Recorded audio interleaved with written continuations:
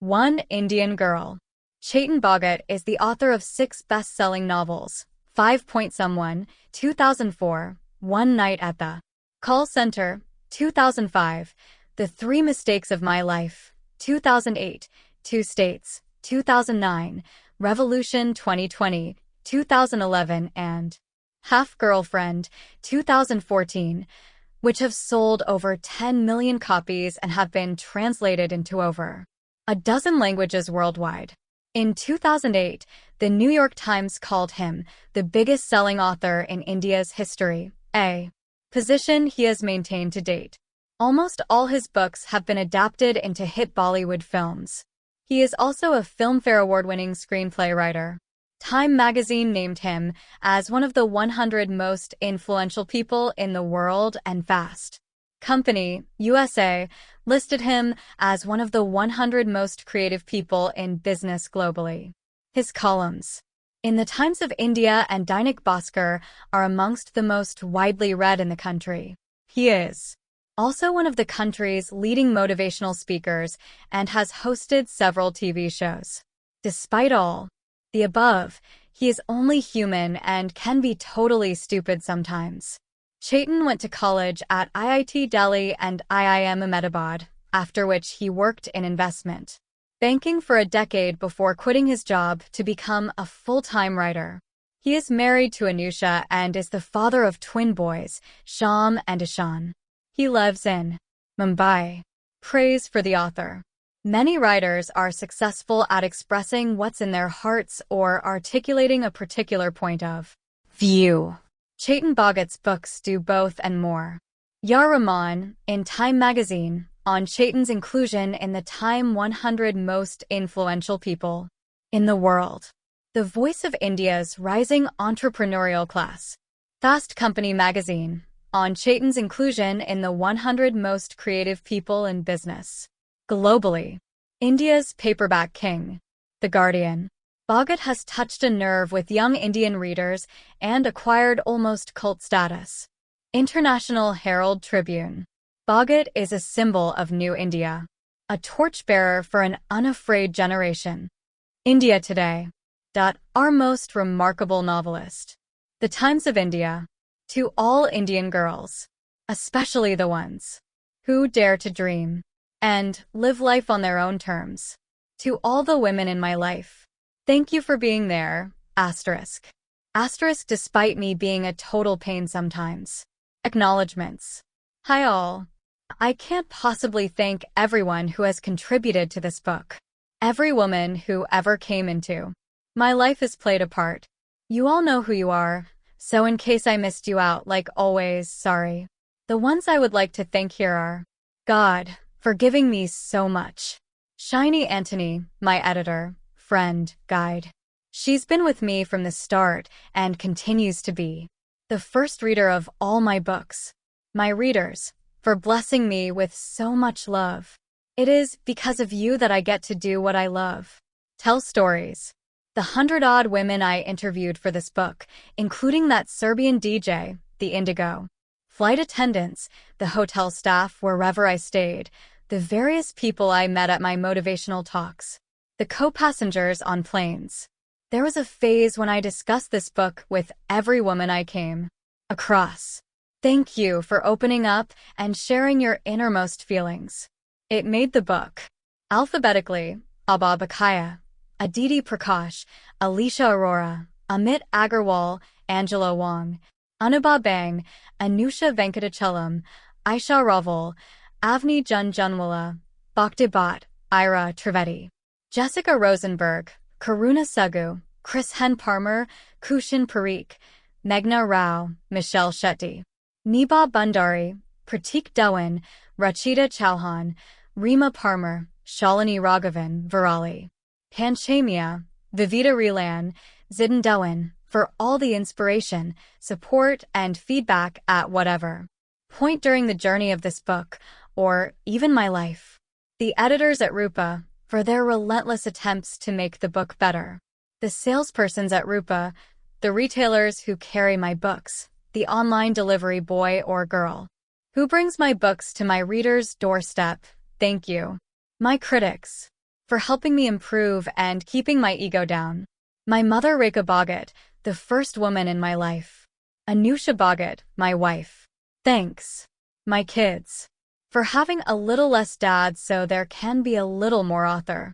My extended family. Brother Chetan. In-laws. My cousins. Everyone who has ever loved me. With that, it's time for One Indian Girl. Prologue.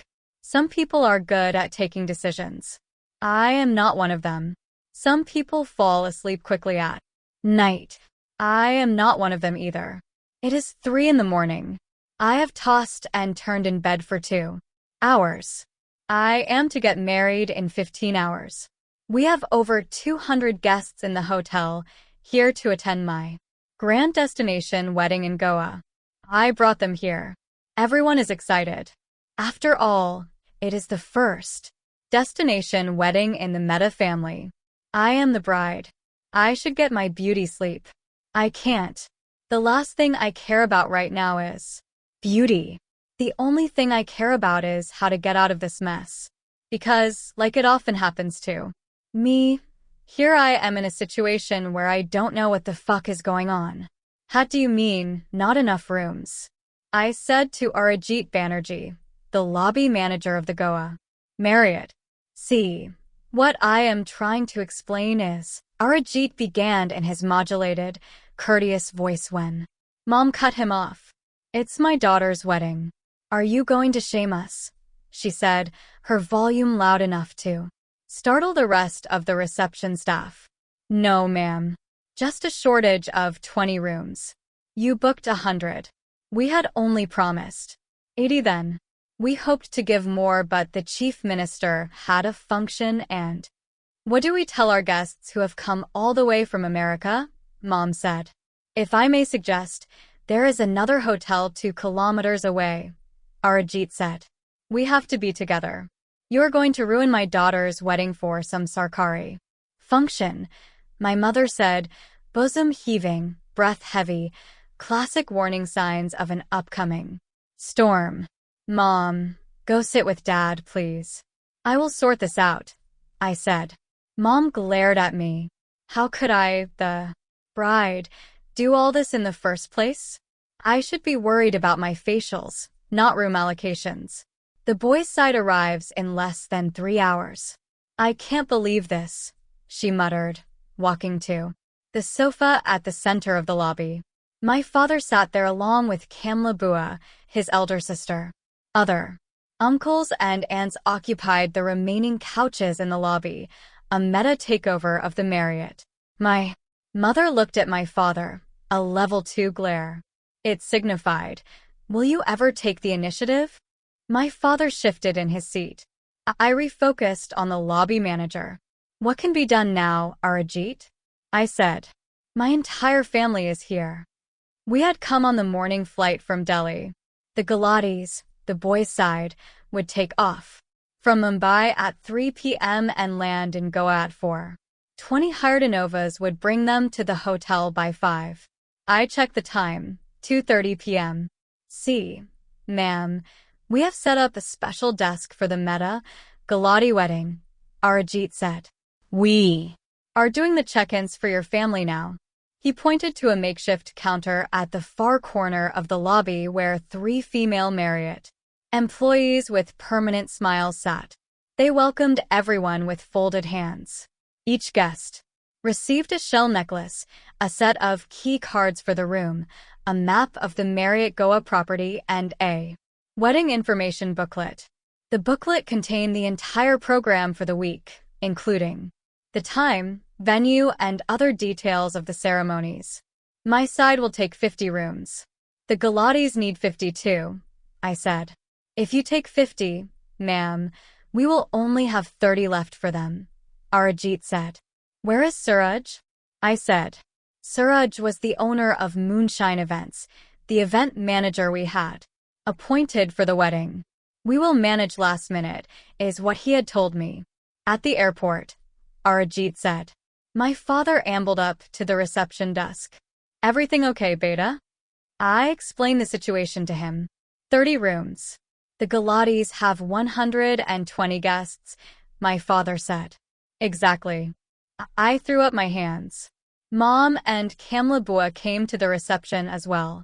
I told Sudarshan also why all this Goa business. Delhi has so many nice banquet halls and farmhouses. Seems like you have money to waste, Kamla said. I wanted to retort, but my mother gave me the mother look. They are our guests, I reminded myself. I let out a huge breath. How many from our side? My mother said. Mehta family has 117 guests, ma'am, Arijit said, counting from his reservation sheets. If we only have 80, that is 40 rooms for each side, I said. Let's reallocate. Stop the check-ins for the Mehtas right now. Arijit signaled the smiling ladies at the counter. They stopped the smiles and the check-ins and put the shell necklaces back in the drawer. How can we reduce the rooms for the boys' side? My mother said in a shocked voice. What else to do? I said. How many rooms are they expecting? She said. 50, I said. Call them now. They will readjust their allocations on the way here. How can you ask the boys' side to adjust? Said. Aparna, are you serious? My mother looked at Kamla and me. But how can we manage in only 30 rooms? I said and turned to my father. Dad, call them. Sudarshan, don't insult them before they even arrive, Kamla said. We will manage in 30 rooms. It's okay. Some of us will sleep on the floor. Nobody needs to sleep on the floor, Bua, I said. I am sorry this screw-up happened. But if we have 40 rooms each, it is 3 to a room. With so many kids anyway, it should be fine. We can manage in 30, my mother said. Mom, that's 4 to a room. While the Galatis will have so much space. Let's tell them. No, my mother said. We can't do that. Why? They are the boys' side. Little bit also you don't understand. I didn't want to lose it at my own wedding, definitely not in the first hour of arrival.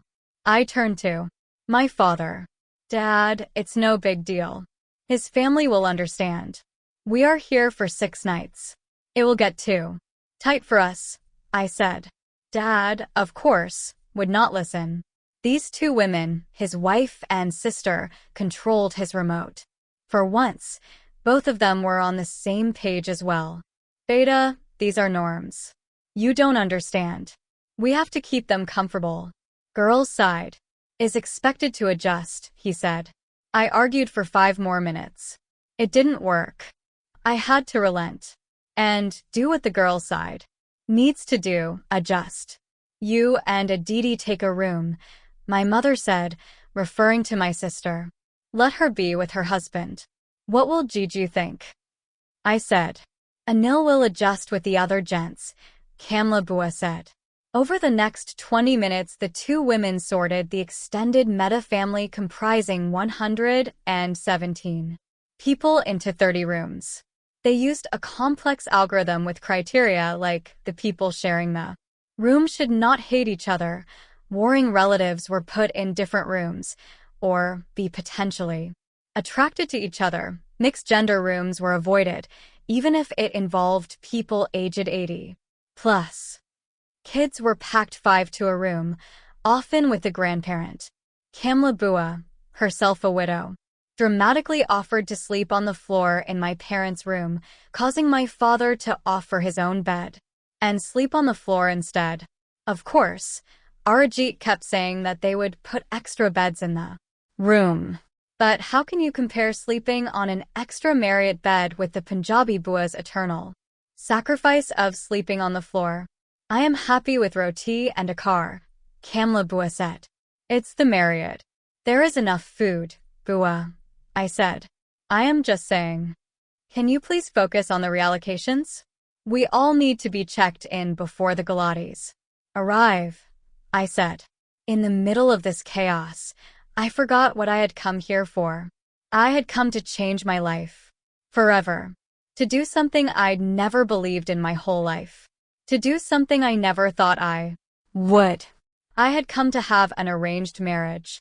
Here I was, lost in logistics, guest arrangements, and bua tantrums. I took a moment to reflect. I will be married in a week. To a guy I hardly know.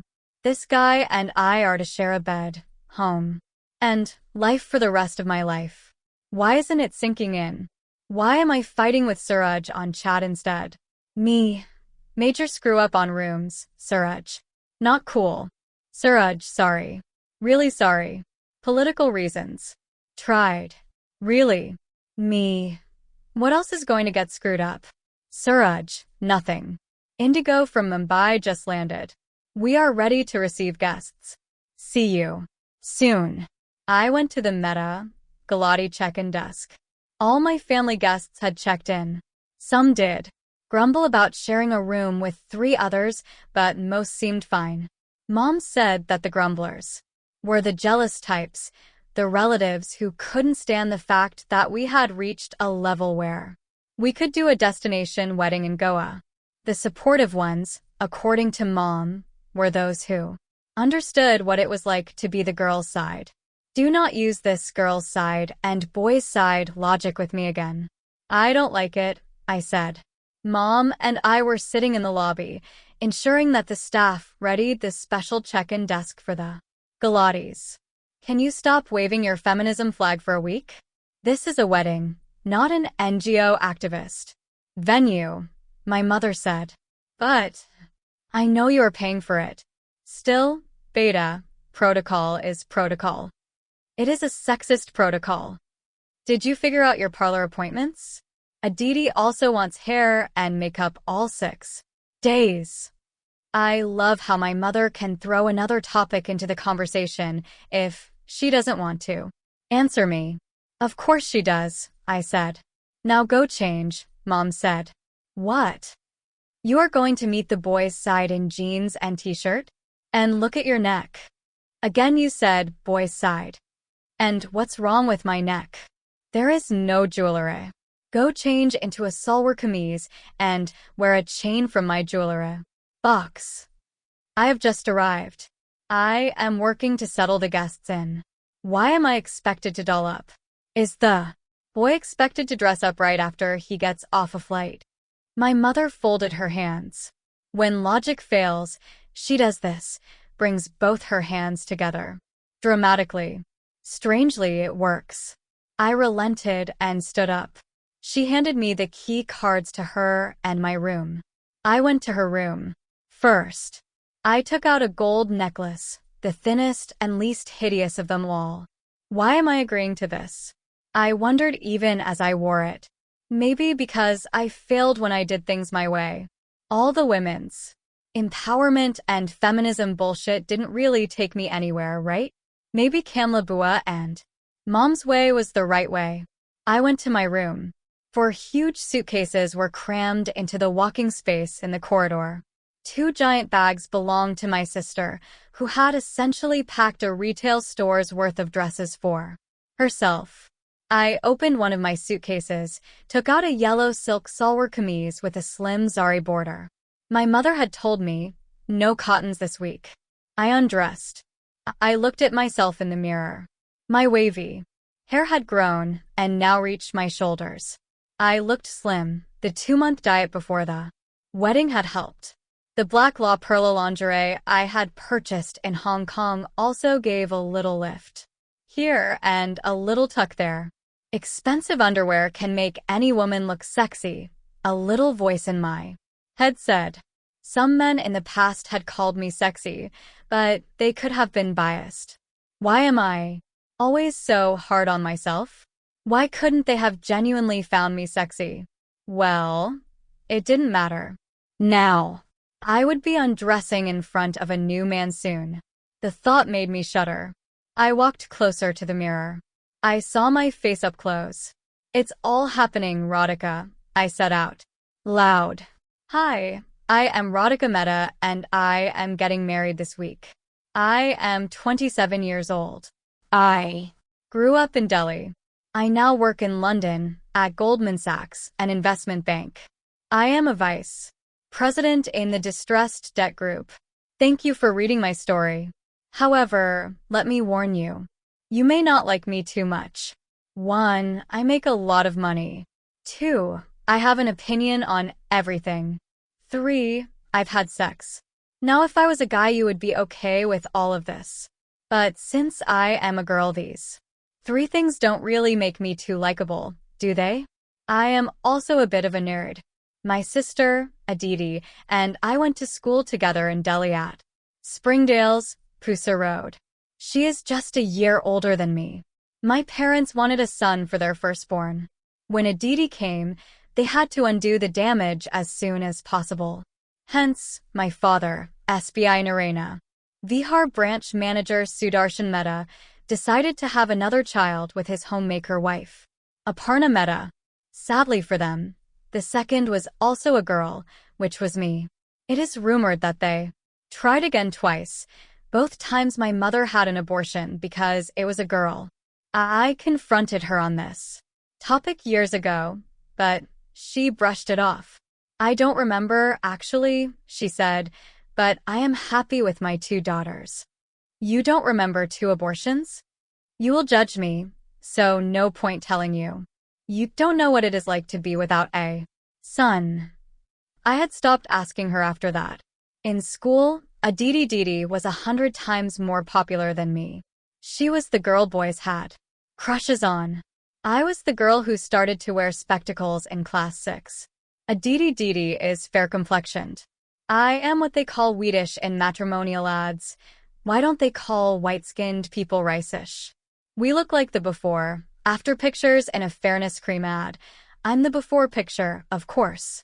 Aditi started dieting from age 12 and waxed her legs from age 13. I topped my class at age 12 and won the maths Olympiad at age 13. Clearly, she was the cooler one. In school, people either didn't notice me or made fun of me. I preferred the former. Hence, I stayed in the background with my books. Once, in class 10, a boy asked me out in front of the whole class. He gave me a red rose along with an Archie's greeting card. Overwhelmed, I cried tears of joy. Turned out it was a prank. The entire class laughed as he squeezed the rose and ink sprayed across my face. My spectacles protected my eyes, thankfully. That day I realized I had only one thing going for me, academics. In class 12 I was the school topper. I ranked among the top 5 in Delhi, which, come to think of it, was a major loser-like thing to do. Unlike me, Aditi Didi had barely passed class 12 a year ago. However, she did win the unofficial title of Miss Hotness at her farewell. In some ways, oh well, in every way, that was a bigger achievement than topping CBSE. Have you heard about the insane cutoffs at Delhi University? I am the kind of student that causes them. I scored a 98% aggregate in class 12. Then I joined Sri Ram College of Commerce, or SRCC. People say it is one of the best colleges for nerds. At SRCC, I realized that I was nerdier than even the regular nerds. I topped there too. I never bunked a class. I hardly spoke to any boys. I made few friends. With bad school memories, I wanted to survive college with as little human contact as possible. I finished college and took the CAT for MBA entrance. As you can guess, nerdy me hit a 99.7 percentile. I made it to IIM Ahmedabad. In contrast, Aditi Didi had finished her graduation from Amity University the year before and wanted to get married. She had 2 criteria for her groom.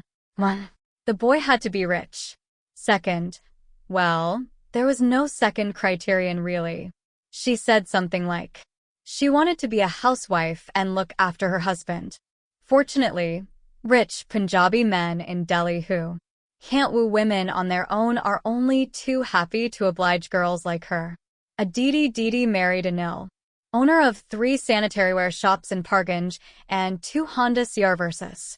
They had their wedding the same year I joined IMA. You should also get married soon, Didi had told me. There's a right time for a girl to marry. Don't delay it. I am 21, I said. I haven't even done my master's yet. The younger the better. Especially for someone like you, she said. What do you mean especially for someone like me? She never explained. I guess she meant for someone as nerdy as me or as Swedish as me or someone whose breasts weren't the size of footballs, as Punjabi men prefer. I joined IMA. I finally found nerd heaven. Everyone studied, and just when you thought you had studied enough, the institute gave you more assignments. My mother called on a regular basis, primarily to discuss her favorite topic. Start looking at boys at least. Anil's circle has many good, rich guys. I am not going to marry a man from the circle of sanitaryware shop owners, Mom. Why? My mother said, genuinely confused. You know what? I am not getting married for several years anyway. Forget it. I have class. Now. Bye. I finished with IMA. Overachiever me had a job offer on day 0, the prime slot for recruiters. I got an offer to be an associate at Goldman Sachs, New York. The job paid an annual compensation of $120,000. 48 lakh rupees a year, for lakhs a month, Mom. I told her on the phone. I heard nothing in response. Most likely she had fainted. My father had never crossed a third of this amount in his 25-year career with the State Bank of India. Are you there, Mom? How will I ever find a boy for you? She said. That was her prime concern. Her 23-year-old daughter, who grew up in middle-class West Delhi, had cracked a job at one of the biggest investment banks in the world, and all she cared about was its impact on her groom hunt. Stop it, Mom. What boy? Who wants to marry a girl who earns so much? If the boy earns less, he won't consider you. If he earns more, why would he marry a working girl? I have no idea what you are talking about. But I am moving to America. I have a great job. Can you save your melodrama for another time? Your father wants to speak to you, she said and passed him the phone. Goldman Sachs? America, no, he said. My room phone rang, startling me back to reality. I am in Goa, not IMA, I reminded myself. Where are you? The Galatis are 10 minutes away, my mother said. Huh? I am here, Mom. In my room. Are you dressed? I looked in the mirror. Yeah, almost. Come down fast. What are you wearing? The yellow salwar kameez. Zari border. Silk. Yes. You wore a chain? Yes. Come then. Hey, remember me? I heard a voice behind me. I turned around. Brajesh, I said to my husband-to-be. Hi. I didn't know what to do next. Should I look shy? Should I giggle? Should I give him a hug? Like an idiot, I shook hands with him while he adjusted his black-rimmed spectacles with his left hand. Unlike how he'd looked in the Skype calls of the past few weeks, he was thinner, his white kurta and blue jeans hanging a bit on him. His neatly combed side-parted hair made him look like those schoolboys whom teachers first ask to become prefects. I smelled strong aftershave. I was in the lobby. The boys' side had arrived. They crowded around this special check-in desk. The hotel staff brought in trays filled with glasses of coconut water. I made them get the coconut water. It wasn't part of the package, Suraj told me. He was trying hard to compensate for the room's disaster. He gave me a printout of the week's plan. I glanced at it. Radhika weds Brajesh. Itinerary for the week. Day 1. Arrival, check-ins, briefing, relax and resort. Day 2. Goa Darshan tour for elders and children, 11 a.m. to 6 p.m. Bachelor party for Mr. Brajesh Galati at Club Cubana, 8 p.m. Bachelorette party for Ms. Radhika Mehta at LPK, 8 p.m. You have organized buses for the bachelor parties? I said. Yes, ma'am. The buses will be there at 7:30 at the front entrance. I read further. Day 3. Bhajan and puja in function room, 4 p.m. Day 4. Mendi, Counters for all ladies in function room, 12 to 6 p.m. Day 5. Sangeet in function room, 8 p.m. The choreographer is here for the Sangeet practice? I said. No, ma'am. He will arrive in 2 days. He said that's enough time for practice. I looked at the itinerary again. Day 6. Wedding at the Grand Ballroom and the main lawns, 8 p.m. Day 7. Checkouts and departures, 12 noon. Suraj handed over the other sheets with details about each function and venue. Sorry about the room's goof-up, madam. Everything is under control now, he said. Suraj had just left when Brajesh came up behind me. This place is beautiful. Great idea to have a wedding in Goa, he said. His accent was 90% Indian and 10% American. From a distance, I saw my parents at the Marriott entrance, greeting Brajesh's parents and their relatives with folded hands. I focused back on Brajesh. Thank you. I always wanted a destination wedding, I said. Awkward silence for 10 long, slow seconds.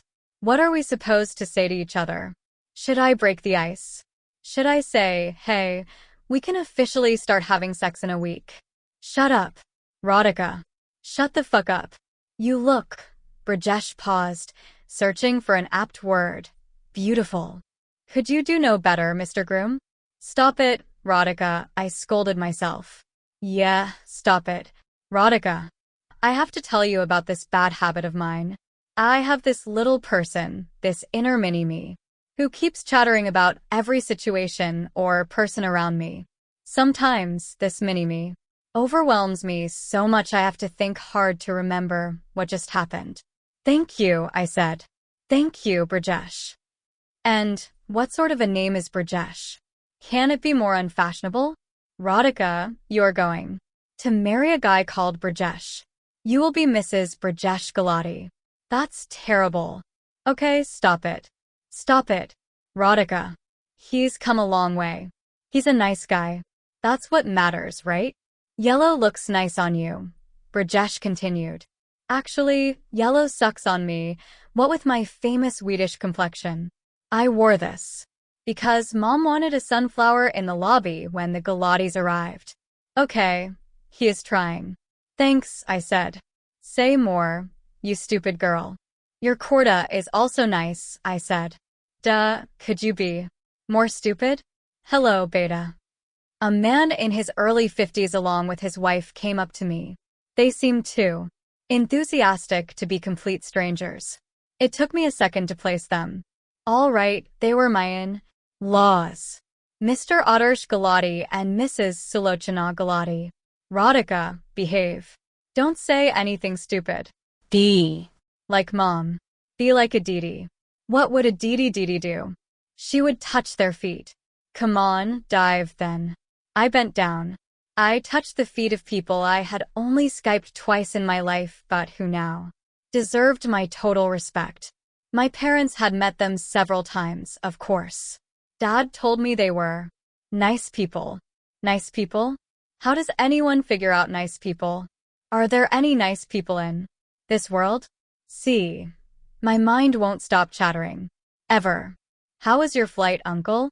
I said. Just 1 hour from Mumbai. Not like Brajesh, who has come from halfway across the world. Uncle said. For you, of course. Sulochana auntie said and cupped my cheeks. She planted a big kiss on my forehead. I guess, considering this is a country where in-laws burn brides, they did seem like nice people. More of Brajesh's relatives swarmed around us. Come, see the Dulhan, one of the aunts said. The monkey was out of the cage and there was a free sighting in the lobby. A crowd gathered around me. I tried to remember as many names as possible. My mother's sisters, Rohini Masi and Gunjan Masi, Brajesh said, and that's Dad's brothers, Purohit Chacha and Amit Chacha. Bob went my head as I wished them lol. If I saw anyone with even a hint of white or dyed or henna-tinted hair, I went for their feet. Exactly as my mother would expect me to. Amid the Introductions and obsequious respect going on, Brajesh pulled me aside. Hey, is this too much for you? I shrugged. Is there somewhere we could take a walk? He said. There. He was being sweet. I had told him earlier I wanted to get to know him better, and he was making an effort. Sure. Let's go to the poolside, I said. Elm trees along the Marriott pool swayed green in the breeze. The 5 p.m. December sun lit up the hotel's cottages, casting gentle shadows everywhere. We went down the walking path, with the hotel to our left and the Arabian Sea to our right. I felt overdressed in my sunflower outfit as other hotel guests roamed around in shorts and vests. So, you just arrived yesterday from San Francisco? I said. Yeah, landed last night, he said. I wanted to maximize my leave. 1 week for the wedding. A couple of days after that at home in Mumbai. Then Bali for our honeymoon. Used it all up, actually. The word honeymoon caused a jolt in me. Mini-me woke up again. Honeymoon. After a dozen-odd Skype calls and meeting once over a day trip? A week in. Bali with this man I am walking next to. Will we be naked? Stop it, Radhika. Focus on the moment. Must be tiring, flying so much, I said. I saw you. Not tired anymore. I smiled. The man is trying. Maybe I should too. Brajesh smiled back. He had innocent teacher's pet eyes. How's Facebook? I said. I had a busy month. Just finished an enterprise project. So much work, front-end interfaces, back-end systems, underlying APIs. APIs. Application Program Interface. Set of routines, protocols, and tools for building software. Applications. How software components interact, basically. I nodded, having understood not a word. You have no idea what I am talking about, right? I laughed. I know. Not the most exciting job in the world, he said, his voice flat. Come on, you work at Facebook. It's quite cool. People think it is Facebook, so there's nothing to do. We post pictures all day or something. I am sure it is pretty high-tech behind the scenes. Should I talk about more personal stuff? He will happily discuss computer code for 2 hours if I let him. Radhika, take control. You like your job? I said. Brajesh shrugged. It's nice. A lot of smart people. Always stuff happening. Pays well. Stock. Options. Flexi time. What about that startup idea? I said. He had mentioned setting up his own software company. When we'd met earlier. That's there. I still want to do it, Brajesh said. So then. Facebook is hard to leave. The salary, stock options, and benefits. Plus, I would need funding. Arranging all that, leaving that level of security takes a lot. Just simpler this way. I nodded. We had to talk beyond work. Fortunately, he switched topics. I love Goa, he said. I am here after a decade. We came here from our engineering college. Of course, not to such fancy resorts. We stayed in a simple place. Ate at the shacks. I love the shacks. You will love San Francisco too, he said. I have lived in New York. Never on the West Coast. California is different from New York. More laid back. Even our group at Goldman is supposed to be more chilled out in San Francisco. How's that coming along? Your transfer done? My phone buzzed twice. Sorry, phone. Maybe mom needs something, I said. Sure, Brajesh said. I had 2 messages from an unknown number. The number started with +1. Someone in the USA, I figured. Hey, heard you are getting married. True, said the first message. This is Debut, by the way. Hope you remember me, said the second. Debut? Debesison. After what, like, 3 years. Debut was messaging me. Hi, I typed back. He replied immediately. Hi, Radhika. How are you? Took me a while to hunt for your number. Been wanting to talk to you. Everything okay?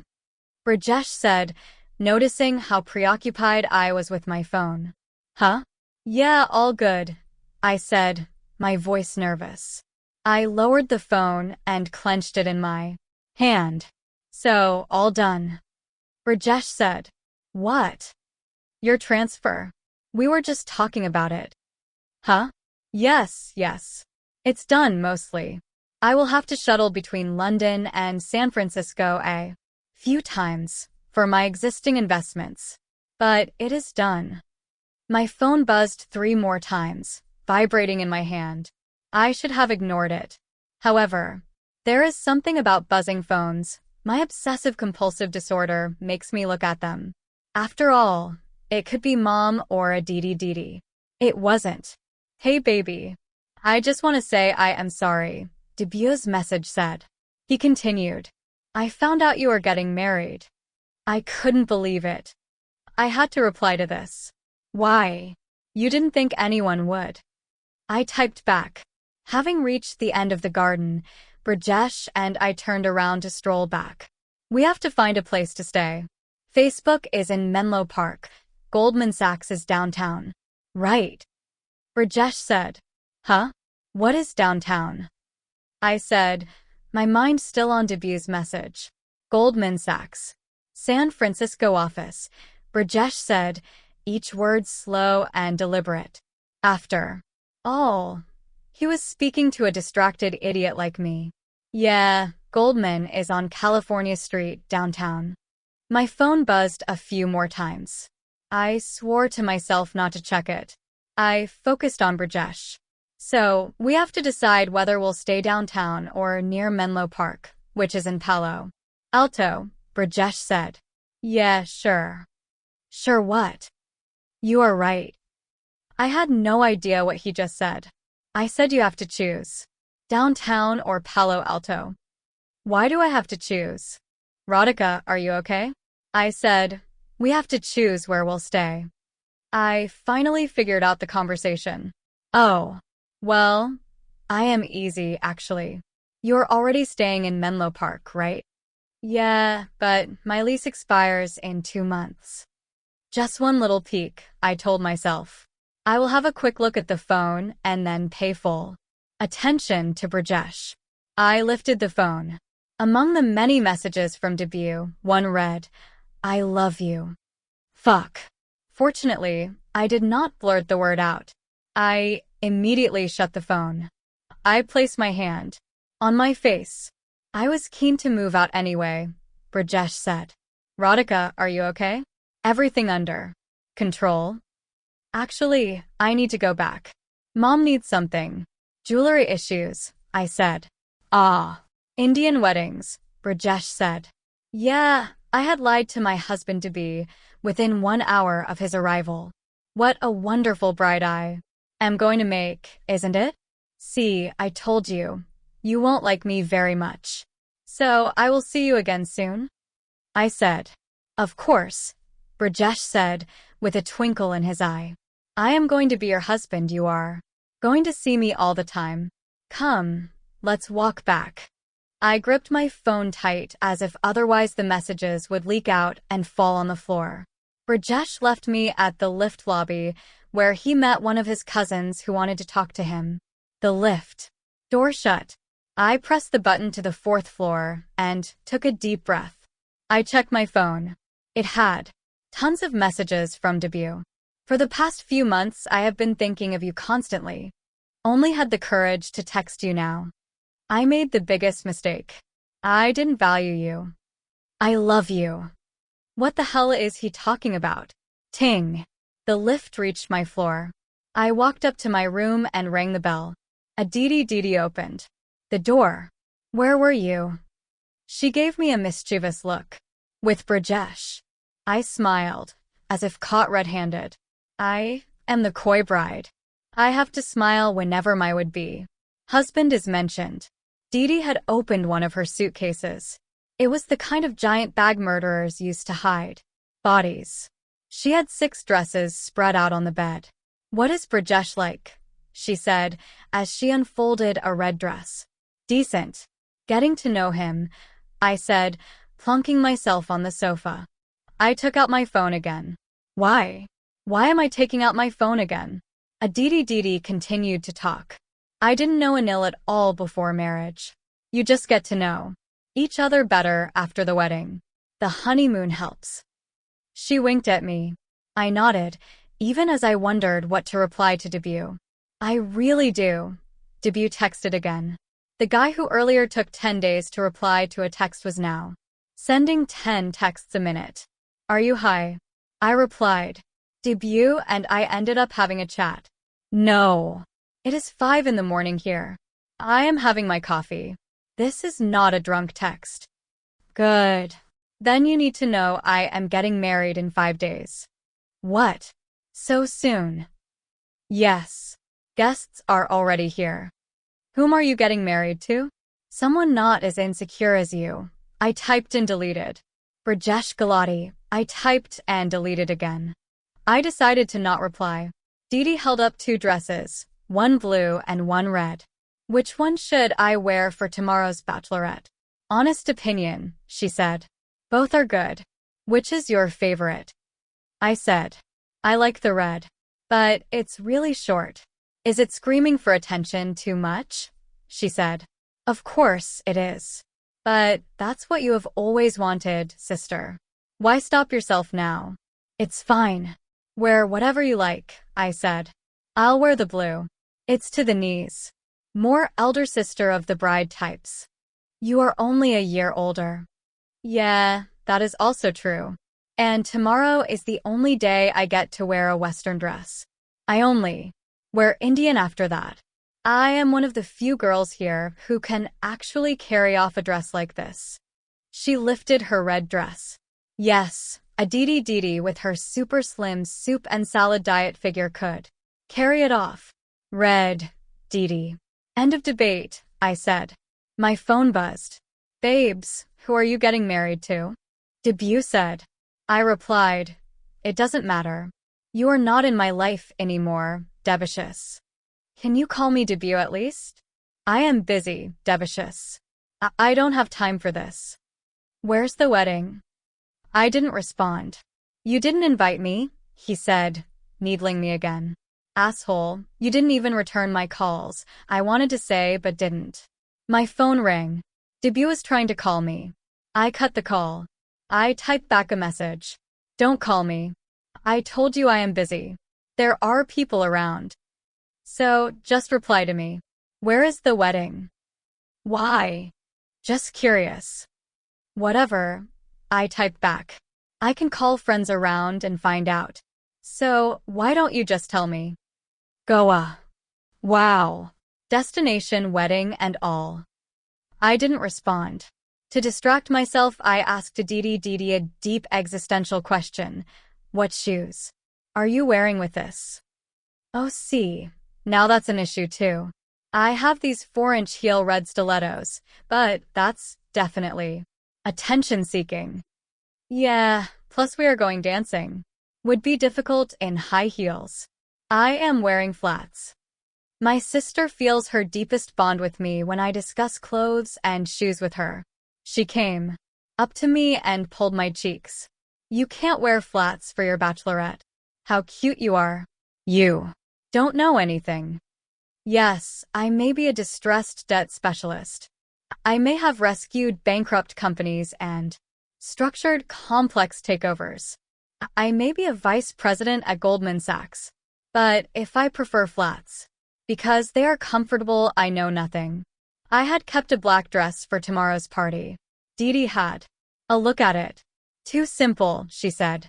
She went on to accessorize it for me. As she opened her jewelry box, I checked my phone again. Where in Goa? Debut had sent me a message. Why? I said. Can I call, please? He said. No. It's at a resort, he said. Debut, you are in New York.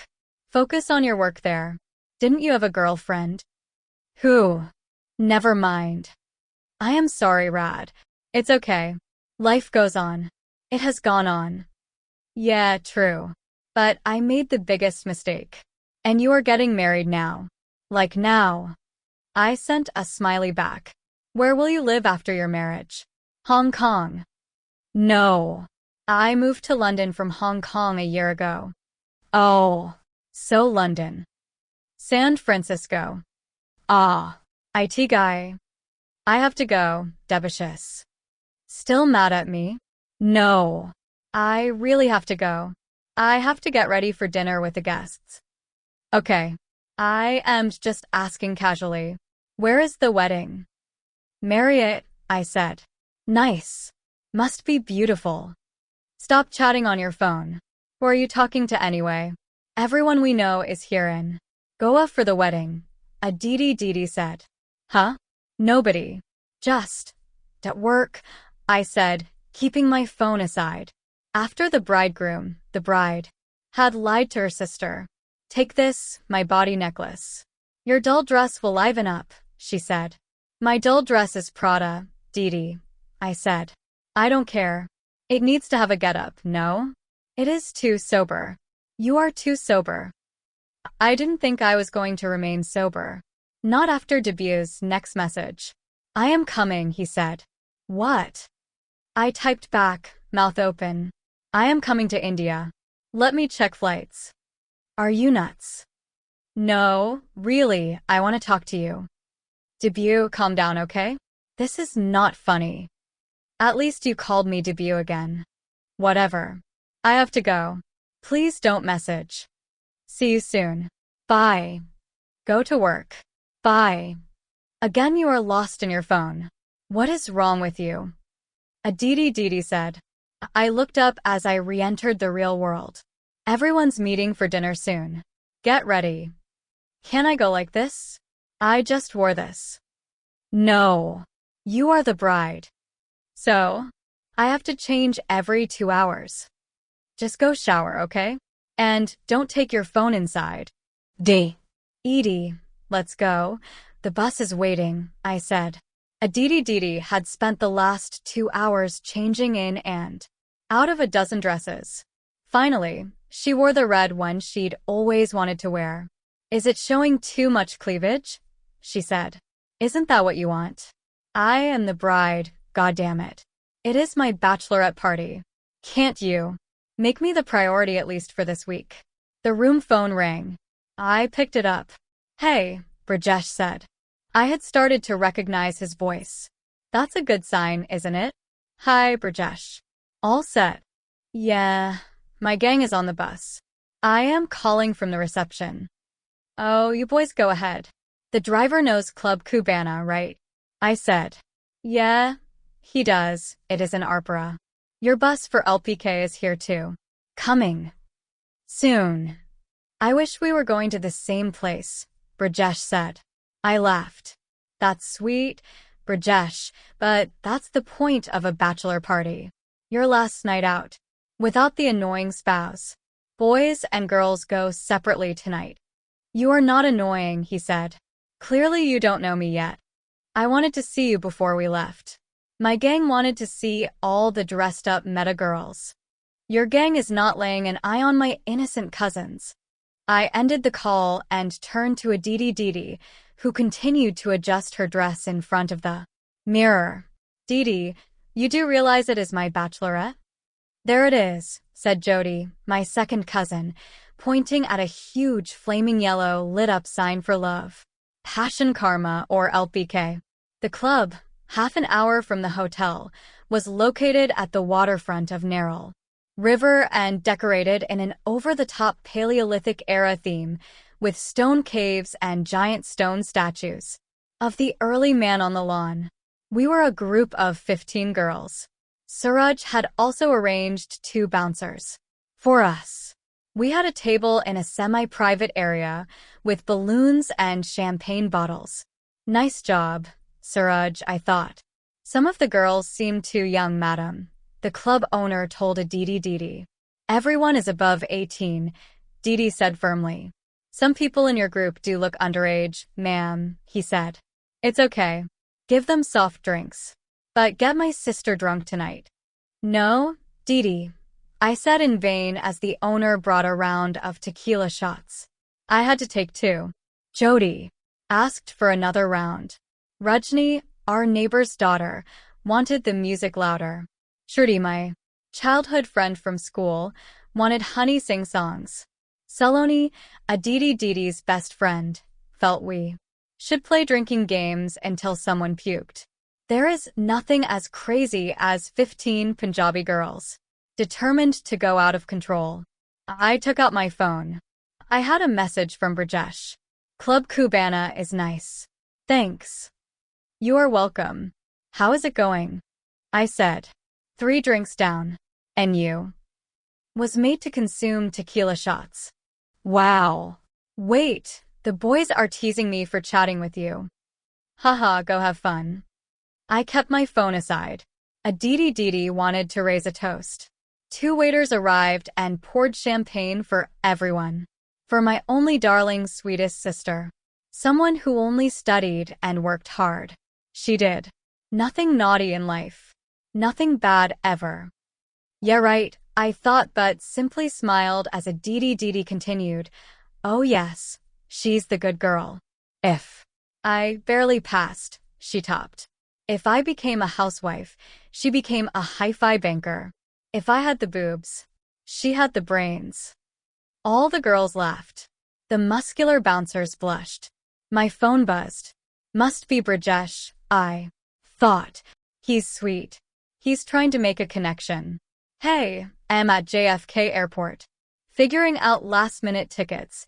Debut had messaged instead. What? I typed back. 15 hours to Mumbai. Then a quick connection to Goa. Debut, are you serious? Stop it, will you? Aditi-Diti caught me staring at my phone. Look at my baby, chatting with her husband-to-be. At least leave him on your girls' night out. She said. Everyone laughed. Aditi-Diti took a big gulp of the champagne. I gulped at what I saw next. Debut had sent me a picture of the Air India counter at JFK. He followed it up with a smiley. Take another shot. One of my cousins egged me. Yeah, just shoot me instead. Miss you, said another message. Will you shut the fuck up and go home? I typed in response. Damn, I almost pressed send. Before I realized the last, miss you, message had come from Brajesh. I deleted what I had written and retyped. Sweet, adding a few smileys. I couldn't think of anything more imaginative. With care I switched chats from Brajesh to Debut. Please don't bother me. Go home, I said. Girls, my sister made an announcement. What say we take away the bride's phone for the evening? Huh? No, Diti, no. I said in vain as Aditi-Diti snatched my phone from my hands and placed it in her handbag. It's your last night out as a bachelorette. You better do crazy things and not waste it on the phone, Aditi-Diti said. I wanted to tell her I had enough craziness happening on the phone. Okay, Aditi-Diti announced. Let's play Challenge the Bride. Everyone will give the bride a dare. And Radhika has to do it. I looked around. Our table was in one corner of the restaurant. In the middle, several people sat on bar stools. Half the customers were Indians who had come to Goa for the Christmas holidays. Others were mostly European and American tourists. Jodi gave me the first task. See that bald white guy over there? She pointed at a 40-something man sitting at the bar. Find out his name and the country he comes from. That's too easy, Diti said. Get his name, country, and slap. No, wait. Kiss his forehead, said Shruti. Everyone laughed and cheered at the suggestion. No way, I said. Yes way. Here, take this. Bottoms up. Saloni gave me a half-filled champagne glass. I gulped it in one go. My head felt light. Go! Aditi-Diti clapped her hands. I walked up to the bar. Hi there, I said to the man.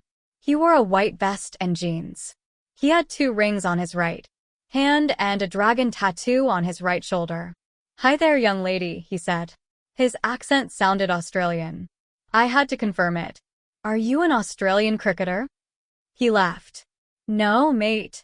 I am Australian, but I am no cricket player. Like watching it, though. Aren't you Philip Lee? I made up a name on the spot. Is he even a player?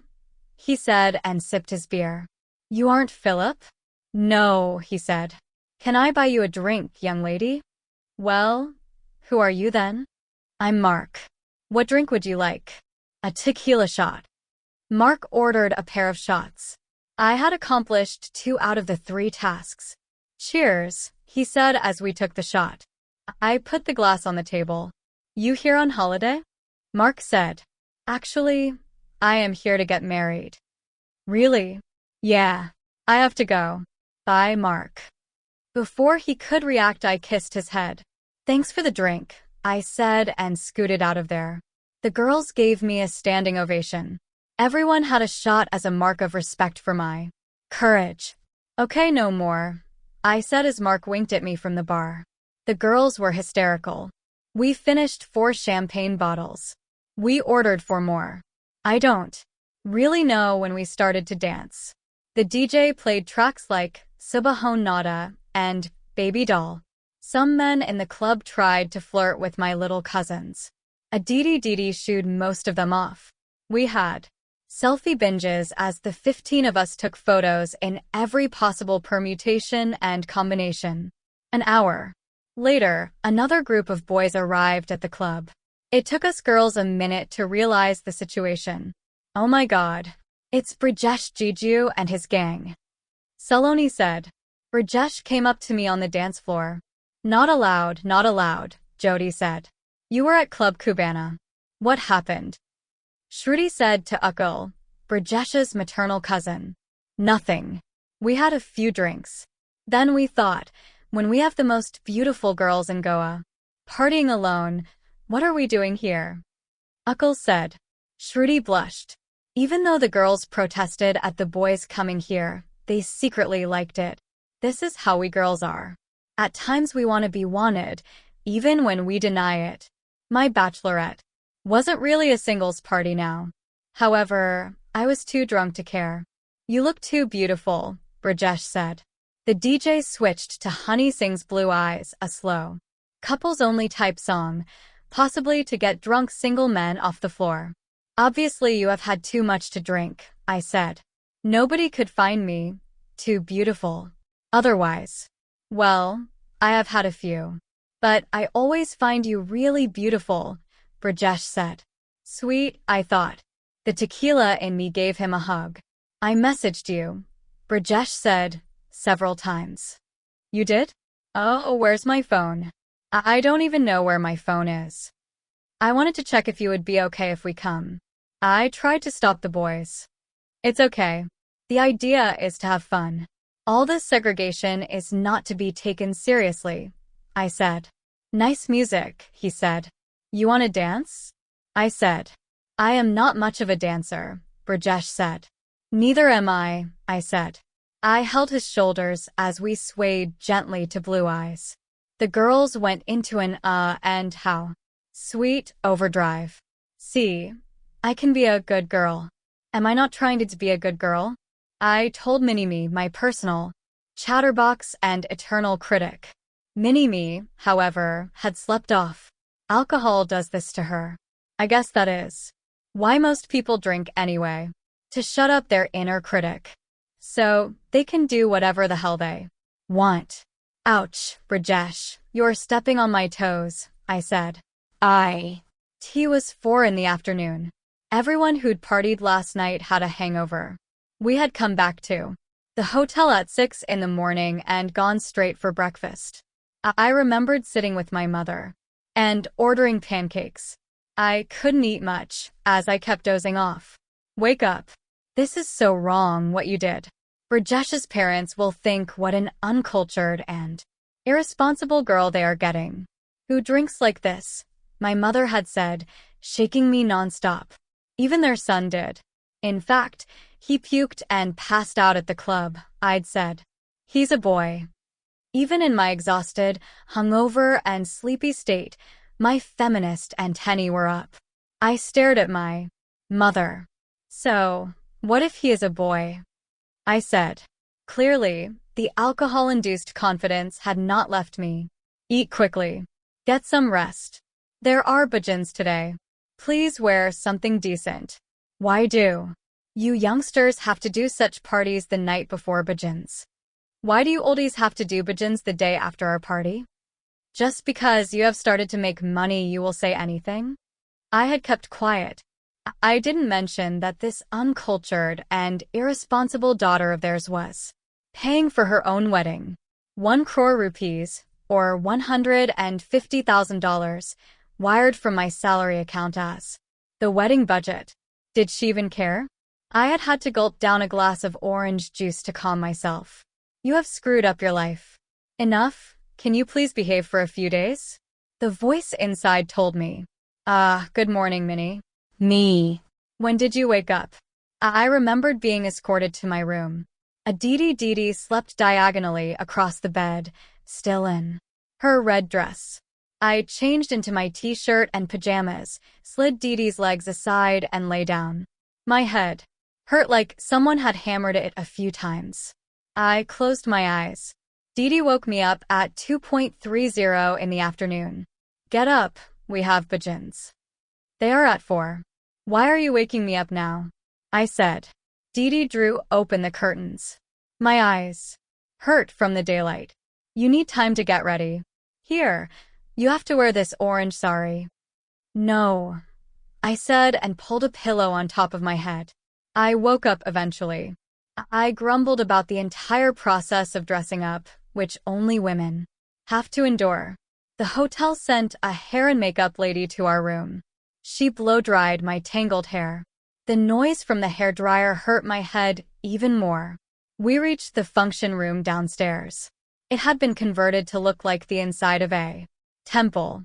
Marigold flowers in parabolic shapes adorned the walls.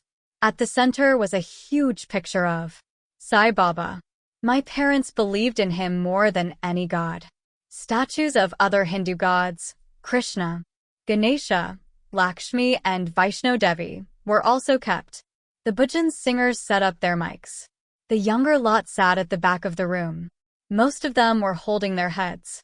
Rajesh's friends and cousins wore crisp silk kurta pajamas.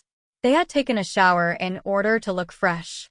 They passed around strips of combiflam and bottles of water to nurse their hangovers.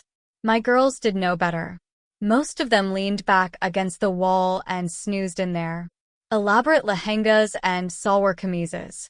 The way Indian girls transform themselves from party chicks in short dresses to fully clad, chaste, virginal bhajan attendees is almost a visual effects miracle.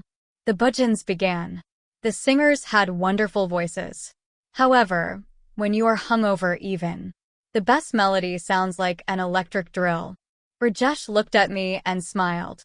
I gestured that I wanted to sleep. He passed me a combiflam strip. I popped a pill. You are not well? Said. Just tired, I said. I have an Ayurvedic medicine. It works better, Kamla Bua said. Nothing in the world works better than combiflam, I wanted to tell her. Nice bhajans, Bua, I said instead. The angels of Marriott brought us cups of black coffee. I had 2. I swore not to drink again. Ever. Okay, at least not this week. The coffee helped me wake up somewhat. Come and pray in front, Beta, one of my aunts told me. Rajesh and I went ahead and bowed before the gods. The singers sang a special song for us. I looked at Rajesh. He had his eyes shut and hands folded. He was actually praying. I felt guilty for not praying with as much sincerity. Because you are a fraud, Minnie-me told me. Will you ever shut up? I said to Minnie-me. I went back and sat with the girls. Rajesh joined the boys. The crowd participated in the next bhajan, one of the more popular ones. Despite the loud music, I found it hard to keep my eyes open. However, I woke up with a jolt when a bearded man in his late 20s entered the room. He had curly hair and wore a white kurta pajama. Oh God, Dibya. I blurted out. What? Rajni, who sat next to me, said. Nothing, I said. He went up to the Sai Baba picture with confidence. He knelt down, bowed and touched his forehead to the ground. Done with his prayers, he went to the men's section and sat down. He clapped his hands as the singers sang the next bhajan. What the fuck is he doing here? Did I just say, or think, the F word in the puja room? Who cares? Am I imagining this? No, I am not. What the fuck is Debut doing here? He looked at me and smiled. Rajesh smiled at me at the same time as well. I fake smiled at both of them. I had to talk to Debut. How? Where is my phone? Damn. Where is my phone? Where is my phone? Haven't seen it today. Did I leave it in the club? I whispered to Rajni. Aditi Didi kept it last night, right? I tapped Aditi Didi's shoulder. She sat in front of me, wearing a magenta salwar kameez with the dupatta covering her head. She sang with full fervor. Nobody could have guessed how well she had matched every step of Sunny Leone's baby doll at LPK last night. What? She said. I gestured that she return my phone. She rummaged through her handbag. Here, she said and handed it to me. I had only 5% battery left. I checked my messages. Rajesh had sent me some about leaving Club Cubana and coming to LPK. Debut had sent messages about taking off and then one about him having landed in Goa. What on earth are you doing here? I messaged Debut. He didn't see his phone. He seemed to be in bliss, lost in the bhajans. Fuck, what is wrong with him? It took me a minute to get his attention. I gestured to him to look at his phone. He saw the message. He replied with a few wink smileys from across the room. Really, what are you doing? I typed back. Nice surprise, no, he messaged. Cut the nonsense, Debut. My entire family is here. Yeah, I saw his too. I saw the groom. Golden silk kurta, lots of red threads around his wrist. Right. What do you want, Debut? I sent a message. To talk face to face. I can't. I have come all the way. Please. My phone is dying. Meet me. How? I said. You say. Anytime. Anywhere. I thought hard. After the bhajans. At the hotel gym. Nobody would go to the gym after bhajans. He replied with a thumbs up. Debut sat on the bench press. He held a dumbbell in one hand and did bicep curls. I stood in front of him. Are you crazy? I said. I looked around to see if anyone I knew had come to the gym. Apart from one old white man on the treadmill and a gym trainer, there was no one. Thank you for coming, he said. By the way, you look gorgeous in this orange sari. Wow. Just. Wow. Whatever. And, can you keep that dumbbell down? Just trying to make it look natural, he said. You are in a kurta. I am in a sari. We don't look natural here. Debut, what is wrong with you? You literally took a flight and came down. Yeah, I am quite jet-lagged actually. I feel like having breakfast. Wanna grab some? Will you stop it? You have no idea how I have come here. Everyone will be looking for me at dinner. We can go there. I can eat. Debut, this is not a joke. My family is here. Their reputation is important. How could you just walk into the bhajan's place? I wanted to pray for my mission to be successful. What mission? To win you back. The most important thing in the world for me right now. I must say, for a second I had no answer. I looked at him. He still had his trademark 2-week beard and curly hair. He had gained a bit of weight, but also become more fit. Or maybe it just felt like that in the gym. How are you, baby? He said. Don't baby me, I said, loud enough for the American man on the treadmill to turn his head towards us for a second. I continued. You have any idea what you made me go through? And you just cut me off. I was an idiot. An insecure 24-year-old. And what are you now? A stupid 28-year-old. Maybe. But I am old enough to realize you are the best thing to have ever happened to me. What? I said, then keeping my composure. It's over, Debut. It's been over since long back. You didn't even return my calls. I am sorry. It doesn't matter. Now I have to ask you to leave. Go visit your parents in Kolkata. You are in India anyway. New York, baby. What about New York? Don't you remember the days in New York? We had issues, yes, but how can you forget all the happy memories? He looked into my eyes. He seemed to be in pain. For the first time in my life, someone had crossed half a planet to come for the usually unlovable me. And it is hard to keep yelling at someone who has done that for you. You forgot, baby, he said again. No, debut. I have forgotten nothing, I said, my voice soft. New York. 4 years ago. The Eagles. That's how you pronounce them, spelt Bagls, Avinash said at the breakfast counter on 85, Broad Street, worldwide headquarters of Goldman Sachs. Avinash, a batchmate of mine from IMA, had also made it to Goldman Sachs. He had worked abroad before his MBA. He knew a lot more than me about the way things worked in America. He picked up the donut-shaped bread, slit it horizontally with a black plastic knife, and smeared it with cheese. Bagel and cream cheese, classic combo, he said.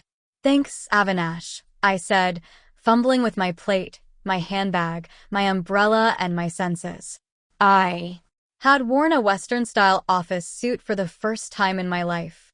Even for my Goldman Sachs interview at IMA campus, I had worn a sari. Is the skirt too tight? Is my ass looking too big? Is my hair in place? Mini-me was in overdrive, the perfect day for her to knock me out. 200 other fresh recruits had arrived from all over the world. For our 10-week associate training, we had to report at 7:30 in the morning. Classes began after a quick breakfast and ended at 6:30 in the evening. Partners and senior employees from various departments, such as corporate finance, equities, and distressed debt, took sessions on what actually happened in their group. The partners, no more than 200 in the entire firm of 20,000 people, held the senior-most positions in the firm. They held equity in the bank and made the most money. Their annual compensation could reach tens of millions of dollars every year. Open the Goldman Sachs Business Principles, said Gary Colbert, a senior partner who looked like a rich grandfather in his gold spectacles. Goldman took great pride in its 14 business principles. Long-term greed, Gary said. Read that line in the principles. That's what we aim for here. Greed and investment banking went together. Goldman was honest enough to admit it. They just didn't mind delaying their greed, for it made the payoff even better. Gary recounted his journey from joining Goldman as an operations assistant 35 years ago. Everyone works hard at Goldman, no exception. If you want an easy life, look elsewhere. Gary said, well, it was too late for me to look elsewhere. I was already in New York. Trainees circulated horror stories about new associates spending nights in the office and sleeping on office couches. 2 weeks into our training, Avinash came up to me. I have a group of Indian friends in New York. We are meeting up for drinks tonight. You want to come? I have to finish the merger model spreadsheet, I said. You're still a muggu, Avinash said, referring to me as someone who mugs up or studies all the time. My IMA reputation would not leave me so easily. I had lied to Avinash. I had a haircut appointment. After moving to New York, I had decided to leave my nerdy, unfashionable days far behind. An associate trainee in my class had gorgeous, shoulder-length hair with waves, exactly how I wanted mine. She had made a booking for me at a salon on 32nd Street. Of course, I couldn't tell Avinash this. Muggu Radhika doing her hair? He would laugh in my face. The news would spread like wildfire in the IMA alumni groups. You are in New York. Will you live a little? Avinash said. Where are the drinks? I said. At Whiskey Blue. It's a bar at the W Hotel, right opposite the Benjamin Hotel, where you are staying. Some problems in the world seem to exist solely for women, like not having anything to wear. I realized I had nothing nice for tonight. I am not sure, let me see. I said. What, let me see? Just come, Mugu, he said. For the rare breed of girls like me that hates shopping and has serious retardation in the areas of the brain that help you pick a dress, Banana Republic is the answer. Hi, miss. God, you have a gorgeous color. One of the African American female sales assistants said. Say that to my mother. She stays up at night wondering who will marry me with this skin color. I have to go for drinks with some friends, I said, and I suck at shopping. Can you help? When you have no clue, best to surrender. The only shopping I ever did in my life was for textbooks. I'll take care of you, girl, the shop assistant said. She picked a navy blue lace dress for me. It fit well, but ended mid-thigh. Too short. I said. Not at all. It's summer. You look lovely, she said. Even though she was paid to say it, it felt good. I would wax those legs, though, she added. Ouch. That hurt. Unless you like it natural, the salesperson corrected herself, switching back to classic American political correctness. I entered Whiskey Blue at 9. The plush bar and lounge had decadent leather sofas and dim lighting. Avinash noticed me first. Hey, you're late, he said, and wow. What? Your dress. I almost didn't recognize you. Was that an oh my god, you look good, wow? Or was it a what the fuck are you wearing? Wow. Before I could ask, he introduced me to the others. That's Ruchi, Ashish, Nidhi, Rohan, and our dreamer philosopher, Debut, Avinash said, and this is Radhika, guys, my batchmate from IMA, top mugger and now at Goldman Sachs, like me. Fuck you, Avinash. She doesn't look like a mugger, Debut said. He shifted to make space for me. We occupied 2 sofas. Ruchi, Ashish, and Nidhi sat on one. Rohan, Avinash, Debut, and I sat on the opposite side. The waiter asked for my order. I don't really drink a lot, I said. Don't worry, they only give you 1 glass at a time, Debut said. I smiled. He looked into my eyes. He did have a philosopher look about him, with his beard and uncombed hair. Wine, he said. It's light. Sure, I said. A glass of Shiraz for the lady, Debut said to the waiter. Nobody had ever ordered Shiraz for me, which I later learned is a type of grape. Nobody had ever referred to me as a lady either. Cheers, Debut said once our drinks arrived. Everyone lifted his or her glasses. Debut continued, to the fresh-off-the-boat people, Avinash, Rohan, and Radhika. Welcome to the USA. Welcome to New York. I learnt more about the others. Rohan had come from IMC. He had a job at Morgan Stanley. Nidhi and Ashish were dating each other. They had worked at Merrill Lynch for 2 years. At one point, when the others were lost in conversation, Debut turned to me. Goldman Sachs, eh? That's a big deal. What is it like? Debut said. It's okay, I said. I am still in training. Most of it is going over my head. How about you? You in a bank too? Debut laughed. Far from it. I am not a numbers guy at all. I work in BBDO, an advertising agency on Madison Avenue. That is so cool, I said. The only somewhat creative career I could find. Where are you from? I said. I grew up in Kolkata, then went to SRCC in Delhi, then did my master's here. I cut him mid-sentence. SRCC? You went to SRCC? Which batch? I graduated 3 years ago, he said. What? You are 1 batch senior to me. We realized that despite attending the same college, we had never seen or met each other.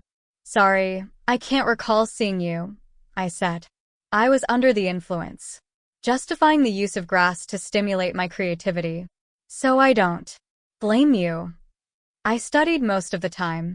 I don't blame you, I said. Both of us laughed. A little bit of wine from my glass spilled on my leg. He offered me a tissue. Even in the darkness, I noticed him look at my legs.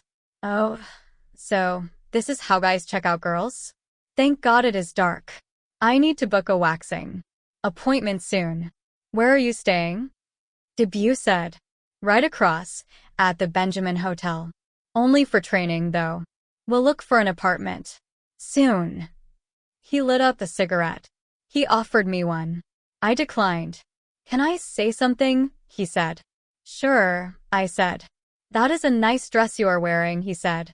Oh, thanks, I said. The mix of compliments and wine made me giddy. But if you want me to cut the price tag, I can. $69.95. Goodbye, he said. He pointed to the tag, still attached to the back of my dress. My face color changed to match that of the red wine.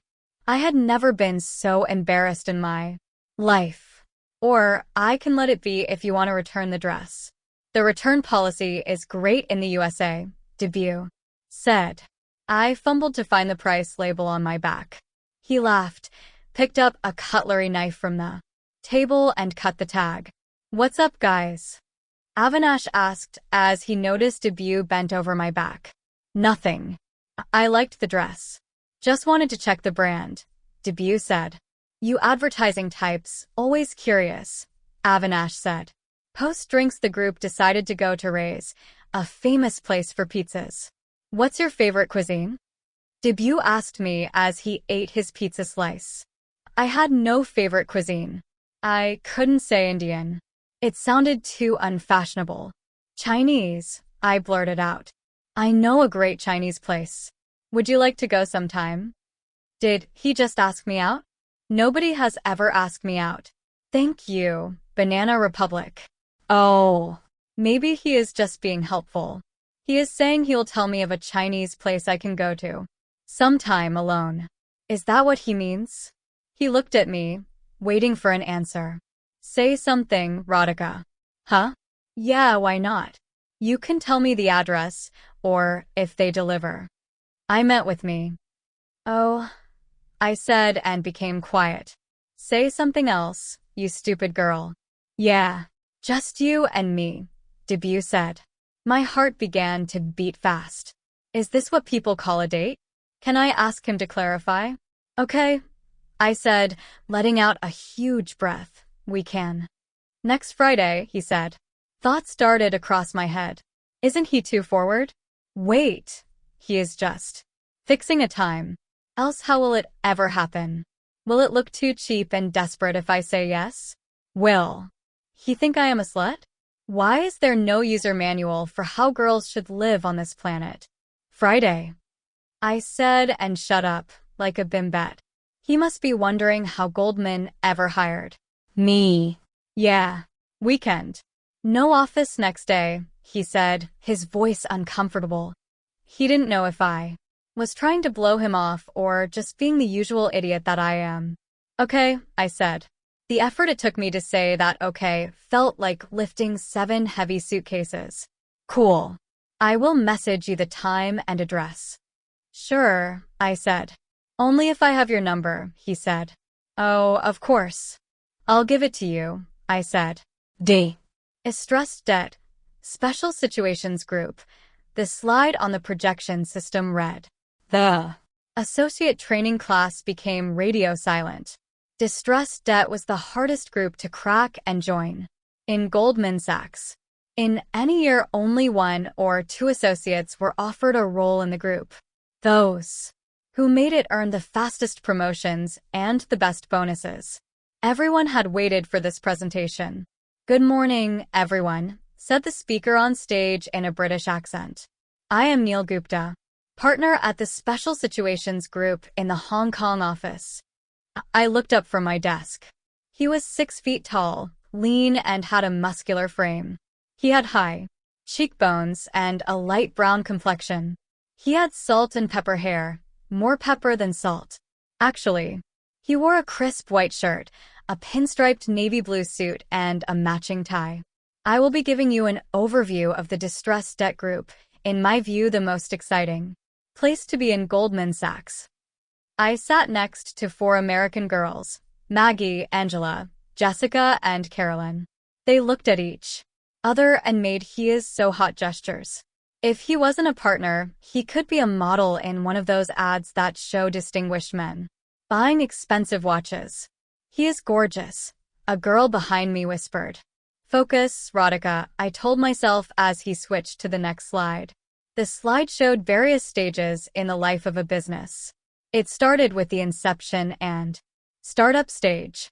It went on to growth, maturity, decline, and demise. Angel funds, venture capital, and private equity. These guys help companies that are just born or are growing up. In clinical terms, you can call them the maternity ward. He turned his back to us to see the slide. All the girls in the class exchanged glances with each other. The girls from the Hong Kong office felt extra lucky to have such a hunk in their office. Neil continued, "We, on the other hand, belong to the death ward. We come in when the company has failed, when the time has come to either try something drastic or..." He dramatically paused at the "or" for a few seconds before he spoke again. "Or the time has come to pull out the life support, or liquidate and close the company. How easy do you think that is?" He moved around the classroom and stopped right next to me. He had great perfume on, the kind that makes you want to go closer and smell it some more. "You, young lady, you think it is easy to shut down factories and fire people?" I was gobsmacked. I didn't expect to be asked a question in the GS training class, which had people from around the world. What if I said something stupid? What if everyone laughed at my Delhi accent? I got up, nervous. "Sit down, young lady," Neil said. "Answer from your seat. Where are you from?" "India, sir." I grew up there. Moved to the UK when I was 10. "Anyway, so when would you recommend closing a business?" "When all other alternatives have failed. When keeping it alive means throwing good money after bad. When hope dies, I guess." When hope dies. Nice way to put it. But isn't it heartbreaking when that happens? Neil said. I remained silent. He moved to the front of the class. "Can you blame the undertaker for burying dead people? If people are dead, they need to be buried," Neil said. His macabre analogies made his point clear. It also added notoriety, a level of excitement, to distressed debt. What Neil said next helped further. I became a partner in 12 years. Other parts of the firm, it takes 20 or more. Our associates make what VPs make in other groups. I am not allowed to reveal numbers, but if you stick around in distressed debt, you will end up a very wealthy man or woman. Goldman Sachs never liked to discuss wealth in public. This, despite the fact that everyone at the firm was essentially there because of the money. Trainees whispered they had found out Neil's equity in the firm on the internet. He had $30 million worth of Goldman Sachs shares. His hotness level spiked even more. His session ended with thundering applause. He made a final announcement before he left. "We only have a few places in the group. Those interested, apply with the training coordinator. We will shortlist and get back to you," he said and looked in my direction. "Do try. It'll be worth it." Did he just signal me to apply? Did he like my answer? My phone buzzed. Debut had sent a message. Tao Restaurant, 58th Street and Park Avenue. 8 p.m. okay? Damn, I almost forgot. I had a date, or at least let's meet for Chinese food tonight. Before that, I had something even more important. I had a waxing appointment. Oh ho ho. Slower, that hurts, I said to the waxing lady. "You haven't done this before?" said my 50-year-old waxing lady, Catherine, politely while ripping the waxing strips off me most brutally. I was lying down in my underwear. I had come to completely bare a funky, high-tech meets comfy chic, waxing studio on 68th Street and Madison. I have. Twice in my life. In India. Years ago, I said. Really? Did it hurt then? Hell yeah, it did. Aditi had made me do it for a wedding in the family. I almost broke family ties with her after that. If only Debut knew what I was going through to have a plate of noodles. With him. Catherine dipped a spatula in a bowl of molten wax. Cold wax hurts more, but the results last longer, she said. She applied the wax on my upper thigh, then put a white strip of cloth, 6 inches long and 2 inches wide, on that. Hair clung to it. I felt the Armageddon coming. Can't you give local anesthesia or ow, ow, ow? Relax, honey, Catherine said. I clenched my teeth and closed my eyes. I imagined myself in the Middle East. They punish women with lashes if they do something awful like driving a car, offering men their opinions, or something totally immoral like exposing their elbows in public. 50 lashes for Radhika. I imagined a fatwa on me as Catherine went to work. She finished my legs from the front and flipped me around. I felt like a fish being scaled before dinner. You don't want a Brazilian? Catherine asked me. It is only $15 more. What's that? I said. Catherine rolled her eyes. It's everything gone, honey. Down there too. It took me a second to figure out what she meant. Then I realized the embarrassment and pain involved. Do girls do it? I said. Everyone, honey. The boys don't like them bushes anymore. Okay, I thought. It's only $15 more. I am Indian after all, and Indians like bargains, even if they involve pain. You want it? Catherine said. Maybe I can do this. This is not for Debut or tonight. This is for me. Enough of being a frumpy nerd, Radhika. Do it. Sure, I'll take the Brazilian, I said. I don't want to go into the details of what happened next. It started with Catherine examining bits of me nobody else ever had, while she shook her head in disapproval. After that, she applied molten wax on body parts that were clearly never meant to ever come in contact with molten wax. Why do we women put ourselves through this? Why can't boys? Ow, ow, ow. I think I would prefer the lashes in Saudi Arabia. There we go, Catherine said after her 10-minute sadism experiment ended. I might faint, I said. You will get used to it, Catherine said. Trust me, he will love it. There is no he, I wanted to tell her. I am only going to have wonton soup with him, not wonton. Sex. Catherine came back with a strip of crystal dots. And as a special promotion, we are giving all customers who got a Brazilian a free Swarovski service. Allow me. This won't hurt at all. I couldn't believe what happened next. Catherine made a pattern with 30 crystals down. There. Once done, she told me to stand up and look into the mirror. I look like a stripper, I said. You look sexy. I can't walk out with crystals on my... Do you know? Don't worry. They wash off in a couple of days. Faster if you rub with soap. Debut called. Hey, done with training? You will be on time, right? Or should we make it 8.30? Debut said. I am done. Was just taking care of some internal issues. See you soon, I said. You look, he paused, wonderful. Thank you, I said. Your dress is lovely too. Look, no tag today, I said and turned around. Both of us laughed. I was wearing a military green lace dress I had picked up from Gap. It ended well above the knees, exposing enough leg. However, I still don't think Debut noticed the $100 I spent fixing my limbs. The dim lighting and the restaurant table covering my legs did no justice to the hour I had spent in the torture chamber. Debut ordered a set dinner for us. We sat down in the upper level of Tao, a large-sized restaurant by New York standards. Downstairs, We could see a giant Buddha and the Zen koi pond. Nice place, I said. Did you know they shot the Sex and the City movie here? Debut said. I didn't. So, how was your day? Good.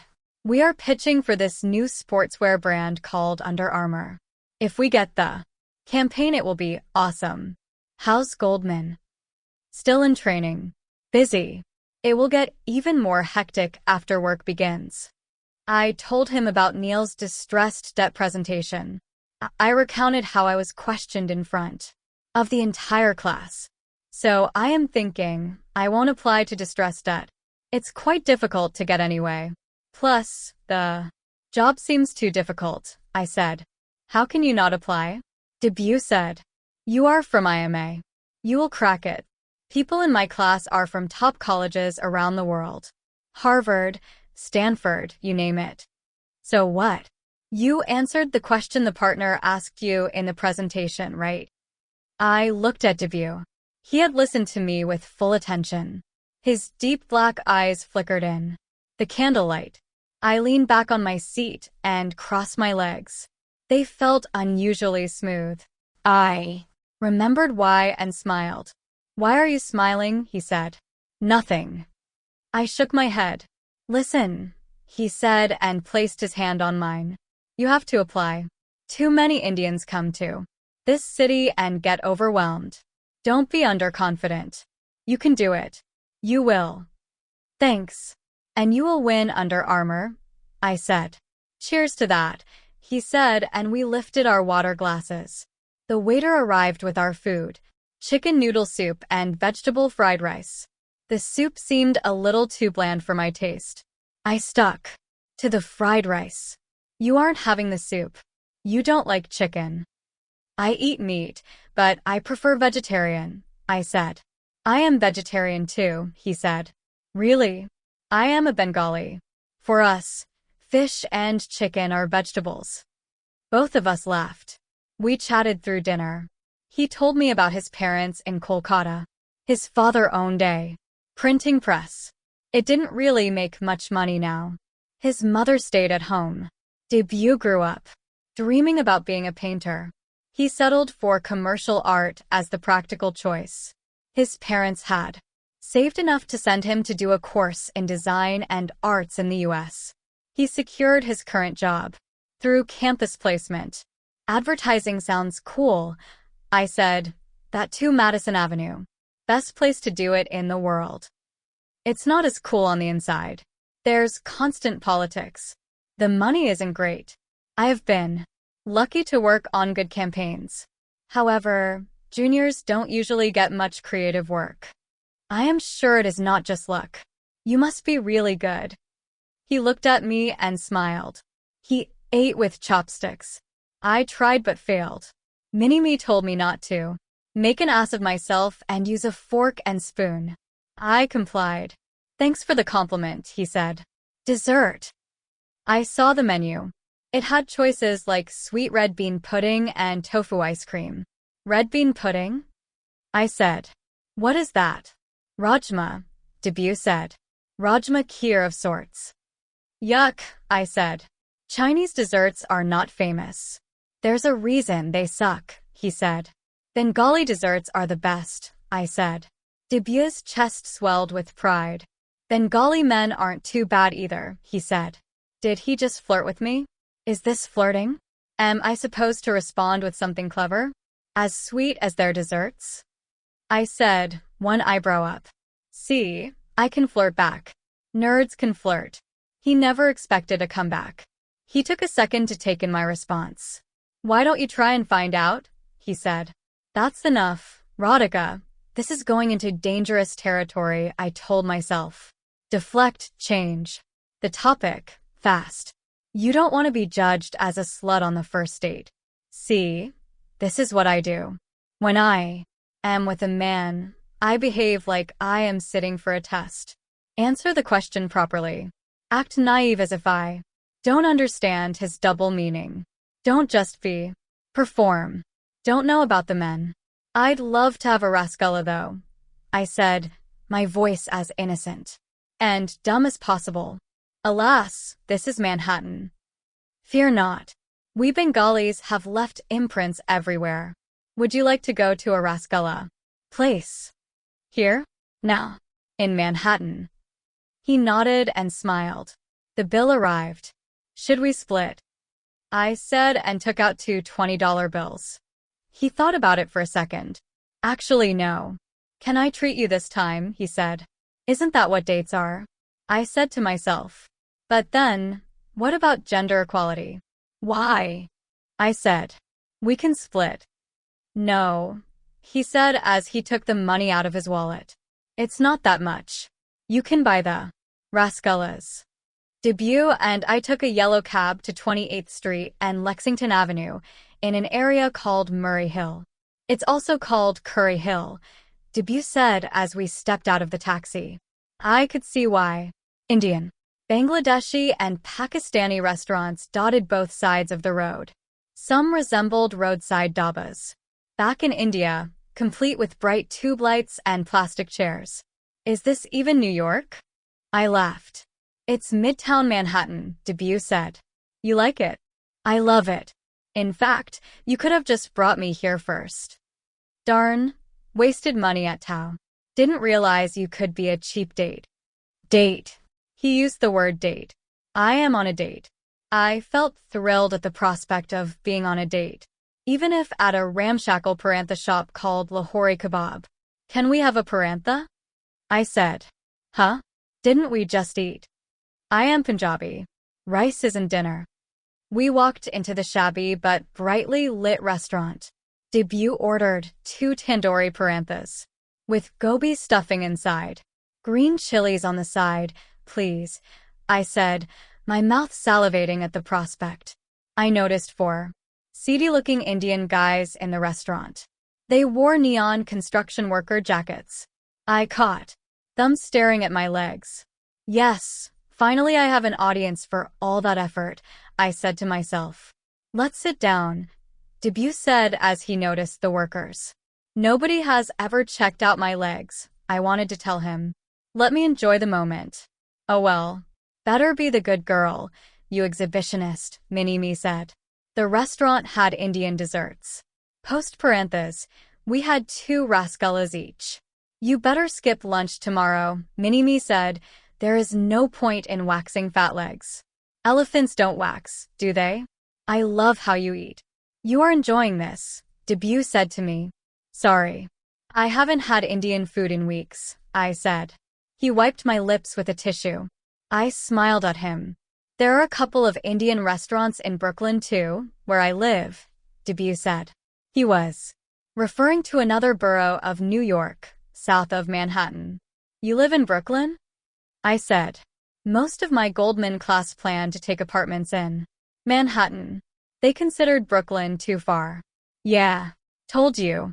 Advertising is glamorous only on paper. They don't pay. That's the only place we can afford a decent apartment. We as in. I share it. 2 other guys from work. Oh, okay. I need to find an apartment soon too, I said. The bill arrived. I paid this time, a total of $8. We stood up to leave. You want to see a movie next week? Shah Rukh Khan's Dawn 2 is releasing, Debut said. They have Indian movie theaters here? I said in excitement. Just a couple. But they do, he said. Next Friday. I nodded. The food in my mouth prevented me from talking. Date 2, baby, I said to myself and mentally high-fived. Oh. 1 month later. And the last day of associate training, I received an email from my training manager, Jane Rosenberg. She had called me to her office. I wondered if I had done anything wrong. I had skipped class to meet Debut a few times. They found out.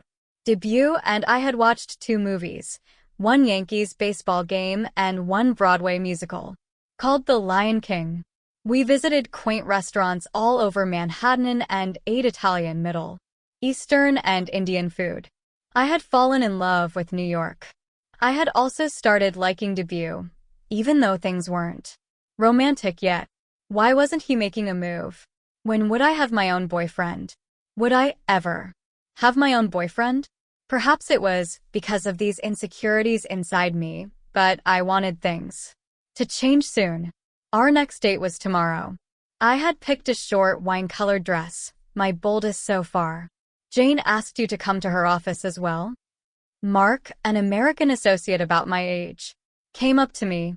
Huh, I said, as I came back from my thoughts about what shoes to pair with my wine dress. Yeah. How do you know? You are copied on my email. It's you, me, and another associate, Carl Wong. I reached Jane's office on the 16th floor of 85 Broad Street. Jane, in her 40s, sat at her desk, lost in her computer. Welcome. You must be the new associates, Jane said as we sat down. I looked at Mark and Carl.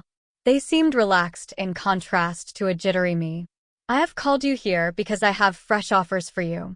The three of you have been selected for the distressed debt group. Yes, Mark said and fist pumped. Carl and Mark high-fived each other. Really? I said. Has there been a mistake? I wanted to ask. Sure, I had applied. I had also met a few people as asked. However, I didn't really think I had a chance. It's a tough challenge, but a great opportunity, Jane was saying. Are you going to accept this? Or do you want to be in another department? Yes, of course, I accept, Mark said. I am going to kill it. Totally accept, Carl said. His voice had an American accent even though he was ethnically Chinese. You, Radhika? Yeah. Well, I am thinking. What was I thinking? Has there been a mistake? Can I do this? Is this too difficult? This is what girls like me do. The boys in front of me jumped up in confidence. I, on the other hand, triple guessed and quadruple guessed myself. Mini-me, will you be supportive and be quiet for once? I took a deep breath. Yeah, I accept, I said. I signed the offer letter and felt a surge of excitement. I wanted to share this with someone. I decided to call home later when India woke up. However, Mom and Dad would have little idea about my achievement. Debut, I said as I called him after I left Jane's office. I got distressed at. Didn't I say you could do it? Yeah, you did. We will see if I can last. What are you doing? You will do amazing.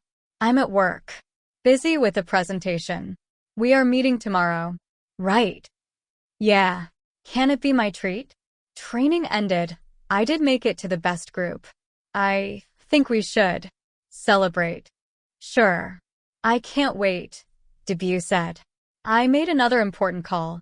Completely bare? I want to book a waxing appointment. Champagne, madam, just as you ordered, the waiter said. He poured 2 glasses and put the bottle in an ice bucket. We had come to Aqua Grill in Soho. The restaurant specialized in seafood. Debut had told me. He used to have fish with every meal back home in Kolkata. We chose the said dinner. The waiter arrived with an appetizer made of salmon and asparagus. This is amazing, Debut sighed. You like seafood, that's why I chose this place, I said. He nodded and grinned, his mouth full of food. I found his curly hair, beard, and smile more adorable every time I met him. My dress ended high on my thighs. I had not eaten any lunch to avoid love handles. I wondered if he noticed. We have seen each other every week since the first time we met, right? He said. I gazed at his lips. Yes, we have, but why haven't we kissed yet? Is it wrong for a girl to think that? Should he be asking me that instead? Where are the rules? What are you thinking? Debut said. He snapped his fingers, as I didn't respond. Huh? Oh, nothing. Just nervous about my new assignment, I guess. How can a girl admit she is thinking about kissing? Isn't that what super sluts do? Relax. You can crack anything. You are really smart. One of the smartest people I've met. I looked at him. Wow, a man who acknowledges a woman's smartness. Now I want to kiss him even more. You going to make a move, Debia? Or will you keep eating that shrimp cocktail in the martini glass? I brought my legs close and enjoyed their smoothness against each other. Debut, make the right moves, and you could be a really happy man tonight. Distressed debt. Sounds scary though, Debut said. How do I change the topic from distressed debt to my amazingly waxed legs? I couldn't. I drained my champagne glass. It is, I said. You have to negotiate with hard-nosed business owners. They sometimes refuse to pay the bank. You have to seize properties. Squeeze out value. Wow, Debut said. Doesn't sound like a regular banker on a desk job. Yeah, I said. Also, there are hardly any women in the team. It's a man's job. What nonsense, Debut said. Why can't a woman do it? They are better negotiators. I like this man. A lot. Go on, Debut. He continued. It's all this bullshit men spread to scare women out of a role or position. Fact is, men are shit scared of talented women like you. Thanks, Debut. Okay, I had a challenge bigger than distressed debt tonight. I had to ensure Debut made a move, so some naughtiness could happen. Of course, because I am a woman, I somehow also had to pretend to be innocent, as if I had no role to play in making anything happen. I had to steer him without him, realizing he had been steered.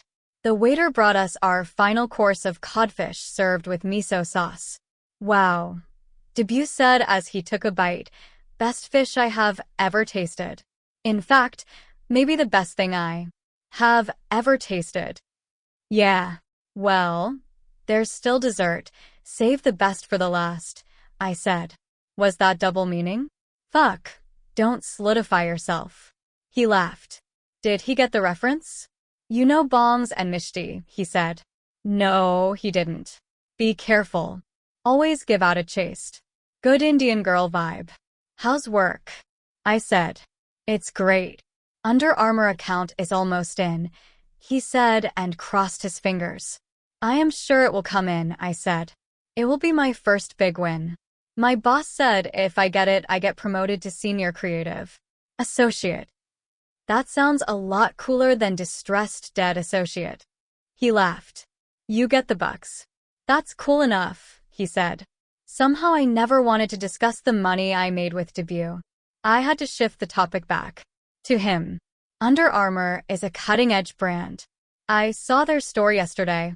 Great stuff, I said. I can't wait to work on their campaign. We had a dark chocolate mousse cake with orange sauce as our last dish. Great choice of restaurant, Radhika, Debut said. At first I thought this place too fancy, but look at the food. Wow. We finished our meal and the bill arrived. The waiter handed it to Debut, but I plucked it from his hands. I had told Debut it would be my treat. I had a quick look. The bill came to $200. I placed the cash in the bill folder and handed it to the waiter. Is it a lot? Debut said. It is, isn't it? Why did you spend so much? Look, I wanted to celebrate with you. My only true friend in New York. So, thank you for being there. I held my champagne glass high. He did the same and made a toast. Congratulations to my talented friend Radhika, who will kick ass at distressed debt and show the men how it is done, he said. We decided to walk from Aqua Grill to the Benjamin Hotel, a half-an-hour stroll. From there, Debut could get a direct train to Brooklyn. I had 30 minutes to get this man to make a move. A part of me wanted to scream, "Oh, Debut, just kiss me already." Of course, a lifetime of brainwashing to be a good Indian girl would never allow me to do that. He didn't make any move. However, he did say amazing things on our walk. It's really important that women do well. It sets an example for other younger women.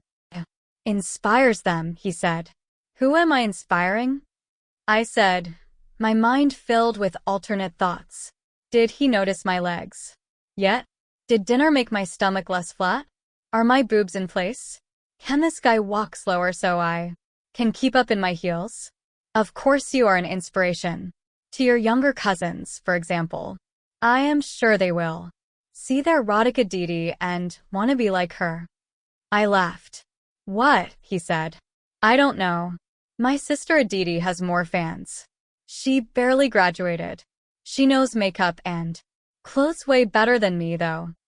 That is when Debut said something even better than the amazing things he had said about my work and intelligence. You have great taste in clothes, he said. Oh, I love this man. He must be partially blind, but I love this man. Really? I said. I found it hard to take a compliment that didn't involve grades or job interviews. Yeah, you have this subtle, understated style. This red dress, pardon me, but what? I said. Is it ripped somewhere? I thought in horror. Pardon me, but it makes you look so hot, he said. Oh, Debut. Bless him, gods.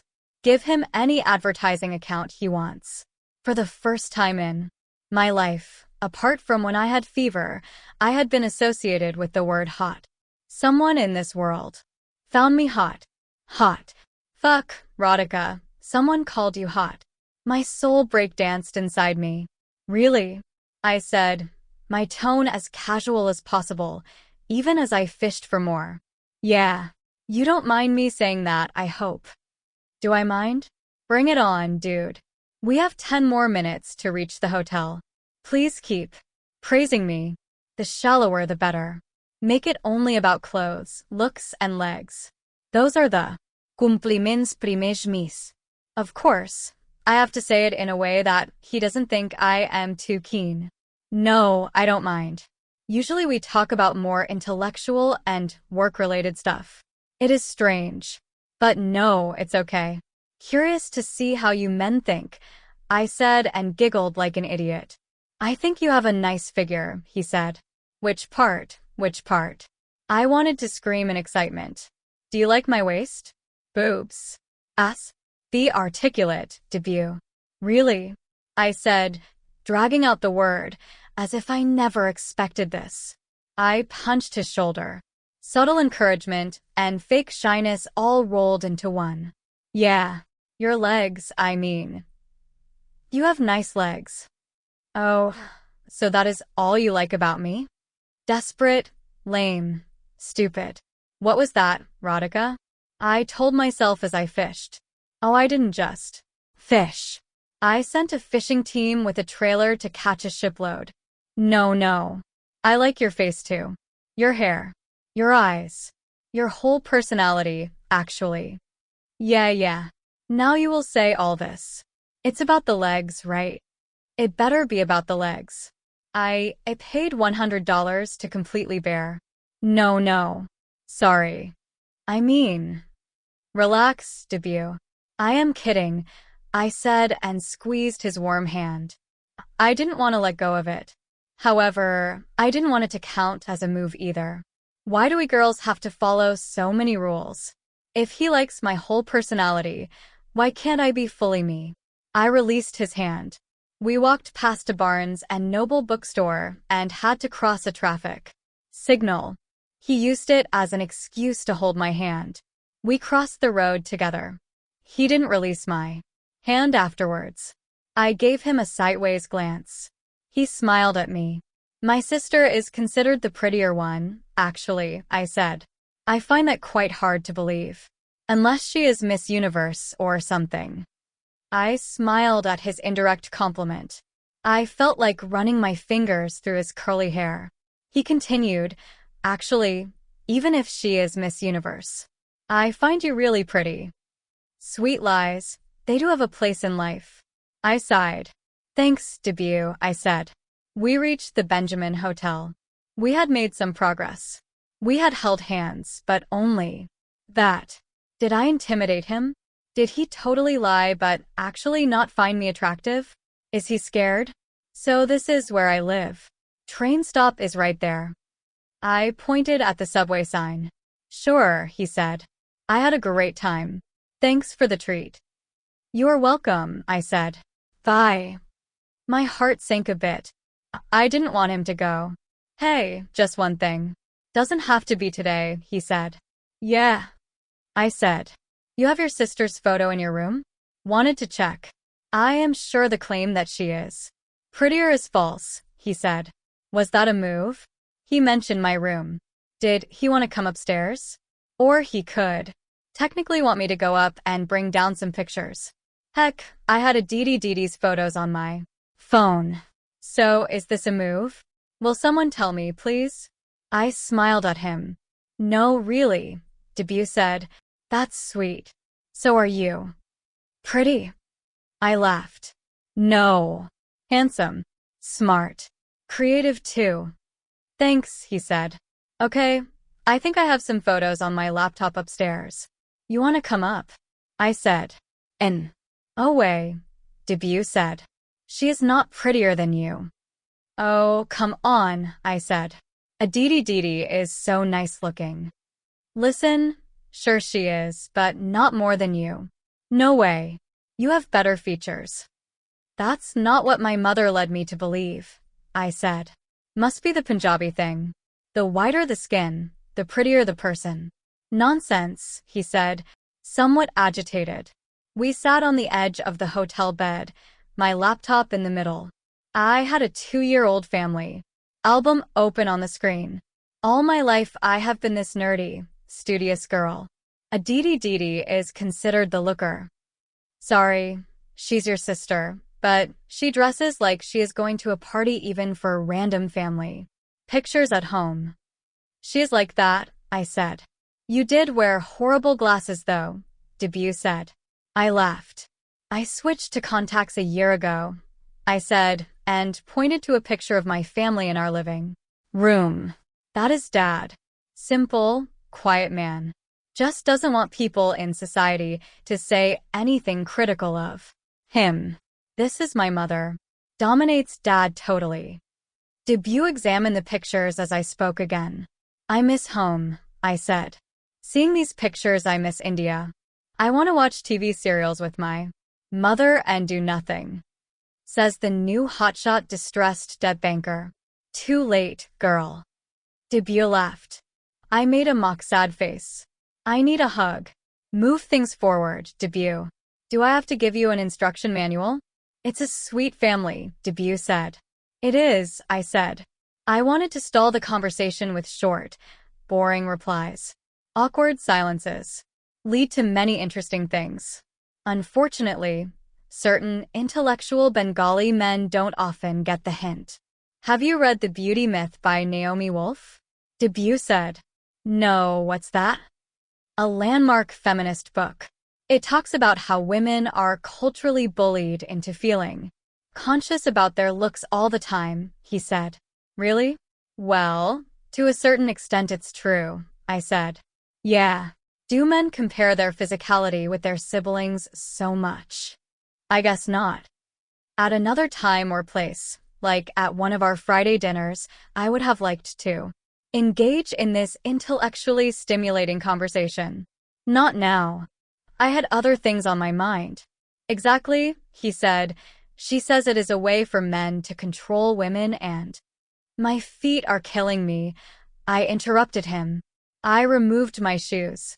I brought my feet up on the bed. My short dress inched up a little further on my thighs. Debut forgot his chain of thought. I guess. There are ways for women to control men too. Sorry, what were you saying? I said. I squeezed and released my toes. Huh, he said. Nothing. I will give you the book. Not used to walking long distances in heels, I said. Do you want me to give you a foot massage? He said. And the Republic Day Bravery Award finally goes to Debish's son, I wanted to announce. Really? I said. You know how to? It was one of those stupid things girls sometimes say. We know it is stupid, but we say it anyway to act naive or whatever. I loved his hands on my feet. Wow, that's nice, I said. He pressed my feet timidly, as if I would get up and slap him any second. He massaged my shins. His hands slowly moved up to my knees. I didn't stop him. Do you have lotion? He said. I pointed to the bedside table. He took a bottle of moisturizer and splashed it on my feet. I jerked as the cold lotion touched my skin. He put his warm hands on my legs. He moved them in a sliding motion from shin to knee. I closed my eyes. I could feel his hands reach above my knees. Nobody had ever touched me there before, unless you count the waxing torture chamber lady. Tingles of pleasure ran up my thighs. He became bolder every minute, going higher. We didn't exchange a word. He reached the hem of my dress. His fingers danced tantalizingly upon my thighs. Is this all moving too fast? A voice within me said. Heck, I didn't care. Is this okay? Debut said. I nodded. I opened my eyes. I signaled him to bring his face closer to mine. He leaned forward. Our lips met. I kissed for the first time in my life. I could feel he had bottled up his desire too. His lips refused to leave mine. Our tongues touched. I lost track of time, space, and orientation. I had seen kisses in the movies. I had imagined what my first one would be like. But this was better. Better than anything I had seen or imagined. You are so beautiful, he whispered into my ear as he nibbled my earlobe. He placed his hand on my breast, over my dress. He wanted to slide his hand in but couldn't. I would have had to remove the entire fitted dress to give him access. I pushed back his chest. Is this going too fast? I said. Like any guy would actually say, yes, it is. No, of course not. It feels right, Debut said, one hand on my thigh. He moved his other hand to my back, trying to find the zipper for my dress. There's too much light, I said. Sure. He had praised my body. However, I had never taken off my clothes in front of a man. I couldn't with so much light. He switched off all the lights in the room. The window curtains remained open. The dim light from the Manhattan skyline was just about enough for us to see each other. I had worn a new matching pair of red lingerie from Triumph in anticipation. Debut pulled my dress off. He unhooked my bra from behind. He removed his shirt as well. What are you making me do, Debut? I whispered as I held my unhooked bra in place with my hands. I felt I had to make it seem like he made me do this. Never mind the pre-planned lingerie. Just go with the flow, Debut said, standard boy speak for, let me please have sex without interruption. He pulled the red bra out of my hands. He grabbed my breasts. Not so hard, please, I said. Sorry, Debut said. You have done this before? I said. He took a few seconds to answer. If I say yes, will you ask me to stop? Debut said. I laughed. No, silly. Just that this is my first time, I said. I had one girlfriend before. 2 years back. Can we not talk about that now? I said. He kissed my nipples. He moved up and kissed my collarbone. He kissed my chin and then my lips for several minutes. He tugged at my panties. My heart beat fast. Was I really going to get fully naked in front of a man? I guess it was too late. He pulled down my panties. He removed his trousers and underwear. I had not seen a naked man so up close. I wanted to get a good look, more as an anatomy lesson. However, he held me tight and continued to kiss me. His hands moved higher on my thighs. Your legs are so soft, he said. I decided to take a life membership at Completely Bare. He touched me between my legs. The Brazilian had made everything smooth. Wow, you're wet, he said. I wasn't just wet. I was soaked. The good girl in me wondered if he would judge me for it. He bent and brought his face closer between my legs. What are you doing? I said. Huh? Going down. Down where? I said. Down. There. Really? Your mouth? There? Yeah. Just relax. I can't really describe the next 10 minutes. His tongue felt the exact opposite of the brutal waxing strips. Every flick transported me to a state of extreme pleasure. Why don't people do this all the time? Wow. Why didn't anyone tell me sex feels so damn good? He put a finger inside me. I winced once. Careful, I said. Does it feel good? He said. I nodded, my eyes closed. He continued to work with his tongue. I became more aroused. I soon reached a point where the intensity became too much. Stop, I said. What? He said. Come here, I said. He came up close. I kissed him, which was a little strange considering where his mouth had been just now. He climbed over me. May I? He said. Was I going to have sex? Had I finally grown up? But wait, should I? I have protection, he said.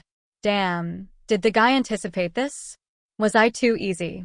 I happened to have it in my wallet, Debut said, as if reading my mind. I didn't want to think anymore. I gave him the slightest nod. He entered me gently. It hurt a bit. Frankly, his tongue had felt better. However, this is what people call sex, I thought, so I guess this is what we have to do. Radhika Mehta, you are finally having sex, I said to myself and mentally high-fived. It felt like a major milestone in life, on par with getting into IMA or scoring Goldman Sachs. Or distressed debt. Will that job be tough? Okay. Why am I thinking about distressed debt when there is a man in me? You feel so amazing, he said. I was glad he felt that way. As for me, I couldn't see what the big fuss was about sex. How do I ask him to do that going down stuff again? Is it too late? What is the protocol in bed? His strokes became faster. He gripped me tight on my shoulders and groaned. I guess he had an orgasm. He gasped for a few seconds as he went lax on me. Wow, Debut said. Amazing, isn't it? So, how did I feel after having sex the first time? Well, you know how you sometimes wait for a big Salman or Shah Rukh movie for months, and then it finally arrives. You go for the first day first. Show, and then the movie is not bad, but not so great either. Yeah, was amazing, I said. I guess it's just polite to agree with people in bed. He slid off me and lay on the side. He stared at the ceiling. We held hands. You are wonderful. Thank you, he said. Thank you? What on earth was that? Is the show over? Why is he plopped like a phone? Without charge now. Was it good? I said. I repeat, amazing. I am so spent and finished. Finished. Satisfied, I mean, he said. Debut. Yeah. Can you make me spent and finished too? Please. Huh. Debut said. He turned to me, surprised. That going down thing you did. Can you do it a bit more? I said. Sure, baby. Good. I guess that didn't make me the shy and coy girl all Indian girls should be. Maybe it even made me seem like a slut.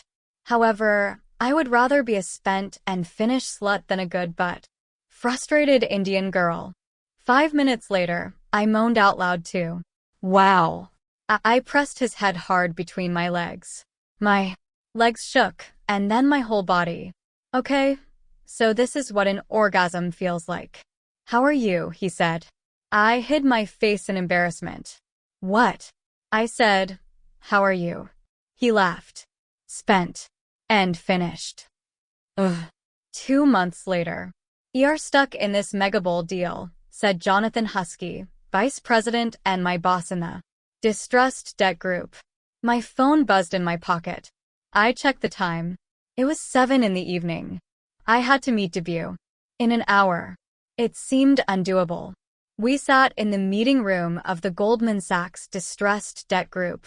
From the Goldman side, there was Jonathan, Clark Smith, who was another associate in the group, and me. We also had a representative from each of the 7 banks that had lent to Megabowl, a Boston-based builder of bowling alleys.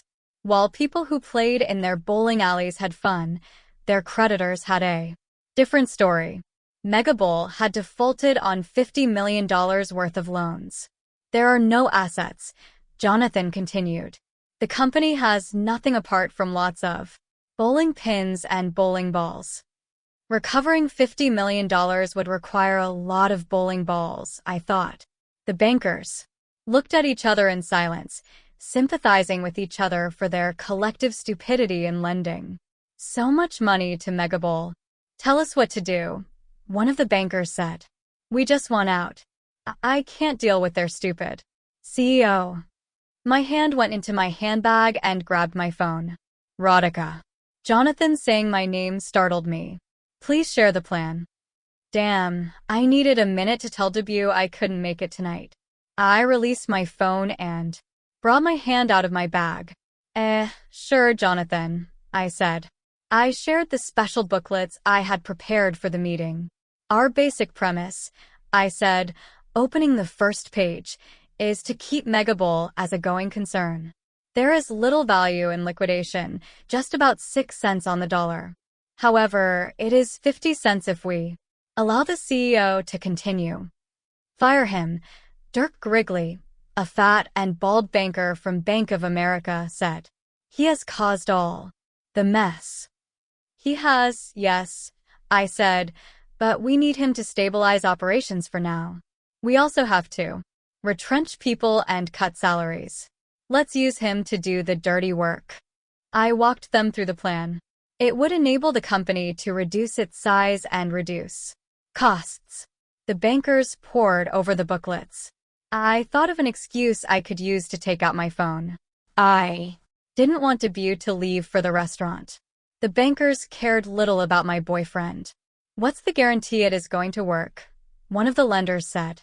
There isn't, I said, but now that we have finally valued the business, 25 million is maximum recovery, or 50 cents on the dollar. We can offer 30 cents, Jonathan said, and you can be out of this. That's how we worked. Bid at 30 cents, hoped to recover 50. 30 cents. Dirk said. That's nothing. Goldman is taking all the risk here of reviving it, Jonathan said. The creditors huddled together. Should we leave you alone for 10 minutes? Jonathan said and stood up. Yes, this was my chance to make my call. Jonathan, Clark and I left the room. I rushed back to my cubicle. I called Debut. Hey baby, where are you? I was just about to leave. Did you see my messages? Debut said. No, I just stepped out of a never-ending creditor meeting. What? We are about to close a deal. My first, actually. It's 7.30. We have an 8 o'clock reservation. Comedy Cellar doesn't allow you late entry. I am so sorry. Can you cancel it, please? We've already paid $15 each. I know. I am so sorry. What? Really, he said, his voice low. Can I make it up to you? Tonight? Come over to my place. When? Have your dinner and come over. I will join you soon. I hung up and waited at my desk. I had rented a 1-bedroom unit in Tribeca, one of the closest residential neighborhoods from Wall Street. Debut had an extra set of keys as he came over on a regular basis. I had gone to his place in Brooklyn only a few times. A typical bachelor pad, it had more beer than groceries in the fridge. He shared the apartment with 2 other guys, offering us little privacy. They kept their house keys under a potted plant outside the house. When I asked Debut why, he said, just simpler, baby, we lost 6 duplicate keys in the last 3 months. My desk phone rang. Jonathan had called from the meeting room. Can you and Clark come over? He said. Clark and I reached the meeting room. Clark, Radhika. I am happy to say the lender group here has agreed. We have a deal. Your first right. Yes. That is great news, I said. Radhika, we need a quick term sheet. The remaining documentation can be done later. My heart sank. A term sheet would take a couple of hours. Jonathan and Clark took the lenders Downstairs for a drink to Harry's Cafe and Steak, 2 blocks from the Goldman Building. I worked at my desk, drafting the term sheet with all the deal conditions. Jonathan came up to my desk late at night. He looked at his watch. 10 minutes to midnight. Oh no. Sorry about this. You should go home, Radhika, he said. Just mailed you the final term sheet. I logged out of my computer. Well done. You were fantastic in this deal. You are a real asset to the group, Jonathan said. I felt a warm glow of happiness inside me as I left the Goldman Building. Jonathan's words stayed in my head. I couldn't wait to share them with Debut. I am sleeping, baby, Debut complained as I switched on the bedroom ceiling light. Sorry, I said as I switched the light off. I turned on the bedside lamp instead. What time is it? He said in a sleepy voice. 12:30, I said. What? He said and opened his eyes wide. You were in office until now? Yeah. What to do? My first big deal. You know what Jonathan told me? What? Radhika, you are a real asset to the group. Why not? They seem to be dumping all their work on you. Nothing like that. They stayed late too. Many little things one has to be careful about in the documentation. It took me a while. Did you eat dinner? No, baby, I said. What? Debut sat up in bed. I didn't get the time. This is terrible. Wait. He got off the bed, walked up to the open kitchen in the living room, and took out a tray of eggs from the fridge. I'll make you some burji, he said. Have it with bread. Go to sleep. I will have some cereal. Have something hot. I will have my hot boyfriend then. Come here. I pulled him by his t-shirt and kissed him. Sorry I was late. Let me make it up to you, I said. He pushed me away. Wait. Eggs first. He got busy whipping the eggs. He cut onions and tomatoes and placed a saucepan on the stove. 10 minutes later, he served me my dinner. Try, he said. I took a bite. How is it? He said. Yum. Thank you. Welcome. Debut, listen. What? I love you. I love you too. Just don't get to see you much. Sorry, baby. Let's move in together. That way I will see you at least. I became silent. I will share the rent. Don't worry. Not that silly. But that's a live-in. That means we are in a serious relationship. Aren't we? Debut said. I smiled at him. Keep the place clean, okay? I said. 1 year later. We'll think about marriage later, Mom. I am still new at my job. Let me focus on that. Please, I said. I ran down the subway steps to the Wall Street station platform. The Friday evening rush hour made it difficult for me to hear her. What? I said, as the sound of an arriving train drowned her words. Job is not that important, she said. I could hear sounds of her making tea in her kitchen.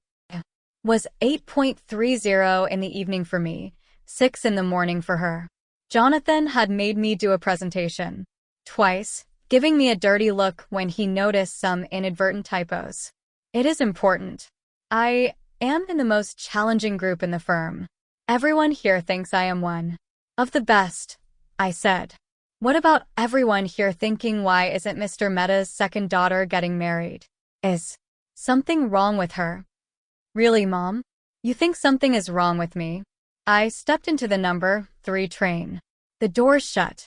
I had just 3 stops to Chambers Street in Tribeca, a 5-minute subway ride. Somehow, speaking to Mom made it seem much longer. It's been a year since you have been abroad. Your sister married 2 years ago. Let us at least start looking. It takes a while, you know. Aditi wanted to get married. I don't. You don't. Not yet. Look at my life. I just finished work. It's 8:30 at night here. What kind of a job is this? Making girls stay so late. Can you stop criticizing every aspect of my life?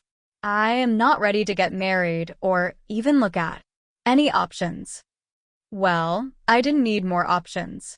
My option had messaged me thrice as he waited for me for dinner. So, what do you want? Mom said. Many other things. I want to do well at work. I want to be promoted this year, get a good bonus. I want to travel.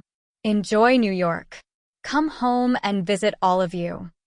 Is there a boy? She said. My heart skipped a beat. My mother's sixth sense had sprung up. No, not really, I said. I guess telling her about my live-in status with a guy for the past 1 year would be too much to share at one go. Meaning, I have friends. Like this guy, Debashis. He is also from SRCC. Debashis who? She said, her voice curious. Debashis Senator Senior in college. Didn't know him then. Works in Manhattan at an ad agency. Bengali, she said, a tinge of disgust in her tone. Yeah. Why? Nothing. They are smelly, no? They eat a lot of fish. What nonsense. Anyway, I hope he is just a friend. I had an urge to tell her that we had contraceptives on our grocery list. Yes. I hardly get time. But I have met him. Met him. In groups, nothing more, I said hurriedly. Why am I not telling her? I should tell her. However, this debut has to get his act together. And tell me first. You are not the boyfriend and love types. Aditi was like that. What is that supposed to mean? I said, my voice loud enough to startle 2 skinny girls sitting next to me.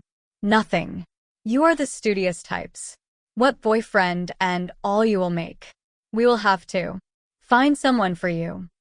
Really, Mom? You would do that for me? Thank you. How can I ever repay you? It's okay. We are parents. It is our duty. She doesn't get sarcasm at all. I wanted to lash out more. I wanted to say, sure. Thanks, Mom. Do hook me up with someone. For who else would take your unlovable daughter? I chose not to aggravate the situation. I took a deep breath instead. My station has arrived. You made tea. Yeah, I did. I can talk some more.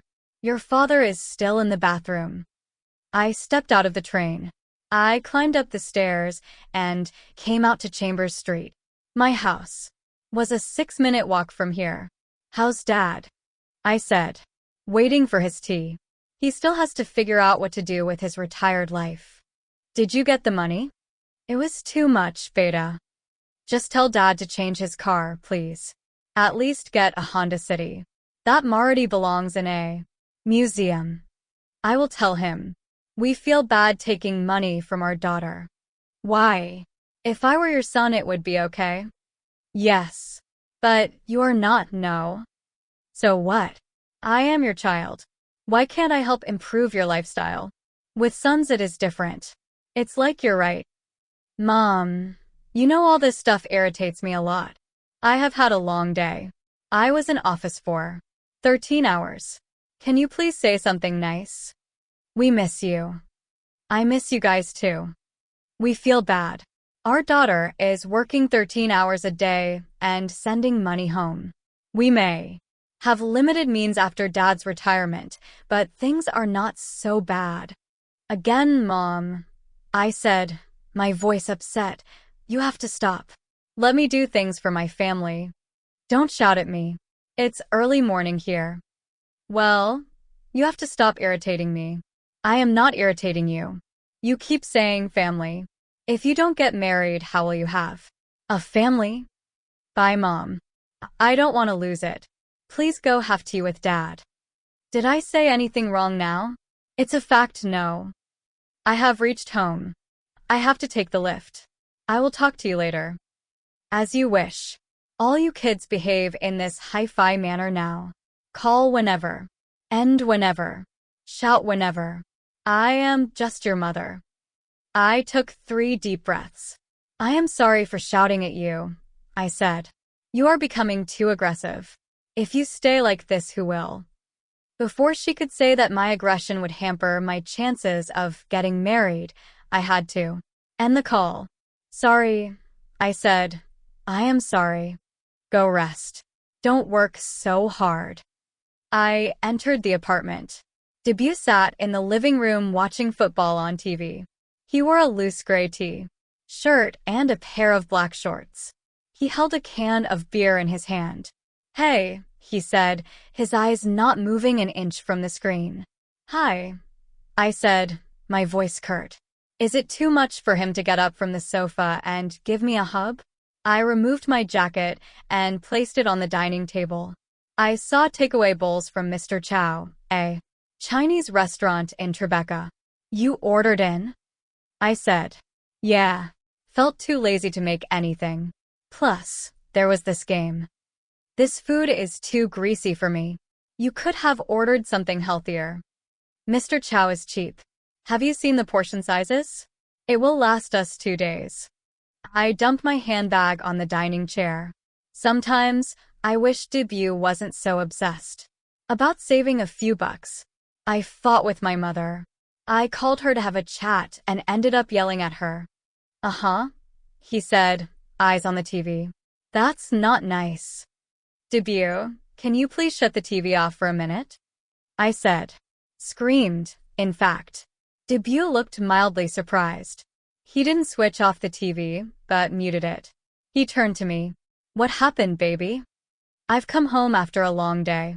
Can you just pretend to be happy to see me? Of course I am happy, baby. Give me a hug.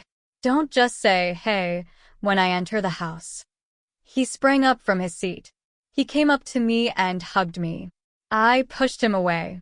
Not when I have to ask. And be interested. My mom and I had a huge argument. What about?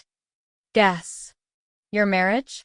Her whole, who will marry my poor daughter routine? Yes, Debut, I said, glaring at him. You are so clever to figure it out. But seriously, who will? Marry her poor daughter? My mother and I had at least one blowout per week about my marriage. Debut knew about it. I hoped he would get into action and propose a plan. Of course, a stupid minor league American football game was more important. I continued to glare at him. What? Debut said. Stop letting her affect you so much. She's regressive and old-fashioned. He took a paper plate and scooped some noodles on it. He handed it to me, a cheap portion of chow mein to compensate for my uncertain future. Debut, really? Is that what you think I am upset about? It's not, he said, his face blank. Why don't guys ever get it? It's never just one thing with women. It's a long day at work. Dirty looks from my boss, seeing women thinner than me in the train, arguing with my mother, coming home to a disinterested boyfriend, and then eating greasy food for dinner that would make me even fatter than the skinny girls on the train. Oh, and add boyfriend never having the guts to discuss our future. No, I said, in as patient a voice as possible. It isn't only that. Oh, he said, genuinely astonished. Debut, what the fuck? What? What did I do? What did you not do? The hug? I am sorry about the hug, baby. It's not the hug. It's us. Are you so thick or are you pretending to be so? Be clear, baby. Don't baby me. I pushed my plate away. I didn't want to eat this cardiac arrest on a plate. I didn't want to. Listen to the baby crap. What's the matter? Debut, where are we going? Meaning? I picked up the remote and switched off the TV. Us. Where is this relationship going? My mother wants me to get married. Are you listening? But you don't want to, right?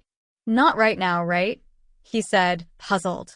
But where do you see us in the future, Debut? I love you, baby. I mean, Radhika. And you love me. We love each other so much. Who else? Do we have, really? Love is fine. Yes, I do love you. Frankly, sometimes I feel I am too involved with you. I can't even think of another guy. Maybe that is why I flare up with mom. So that's good, no? But do we have a future? Or are we just sharing rent and having sex? Don't talk like that. I walked across the room and sat on the sofa. I switched on the TV again. He came and switched it off. Why did you switch on the TV? He said. You won't talk, I said, and you tell me not to talk. So what to do? Let's pretend there is no problem. Okay, I will talk, Debut said. Sure. I am listening. It's my job. I am waiting for this promotion. It's supposed to come through next month. Yeah, but you never know. It's crazy. 2 of my peers told my boss I don't deserve the promotion. Advertising is dog eat dog. I am so stressed. Well, that's terrible. But how is this relevant when it comes to us? I want to be a senior creative director. Get a raise. A few more accounts. I want to be a little more solid at work before thinking about marriage. I want to focus on my career, not get distracted. I am not asking you to marry me next week. Okay, fine. I want to get past this promotion. Win a couple more accounts. I will be ready to take the next step then. What do I tell Mom? Tell her about me. Tell her you have a boyfriend. She's not like that. She will flip out. I will tell her once, and at the right time. When it is time to take things ahead. Your wish, he said. Come here. I didn't move from my seat. He came to me and held me. I love you, he said. Me too. Sorry I snapped at you. We lay down in bed. He ran his fingers up and down my arm. Not tonight, Debut, I said. Just not in the mood. You will feel better. No, I said. He placed a hand on my breast. I pushed it away. Focus on your career, Debut. Don't get distracted. Good night. Or close on the company properties first. Scare him so he plays ball, I said to Jonathan. We stood by the coffee machine in the office pantry. We were talking about Medtron, a semiconductor company gone bust. That's true. Smart suggestion, Jonathan said. I made 2 espressos and passed him a cup. My phone rang. Debut. I looked at it and put it aside. Go ahead, take it, Jonathan said. It's a personal call. I can call back, I said. No, go ahead. I'll see you back at your desk. Jonathan left the pantry. I picked up the phone. Hi, I said. A middle-of-the-day call. Nice. Well, you're speaking to a senior creative director of BBDO, he said. Oh my God. It happened. Congrats, Debut. This is headline news. Thank you. You are the first person I called. Of course. We totally need to celebrate this. It's okay. They promoted 2 others too. It's huge. You know it is. Anyway, I got to go. Need to make some calls. What time will you be home today? 7:30. Why? Nothing. I might get a little late. Okay, Mr. Senior Creative Director, bye. I hammered out a quick plan. I messaged Avinash, Ashish, and Nidhi. Kind of big news. Debut got promoted. My boyfriend is a senior creative director. Surprise. Celebration drinks. Our place. 7 p.m. sharp. 55B, 50, Franklin Street, Tribeca. Within minutes, everyone confirmed. I messaged a few others. Some wanted to bring their friends along. In half an hour, I had a mini party organized with about a dozen confirmed guests. Finally, I dashed Debut a message. Busy day. May get late. Have dinner and sleep. Surprise. Everyone shouted in unison as a clueless Debut opened the door. His shocked and dazed expression had everyone bursting into laughter and made my hours of frantic preparation worthwhile. I had ordered pizzas from Ray's. The salads, nuts, and bar snacks came from Whole Foods. Champagne was chilling in the freezer. It was the first time Debut, and I had so many guests in our little apartment. Chatter and laughter filled the living room. It made my world seem complete. My house felt like a home. I dimmed the lights and turned up the music. What a great party. Nidhi said. Template for you. You never do such surprises for me. Ashish, now her husband, said. We are married. They are boyfriend and girlfriend. There's a difference. Whatever, Ashish said. Nidhi laughed. I felt a tap on my shoulder. I turned around. It was Debut. He looked deep into my eyes. I love you, he said. I love you too, I said. Debut pecked me on the lips. Avinash whistled. Everyone looked at us. I covered my face in embarrassment. The house felt warm and fuzzy. I had never been happier in my whole life. I just told you this afternoon. How did you do all this so fast? Debut said. I took the rest of the day off. Thank you for making me feel so special, Superwoman. You are welcome. But you are still helping me clean up after the party, okay? I said. 3 months later. Superb job on Megabowl. We will recover 30 million, not 25. Well done, Radhika. I read Jonathan's old email on my laptop. He had copied John Cruz, a partner in the distressed debt group. John had sent a well done email as well. Baby, shut your laptop. Come, lie down, Debut said in a drowsy voice. I was sitting next to him on the bed. I had switched off the room lights. However, the glare of the laptop screen bothered him. It's still too bright. What time is it? Debut said. 11:30, I said. Only a few more minutes, I promise. He exhaled noisily. What are you working on? He said, putting his arm around my waist. I nudged the laptop. Higher to accommodate him. My own performance review. I have to turn it in tomorrow. You are amazing, he said and nuzzled my shoulder. Unfortunately, no such option here. I have to write details on all the deals I worked on in the past year. They know you are good. Come, sleep. Let me hold you. He pulled me closer. You sleep. I know the laptop is bothering you. I will sit in the living room, I said. It's cold. I'll turn on the heat in the hall, I said. I kissed Debut on the forehead, climbed off the bed and shut the door. I went into our living room, adjusted the thermostat, and sat on the couch. I opened my laptop again and read the performance review form. List instances where you added significant value in a deal. I had worked on 3 deals this last year. Megabowl was the deal I had contributed to the most. I entered the details. Last year, when I joined the firm fresh out of college, we had a fixed bonus.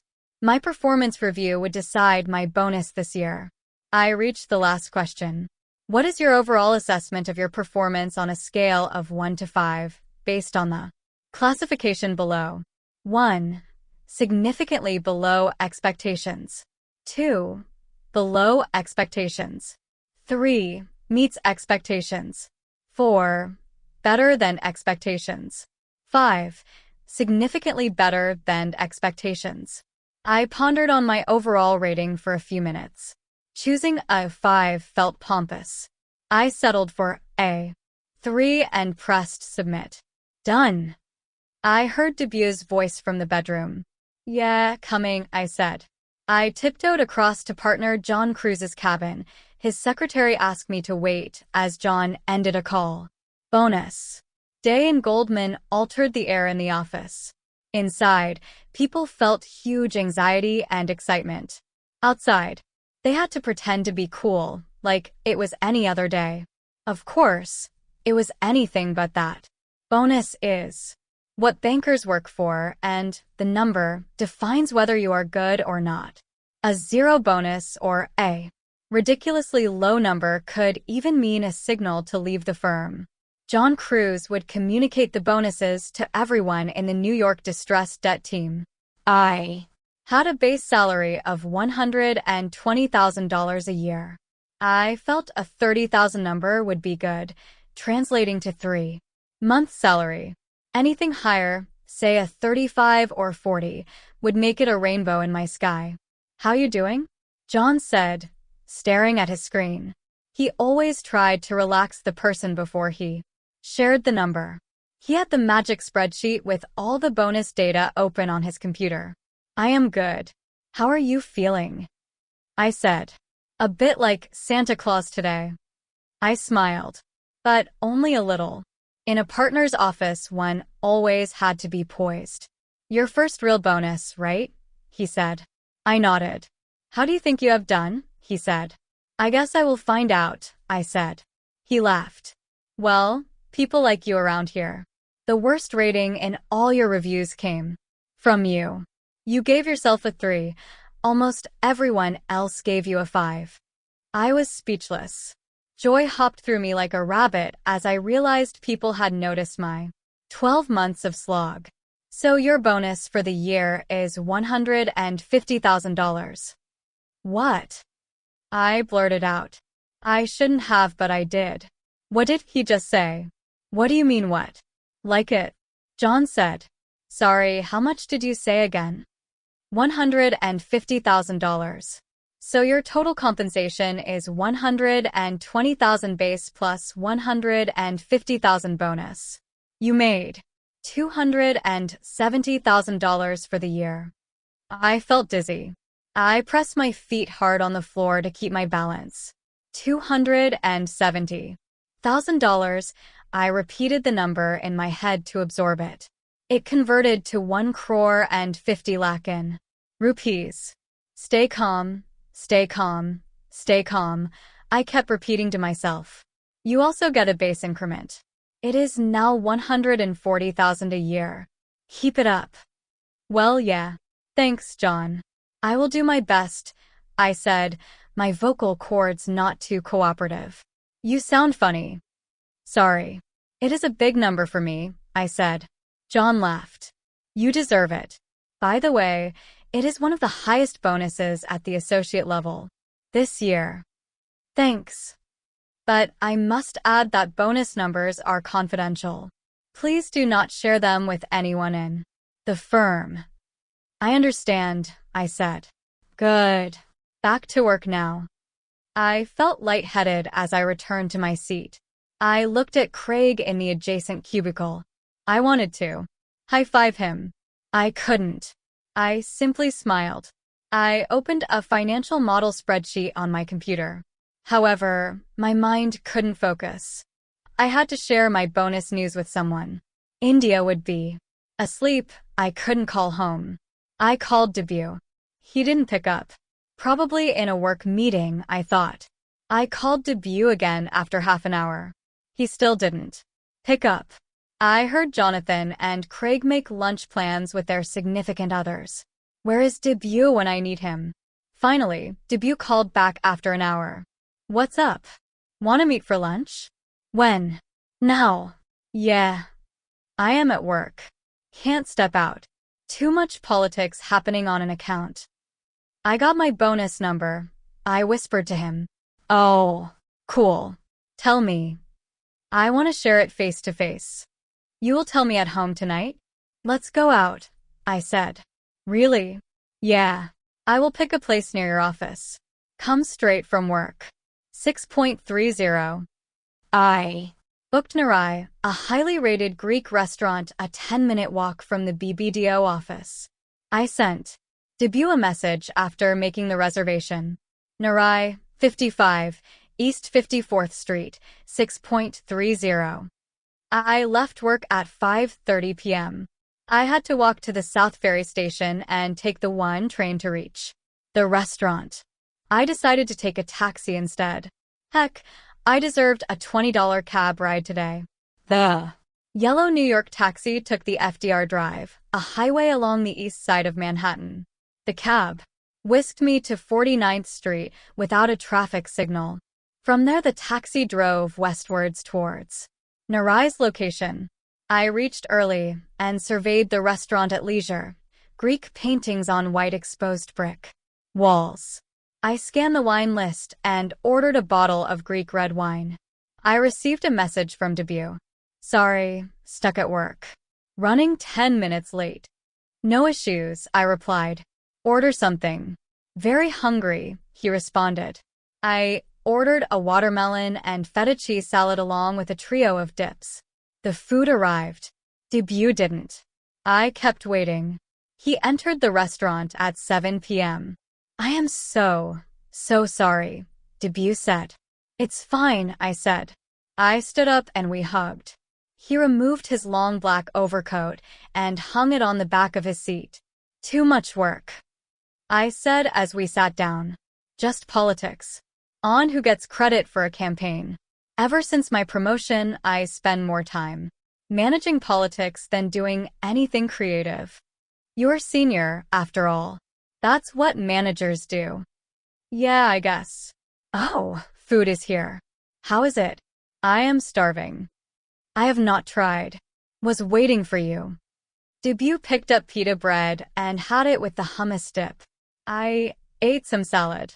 His hunger satiated after a few bites, Debut spoke again. Anyway, how are you? Big day, he said. I smiled. He continued, not telling me on the phone. Dinner out on a weekday. You do like your suspense. Nothing like that. I wanted to share it in person. He rubbed his hands together. So, what is it? John called me this morning to his room. I told you about John, right? The partner. Yes. So, he told me I had received good reviews from other people. See, I told you. You are a star. Well, it's nice when a partner praises you. What's the number, babe? I will tell you. I can't wait anymore. My bonus for the year is... Don't tell anyone, okay? Whom will I tell? 150. 150 what? He said, sounding confused. $150,000. $150,000? He repeated my words. Yeah. You mean total compensation? You get 120 already, so 30 more bonus. No. 150 is the bonus. Total comp is 270. Debu's mouth fell open. It stayed like that for a few seconds before he spoke again, one deliberate word at a time. You made $270,000 last year? He said. His big eyes seemed even bigger. Yeah. Oh, he said in a low voice. Holy fuck. These banks. Well, not everyone had this number. They told me it is one of the highest for associates of my level. I had a 5 rating. Nice, he said in a muted voice. The waiter arrived to take Debu's order. He opened the menu and took 5 minutes selecting his dish, probably figuring out which item offered the best value. 1 lamb kebab and 1 falafel, please. The waiter left. You okay with the order, baby? Wanted anything else? Debu said to me. No. Though you seem more interested in the menu than listening to me. No. Anyway, you were saying. I smiled. That I had the highest bonus among the associates. That's nice, babe. I mean, I can't even imagine that kind of money. You know, I barely reached an $80,000 compensation even after the promotion. Why does he have to tell me his salary now? I already know it. You are doing very well too, I said. I regretted saying it the next instant. Why did I have to add a reassuring and patronizing, you are doing very well too? As if telling a kid who is second in a race, you ran well too. Thankfully, I don't think he noticed. I continued, there's no doubt you are awesome at BBDO. You are one of their best. People are stupid in my company. You won't believe what happened in this campaign. Okay, what just happened here? Why has it become about him? Isn't this, like, my big moment? The waiter arrived with a bottle of red wine. Debu looked at him, surprised. I ordered Greek wine to celebrate my big bonus. A whole bottle. I signaled the waiter to pour us 2 glasses. Cool, he said. Nice. Cool. Nice. Will this guy ever move on from these words to say something more substantial? The food arrived. His face lit up. This lamb smells so good. Baby, you picked the best places. Really, nobody picks restaurants in New York like you do. This is so close to my office too. We'll come here with my team.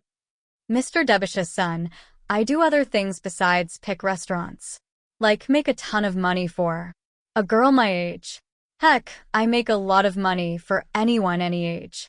I also got a top rating in my reviews. Can you at least praise me a little for it? This is yum. Try the lamb. It's so soft. Outstanding, Debut said, 10 times more enthusiasm in his voice than the nice he'd uttered for my bonus. I served myself. I wondered why I didn't feel ecstatic about my bonus anymore. Why am I so keen for his praise? I have earned that bonus. John, one of the most senior partners at Goldman Sachs, has recognized my work. Still, I want Debut to also acknowledge it. Why? Why do we girls have this defect? Why do we need our men to praise and validate us in order for us to feel accomplished? How is it? Lamb is so tender, no, he said. It's nice, I said. Fuck you, is what I wanted to say. So, even if it is a defect, even if I do need him to praise me, why can't he? When he got a promotion, I jumped up and down and thrown a surprise party for him. He can't get past the tenderness of his lamb. I kept silent and did not meet his eye. He had known me long enough, a year and a half, to be precise, to figure out I was upset. I am proud of you, baby. So proud of you. You worked hard for it. I know it, he said. That does feel nice to hear. Thanks, I said and squeezed his hand on the table. I am sorry. I still can't get over the number. It's insane.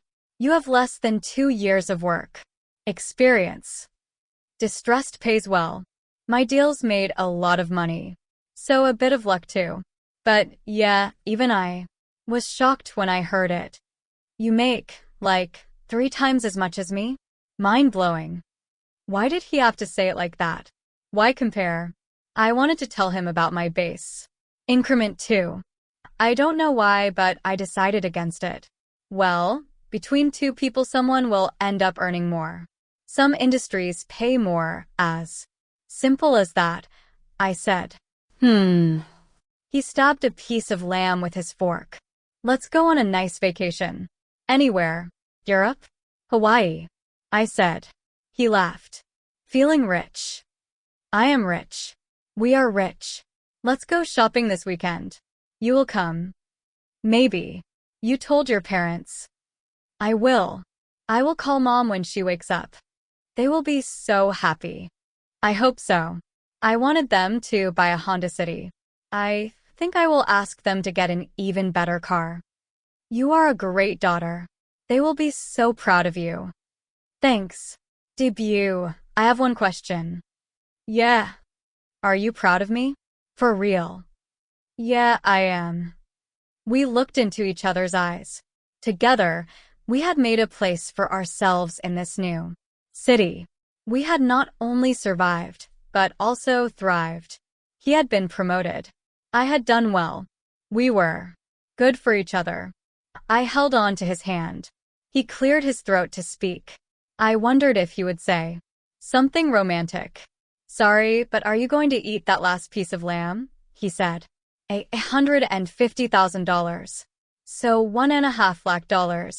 I said on the phone to my mother. Tell me in rupees, she said. It is 45 to the dollar now. So, around 70 lakhs. That's your bonus? I heard a vessel drop.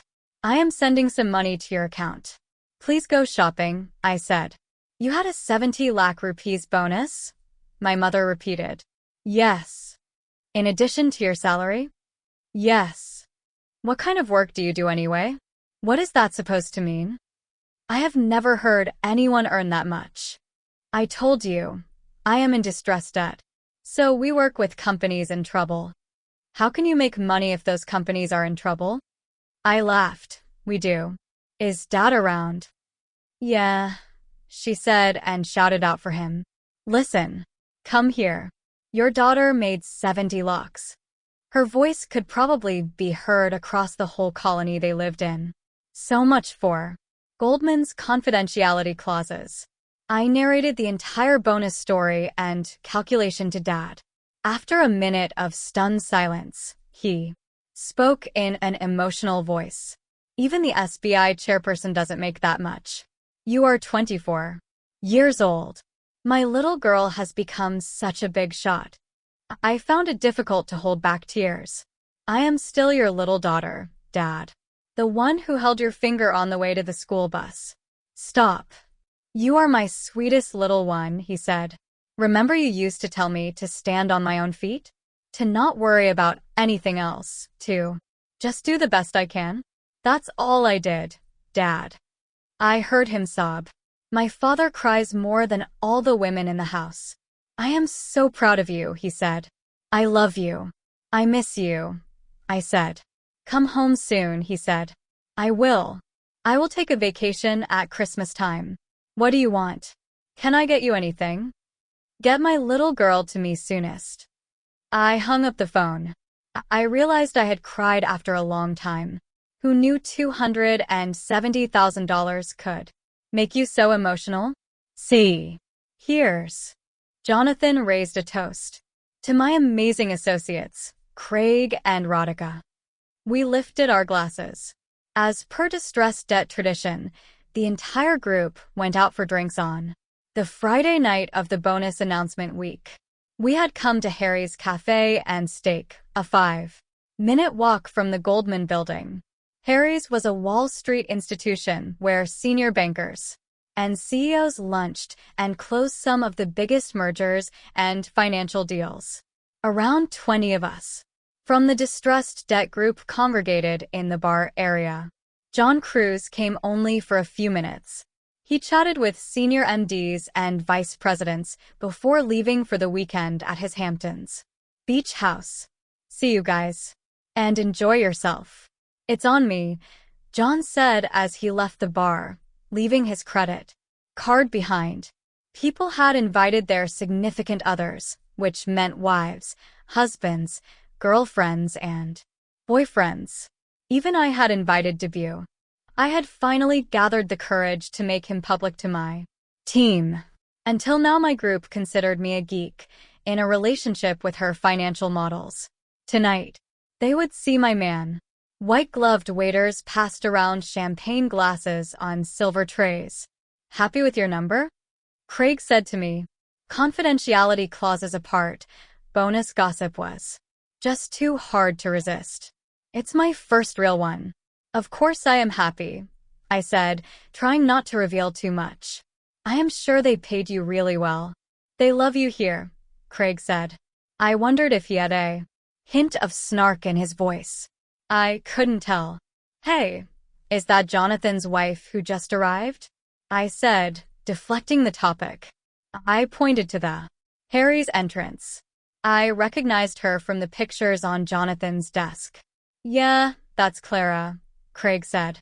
Clara, a tall American blonde who worked in the Metropolitan Museum of Art, was wearing a long purple dress. You have someone coming too? I said.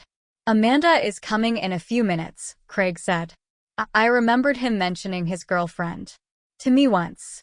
She was an aspiring actress, working in an off-Broadway theater production. How about you? Craig said. I have a friend coming, I said. Friend. I laughed.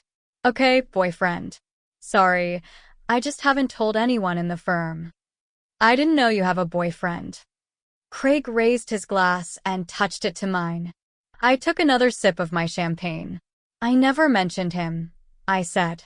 Well, today we'll get to see him, Craig said, the boyfriend of our superstar associate. I am still a lowly minion, I said. You're good. I hate to admit it, but you're better than me. They will make you VP in 6 months. You wait and see. I don't know.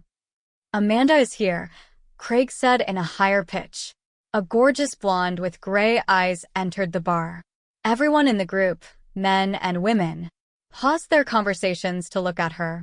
She had curly golden hair, and her makeup was impeccable, oxblood lipstick and smoky eyes. She came and hugged Craig. For a few seconds, despite being an associate, Craig became a superstar in the room. I checked my phone. Still stuck at work. Sorry. Debut had messaged. Come soon. Everyone is here, I replied. Craig introduced me to Amanda. The waiter gave us another champagne glass each. I have heard so much about you, Amanda said. You have? I said. Craig mentions his deals and how you are a tough negotiator, and that you are really good. She said. I laughed. I am not. I get lucky sometimes, I said.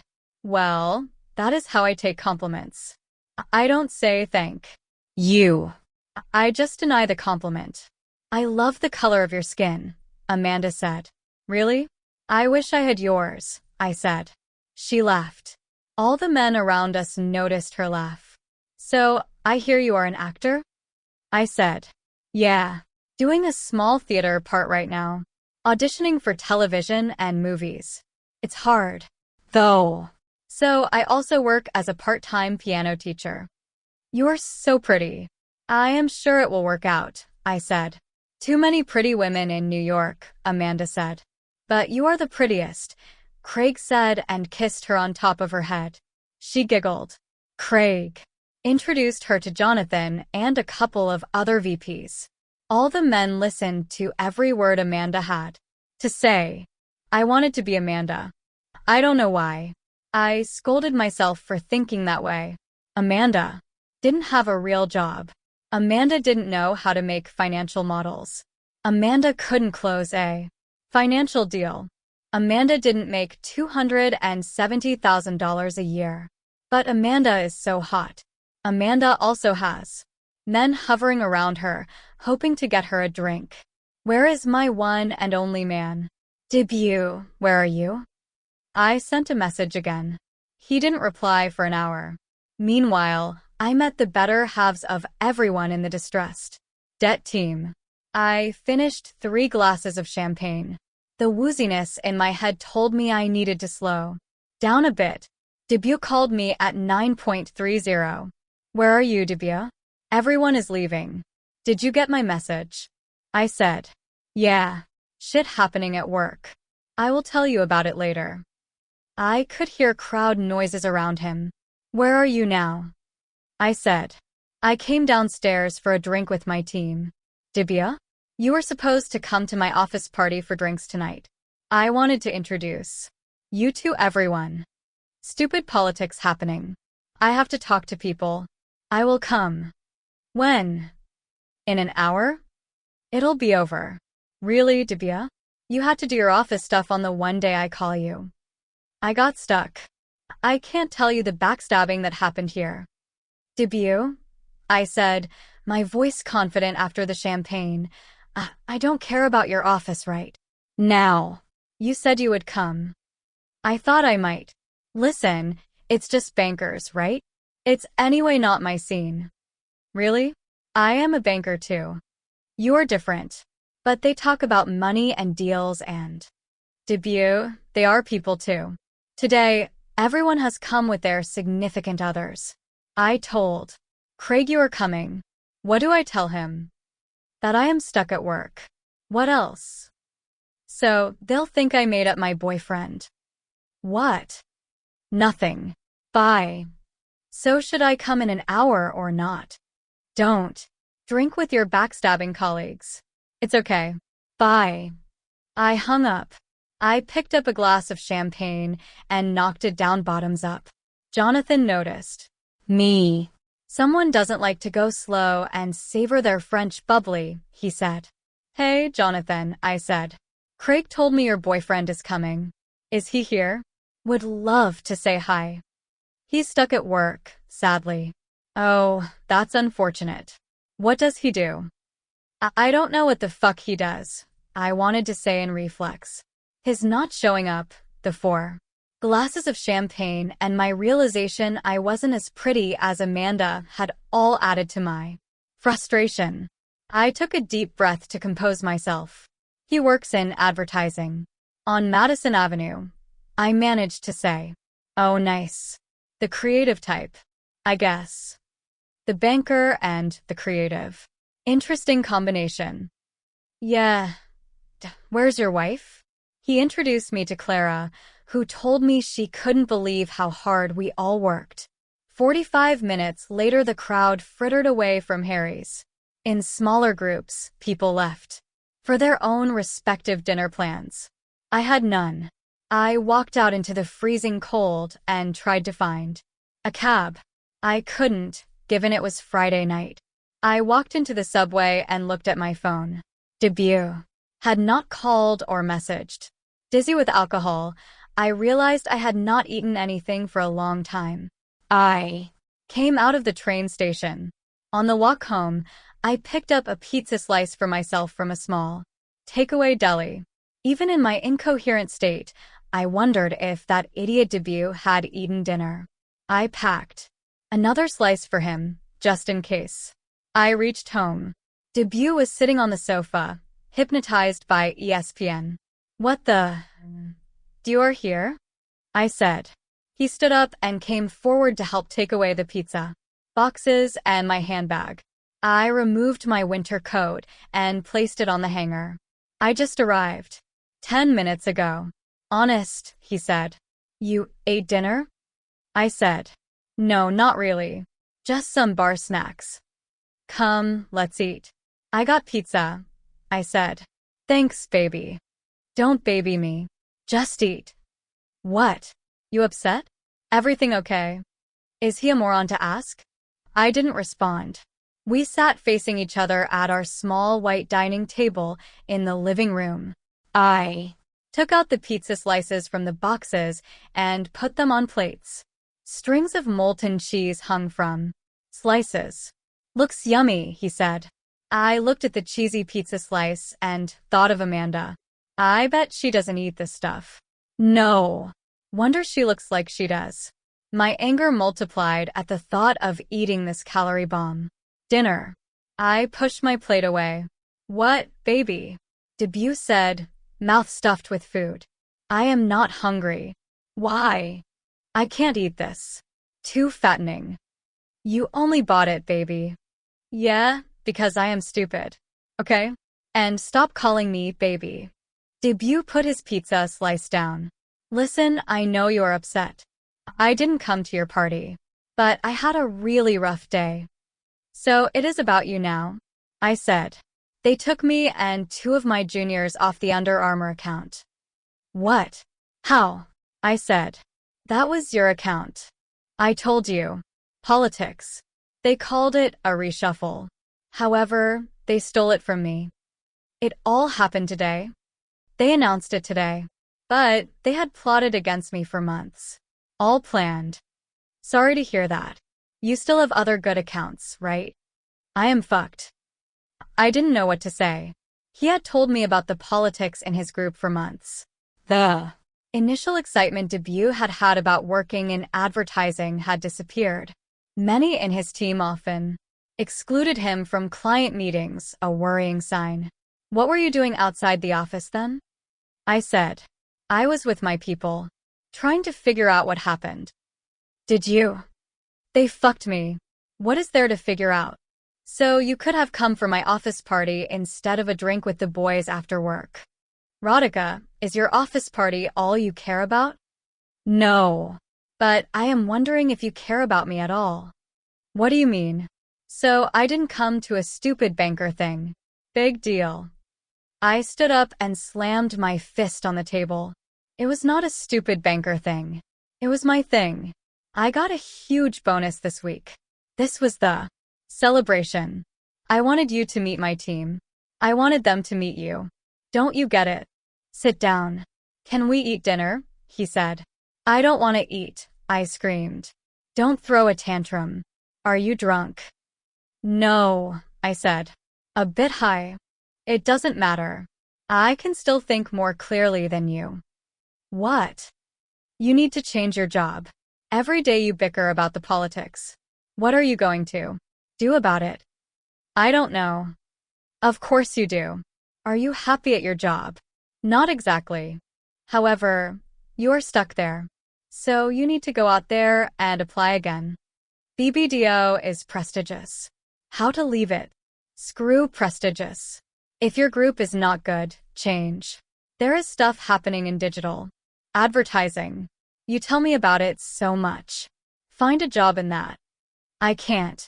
It's not easy. And they are startups and uncertain. Whatever, debut. So stay here, fine. But quit complaining so much.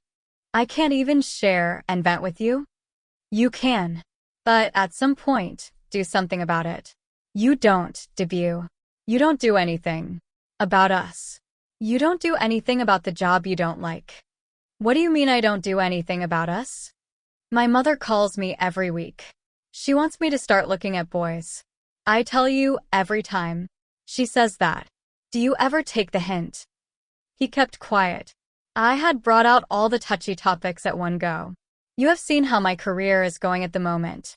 If only it was okay, I would have thought about it. So, do something about the career, debut, I said. I left the room. I took a shower and went to bed. I switched off all the lights. Debut changed and slid into bed next to me. He placed his arm around me. I brushed it aside. Come here, baby, he said. Go to sleep, I said. Ugh. He made a $10 million investment. We will now recover $36 million, I said. I made my final comments on the last presentation slide. We had invested in city properties, a Manhattan real estate firm gone bust. Fortunately, the property market had improved after our investment and we tripled our money. Fantastic. We should sell. Now that is what I call a home run, John said. What a deal. Well done, Radhika.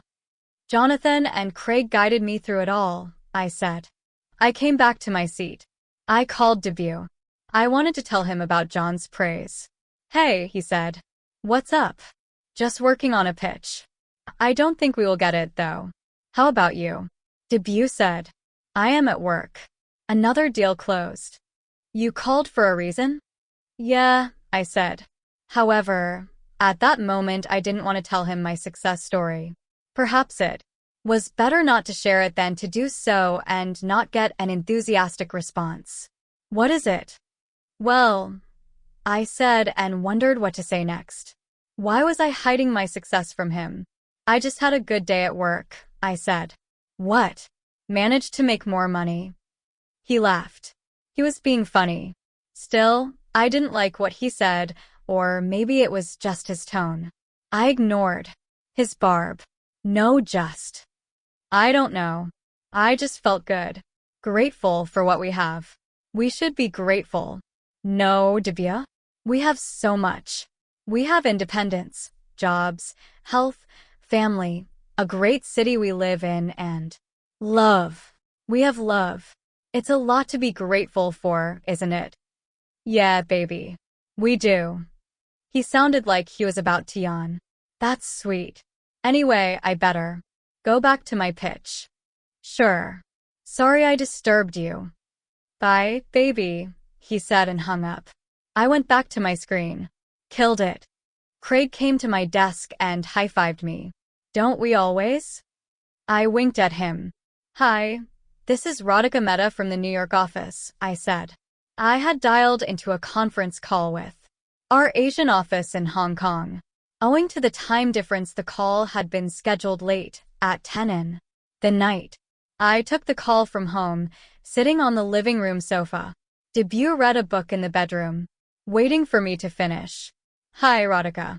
This is Peter Wu from the Hong Kong office, a voice on the phone said. Joshong from Hong Kong, came another one. Jonathan from the New York office, Jonathan said. I placed the phone on speaker mode so I could have my hands free. I had made myself a cup of mint tea and cupped it in both hands. Jonathan introduced the deal. We are dealing with a company called LuxVision, a spectacles and sunglasses manufacturer. Radhika has already sent out the info memo. Currently in trouble, has no cash. The only assets are some factories in China. Goldman Sachs excelled in working together across offices. While the deal came from New York, We would engage the Hong Kong office to help us out. Josh and Peter would visit the company plants in China to see if the factories actually existed and if they had any value. Client is saying the factory is in Shenzhen, just across the border from Hong Kong, I said. Easy then. We could do a day trip, Peter said. That would be good, I said. They are saying the factory is in the heart of town, and if we close it down, we could rezone into residential use and sell apartments. As I finished my sentence, Debut tiptoed into the living room. I placed a finger on my lips to signal him to be quiet. He nodded and pointed at the fridge. He walked up to the fridge and took out a cup of strawberry yogurt. He offered me some. I declined and sipped my tea. I smiled at how domesticated we had become. He could be in the kitchen doing his thing. I could sip my tea and work. I sent him a flying kiss. He smiled back. I tuned back into the call. Shenzhen is growing fast. Depends on the location and local permissions. What about the workers? Asked Josh, a VP in the Hong Kong Distressed Debt Group. Debut sat at the dining table and ate his snack. The call continued on the speakerphone. 200 workers. If we continue the manufacturing, they stay, I said. Though, if we keep the business running, it is only worth 40 million. If we sell the land for apartments, it is 70 million, Jonathan said. Wow, Peter said, huge difference in value. Yeah, so obviously we want the workers out and to explore the land sale option, I said. Okay, give us a few days, we will make a visit and revert, John said.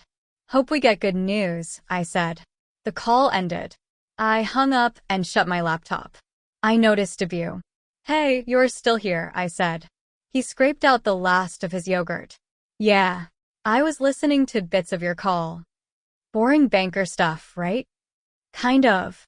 However, I think I sort of understood what is happening. I stretched my arms above my head. It's a new deal. Company gone bust. Factories in China, I said. Yeah, and you guys are trying to close it down, sell the land for apartments. True. The factory is old, but in a great location. China is growing fast, so this is the heart of town now. Ready for bed? It's late. No, wait. What about the workers? He came to sit on the sofa next to me. They will have to be let go of. We will give them some compensation, I said. And their families? What about getting new jobs? Debut, they will figure it out. We will give them a few months' salary as compensation. They will find another job meanwhile. It's not that easy. What kind of blatant capitalism is this? I looked at Debut in shock. What? I said. Seriously? Blatant capitalism.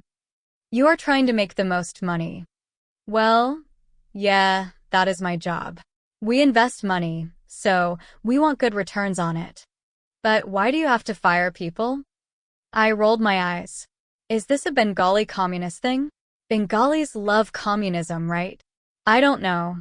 It just feels wrong. What you are doing to make money. I am not doing anything wrong. We are doing what is legally possible and trying to generate maximum value. To make some rich Goldman Sachs partners even richer? What about the workers at this factory? Debut.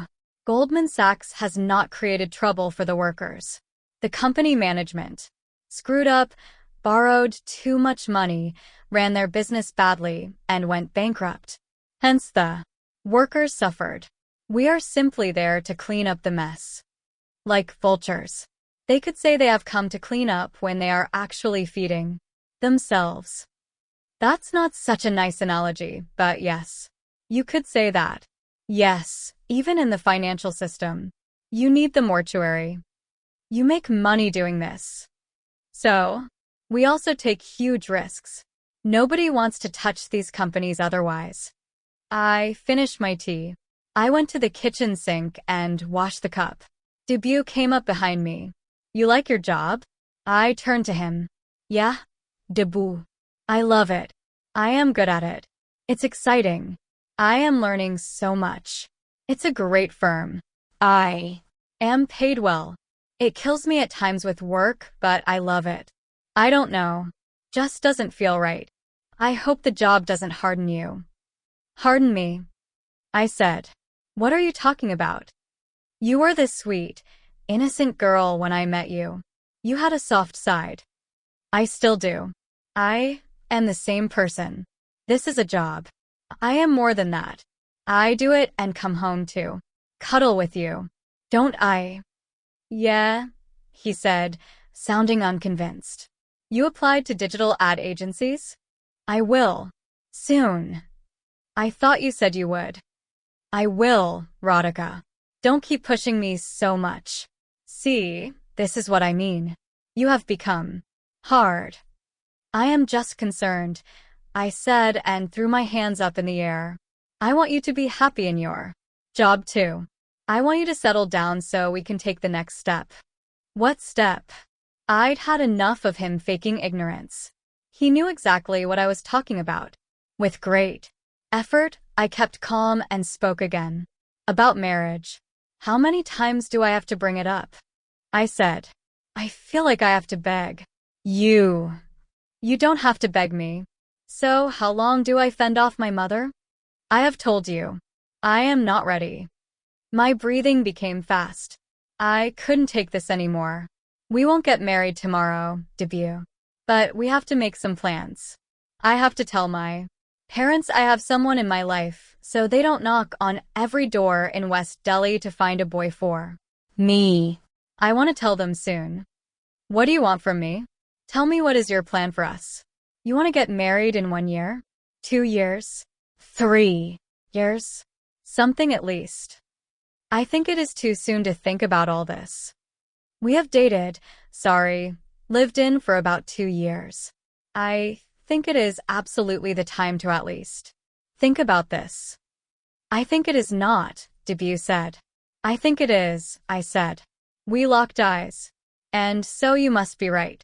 After all, you get the higher bonus, so what do I know, yeah? Debut said. I gasped. I raised my hand and pointed a finger at him. What the fuck? What did you say? Nothing, he said, probably regretting his statement. Did you just bring my bonus into our marriage discussion? No, I didn't. You did. I don't even think about it anymore. Is it on your mind? No, I don't care. You sure? If I were the sweet and innocent girl you met, whatever that means, you were also the sweet boy who talked about feminism while we walked in Manhattan. Remember? You will inspire other girls. Women need to show men they are no less. I don't care about your bonus. Okay? That is not what this is about. So then what? Explain to me. Why is it wrong for us to discuss the future if we have lived with each other for almost 2 years? I am not sure, he said. About what? I don't know. Suppose we marry each other. We will start a family, have kids, right? Yeah, of course, I said. So, I am thinking. I don't know. I had this idea of what the mother of my kids would be like. Huh? Mother of your kids? I said. Sometimes, debut talks such wacko stuff, I wonder what they smoke in their ad agency offices. Yeah, it's important, right? What kind of mother I want for my kids, debut said. Sure. I want a good father for my kids too. Can you come to the point? So, are you going to keep working like this or leave work once you have kids? I don't know. I haven't decided yet. I'd like to work if possible. You think you can?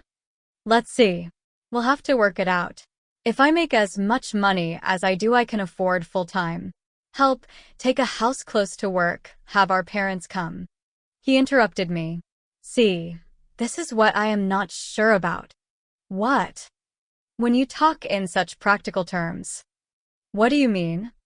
Like, if you are like this, in this hard job, fire the workers kind of role, would you even be affectionate towards our kids? What the fuck, debut? I shouted. See, now you're losing it. Then you say you want to discuss things. This is not a discussion. You're talking bullshit. Making sweeping judgments. I am not. Okay, I like you. I love you. But I want my kid's mother to be at home for them. Maybe I will be. If needed. See? You are not sure. You have this hi-fi mega-paying job. My job will have nothing to do with my commitment as a mother. Do you get it? We stared at each other in silence for about 30 seconds. He finally spoke again. I don't think I can do this. Really, I can't. My heart stopped for a second. Did he just propose a breakup? Oh my God, had the only man who ever loved the unlovable me threatened to leave me? I turned my volume down and spoke in a calm voice. Debut. What's the matter with you? Why are you being like this? He shrugged. Work stress. No. Is it the call? Listen, this is the distressed debt business. Don't get so affected. It's business. Not only that. I checked the time. It was midnight. I had to wake up at 6:30 to prepare for an early morning meeting. Debut, calm down. Sorry I snapped at you. I will try to be understanding, okay? I went up behind him and hugged him. This is not the time to talk about such things. It's my mistake, I said. It's fine, he said, disentangling my arms. Shall we go to bed? I said. He nodded. We slipped under the sheets. I took off my night suit and drew him closer. I'm tired. Good night, baby, he said and turned away from me. Within a few minutes, he was asleep. I, on the other hand, kept awake all night, wondering what I would do if the one man who loved me decided to leave me. Since I hadn't slept, I got out of bed at 5 a.m. I spent the next hour making breakfast. I made pancakes, Debut's favorite. I also cut fruit, boiled some eggs, and made toast. I wondered why I was doing this. Was it because I couldn't sleep? Or did I want to calm Debut down? Or to show I could be domestic enough to be a good mother? Or did I want to prove that I could be sweet and innocent, which probably translates into docile and submissive? I wanted Debut to wake up and be happy. I wanted it more than the China deal or a bonus or anything else. I scolded myself for feeling that way, but I couldn't help it. His words about me not being potential mother material had shaken me up. Wake up, Debut. Eat the pancakes and please tell me I am lovable. He entered the living room at 6:45. I had already laid out the plates and placed a jug filled with orange juice on the table. I switched on the electric hobs and put a saucepan on it. Wow, he said, rubbing his eyes. Good morning, I said in my most cheerful voice. What are you doing? Making pancakes. You love them, remember? You want them with maple syrup or honey?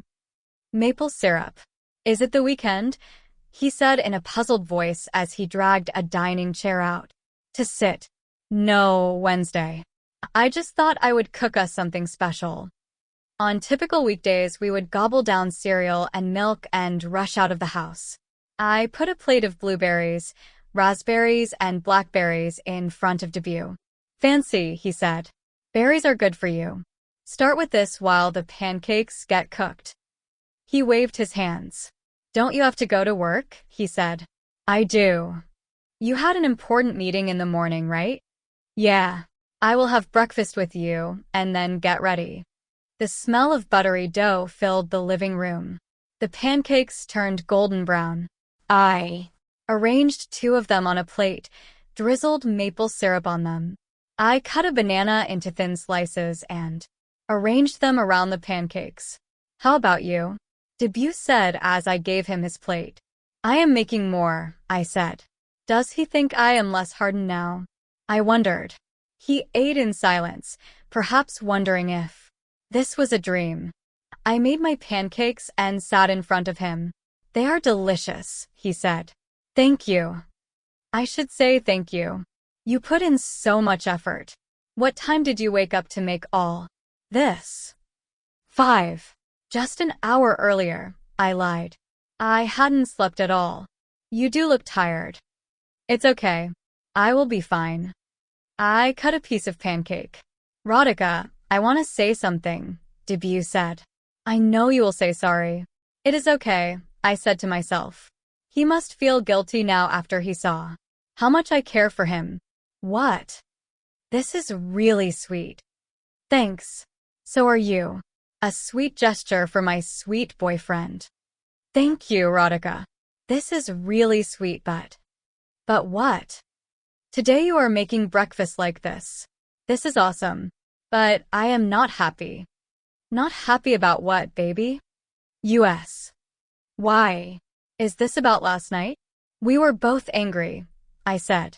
I found it difficult to swallow the slice of banana in my mouth. It's not just about yesterday or about being angry. I have been thinking about it for many days. Weeks, actually. Really? And you didn't discuss it with me?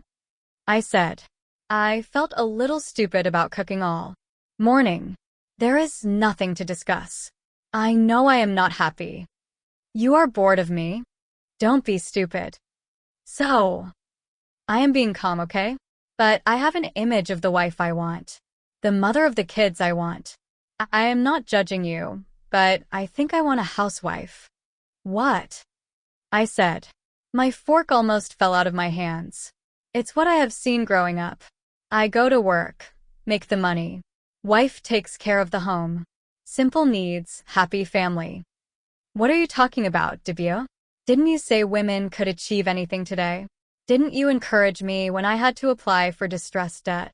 I did. I still admire you. I respect all women who achieve big things. I think it is great. But you can't be with them?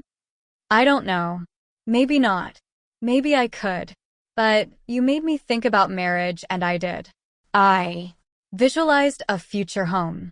I would like my wife to be there for me and my kids. And I can't be that. Will you leave your job? Why, Debia? Why do I have to leave it? I like it. It's rewarding and fulfilling to me. What about the home? What about the home? You're going to work too, right? Why can't I? Oh, so you want to work and I stay at home? I didn't say that, but why do I have to choose one of the two? I get it. What, Debia? You make more money. I should quit my job, right? Not the high-flying you. Will you stop it? Stop calling me high-flying or whatever. When you do well, I am happy for you. Am I not? Why can't you be? He looked at me once and then sideways. I let out a deep breath and spoke again, as calm as possible. Nobody needs to quit if they don't want to. We can still have a good, happy family, I said. Debut kept quiet. I could tell my words did not convince him. Say something, I said, putting my cutlery down. He remained quiet, continued to eat in silence. Tears welled up in my eyes. I wiped them with a tissue. He placed his hand on mine. Don't cry, he said. Don't make me cry and then say, don't cry, I said, my voice breaking. Leave all this banking and morning meetings. You are stressing yourself out. I am fine, I said as I continued to cry. I am fine. You are this simple Indian girl. You need to love and be loved. Yeah, I am, I said, sniffling as I composed myself. I will take care of us. Don't you just want to be there for me and our future kids? I checked the time. It's 7:20. I really need to rush. I walked towards the bathroom. Debut spoke behind me. See, this is what you do. I am discussing something with you, he said. I turned to him at the bathroom door. I have a morning meeting. I am presenting a deal. I told you. But I am discussing something important. Leave the meeting today. I can't. I have to present the China deal. I went into the bathroom, took a quick shower, and changed from my nightclothes to a white shirt and black trousers. When I came out, Debut was still sitting at the dining table. This is what I fear. Even as a mother, this is what you will do. Then what? He said. I didn't respond.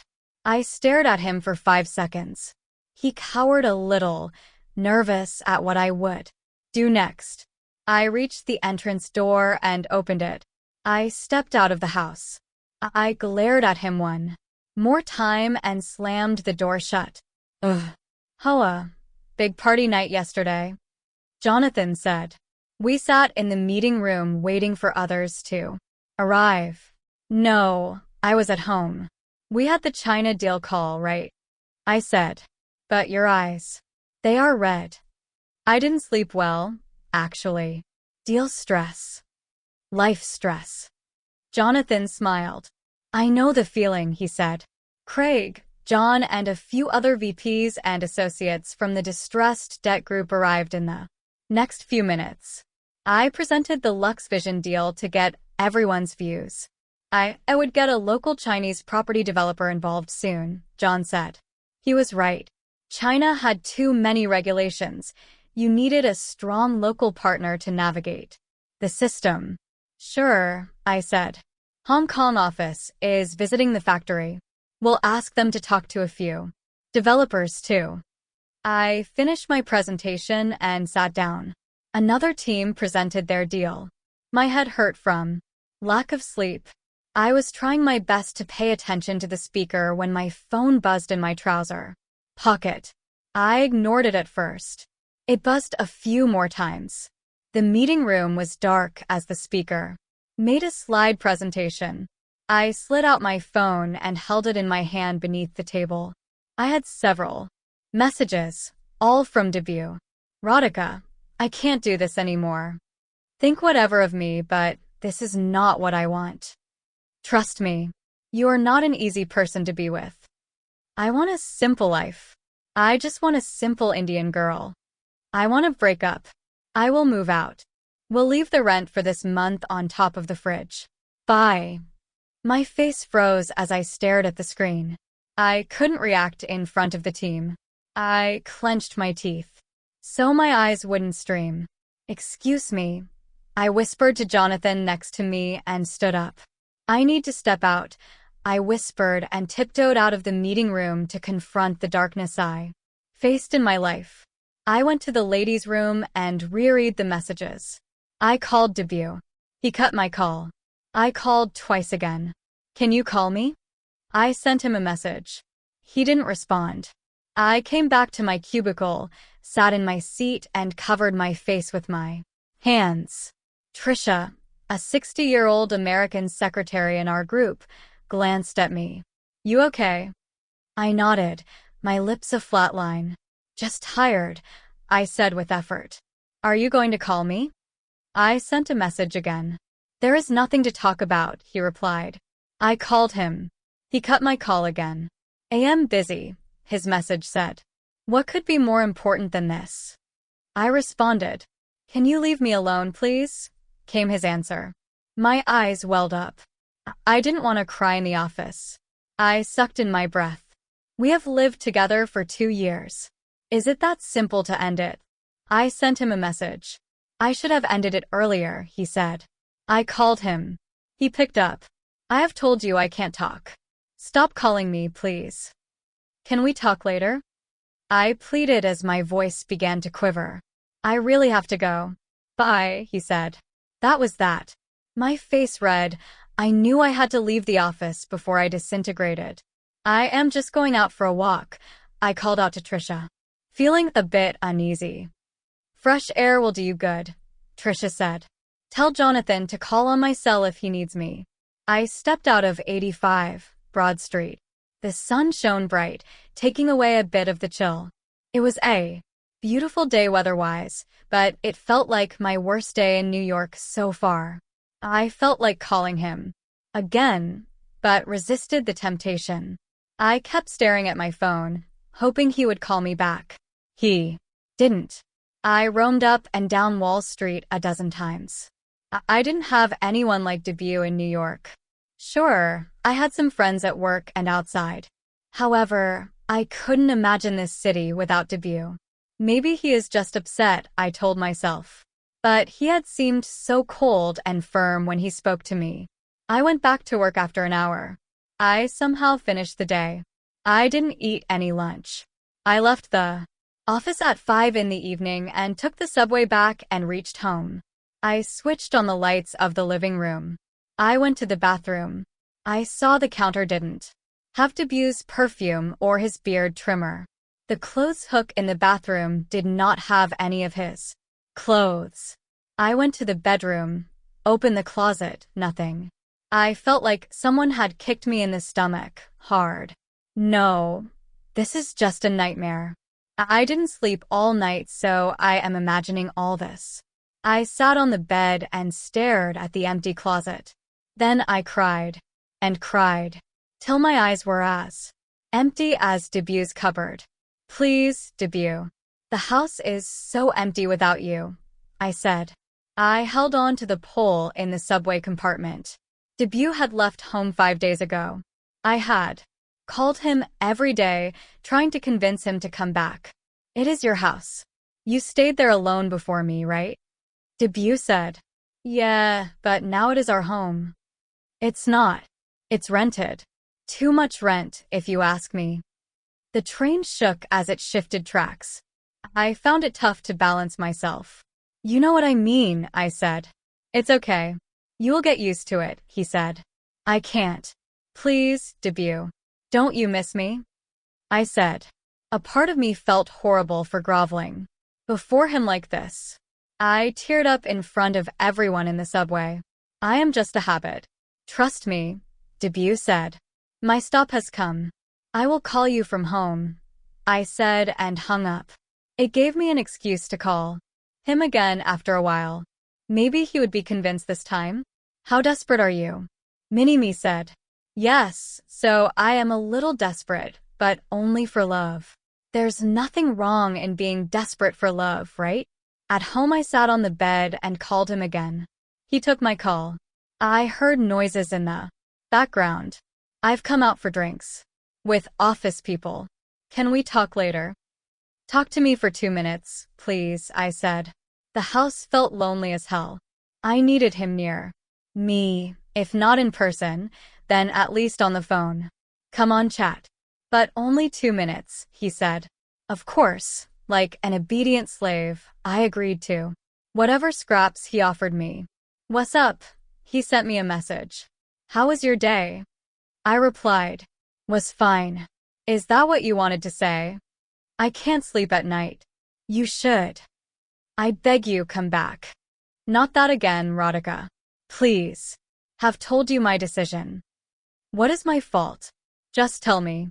I will change myself. It's fine. You want me to not work?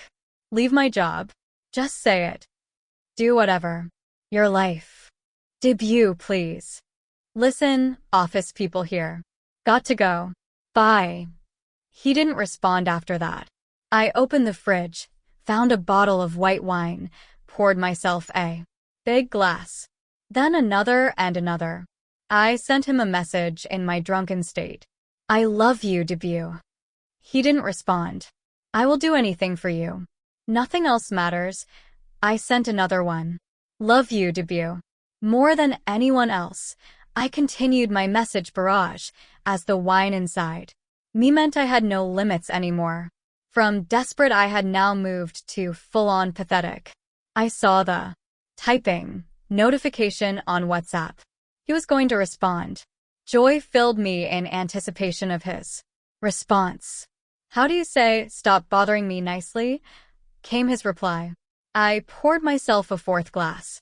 I needed to pass out and, well, not bother him anymore. A month after Debut left, we closed the Lux Vision deal. The China factory site did have real estate potential. With the right local partners, we could see a good profit on the deal in 2 years. We had closed a complicated deal. Jonathan wanted to celebrate. I am buying a round of drinks. Harry's at 7, he said to Craig and me in the afternoon. Craig did thumbs up from his cubicle. Radhika, you on? Jonathan said. I gave him a blank stare.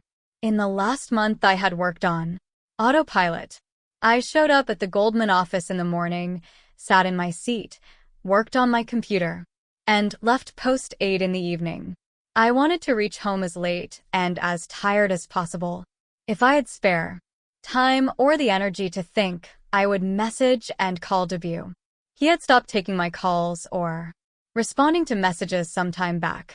But it didn't deter me. I didn't socialize with anyone.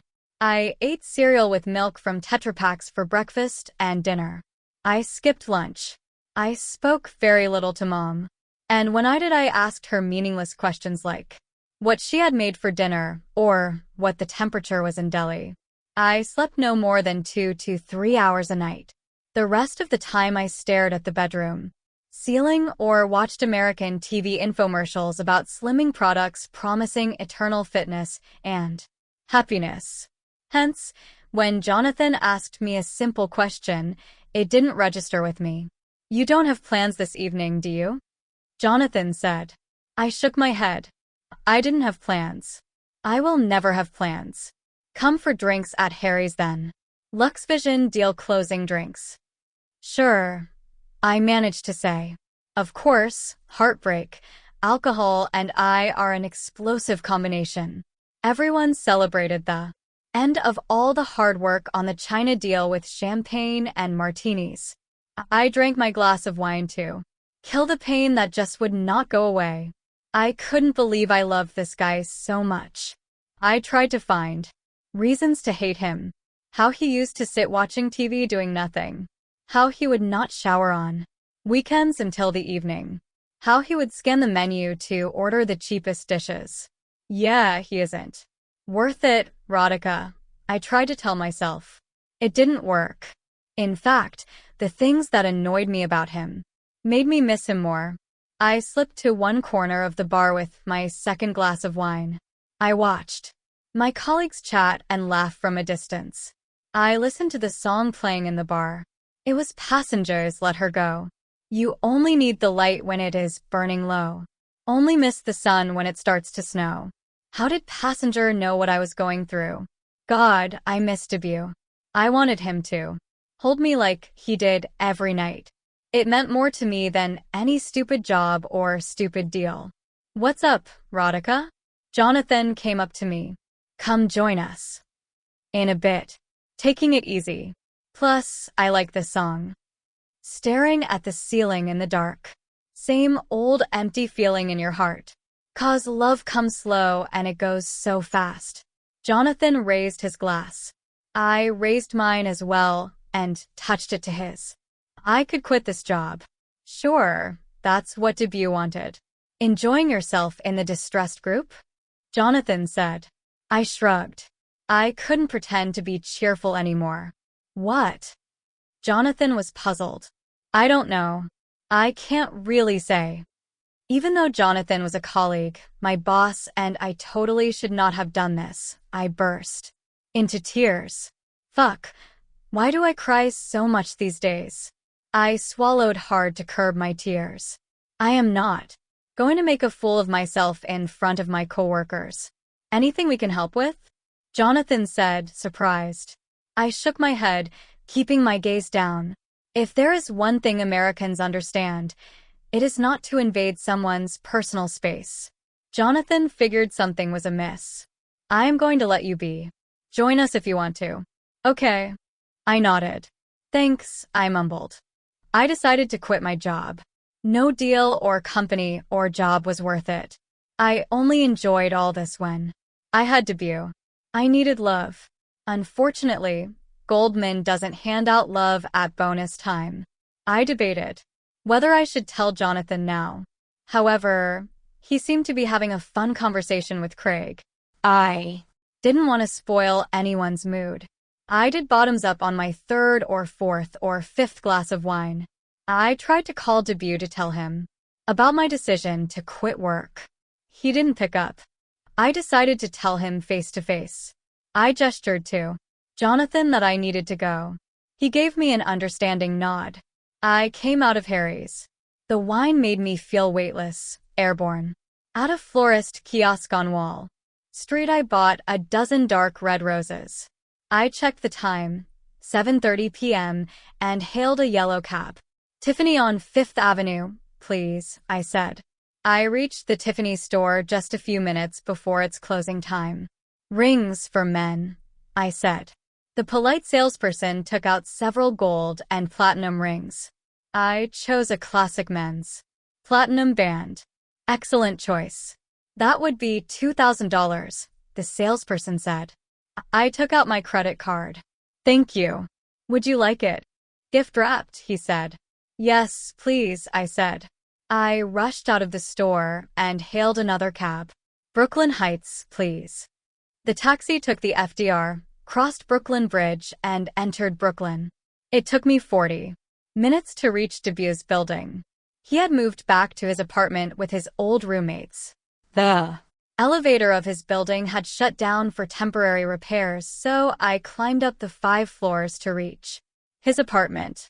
I was about to ring the bell but paused. I wanted to give him a complete surprise.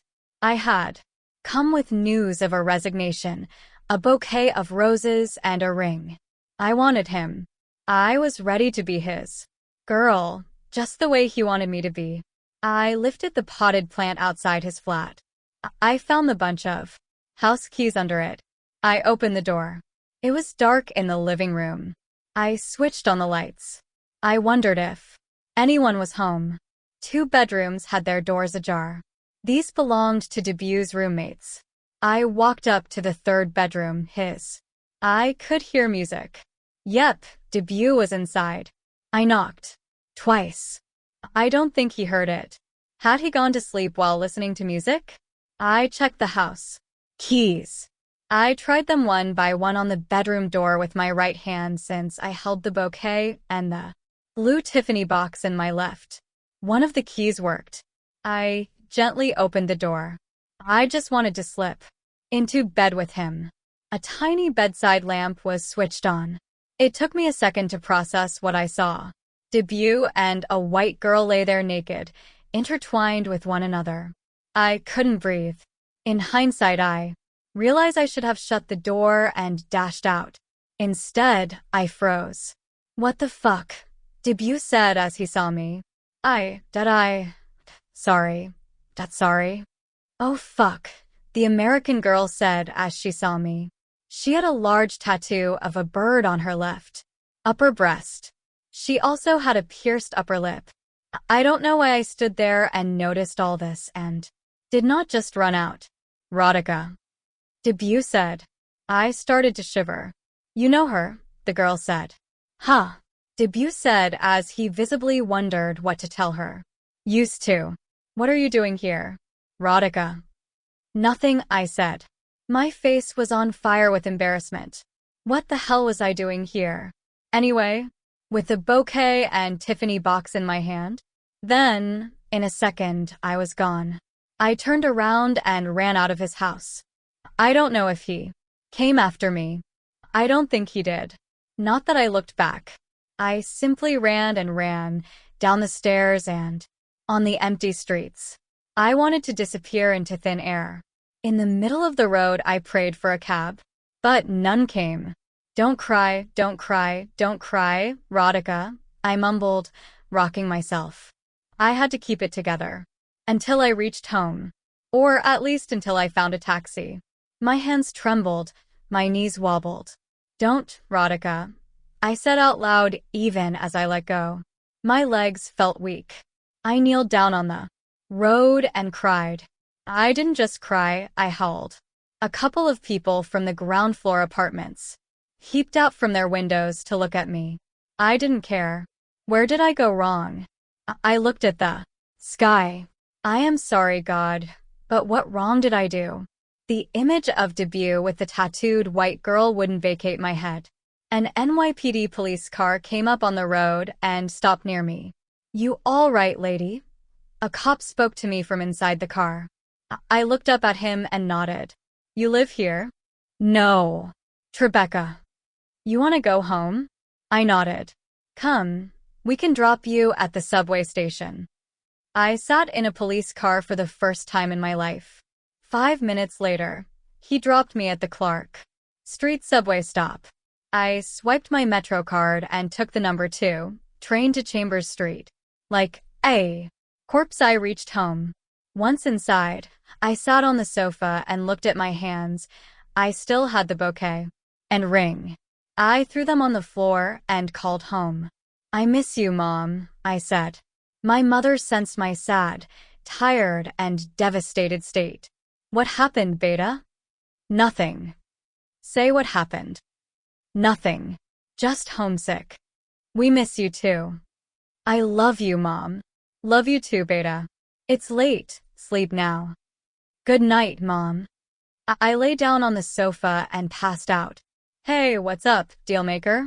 Come right on in, John said as I knocked at his office door. I came in and sat down in front of him. So, Jonathan told me, John said. Yeah, I figured, I said. Personal reasons? John said. I nodded. I had sent in my resignation. I had really tried to get back to normal, but New York wouldn't let me. Every street, every nook, every inch of Manhattan made me think of him. Hell, I was such a wreck that every advertisement hoarding, because debut worked in advertising, you see, made my heart sink. Every restaurant menu took me back to dinners with him. Even in my own house, the kitchen, the couch, the bed, everything screamed his absence.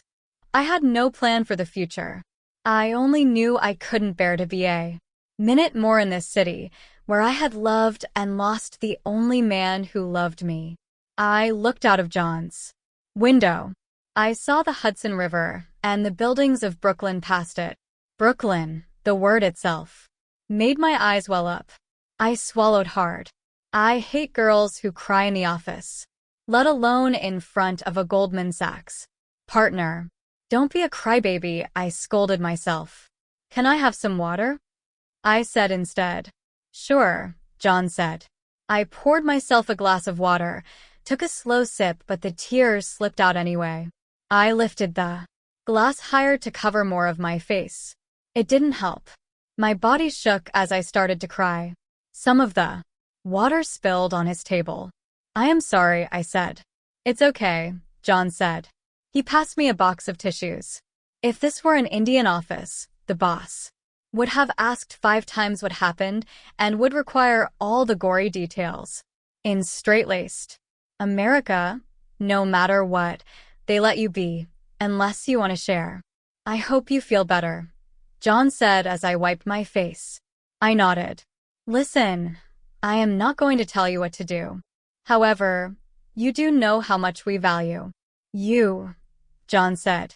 Yeah, I said, staring at the glass before me to avoid eye contact. So, if there is anything we can do to keep you, if you need a long break or time off, anything. I shook my head. What next? John said. I have no idea. Leave New York. Maybe go home. You want to tell me what the issue is? John said. I kept silent. Sorry, it's not my place to ask. You don't have to tell me. Just wanted to help if I could. I can't be in New York, I said. Okay. Do you need to be someplace specific? No. Just not New York. Too much baggage. John nodded, leaning back on his ergonomic Herman Miller chair. A relationship ended. I didn't realize I was this attached. Or it would hurt so much. John was probably wondering how his favorite associate could be so foolish as to leave a job and a city over a guy. Now every corner of Manhattan reminds me of him, I said. You could always move to Brooklyn, he said and smiled, pointing to the window. He looked at me. Of course his joke had not worked. He lives in Brooklyn now, I said in a plain voice. Sorry. I was just being funny. Didn't work, obviously, John said. You probably think I am insane. To throw away a career for a guy. That to a guy who is not with me anymore. I don't judge people. And I know you are not insane. Thanks, John. Anyway, I want to thank you. I have had a wonderful experience, I said as he interrupted me. Wait, how about we keep you? But we transfer you. Transfer? To another office within the group. Where? Wherever we have offices. Your last deal was that China one, right? Yeah. Lux Vision. So that deal needs to be monitored until we exit. You could do it from Hong Kong. That will get you started. Plus, find new deals there. Asia is growing. Hong Kong, I said. That's as far as it gets from New York, by the way, on this planet, he said and smiled. You are saying I could transfer to distressed debt in Hong Kong? I said. I could make some calls, John said. See if they can accommodate. John was being modest. A partner of his stature calling the Hong Kong office meant they would oblige him in a second. I know nothing about Hong Kong. Lots of Chinese people, John said. Seems like a fun place from what I have seen during my travels. I already submitted my resignation. I sent you an email. I have already deleted it, John said, clicking a button on his computer mouse. Both of us smiled. Thank you, John. Thank you so much. I will call Neil. He is the partner there. You know him. John said. Not much. He did a session during associate training, right? Smart guy. I will talk to him. How soon can you move? When is the next flight? FK, please, I said to the cab driver. I sat in a yellow cab to the airport. It was almost 5 in the evening. Finally, the movers had left. And I had surrendered the keys to my Tribeca apartment. My new job offer had come through, with only one brief call with Neil as an interview.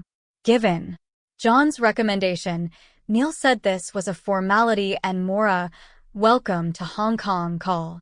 Human Resources sent me a new offer. Given the high rents in Hong Kong, they added a housing allowance of $60,000 a year to my base salary. I had decided to quit and go back to West Delhi with a zero salary. Maybe I would have yielded to my mother's badgering about getting married. I should have been serving tea and methionine trays to prospective grooms. Instead, I had a welcome brochure from the Goldman Sachs Asia Pacific relocation group in my hand. I might not have love in my life, but I did have Uncle Goldman Sachs taking care of me. The brochure said I would be staying at the Shangri-La Hotel in Hong Kong until I found a new apartment. The cab passed the Tweed Courthouse near the Manhattan side entrance to the Brooklyn Bridge. From a distance, I could see the skyscrapers of the financial district. Even though I had wanted to get out of New York at the earliest, I felt a tinge of regret. I had become attached to the city.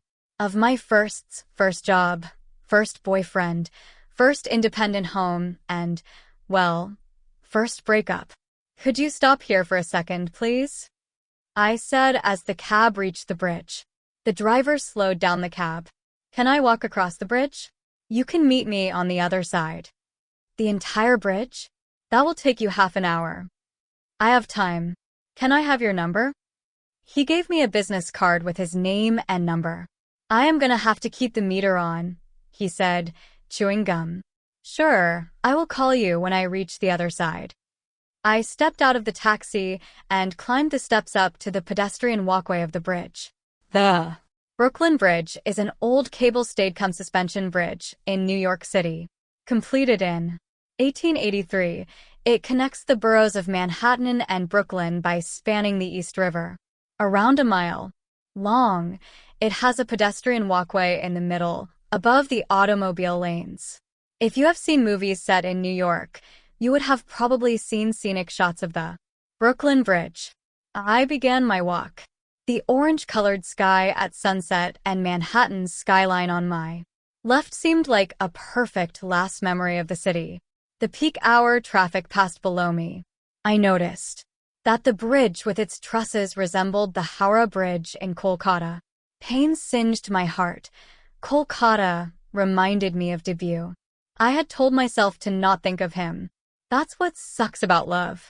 It takes away your control over your thoughts. Any trigger, anything that somehow could be connected back to debut, would spark a fire of memories inside me. I just wanted my last walk in the city to be peaceful. Alas, no such luck. I approached Brooklyn. I wondered if debut would be home already, or if the tattooed white girl would be waiting for him. One of his Roommates had told Avinash, who then told me, that the girl was a waitress at Chipotle, a Mexican fast food chain. I didn't ask further. I wondered if he loved her so much that he never thought of me. Or did he miss me? Focus on the walk, breathe, I told myself. Why doesn't the brain listen once in a while? Why? Can't it just take in the beautiful view? Isn't it the brain's job to figure out a way to avoid pain? So, why is it only generating thoughts that kill me? I reached the midpoint of the bridge. Tourists took pictures of the panoramic scenery. I took out my phone to take a last snapshot of New York as well. After I clicked the picture, I opened my WhatsApp. I don't know why I did it, but I checked Debu's profile.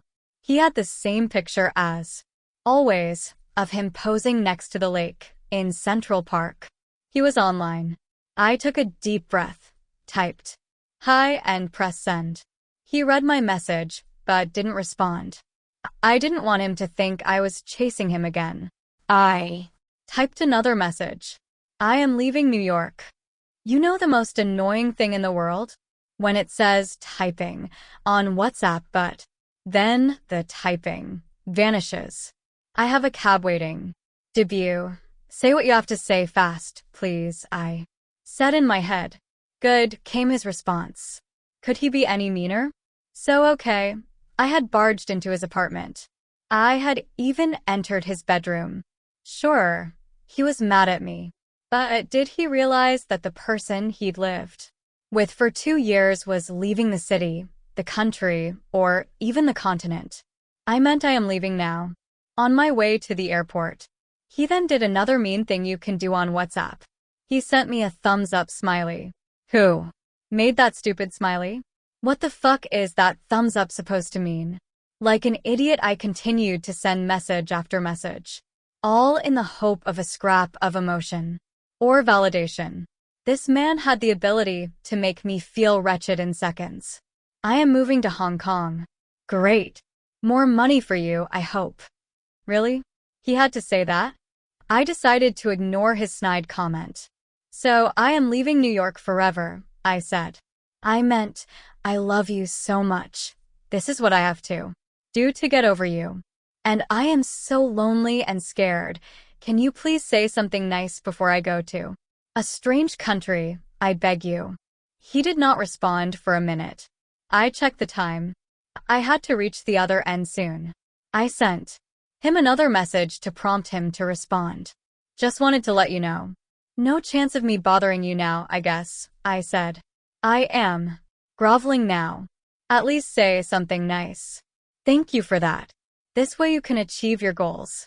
And I can find someone caring, he said. That hurt. I gripped my phone tight to prevent my fingers from typing again. I like to humiliate myself, but I guess I had to set limits on how much. No more, I said to myself. I took a deep breath. On an impulse, I tossed my phone into the East River.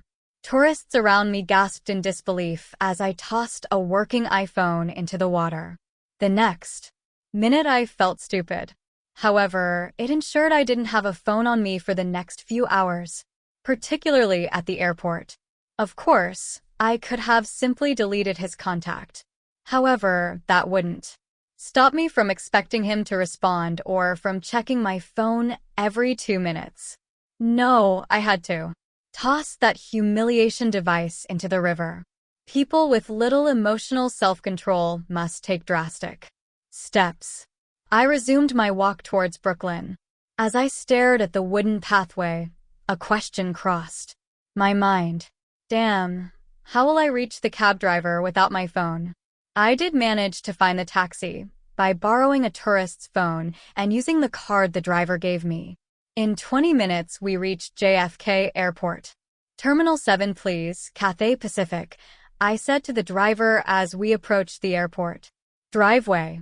I checked in and waited to board in the Cathay Pacific lounge. A part of me felt glad I had lost my phone. If I didn't, I would be calling Debut right now. I thought about his curt responses. Couldn't he have said, "All the best, baby. I am sorry it ended this way." He could have even sent a "let's be in touch. I still care about you." Was I so horrible? Was he so relieved to be rid of me? Lost in these thoughts, I boarded the Cathay Pacific plane with its dark green interiors. I sat in the plush business class seat, courtesy of my bank, the only one in the world that seemed to care about me. A pretty Chinese girl in a fitted red cheongsam dress came up to me. She offered me a glass of champagne. I declined. I had no reason to celebrate. I looked out the window as the plane started to taxi for its long 16-hour flight. My eyes filled with tears. I felt lost in my luxurious surroundings. Too sad to stay. Too sad to leave.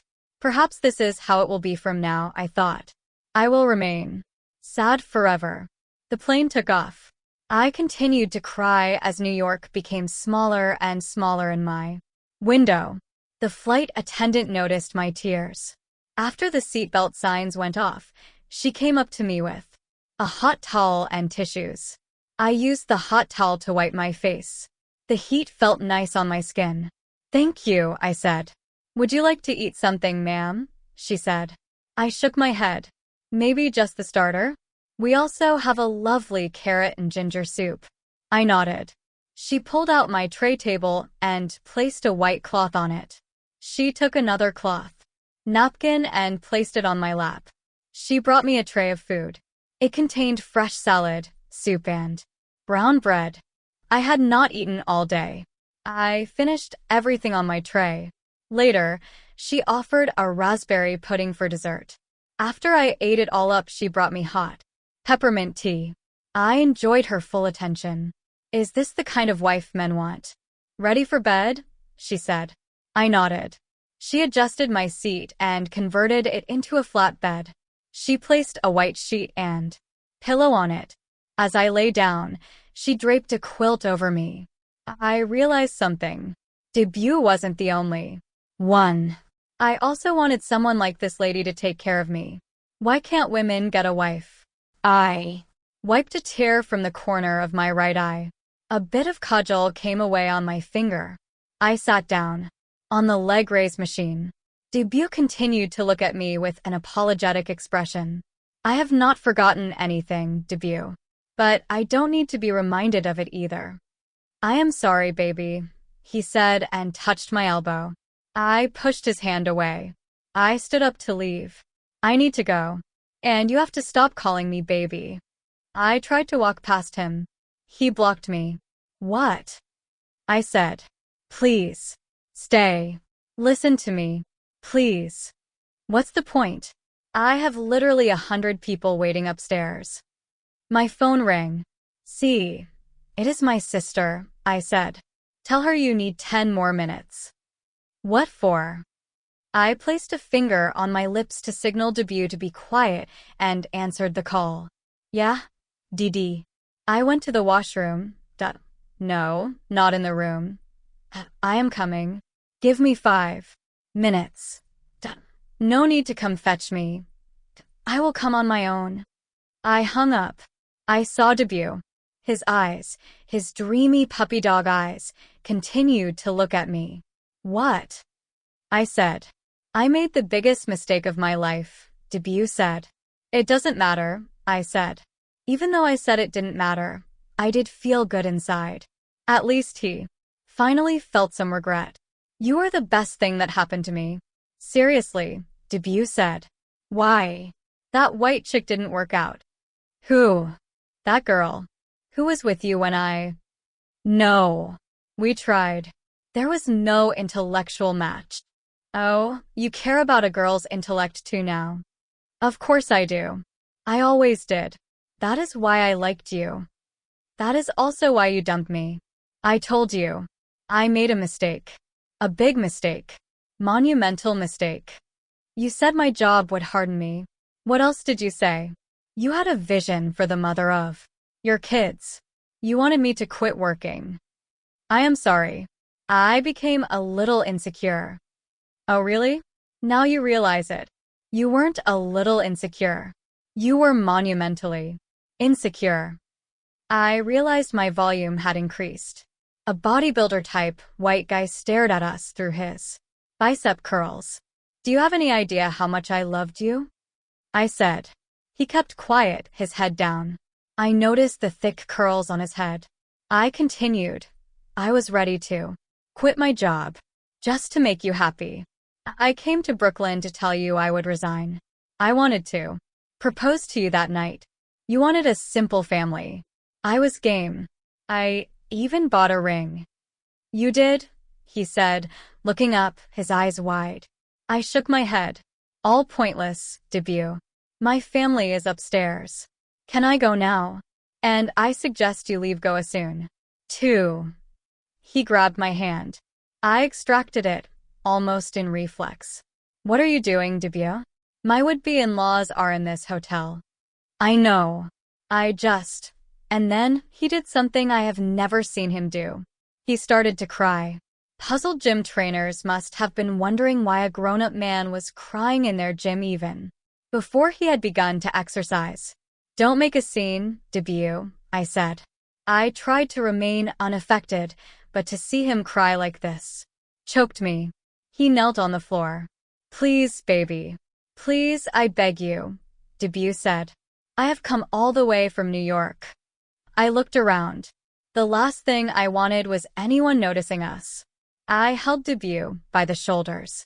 Get up, please. I pulled him up. I handed him one of the hand towels kept in the gym. He used it to wipe his face and compose himself. Stop being the victim here, debut. Remember how you treated me? You would not take my calls. You were rude on messages. He nodded his head vigorously. You were. I searched for the right word. An asshole. Yes, he said. Good. So now you're doing these tears and trips. But how did you treat me earlier? Even on my last day. I still remember. You sent me a thumbs-up smiley. That's it. I said, I will miss you 10 minutes later. You didn't reply. You did. Yeah. Why didn't you reply? I tossed my phone in the river. What? I shook my head and threw my hands up. No point digging up the past. Why not? After you, I tried to be with several people. I dated other girls. Nobody connected with me like you did. Nobody had the complete package of qualities like you. You are smart, caring, and humble. You are easy to live with. You kept our little apartment so well. I still remember how you gave me that surprise party when I got a promotion. Which girl does that? Anger filled me. I wanted to slap him. My arm tightened. What? You want to slap me, right? Do it. I looked around. Everybody seemed busy with their own exercises. I lifted my hand and slapped him hard across his cheek. Ow, he howled. You actually slapped me? I flexed my fingers. My hand hurt. Now you tell me all that? You couldn't say it earlier? I gave you surprise parties, yes. But how did you react when I got my first bonus? Like a dick. Exactly. Where did your feminism go? My feminism didn't go anywhere.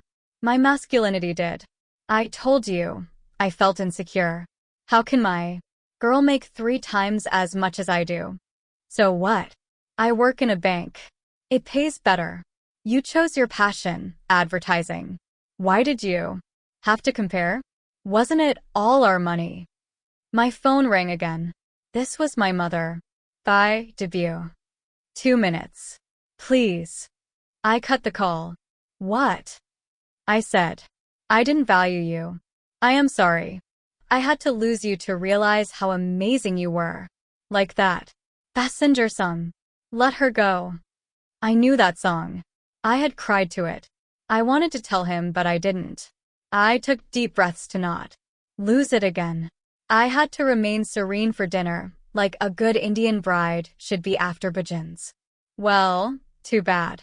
Anything else? Have a safe trip back otherwise, I said. I have a plan, he said. Plan? Yeah. Swap the groom. What? I said, my hands on my hips. I understand you have your entire family here. You can't stop the wedding. But I am ready. I want to marry you right here in Goa. I will call my parents from Kolkata, maybe some close relatives. And I cut him short. Hold on there. What did you say? We get married? Right here. Ask yourself, Radhika. I am your first love. Sure, I made a mistake. But I want to amend it. I want you more than anything else in the world. So I can get married now. Your parents will freak, but at least they'll know it is not a canceled wedding. The boys sighed. Yes, they will be upset too. But I will handle it. You have really thought it all out. I had time on the long flight here. I realized I couldn't lose you at any cost. And what makes you think I want to marry you? Because I know, deep down, you still have feelings for me. I will keep you happy, Radhika. Do whatever you want. Just be with me. I sat back on the leg press machine again. I covered my face with my palms. This wasn't happening. No, I couldn't be facing this. This is a horrible dream, I told myself.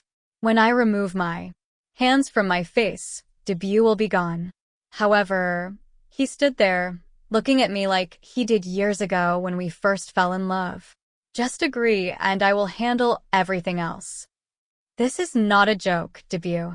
My entire family, Brajesh's entire family, is here. Brajesh is the person you are getting married to? Yes, I said. Did I just show that I was considering Debu's idea? Was it just about how to manage the family embarrassment now? I am here for you. We can go back to how we were. Remember our tiny apartment? Of course, I said, my voice softening. My phone rang again. They will send search parties for me. I will wait for you. Will you think about this and let me know? Debut said. I don't know. My mind is not working. I better go. I am in the resort across the road. They didn't have rooms here at the Marriott. I know, I said. Thank God for small mercies. Day 4. How are you? Brajesh smiled at me. We were on the sandy beach for an early morning stroll.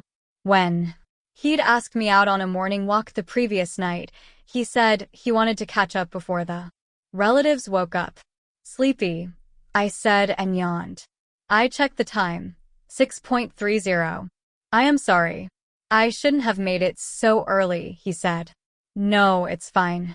Once people wake up, chaos begins, I said. I had worn pink liquor leggings and a white top. He wore a gray tracksuit. We were both barefoot. Occasionally, the waves would splash high and run through our toes. Didn't sleep enough, he said. 4 hours. It is okay, I said. Sleep deprivation delayed my reactions to recent events. Debut had flooded me with messages all night, right from reminding me of our first date to asking me how. Long before I took a decision. The bhajans were wonderful. Such a great idea, Brajesh said. My mother's idea, actually, I said. Yeah, it just makes the whole event more pure, Brajesh said. Sure, especially pure if the bride goes to the hotel gym to make escape plans with her ex-boyfriend. Mendi today then? Brajesh said. Yeah, I said. Not much for you to do. Oh, they have plans for me too. They will apply turmeric paste all over me. Marinating the groom before the roast? Both of us laughed. He held my hand. I didn't protest. How could I? We were getting married. He clasped it tighter, and although it felt a bit weird, I held his hand too, not merely leaving my hand in his. I wanted support, perhaps, to decide what I needed to do. You happy? Brajesh said. I looked at him. His smile was childlike. He was visibly thrilled to hold my hand. Yes, I am happy, Brajesh, I said.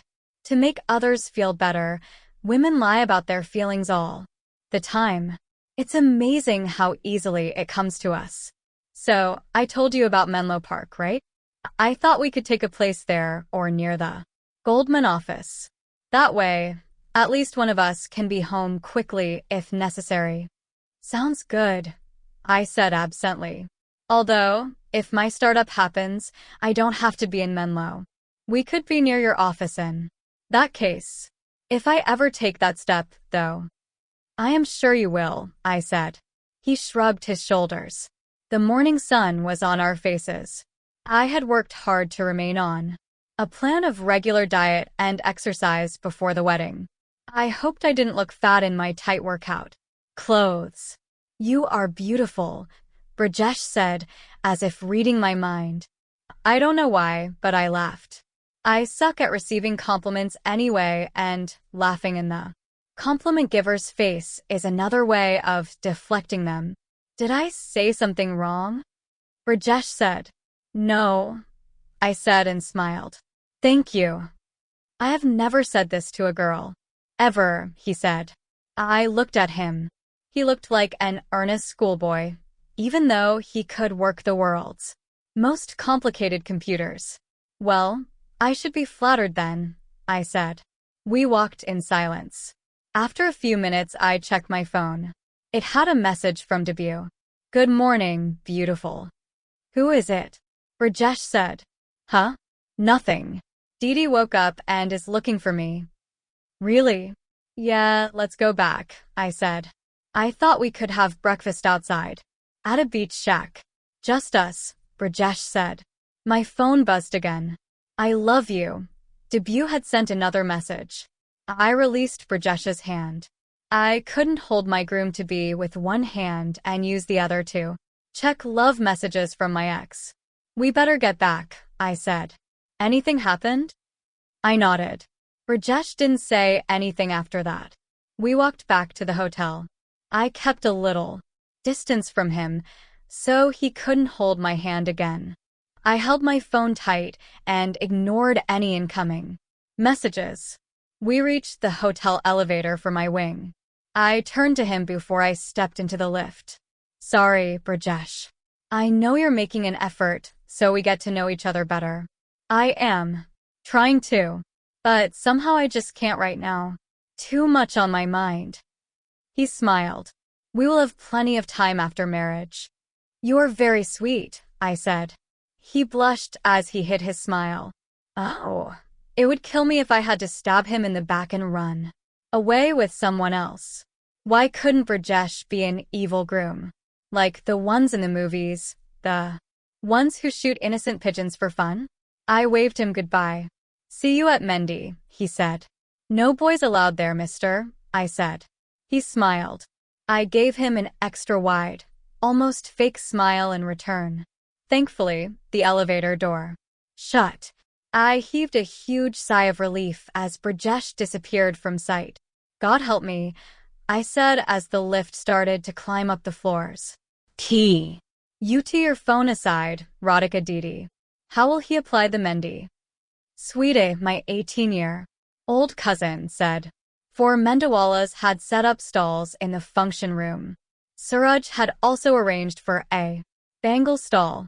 The function room turned into a stock exchange of hotly traded gossip as women of all ages assembled to apply Mendy and choose bangles.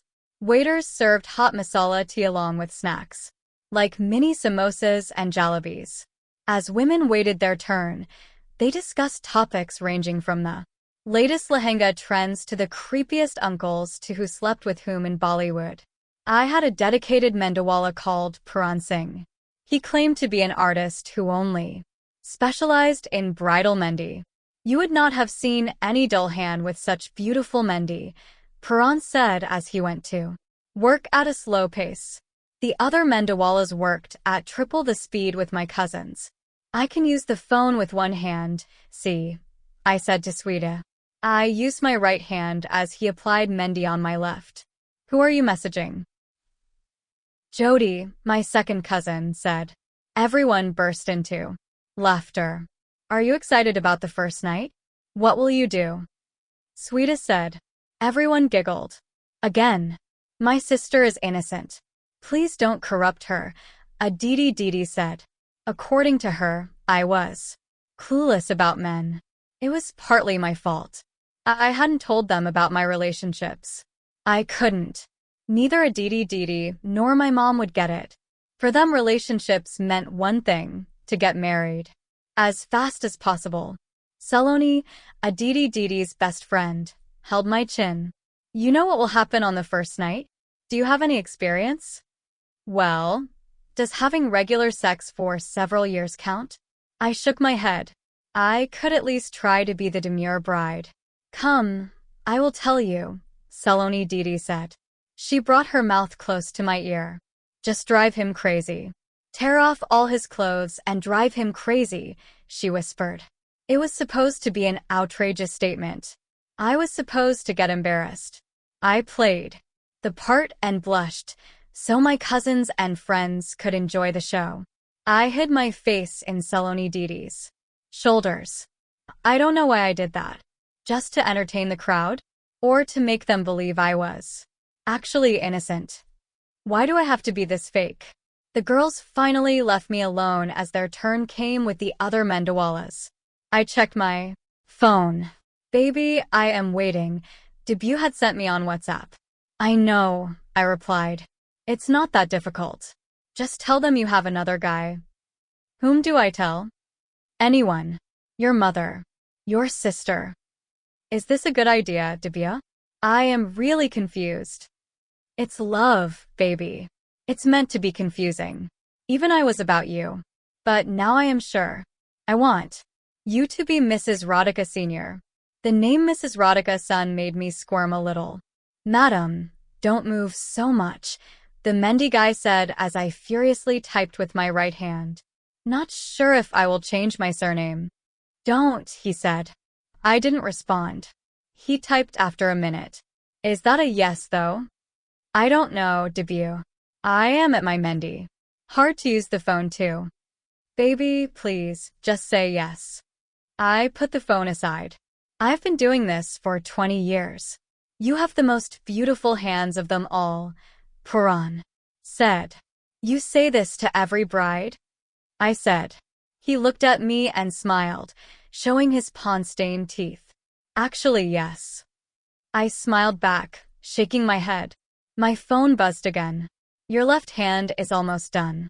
We'll need the other one soon, Puran said. I nodded and checked my phone. The message had not come from Debut. It came from an unknown international number. It began with +852, the code for Hong Kong. Hi, it's Neil, the message said. Madam, can I have your other hand? And don't move your left hand now. It has fresh Mendi. Puran said. Give me 1 minute, I said to the Mendawala. Hi Neil, I replied. I heard you are getting married. In Goa. Yeah. Cool. Office people told me. Yes. What's up? I am in Sri Lanka. Due diligence on a deal. Okay. Can I call you? Radhika, focus on your Mendi or I will kidnap your phone again, Aditi said. 10 seconds, I implored Aditi. Too caught up right now, I typed back. I pressed send. I put the phone aside on the cushion next to me. Puran held my right hand and started to apply Mendi. He had spent 2 hours to make an intricate floral pattern on my left hand. He needed the same time on my right. My phone screen lit up on the beautiful cushion. I had another message. It's urgent, Neil said. I couldn't respond. I did not have any hand free. He called. I used my pinky finger to disconnect the call. He sent another message. Listen, please talk to me for 2 minutes. I couldn't. How do I tell him? He continued to send me messages, one after the other. Don't move, Radhikaji, Puran said. Neil continued with his messages. I have a lot to tell you. Been meaning to reach you sooner. Are you going to reply at least? I can't, I screamed in my head as Puran Singh drew an intricate circle on my right palm with henna paste. The messages kept popping up. You know what? This can't be done on chat. Or even on a call. Some things are just better discussed face to face. So maybe I should do that. Yeah. Okay then. You are reading my messages but not responding. So yeah, face to face. I sat there, exasperated and helpless. Bia, can you hurry up? I said to Paran. It is shoddy ki Mendi. How can you hurry it up? You saw your left hand? I have to make this equally beautiful. I saw my phone flicker every few seconds. Damn, I mumbled to myself. I had to respond before he did anything crazy. I had enough on my plate already. There you go, Paran said after 2 hours. Thank you. Thank you so much. Can I go now? Yes. But you won't give me any special gift. I gestured to my sister. She gave the Mendi guy a 2,000 rupee tip.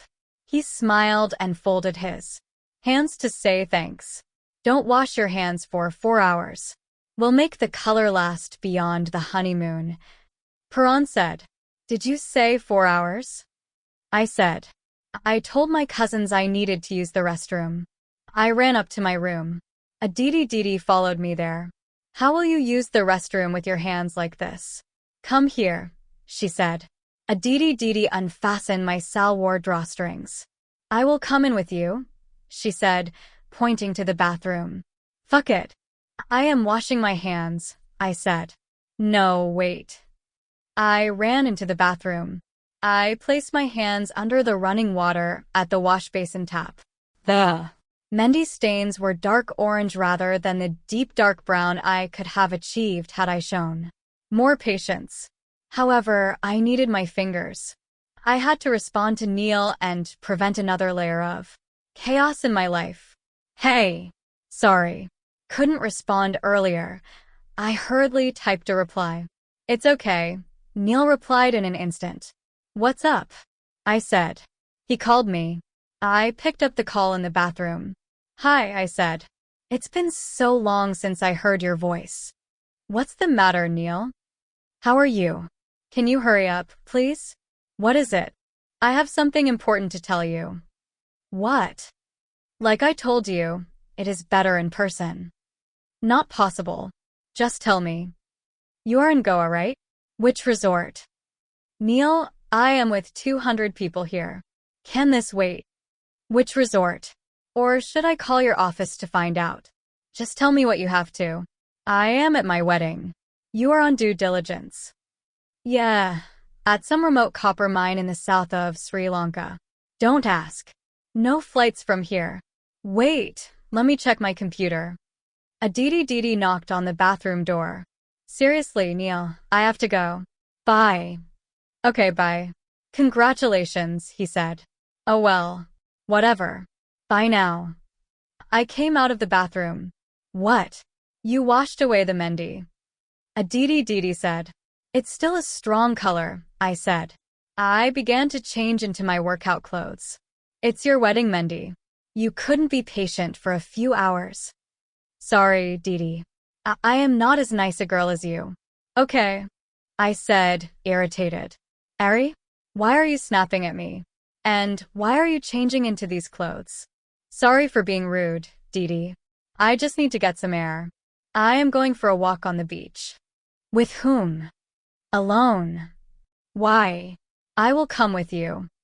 No, Didi, I said, my voice firm.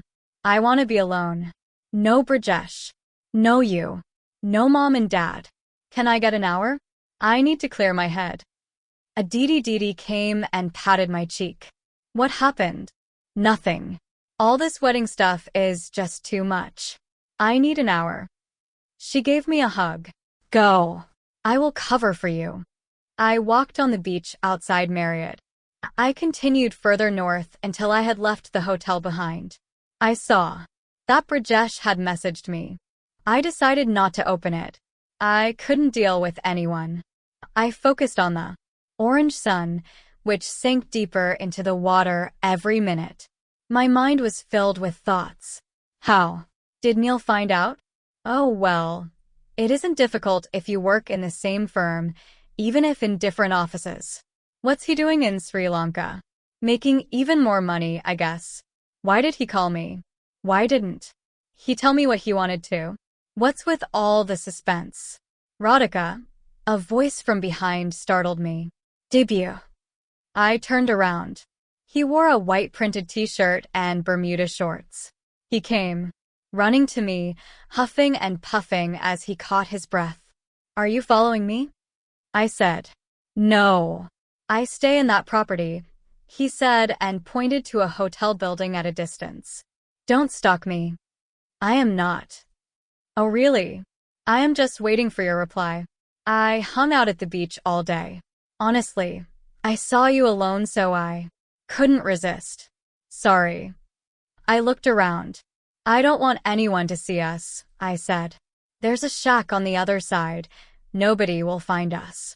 "Can we talk?" he said. "No, debut." "Please," he said.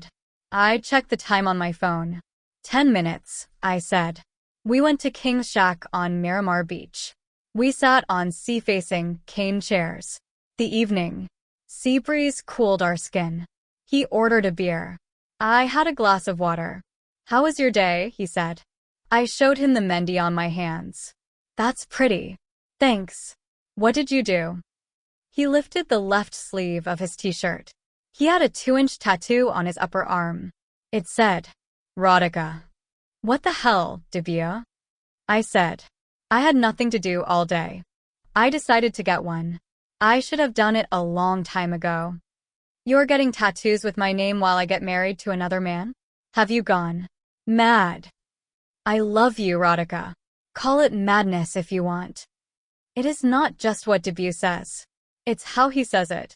It can make even the most hardened bitch of a heart melt. He placed one hand on his chest and looked at me with his drooping eyes. He brought forward his hand to hold mine. I shook my head. He withdrew. "Please, baby," debut said, "one more chance." "I have to go back," I said. I signaled the waiter to give us the bill. "I have made the plan. You break the news to the family just one day before your wedding. I will have my parents, aunts, uncles, and cousins come down. My parents will do the talking with yours. Don't worry. You just handle the boys' side." "Me? Yeah. Don't give them too much time to react. Just say you can't do this, and they can leave. You don't have to tell them about me until our wedding is over." My heart started to beat at turbo speed. "Debut?" I said. "It sounds crazy, baby, but this is the only way. Your relatives will murmur a bit, but at least they won't say that the wedding was canceled. As for the boys' side, who cares? We will be in New York in no time." "What?" "You can get a transfer back to New York, right? Or if you want to remain in London, I can. Come there. We'll do whatever you say. I am sure you are in an important role now." "Debut, what are you talking about?" "All this." Okay, now I need to go," I said. I stood up and walked out of the restaurant. He followed me. He came up close behind me and whispered, "Have faith in me, baby." My phone rang. Rajesh. I stepped aside to take the call. "Hey," I said. "I sent you a message." "Sorry, I didn't see." "Where are you now?" I said and wondered what to say. "Around. Just around only." "Another sunset walk? Like yesterday?" Debut went back to pay the bill and smiled at me from a distance. I spoke to Brajesh. "No, I don't want to go for a walk." "Oh, okay," Brajesh said, disappointed. "But I need a drink," I said. "There's that open-air lounge in the Marriott," he said as I interrupted him. "No, away from the Marriott. Somewhere else." "I need to get away," I said. "Should I ask for a car?" "I want some fresh air. Also, I don't want to go with the driver. Can you arrange a bike?" "You mean one of those rental activists?" "Yeah. Can you ride one of those?" "Well, yes. I did in college." "Good.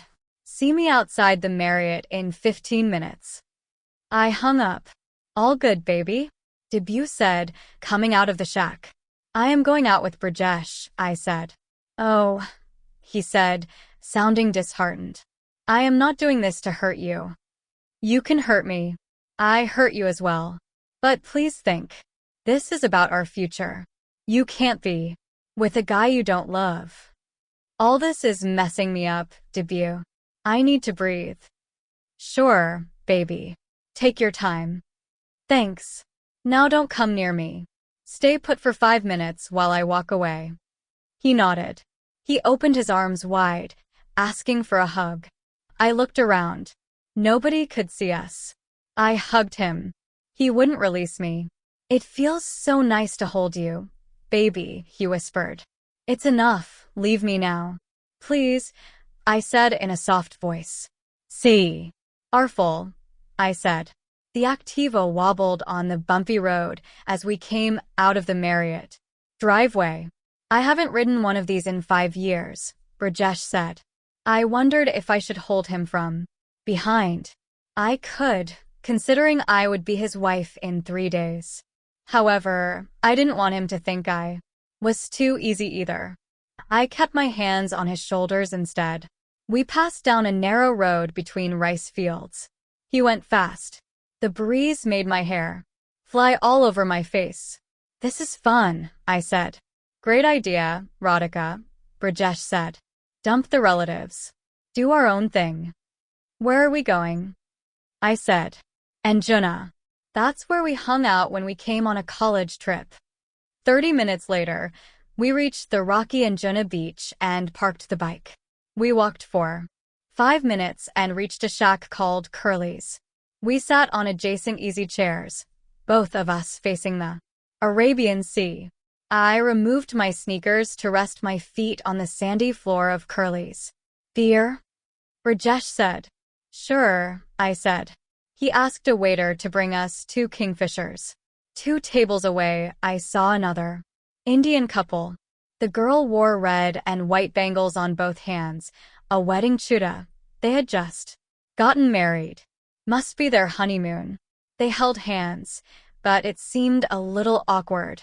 Arranged marriage, maybe. I looked at Brajesh. We would be a married couple too by this weekend. Brajesh smiled as he handed me a half-pint Kingfisher bottle. What did you tell your folks? Brajesh said. I told Aditi that I am going for a walk with you. They don't know you are at Anjuna? No, I said. Mom'll freak out. I sipped my beer. We watched the sun go down. A young singer at Curly sang and played the guitar. The Gone sunset became even more poignant with the music. The singer sang Justin Bieber's song, Sorry. Is it too late now to say sorry? Yeah, I know that I let you down. Is it too late to say I'm sorry now? The song made me think of debut. He had come all the way from New York. Sure, he had been a jerk. But don't people make mistakes? Wouldn't most men react the same way if their girlfriend earned triple their salary? All he wants now is to marry me. Doesn't he deserve a chance? You seem lost, Brajesh said. Am I so boring? I shook my head. I scolded myself for letting my mind go back to debut again and again. And why am I rationalizing his behavior so much? Is it again my female manufacturing defect, saying things like, but isn't that what most men would do? Focus on the man you are with right now, Mini-Me screamed at me. No, you are not boring. It's a lovely place. Thanks, Brajesh, I said. I still didn't like his name. Hated it, in fact. Why did it have to be so unfashionable? Meet my husband, Debash's son versus meet my husband, Brajesh Gulati. You, girl, stop daydreaming. We came to Goa on a mechanical engineering college field trip. Engineering field trip to Goa? I said. Well, we convinced the college authorities there's enough industry in Goa. Like draft beer brewing machines? I said. He laughed. I admit it was a bit of a fraud. But we did visit the Goa shipyard and Vedanta's iron ore facility. For 10 minutes? 15 minutes. Rest on the beaches. But hey, we submitted a report and everything. I took another sip of beer. This is what happens at an IT. Goa trips in the name of industry visits. I tut-tutted. Some of our classmates did go to the Bhilai steel plant. They hate us till today. We laughed together. Okay, I can do this, I told myself. He may not be the most interesting guy around, but the engineering college stories did make him more human. You seem to have had fun in college. I'm not as boring as you think. I didn't say you are. Actually, I am. Particularly when it comes to talking to women. But with the boys, I did have fun. Yeah? You like boys? I said and winked at him. No. No, I meant. He said and blushed. I laughed. I am teasing you. I know. Sorry. You got me. You think women are different? I said. He shrugged. They are, right? Women are not like men, he said. Well, in some ways not. But in many ways, yes. Of course, we are all people. People are the same, he said. I tried not to stare at him too much. I wondered if he ever thought about things like gender, equality. Brajesh, do you know what is a feminist? Sort of. But what exactly is it? He said and blinked his eyes. He genuinely didn't seem to. No. You haven't heard the word feminist? Of course I have. I sort of know what it is. Equal rights for women, right? Is that the definition? Feminism is a movement that seeks to define, establish, and achieve equal political, economic, cultural, personal, and social rights for women. A feminist is someone who believes in this movement. Wow, he said. What wow? The way you said the definition. It's cool. Thanks. But are you one? Never really thought about it. Never faced a situation where I had to be one. But I guess, yes. You are. I said. I think all human beings should have equal rights. It's not men versus women, it's human versus human. Feminist is a wrong term. It should be humanist. The right question is, are you a humanist? Well, everyone should be, he said. True, I said. Are you a feminist, Radhika? What do you mean? I am a woman. Not all women are feminists. Really? Mothers who treat sons better than daughters. Are they feminists? No, I said. Women who judge other working women as not being good enough mothers. Are they feminists? No. I see your point. Yes, I consider myself a feminist, I said. Can I say something? Sure. I don't think anyone has to specifically call himself or herself a feminist. If you are a fair person and want equal opportunities for all, that's a start. I looked at him and smiled. The waiter brought us another round of beer. The sun had vanished, leaving behind a dark gray sky. We watched the waves splash on the beachfront. What else did you do in Goa on your field trip? I said. Stuff. Stuff you don't want to know. I got interested. Oh, really? Like what? Nothing. Try me. Okay, checking out all the Farang women on all the beaches. You mean lechang at them? Of course not. I would call it more a studied observation, he said. I laughed.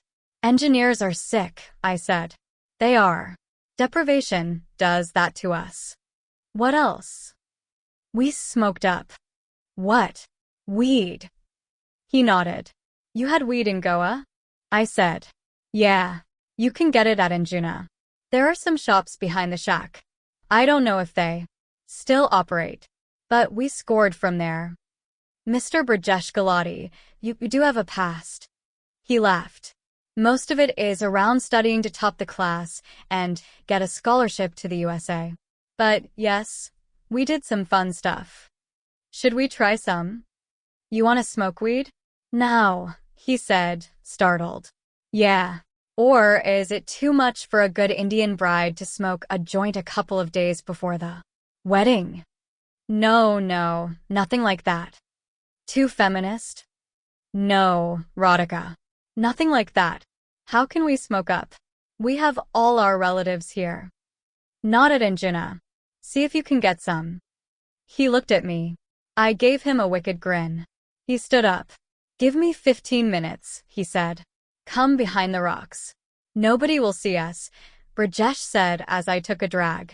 We had left Curly's and come up to a remote corner on Anjuna Beach. Brajesh rolled 3 joints. We started with our first one. You have done this before? He said. No, but I always wanted to try, I said. Go slow, he said. With each drag my mind became more calm, my senses more numb. The stress of debut. Hovering around the Marriott went up in smoke. Brajesh also didn't feel as unfamiliar. Wow, this reminds me of my college days, he said. That your parents never thought this is the kind of baho they are getting, I said. He shrugged. What kind of baho? This kind. Smoking up on the beach before her wedding. It's not what good Indian bahas do. If their son can do this, why can't the baho? He said.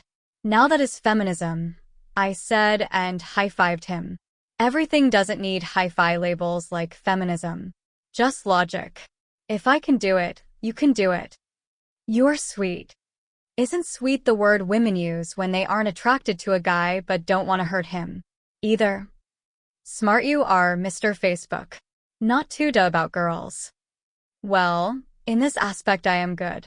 Been Mr. Sweet all my life. Sweet is good, I said and took the last puff of the joint. He smiled. Shall we head back? It will get late, he said. Yeah. Save those 2 joints for the Marriott. We will need them. We rode back on the Activa. This time I held him around the waist. Maybe it was the beer and the joint, but it didn't feel odd. We passed through the same rice fields, now invisible in the darkness. The headlight of the Activa showed us the road. We stopped at a crossroads to confirm the way. We take a right from here, yes? I said, placing my chin on his shoulder. Yeah, he said. As we turned, we passed 2 cops at a checkpoint. They stopped us. License, one of the cops said. Brajesh stood up from the Activa and sifted through his pockets. He took out his wallet and checked inside. He couldn't find it. Oh, I think I kept it in the hotel safe, he said. What? The cop said. I have a California license. From the USA. I left it at the hotel, sorry. The cops looked at each other. We have to fine you, one cop said. He took out a challan booklet. The other cop turned to me. Madam, this is not right. You should not drive without a license. We are tourists. Sorry. We had to pay a fine of 400 rupees. Brajesh took out a 1,000 rupee note from his wallet. The cops gave him the change. As Brajesh put the wallet back in his pocket, a small paper bundle fell out. You dropped something, the cop said and picked it up. He held it in his hand and brought it closer to his face. He sniffed at it once and gave it to his colleague. Damn. Can both of you step aside, please? Give us the Activa keys. What's the matter? I said. He lifted up the paper packet. This is marijuana. It is illegal. We need to take you to the police station. Juna police station, Mom. Opposite Children's Park. The driver will know. Please come. Quietly with Dad. Don't tell any of the relatives. What are you doing in the police station? My mother said, her voice hysterical. Stop shouting, Mom. I am here with Brajesh. Brajesh? Brajesh and you're at the police station? Why? If you come here, I can tell you. Bring Dad, okay? What about Brajesh's parents? Mom said. He has called them separately. They are coming too. Oh God. What is going on? Are you safe? Yes. Mom, Brajesh didn't have a license. License? Why? We went for a ride on an Activa. Activa?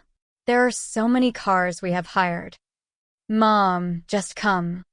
I hung up the phone. Brajesh sat next to me. Sub-Inspector Samuel D'Souza sat in front of us. Where did you buy it? It's common in the lanes of Anjuna Beach. I am sure you know, Brajesh said. Are you suggesting we know and do nothing about it? No, sir, I said. Sorry. I elbowed Brajesh to be quiet. When is the wedding? the sub-inspector said. Friday, I said. In 2 days. And this is how you start your married life. Doing drugs. It's not a drug, sir. It's mild herbal stuff. In fact, in California it is legal, Brajesh said. The sub-inspector gave us a stern look. Is this California? He said.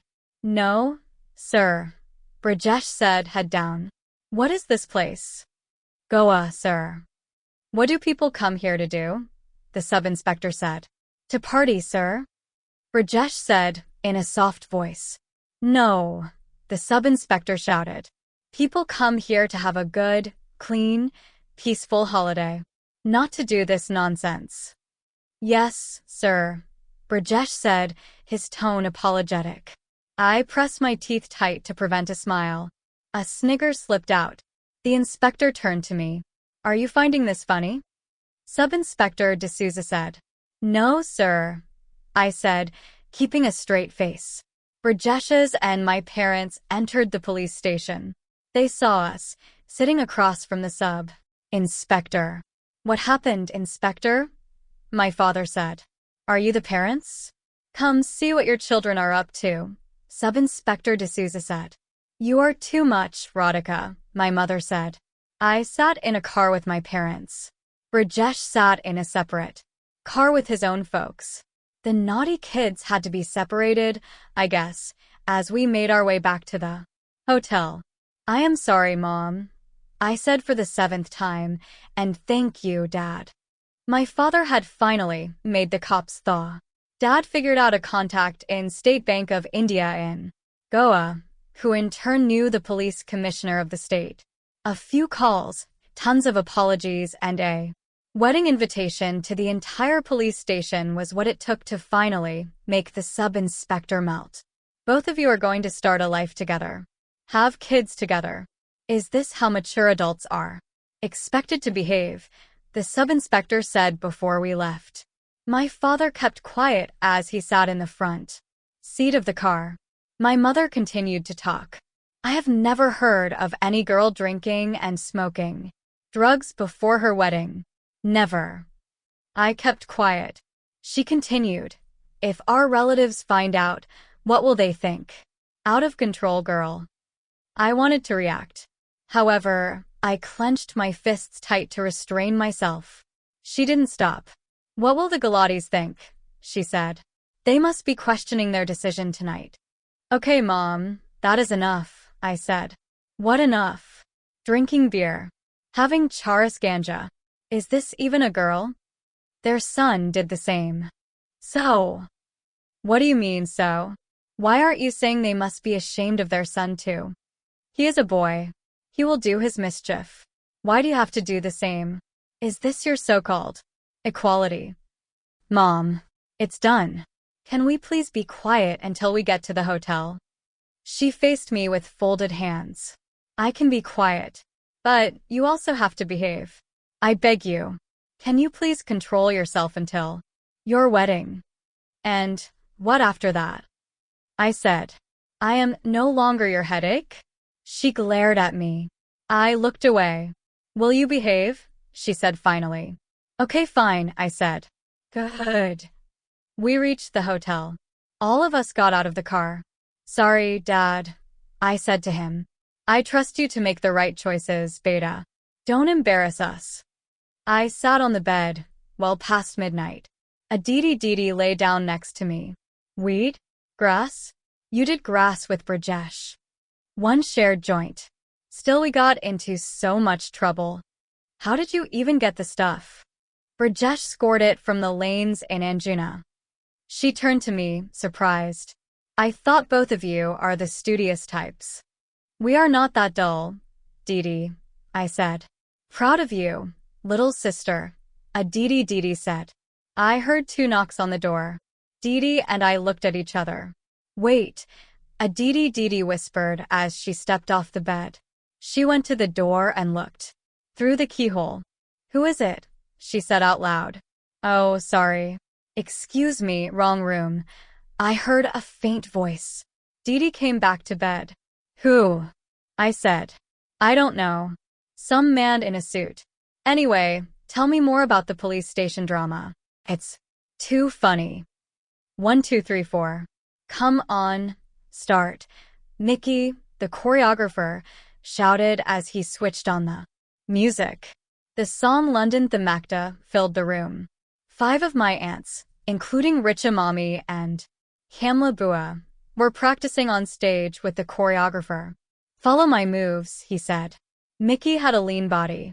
In black tights and a black t-shirt, he looked like an insect compared to my well-fed, substantial Punjabi aunts. The aunts moved. The makeshift stage groaned under the pressure.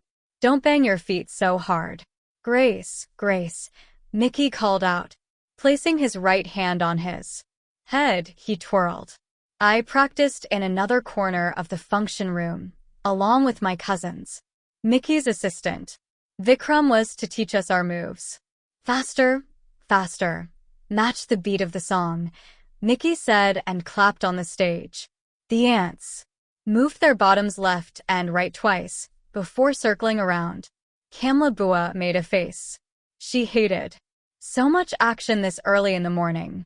Ladies, Vikram said to my group, I will show you once and then you follow. Vikram played DJ Whale Babu. The rap song required us to be jerky to match the erratic beat. Bam! I heard a loud noise from the stage. Hotel staff rushed to the scene. My aunts and the choreographer huddled around Richa Mommy, who had fallen down. 110 kilos of Punjabi mass lay on the floor, wrapped in an oversized white salwar kameez. Who hired this idiot choreographer? Such difficult steps for us, she shrieked, holding her ankle. Sorry, madam, sorry, Mickey said. What sorry? Said. You should see who can do what step. Yes, madam. The hotel staff brought a first aid kit and sprayed a pain reliever on her leg. 2 waiters helped Richa Mommy stand up. Can we take a break? Said. But madam, the Sangeet is tonight, Mickey said. We haven't even had breakfast. Won't we get weakness if we do dance without breakfast? Richa Mommy said. She was right.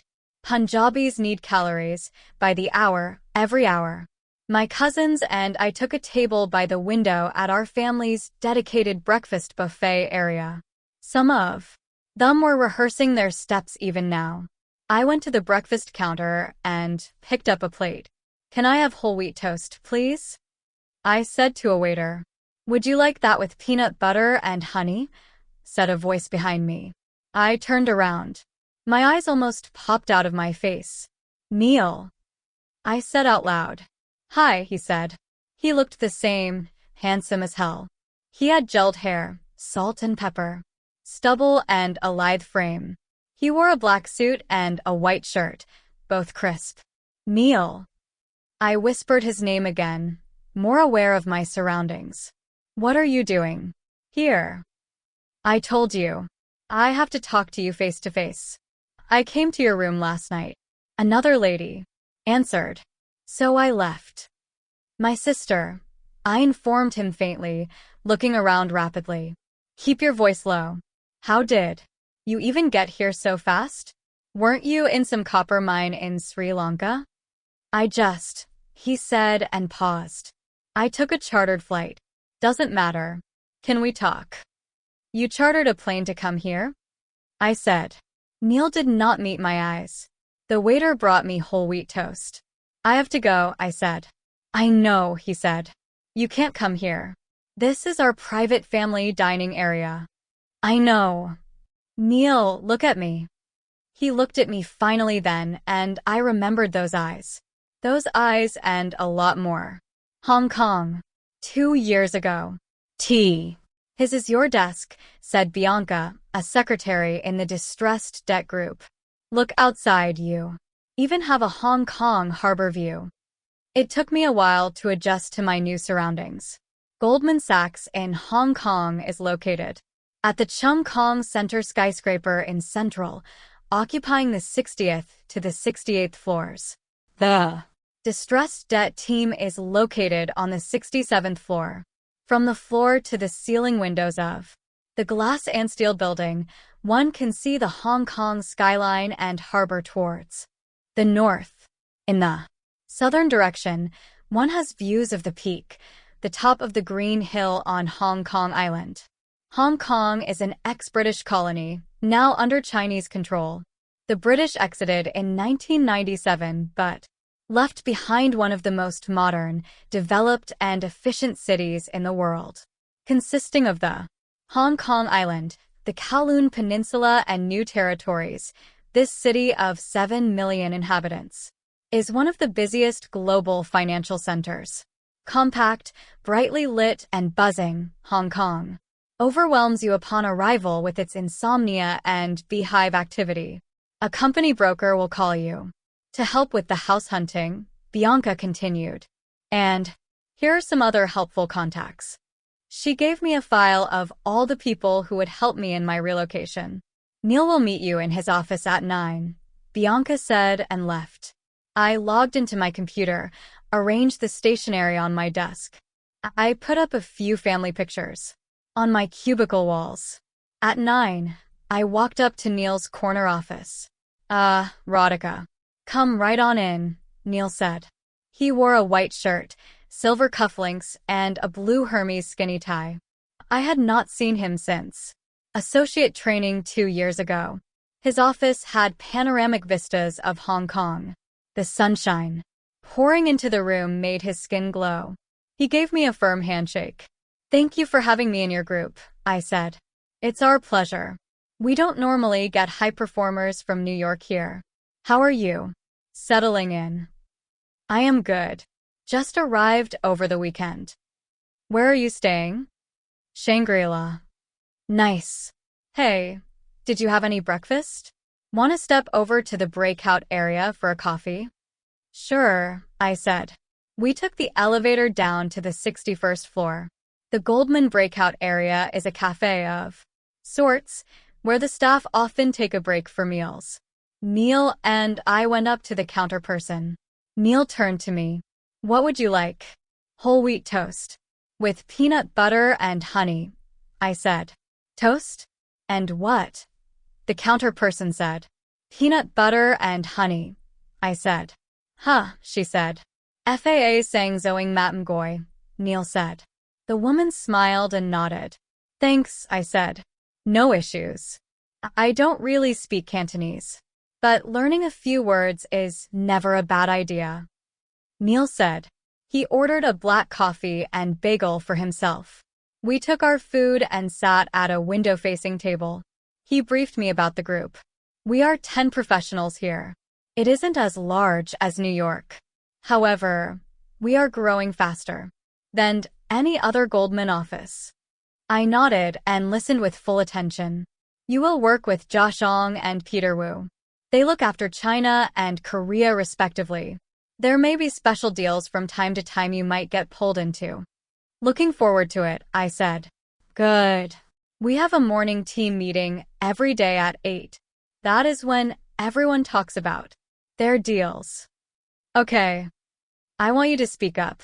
I encourage people to raise questions so we challenge each other. Neil said. Of course. Feel free to come into my office. Josh is your immediate boss, but we don't really believe in formal roles here. There's some peanut butter on your lip. Oh, really? I said and wiped my lip with a tissue. I am sorry. The other side. I shifted the tissue and felt my face turn red. Neil smiled. He looked even more gorgeous when he smiled. Welcome to Hong Kong, he said.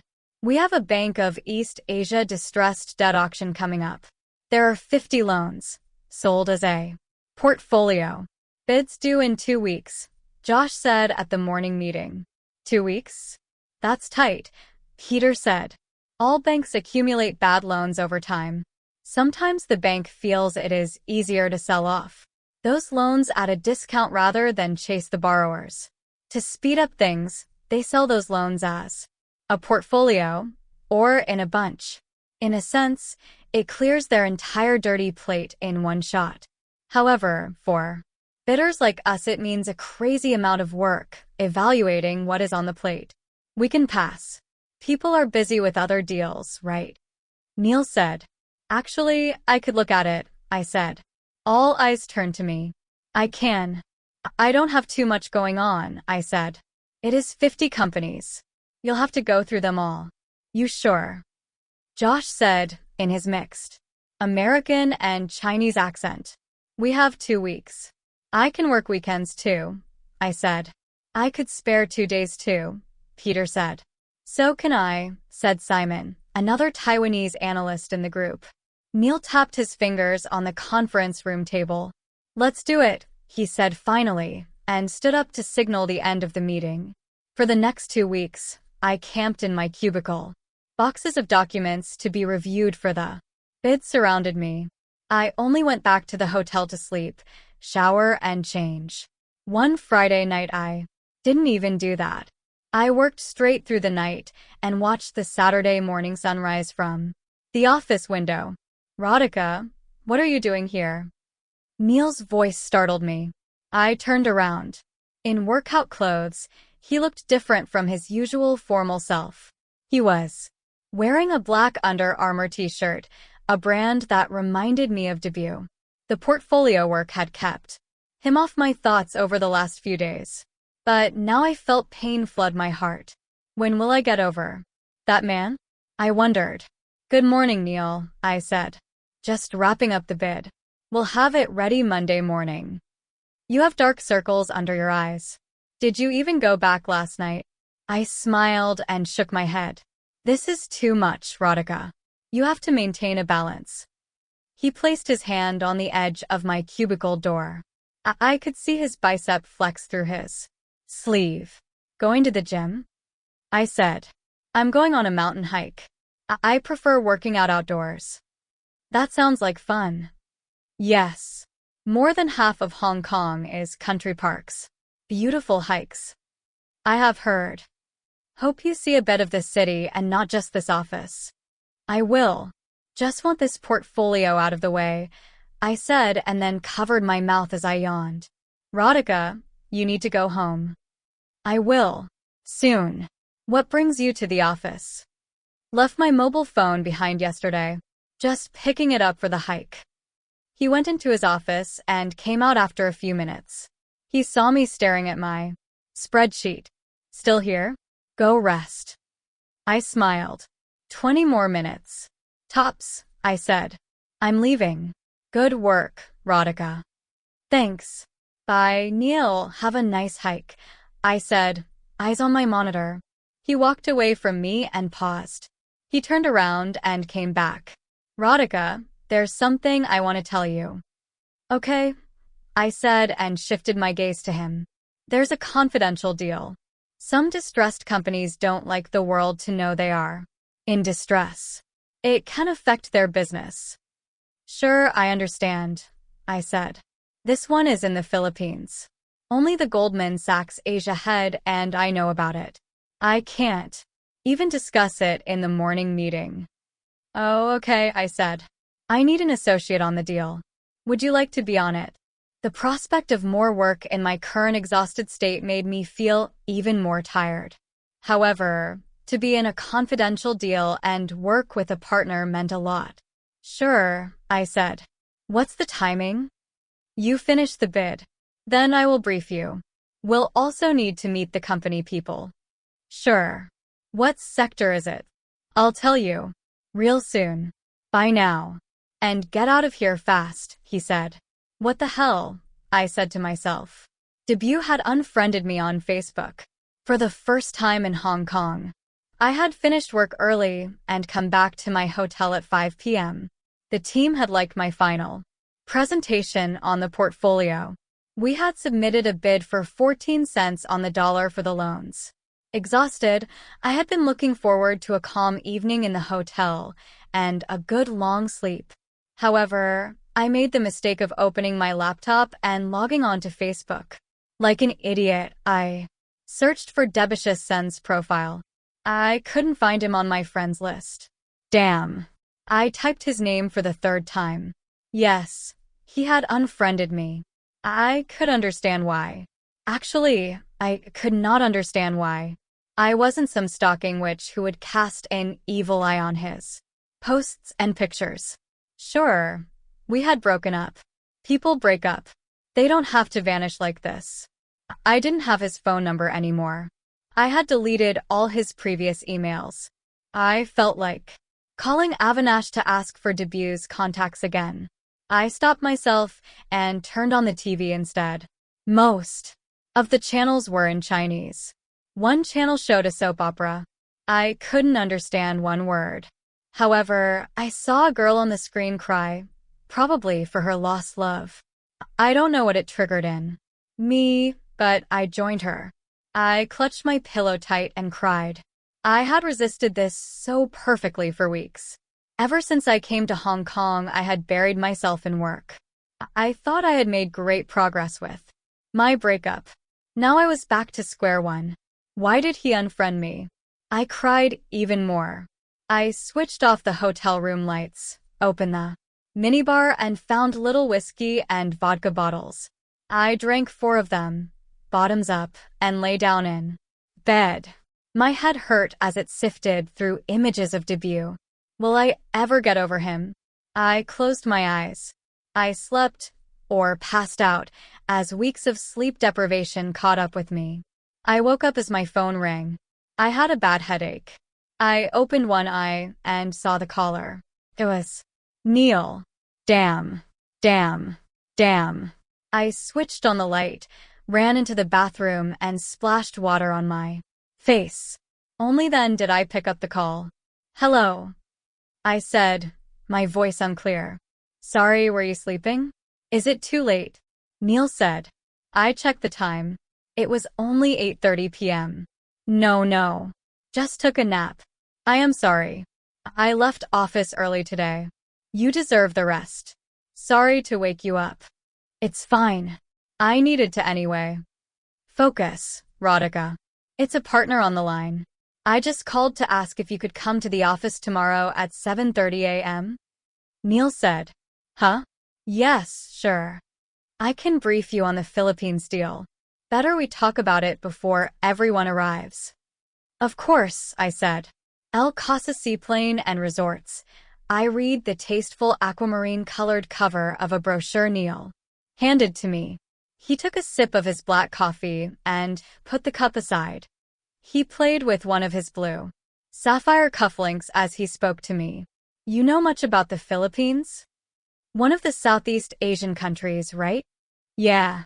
7,000 plus islands. Couple of main ones though. Manila is the capital. Okay, I said. I took notes in my notebook. The company is El Casa Seaplane and Resorts. They borrowed too much.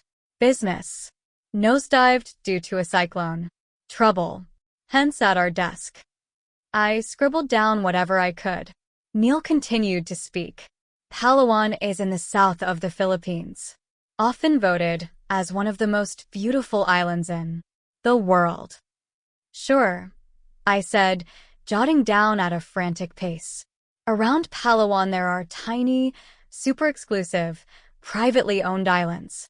El Casa operates 10 resorts, each on one of these private mini-islands. I flipped through the brochure. It had stunning aerial pictures of the boutique tropical island resorts.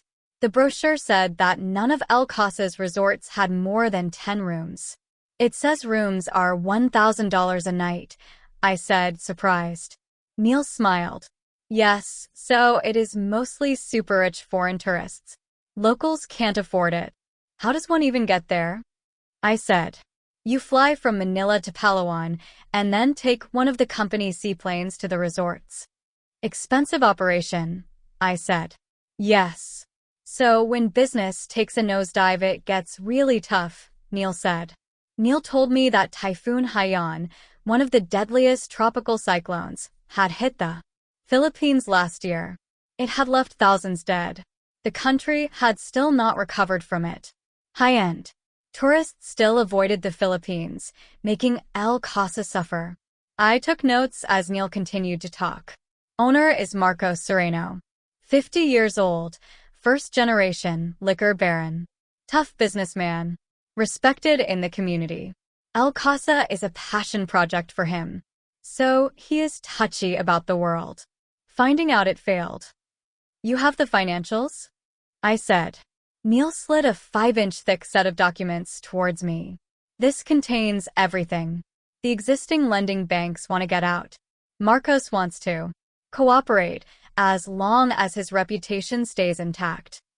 Understood, I said. I will go through all this. Good. And let's go to Palawan next week and meet Marcos. Oh. Range juice or champagne? A Cathay Pacific flight attendant said. She offered Neil drinks on a tray. Orange juice, please. Too early for champagne, Neil said. I took the same. We sat next to each other in the business class cabin of the morning flight to Manila. I was on my first real business trip, traveling to a different country. I looked out of the window as the plane took off, making Hong Kong's skyscrapers look like Lego toys down below. So, what did you think of Al-Qasa? Neil said. Oh, wait, I said and opened my laptop bag. I took out the printout of my financial model. Keep this aside for now. Tell me your gut feeling on the business, Neil said. My gut feeling? I said, surprised. I was just an associate. Why would a partner care about my gut feeling? Wasn't it my job to just make the financial model and rattle out the numbers? Yeah, I'd like to know. Do you even like the business? I took a few seconds to collect my thoughts before I spoke again. In some ways, Al-Qasa is a rare asset, so quite valuable. In other ways, it is a pain, as there are limited buyers for this thing. Also, I can't imagine Philippines law being the most investor-friendly, I said. Good. I like how you think, in several directions at the same time, Neil said. Thanks, I said, embarrassed by his praise. I fumbled through my sheets. So, what do we do here? Neil said. We get a buyer, I said. Meaning? We talk to big hotel chains. This business needs a high-end global brand. Otherwise people are not going to come, I said. Neil said. I am thinking I'm on resorts for seasons. Something in that category, I said. Neil looked at me. I saw pride in his eyes. You're smart, he said. Not really, I said, like a stupid fool. What do you mean? Nothing. Thank you, I meant. Would you like me to show you the financial model? Sure, he said. Over the next hour, I went over the numbers. The company had $50 million worth of loans. It could probably repay only half. Neil listened with full attention, cross-questioning me several times. That's good. I think we have a sense of what is going on here, he said when I finished. The flight attendant served U.S. breakfast, fruit, cereal, milk, and omelets. I could also build another scenario, I said as Neil interrupted me. Enough. Do you only think about work? No, I just. Let us enjoy our meal. No more talking shop. Sure. I ate a strawberry with my fork. How do you find Hong Kong? Neil said. Efficient. Everything is close by. You found an apartment? Yes. On Old Peak Road. I am moving in next week. It is a good area, Neil said. Old Peak Road passed through the mid-levels, an area midway to the peak. A 1.5 bedroom apartment in this expat area cost me $6,000 a month in rent. Where do you stay? I said. Repulse Bay. On the south side. You should visit. I do team dinners at my place sometimes. Sure, I said. He applied jam on his toast. I noticed his slender fingers. I continued to gaze at them until he spoke again, startling me. Kusum would love to meet you, he said. Kusum. I said. My wife. We have 2 kids. Sia and Arian. 7 and 3. Of course. A man so amazing had to be married. Oh, how nice, I said. Yeah. How about you? Well, I am not married, I said and smiled. Of course. But where's your family? Delhi. Mom and Dad. I have an elder sister. Great. You close to your parents? I paused for a few seconds to think before I answered. In some ways I am close. Dad is really quiet. I am close to my mom. But we fight a lot. I said. Neil laughed. Really?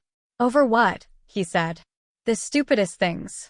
Mostly it is about her obsession to get me married. Oh, you're young. Why marry so soon? Exactly. If only she would get that. Typical Indian parents, right? Neil said. I nodded. When did you leave India? I said. When I was 12. I grew up in London after that. Undergrad at Oxford. Harvard for my MBA later. Met Kasim there, actually. Oh, college sweethearts, I said. I realized I should have shown more restraint. I was speaking to a partner, my boss's boss. You could say that, he said and laughed. The captain's announcement about the flight landing interrupted our conversation.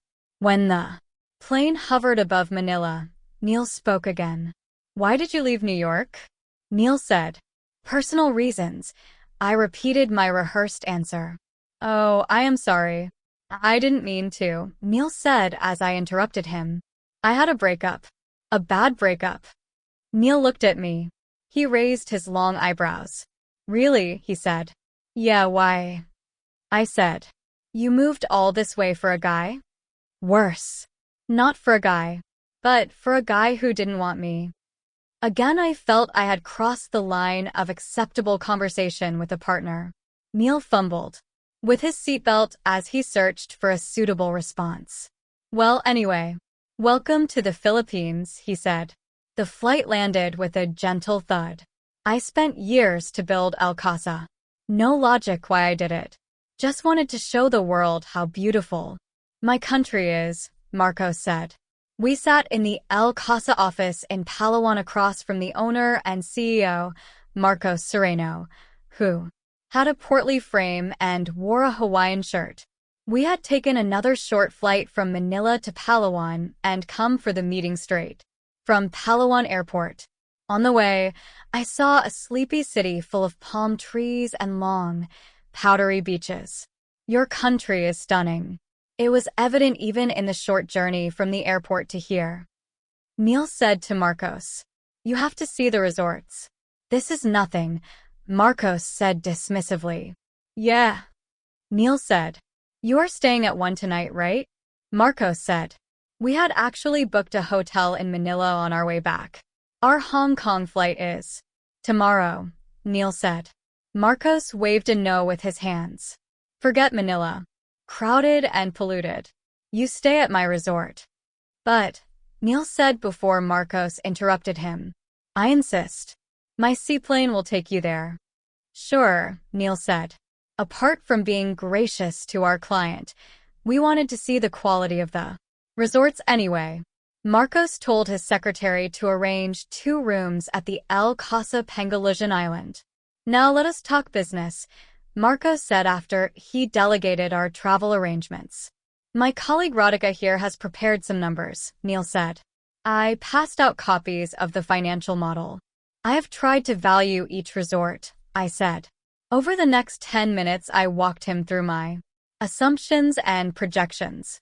After I finished, Marcos took a deep breath. What now? Marcos said. I looked at Neil.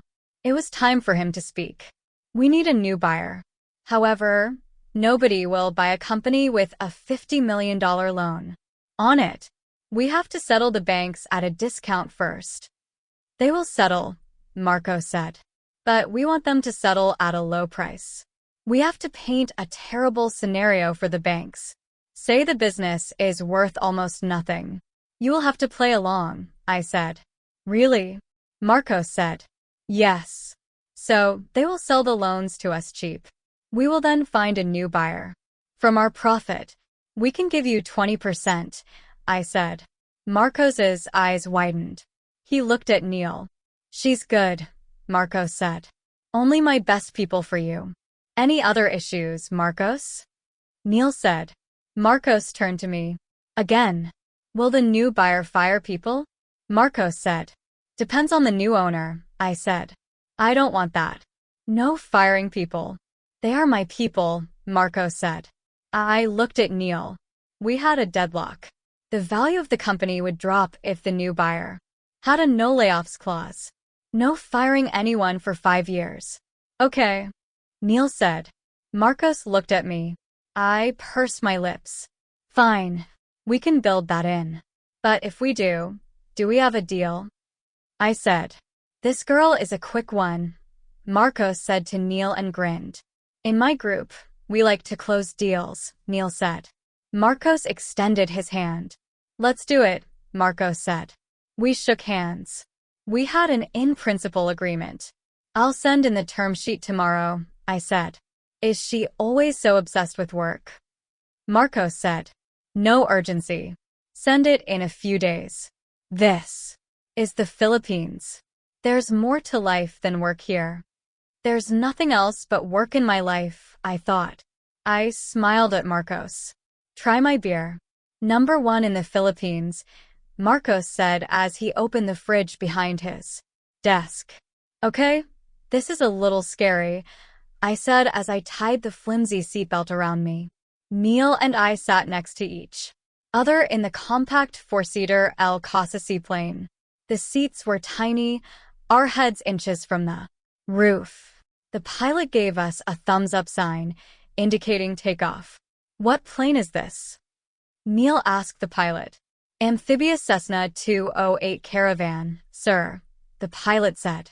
The plane could take off and land on water as well as land. We took off from the local airport at Palawan. The turboprop noise made it difficult to talk. Neil saw my petrified face. You okay? He screamed so I could hear him. I nodded and blinked my eyelids. He grinned. Breathe, he said. I exhaled and inhaled a few times. The plane took off. I looked outside the window. The crystal blue sea, white beaches, and the green cover of trees below me made me forget our precarious position. Wow, I blurted out as I saw some of the most breathtaking scenery I had ever seen in my life. It really is spectacular, Neil said. 15 minutes later, the plane hovered over the Pangasinan Island. Less than half a kilometer long and only 200 meters wide, the rice grain-shaped island seemed tiny from above. The beach ran all around the perimeter of the island. On the southern tip, a few huts became visible. That's the resort, the pilot said. The rest of the island is just left untouched. All natural. I closed my eyes as the plane landed on its water skis. When I opened them, Neil and the pilot were looking at me. Both of them had a grin on their faces. I am sorry. It's beautiful, but scary, I said. We stepped out of the plane into the sand. 2 porters took our bags. The resort manager greeted us. You must be Mr. Marcos Serrano's special guests, he said. Welcome to El Casa Pangasinan. I am Carlos, the resort manager. He showed us our respective rooms. Each room was a little cottage on stilts, built above a clear blue water lagoon. If you sit on the balcony, Carlos said, you can see fish in the water below you. I put my belongings in a luxurious room, which had wooden floors and a thatched roof. I felt tired. I went up to the reception area, where I found Neil in conversation with Carlos. Pretty stunning place you have here, Neil said. Thank you, sir, Carlos said. I joined the two of them. Carlos, can I talk to you later? I said. A few business-related questions about the resort? Sure. Mr. Serrano informed me, Carlos said. Neil smiled at my attempt to do due diligence at every opportunity. Carlos excused himself and left us in the lobby area. The sun shone bright, though there was only 1 hour to sunset. Beats working on a bank portfolio, doesn't it? Neil said. Totally, I said and laughed. This is the best deal ever. How beautiful is this place? Yeah, glad we came. I had no idea this is so amazing. We will find a buyer, right? I said. Gosh. You are unbelievable. Just look at the view. Worry about the buyer later, Neil said. Sorry, I said. We walked out of the lobby to face the sea in front of us. Rock formations in the middle of the ocean made the view even more dramatic. What's your plan for the rest of the evening? Neil said. I have to make the term sheet, I said. Come on. Do it back in the office. Want to take a walk around the island before dinner? Sure, I said. Let's change into workout clothes. See you here in 30 minutes, he said. Neil and I walked on the 2-kilometer trail that circled the island. Every nook and corner had spectacular scenery. Warm seawater touched our shoes as we walked on the sand near the water. If God hired an architect to design heaven, this was how it would be done. Let's keep it brisk, Neil said and increased his stride. He now walked in front of me, looking even better in his workout clothes, knee-length black shorts and a neon green Nike t-shirt. I wore a white t-shirt and gray track pants. You are really into fitness, I said. I try, Neil said. The hike that day. Walk today. Well, when you get to my age, your metabolism drops. Not easy to remain fit. You look so fit, I said. I wondered if I should have said it. I had just noticed a partner's physical appearance. Well, who in the office hadn't? Thank you. I am old now. 45. That's not so old, I said. Okay, why did I have to say that? He laughed. Really? How old are you? Sorry. I shouldn't be asking a lady that. I am 25. Well, 26 soon. That's incredibly young.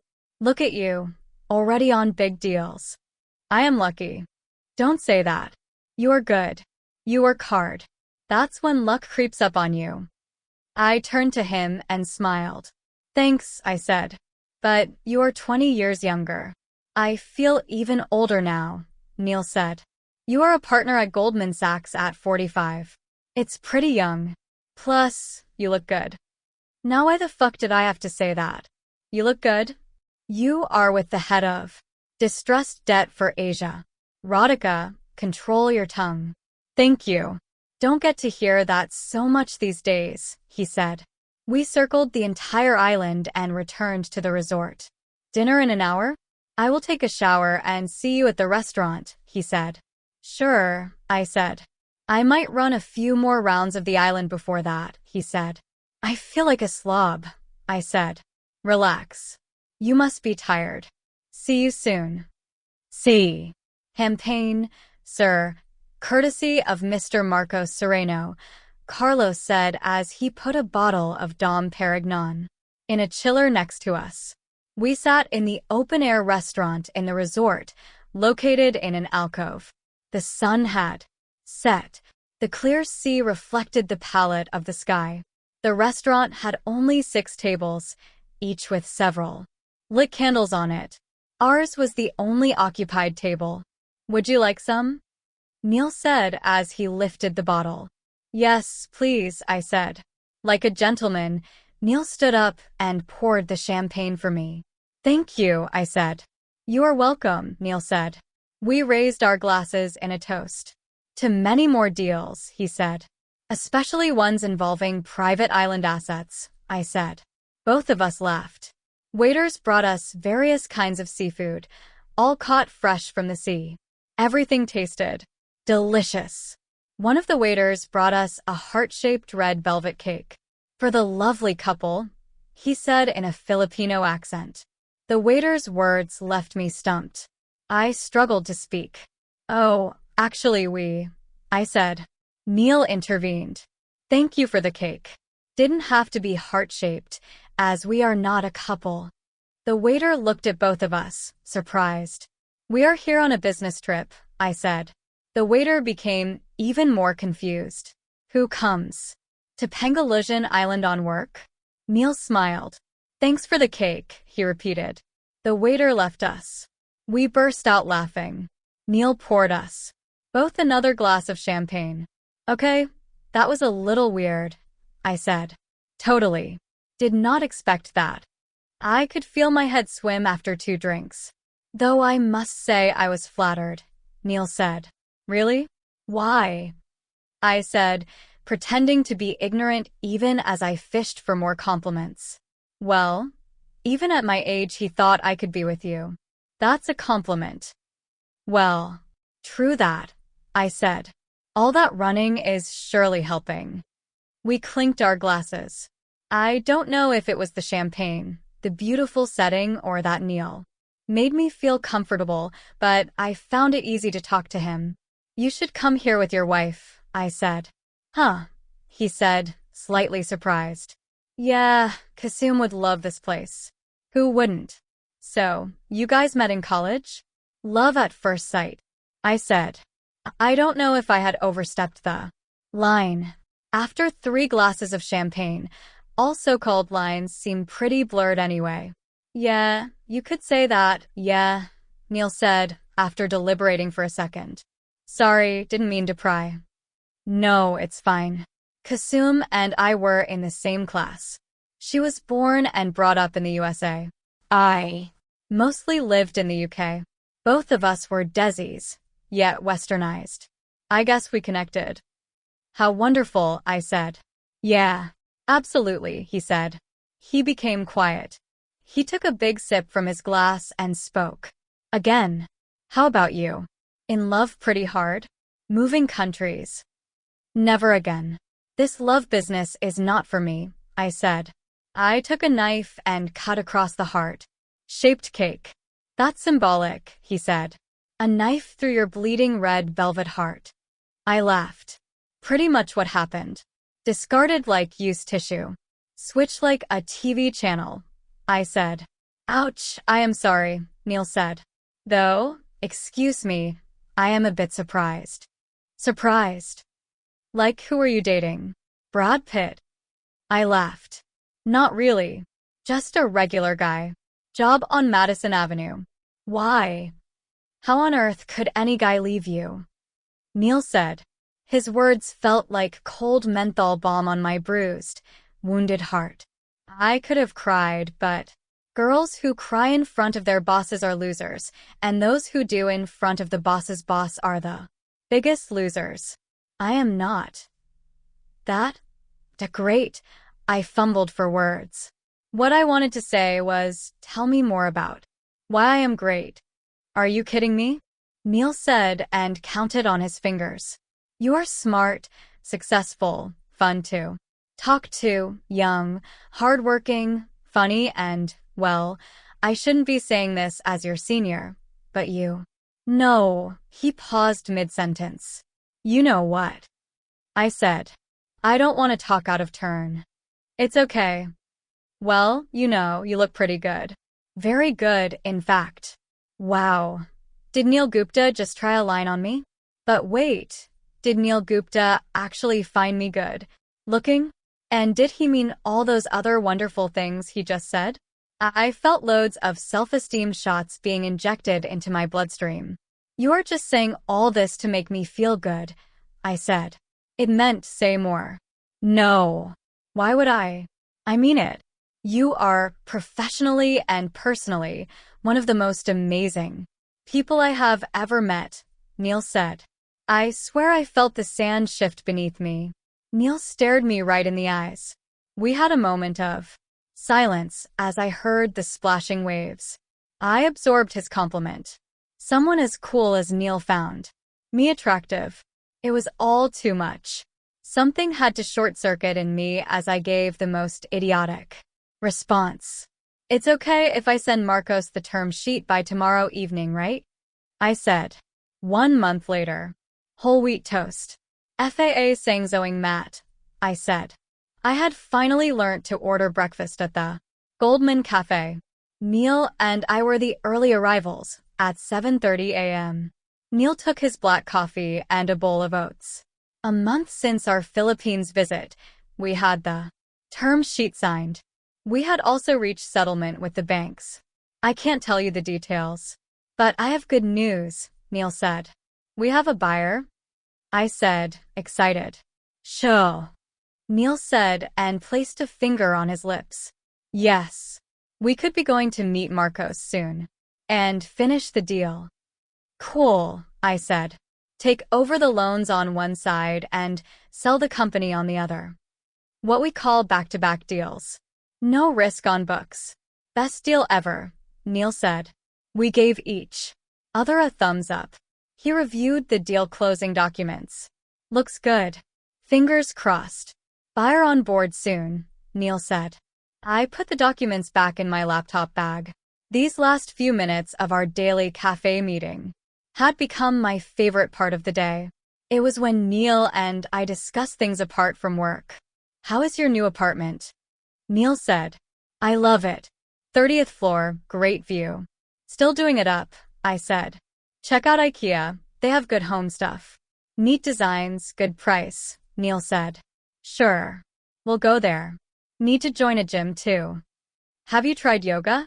I shook my head. Maybe at school in India, I said, when it was compulsory. Neil laughed. Check out Pure Yoga. They have a great studio. I go sometimes, Neil said. Okay. My birthday is coming up next week. Maybe I will treat myself to a membership. Oh, great. Happy birthday in advance. Thanks.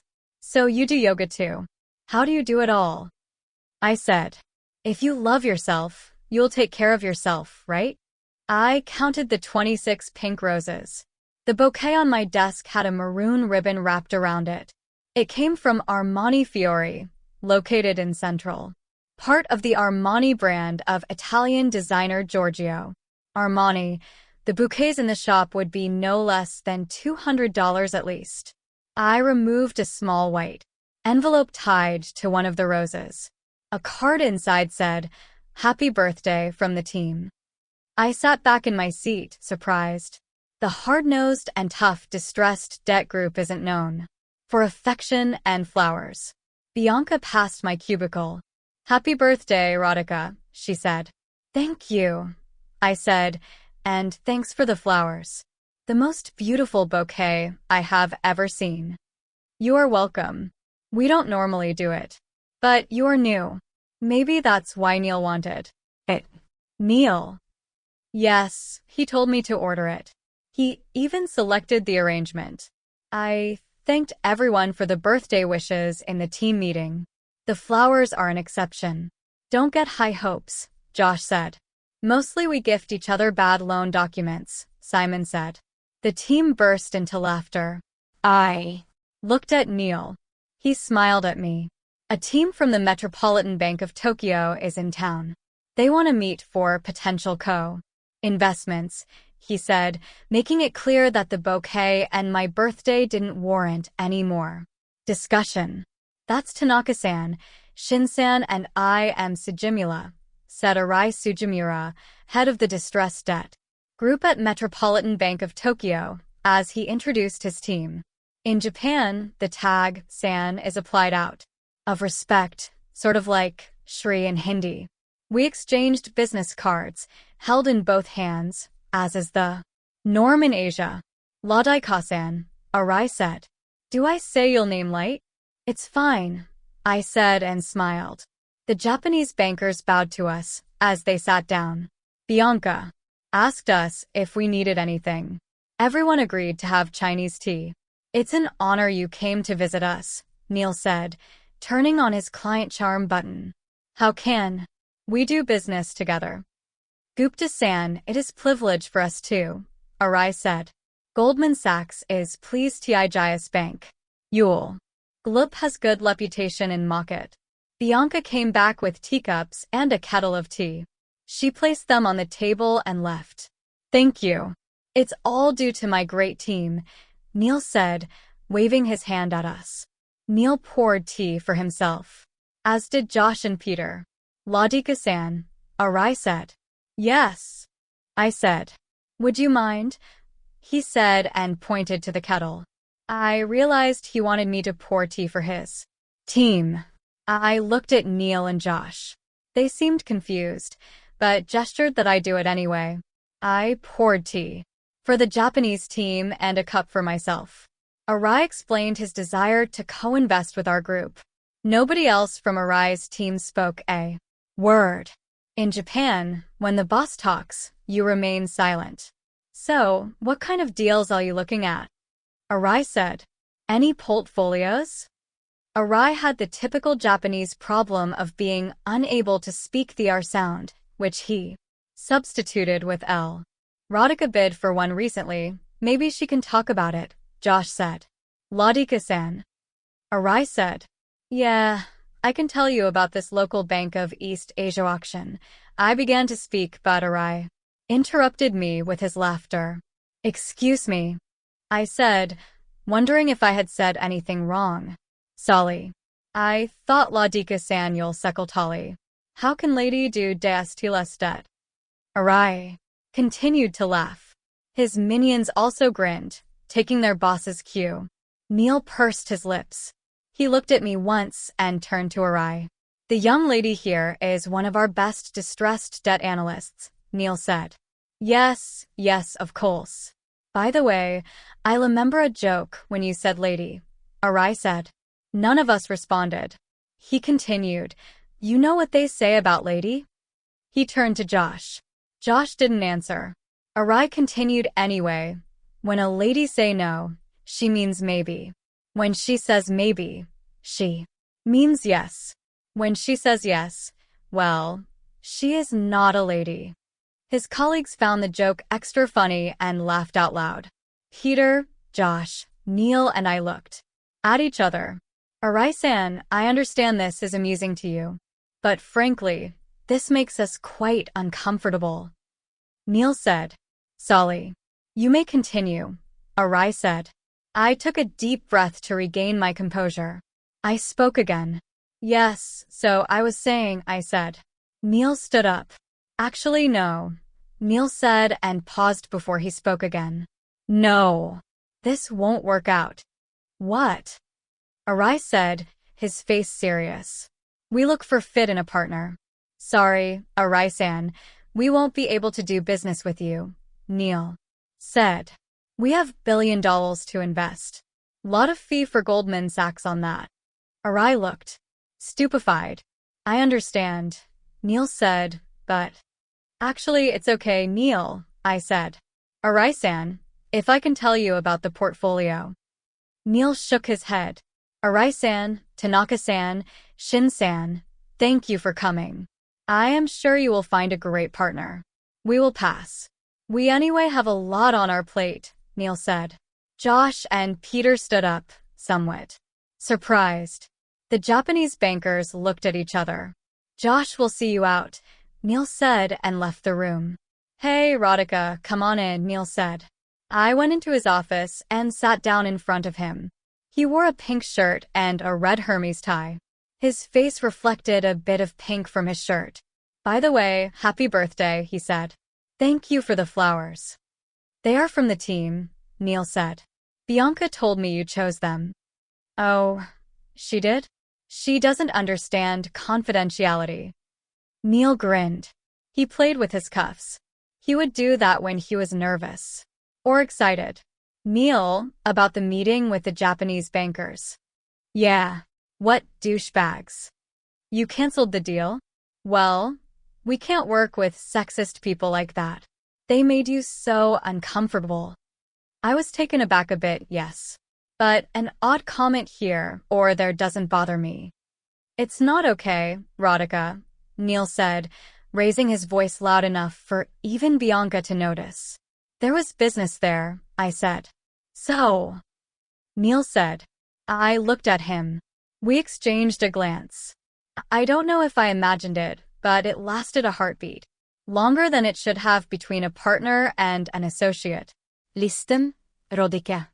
I am not going to allow anyone to treat you like this, he said and immediately corrected himself. I mean, not going to allow anyone in my team to be treated like that. All right. But I was fine, I said. No, don't be fine. No business is worth that. We can let it go, okay? I looked at Neil. Thanks, I said in a subdued voice. You are welcome, he said. Now, what are your birthday plans? I have a few calls with prospective El Casa buyers tonight. Gosh, you are incorrigible, Neil said. It's not so bad. Simon has organized drinks. A couple of Goldman associates are coming. Nice. Have fun, he said. I wondered if I should invite him. He read my mind. I would have come, but it will be awkward for the rest if a partner shows up. I understand. No issues, I said. Happy birthday again, Radhika, he said. I came back to my desk. I touched the petals of one of the 26 roses. My phone rang. I had a call from India. I picked up the phone. Hey, sister, Aditi said. Happy birthday. I came home today. We miss you. Ush. 1 month later. Here you go, whole wheat toast with peanut butter and honey, Neil said and passed me my breakfast. I gestured him a thanks with a thumbs up. I was on a conference call. I was now vice president. My expected promotion had become official 2 weeks ago. We sat in the Goldman Cafe at 7 a.m.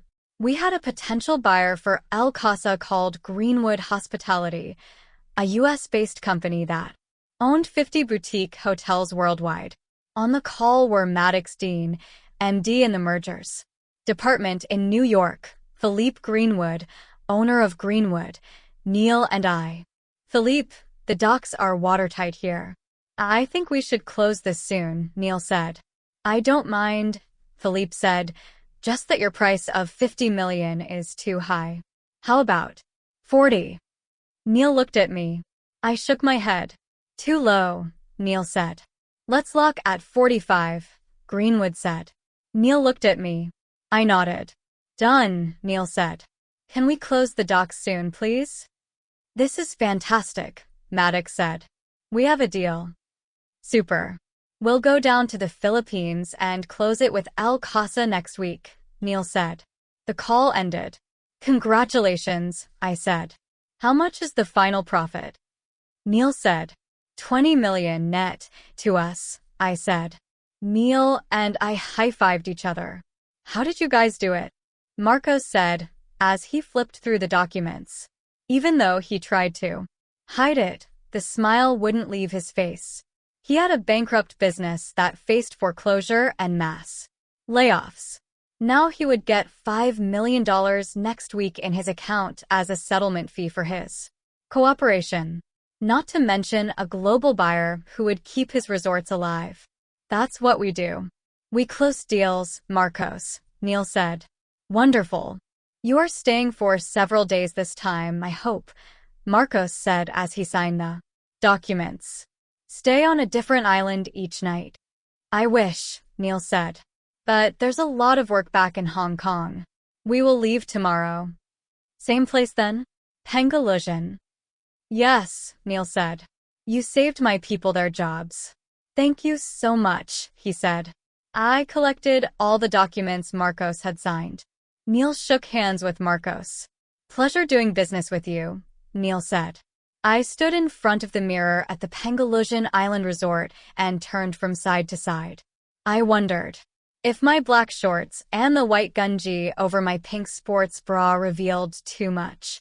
Neil had suggested a run before our deal closing celebration dinner. Let's burn calories before we consume them, he had said. It's fine. Be cool about it, I said to myself and checked myself out one last time. Okay, so the shorts were a little too short. The gunji was, well, a little too short too. I met Neil at the reception area. He wore a blue workout t-shirt and black cycling shorts. He also had blue mirror-tinted Ray-Bans on. Wow, you've transformed, he said. The sunglasses covered his eyes. I couldn't tell if he was staring at me. I thought he did. Maybe I wished he did. I haven't run in the longest time, I said. We'll just jog. 3 rounds of the island. 2, please. He laughed. Okay, let's go, he said. We jogged around the periphery of the tiny island. We had walked this route on our previous trip. However, today the island felt even more dreamlike. Despite the bright sun, a cool breeze kept the temperature just right. We jogged on the beach away from the water, which slapped lazily against the shore. Neil ran slower to match my pace. This way he remained only a few steps ahead of me. I noticed his muscular legs. He had perfect, sculpted calves. He ran in flawless, graceful form. I, meanwhile, gasped, kicked, and panted through the 2-kilometer route. I wanted to quit after the first round. However, Neil wouldn't let me. Enough, I said, holding my stomach. Come on, you're doing great, he said. For the second round, he remained behind me. I looked back from the corner of my eye. I don't know if he noticed my legs. It would have been hard to miss them, considering my shorts bunched up. Even more when I ran. I am done, I said, gasping for breath as I finished the second round. Mind if I run a bit more? He said. Sure, I said and exhaled noisily. See you in an hour for dinner, he said and ran ahead. Soon, he disappeared into the sand and green foliage of the island. I went back to my room and showered. I opened my suitcase and took out a white flowing dress with a floral print. It seemed perfect for an island resort dinner. The dress had a deep neckline. I wore a bead necklace to cover it. I applied makeup and created a smoky effect around my eyes. I realized I had not dressed up to look good since my New York days with Debut. Also, I noticed the name Debut didn't sting as much anymore. I applied perfume and translucent strawberry lip gloss. I looked at myself in the mirror one final time. If I made an effort, I could look nice. Will he like how I look? The question floated in my head. Mini-me scolded me. He may be friendly, but he's still a partner and married. Get it? I arrived at the restaurant before Neil. I sipped a glass of champagne as I watched the sunset. He arrived 20 minutes later. Sorry I am late. I ran extra rounds, Neil said. He wore a linen t-shirt and beige shorts. It's okay, I said. He pulled out a chair and sat in front of me. Wow, he said, his gaze on me. What? I said. You look, well, different, he said. Good different or bad different? I said. You look stunning, actually. This dress really suits you. He had given me his first direct compliment about my looks. While working on El Caso, we had become freer in terms of talking to each other. However, we still maintained propriety. We didn't discuss feelings, for instance. We didn't make personal comments. In fact, we never even called each other a friend. And yet, today his compliment didn't feel out of place. Thank you, Neil. That's sweet of you, I said. I had become so much better at taking a compliment. He removed his Birkenstock sandals so his feet could touch the sand. I kicked off my heels. 2. Where's my drink? Neil said and signaled the waiter. The waiter poured champagne for him. So, how do you feel after the run? Neil said. Good, I said, but I need to build my stamina. People older than me are whipping me and doing extra rounds. Neil grinned. The waiter brought us the set menu choices. I chose the vegetarian option. Consisted of an avocado and rocket leaf salad, followed by mushroom truffle pasta. Neil chose a seafood chowder soup and pan-seared salmon cooked in a mango salsa. To El Casa, your first big deal in Asia, Neil said and raised his glass. To Greenwood, their new buyer. I touched his glass with mine. What a resort, isn't it? Neil said. He pointed to the scenery ahead of us. Only half of the sun remained on the horizon. The deep orange-colored sky had turned a silky texture. The most beautiful place I have ever been to, I said. Same for me. With one of the most beautiful minds I know, Neil said. Yeah, sure. It's only my mind that's beautiful, I said. I am a fisherwoman. I fish. Of course not. But it isn't appropriate for me to comment on the rest of you. Protocol, he said. We need to get something straight, I said and sat upright. What? Neil said.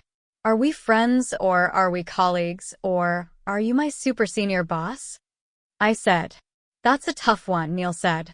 Is it? Well, yes. Fact remains, I am the head of the group. You are the VP. Cheers. We touched glasses again. I look a big gulp. So that's who we are. Colleagues. I said. Well, no. I feel like after all those breakfast meetings I know you somewhat. You know me, too. In fact, he said and paused. In fact what? In fact, I am going to miss our breakfast chats the most after this deal, he said and stared into the horizon. Our oatmeal and peanut butter toast conversations. Don't forget the honey, I said. He laughed. I will miss our breakfasts too, I said. Well, life goes on. Another day, another deal, Neil said. Wait, so we are not friends? Can we be? Why not? I said. Many reasons to not be. I am your senior. 20 years older. Married. 2 kids. You, on the other hand, young and single. Smart and attractive. Attractive? I said and smiled. Yeah, of course. You are really attractive, Radhika. I am just being factual. The sweet, soothing feeling of receiving a compliment from a worthy man. My life, at this moment, felt perfect. Thank you, I said. You're pretty cool too. What is this? An overworked banker's self-praise society. Neil said. We laughed. The waiter refilled our champagne glasses. We are friends, Neil said. I don't see you as a junior now. Do note I get too casual with friends. Tell me if I overstep the line. After all, you are my senior, I said. I am not the typical senior. You can be honest with me. Speak your mind. Really? Yeah. Try me, Neil said. Okay. What do you truly think of me? I said. As a person. He wiped the water droplets on his glass with his thumb. Go on, hit me. Be frank, I said. He smiled. You're smart, of course. But you are also simple and a little lost. You are one of the most attractive women I have met. Yet you need external validation, a lot of it. This could be because you have self-esteem issues. You are sensitive, but have closed yourself. After what has happened in New York, perhaps. Wow, was all I could say, impressed and speechless at his observations. A bit too frank, he said. Yeah, ouch, I said and laughed. But not bad. You do observe more about me than the financial models I create. Oh, but your work is stellar. You could be partner one day. Radhika Mehta, partner, Goldman Sachs. Here's to that, Neil said and raised a toast. He finished his glass in one shot. I followed him. The cloudless sky looked even more beautiful as little stars became visible at dusk. A slow French song began to play in the background. I couldn't understand the lyrics, but could feel the pain of the singer. Partner Radhika, with a lot of deals under her belt. But lonely, without love, I said. What nonsense. Radhika with a lot of love, Neil said. Whatever. I don't think so. Which song is this? It's beautiful. La vie en rose. Life through rose-tinted glasses. Famous French song. But seriously, that's what you think. You won't find love. Yeah, my biggest fear, perhaps. Neil gave me a look of disbelief. You want to talk about New York? He said. The waiter brought us another champagne bottle. Over the course of dinner and a few more glasses of bubbly, I told him my entire New York story. He listened with full attention, nodding at every significant moment. And so, that's it. I dropped the phone in the East River. Came to Hong Kong, I said. I wiped a slow tear rolling down my cheek. I didn't think of debut much now. However, repeating the story was not a breeze. You could have just dropped the SIM card, and wiped the phone to factory. Settings, Neil said. I looked at Neil. He kept a poker face. I don't know why, but we burst out laughing. It's okay, crap happens in life. Mostly it's for the good, Neil said. More champagne, sir? The waiter said as he picked up our second empty bottle. Actually, no. I am pretty, Neil said as I interrupted him. Actually, yes. We'd like another one, I said. Really? Neil said, looking at me as the waiter left. Well, I have told you a lot about me. We still have to cover you. We need a drink for that. Neil shrugged and smiled. Okay, bring it on, he said. What's your read on me as a person? Well, I said, resting my left palm on my glass. You are a bit of an enigma. Enigma? Yeah, mysterious. You are smart, clearly an overachiever. Fit, good-looking, charming. I could get used to this. Go on, Neil said. But, I said. But what? I don't know if you are truly happy. You should be, right? You have everything the world aspires for, right? But you don't seem truly happy. I am happy. Look at me. Being paid to be on an island. Yeah, you get paid. A lot. But that's not all it takes to be happy. He didn't respond. He looked searchingly at me. What makes you think I am not happy? He said slowly. I feel you put on a mask. This perfect mask. Hardworking family man, controls his diet, exercises regularly. It's almost too perfect. Like your perfectly ironed shirts. There isn't an out of place crease. You know what they say in due diligence, right? What? If it is too good to be true, it probably is too good to be true, I said. He looked at me, his eyes wide in surprise. He put his glass down. Did I cross the line? I said, a little anxious. He shook his head. No. It's okay. What else makes you feel this way? You never talk about your family. I do. I told you. Kisum. My 2 kids. Factual stuff. Meaning? It's like data. No feelings. Okay, Neil said. Wow. You learn something every day. So, that's what you think about me. I am sorry if I said something inappropriate. No, it's cool, he said and smiled.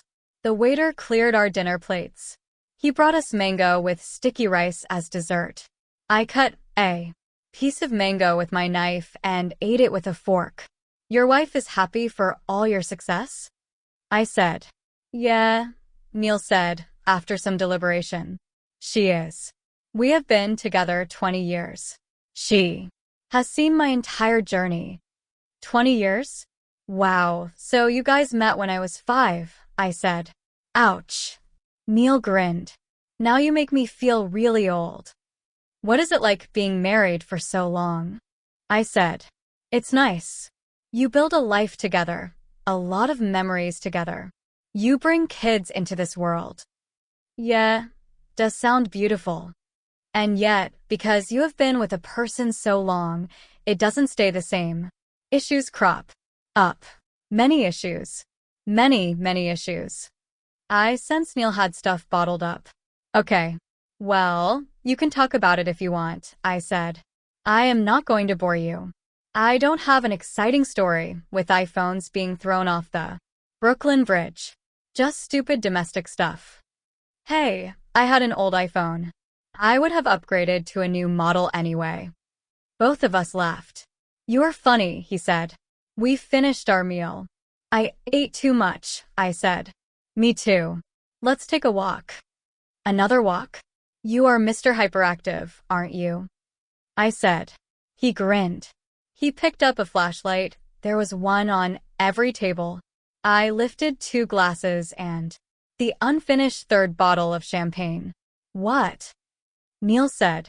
We will take this along, I said. Kind of defeats. Neil said, and I nudged him. Come, I said. We walked barefoot on the same route as our jog a couple of hours ago. However, the island took on a new form in the darkness. The trees appeared pitch black, as did the sea. I could see white streaks where the waves broke, due to the phosphorescence and the moonlight. We walked close to the shore this time. The water lapped at our feet, warm on our ankles. Neil's flashlight showed us the way. We walked in silence, with no sound apart from the splashing waves. The lack of conversation didn't seem awkward. In fact, it seemed perfect. I spoke after a while. "You must be tired," I said. "You ran 5 rounds." "A little bit," Neil said, but walked on. We reached the northern tip of the island, which had a C-shaped alcove. The waves became gentle here and made no sound. Rock formations on the beach jutted out of the sand.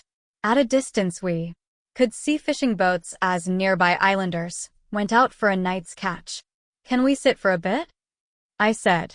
"Sure," he said. We sat down on the cold sand in absolute silence. He switched off the flashlight. The moonlight was just about enough for us to see each other's faces. I poured myself a glass of champagne. He looked at me, shook his head in disbelief, and grinned. I poured him a glass as well. He took a sip. I turned my head back to look up at the sky. The night sky had so many stars. It felt like someone had sprayed it with silver paint. "Wow, look at the gazillion stars above," I said. He turned his gaze up to the sky as well. "Unlike Hong Kong, there is no pollution here and no backlight from the city." "Yeah, I have never seen stars in Hong Kong," I said. "Do you recognize constellations?" Neil said.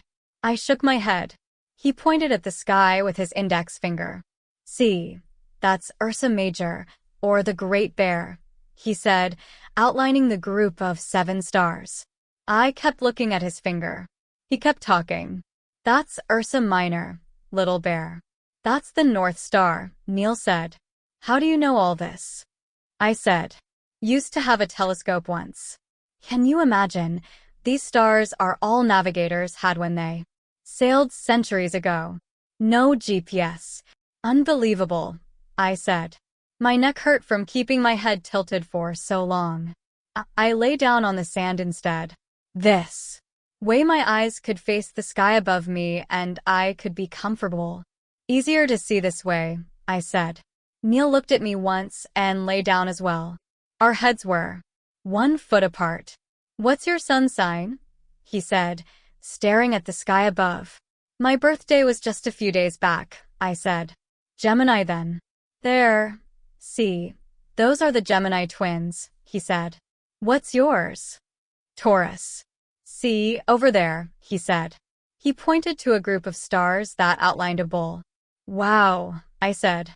We became quiet and enjoyed the silence and isolation. I felt calm because of the surroundings. Maybe the champagne also had something to do with it. I could hear him breathing. I stretched my legs. A wave touched my foot. I moved in reflex. As I did that, my ankle brushed against Neil's. He turned his head and looked at me. "I am sorry," I said. "It's fine," he said, rather whispered. We looked at each other and smiled. I don't know why. Call it girl intuition or whatever. I felt like something was going to happen. I could have moved away, but I didn't. Maybe because I wanted it to happen. He leaned forward. He placed his lips on mine. They felt as warm and gentle as the water on my ankles. I closed my eyes. My hands moved halfway to stop him but lost the resolve to do so as the kiss felt amazing. He kissed me long and deep as dozens of waves broke and touched the soles of my feet. He lifted his arm to draw me closer. Neil Gupta, partner, 2 decades older and my boss's boss, held me tight and kissed me. This was not supposed to feel good, but never had a kiss felt this good. I didn't protest. Maybe I should have. But when something feels so right, it is hard to do so. I placed my palm on his face. The face I had seen every day for so many months, but never touched. I felt connected to him. I felt like the entire island existed only for this one reason, our kiss. A relatively stronger wave came and hit us higher, leaving us wet from the waist down. He continued to kiss me, the intensity increasing with every passing second. His fingers lingered down the back of my neck. Goosebumps broke out all over my body. If he could kiss like this. His other hand went to my thigh, and my heart started to thump louder. Should I stop him? I wondered. I placed my hand on his wrist, but offered no resistance. Another strong wave came up and wet my entire dress. His fingers stroked my thighs. Am I really doing this? My rational mind asked me one last time in a meek voice while I moaned. Nobody cared about the rational mind tonight. My hand slid under his linen t-shirt, already wet due to the water. I touched his hard chest and circled my index finger around his left nipple. He bit my lower lip in excitement. We sat up. He removed his shirt, keeping his shorts on.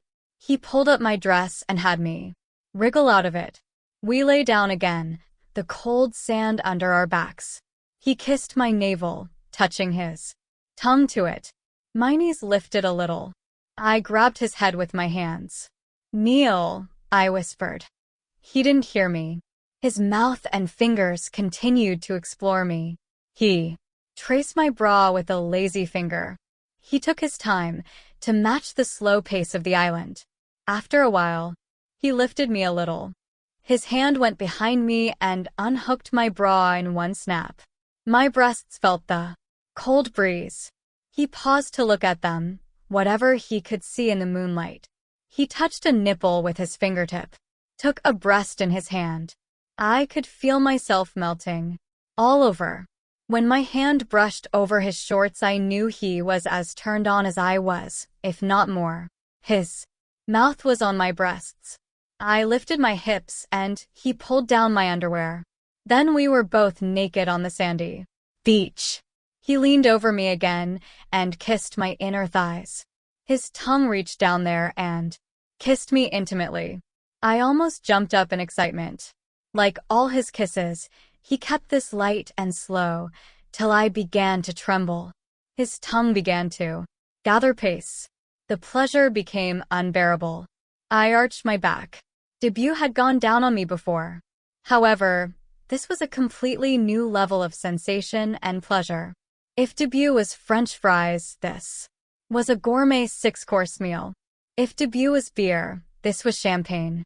If debut was a boat, this was a luxury cruise. Stop comparing, and what's with the weird analogies? I mentally scolded myself and refocused on the moment. Neil continued to work magic with his tongue. I arched my back further and dug my fingers in his hair. Everything good, he whispered. I didn't respond. I couldn't. I simply nodded. It wasn't just good. It was divine, sublime, insane Philippines exclusive island level good. I could feel the buildup of an orgasm within me, as could he. I squeezed his face between my thighs. I came hard. He lifted himself up and brought his face close to mine. He used his arm to gently part my legs and entered me. He moved with gentle and firm strokes. I felt the build-up again, and I came a second time, more intensely than the first. My body shook, I closed my eyes, and I blacked out for at least 30 seconds. This one orgasm had the intensity of 10 orgasms. He paused after I came and pulled out of me. He brought his face close to mine and gently pecked me on the cheek. You okay? He said, his voice tender. That, I said as I gasped for breath. That was something else. How on earth did you do that? He simply grinned in response. In embarrassment, I covered my face with my hands. He gently removed my hands and looked into my eyes. He entered me again. He felt bigger than before. I clutched his shoulders as we continued to make love. Water hit us from time to time. We kissed till I felt his shoulder spasm under my hand and he groaned. He looked into my eyes and smiled. He played with my eyelashes. He put his arm around me. as we lay down side by side, facing each other. That was, he whispered and paused to take a breath before he spoke again, something else. I know, I whispered back. The stars twinkled above us. My day had started early with a morning flight in Hong Kong. Our frantic lovemaking made me feel tired. Fatigue took over. I closed my eyes. His sun has a way of making everything visible, even your blunders. When dawn broke, I opened my eyes. I blinked, trying to orient myself. The seawater glistened in front of me, but my mouth felt parched. I felt a headache coming on. Water. I needed water. Neil lay next to me, fast asleep. No way, I mumbled. No way, Radhika. No way. I smacked my forehead. I found my clothes next to me. I wore them as quietly and quickly as possible. I stood up, wondering if I should wake Neil up. I decided not to. I picked up the glasses and the empty champagne bottle, the catalyst to last night's disaster, and walked back. The sun rose higher. I walked fast. I didn't want to face Neil right now. In fact, I didn't want to face him ever. Back in my room, I lay on the bed, staring at the ceiling. Fuck, I said out loud. What the fuck have you done, Radhika? I lay there motionless. A million thoughts ran through my mind. What did I just do? I slept with a partner at Goldman Sachs. I slept with a man 20 years older than me. I realized Neil was just 10 years younger than my father. Radhika, how could you do it? Mini-Me jumped out of her cave. All of a sudden, Mini-Me had full authority. There is something wrong, something totally fucked up about you. You are just a bloody, useless little idiot. My happy mood from yesterday had evaporated. Life had just begun to sort itself out. I had closed a great deal. I had been promoted. I had even somewhat gotten over debut. All this had given me a new shot of self-esteem. Now it meant nothing. I curled up in my bed in tears. Mini-Me continued to talk, or rather yell at me. He's fucking married. He has 2 kids. There is a wife. They are all waiting in Hong Kong, where both of you live. Yes, it was true. And I had known it all before. What was I thinking? Or rather, why was I not thinking? Life is not a private island in the Philippines, Mini-Me shouted at me. I know. I had nothing to counter my inner voice with. This is why debut left you. Something is wrong with you. Seriously, you stupid, slutty bitch. I sobbed. I don't know why, but I cried and cried. I had crossed the line.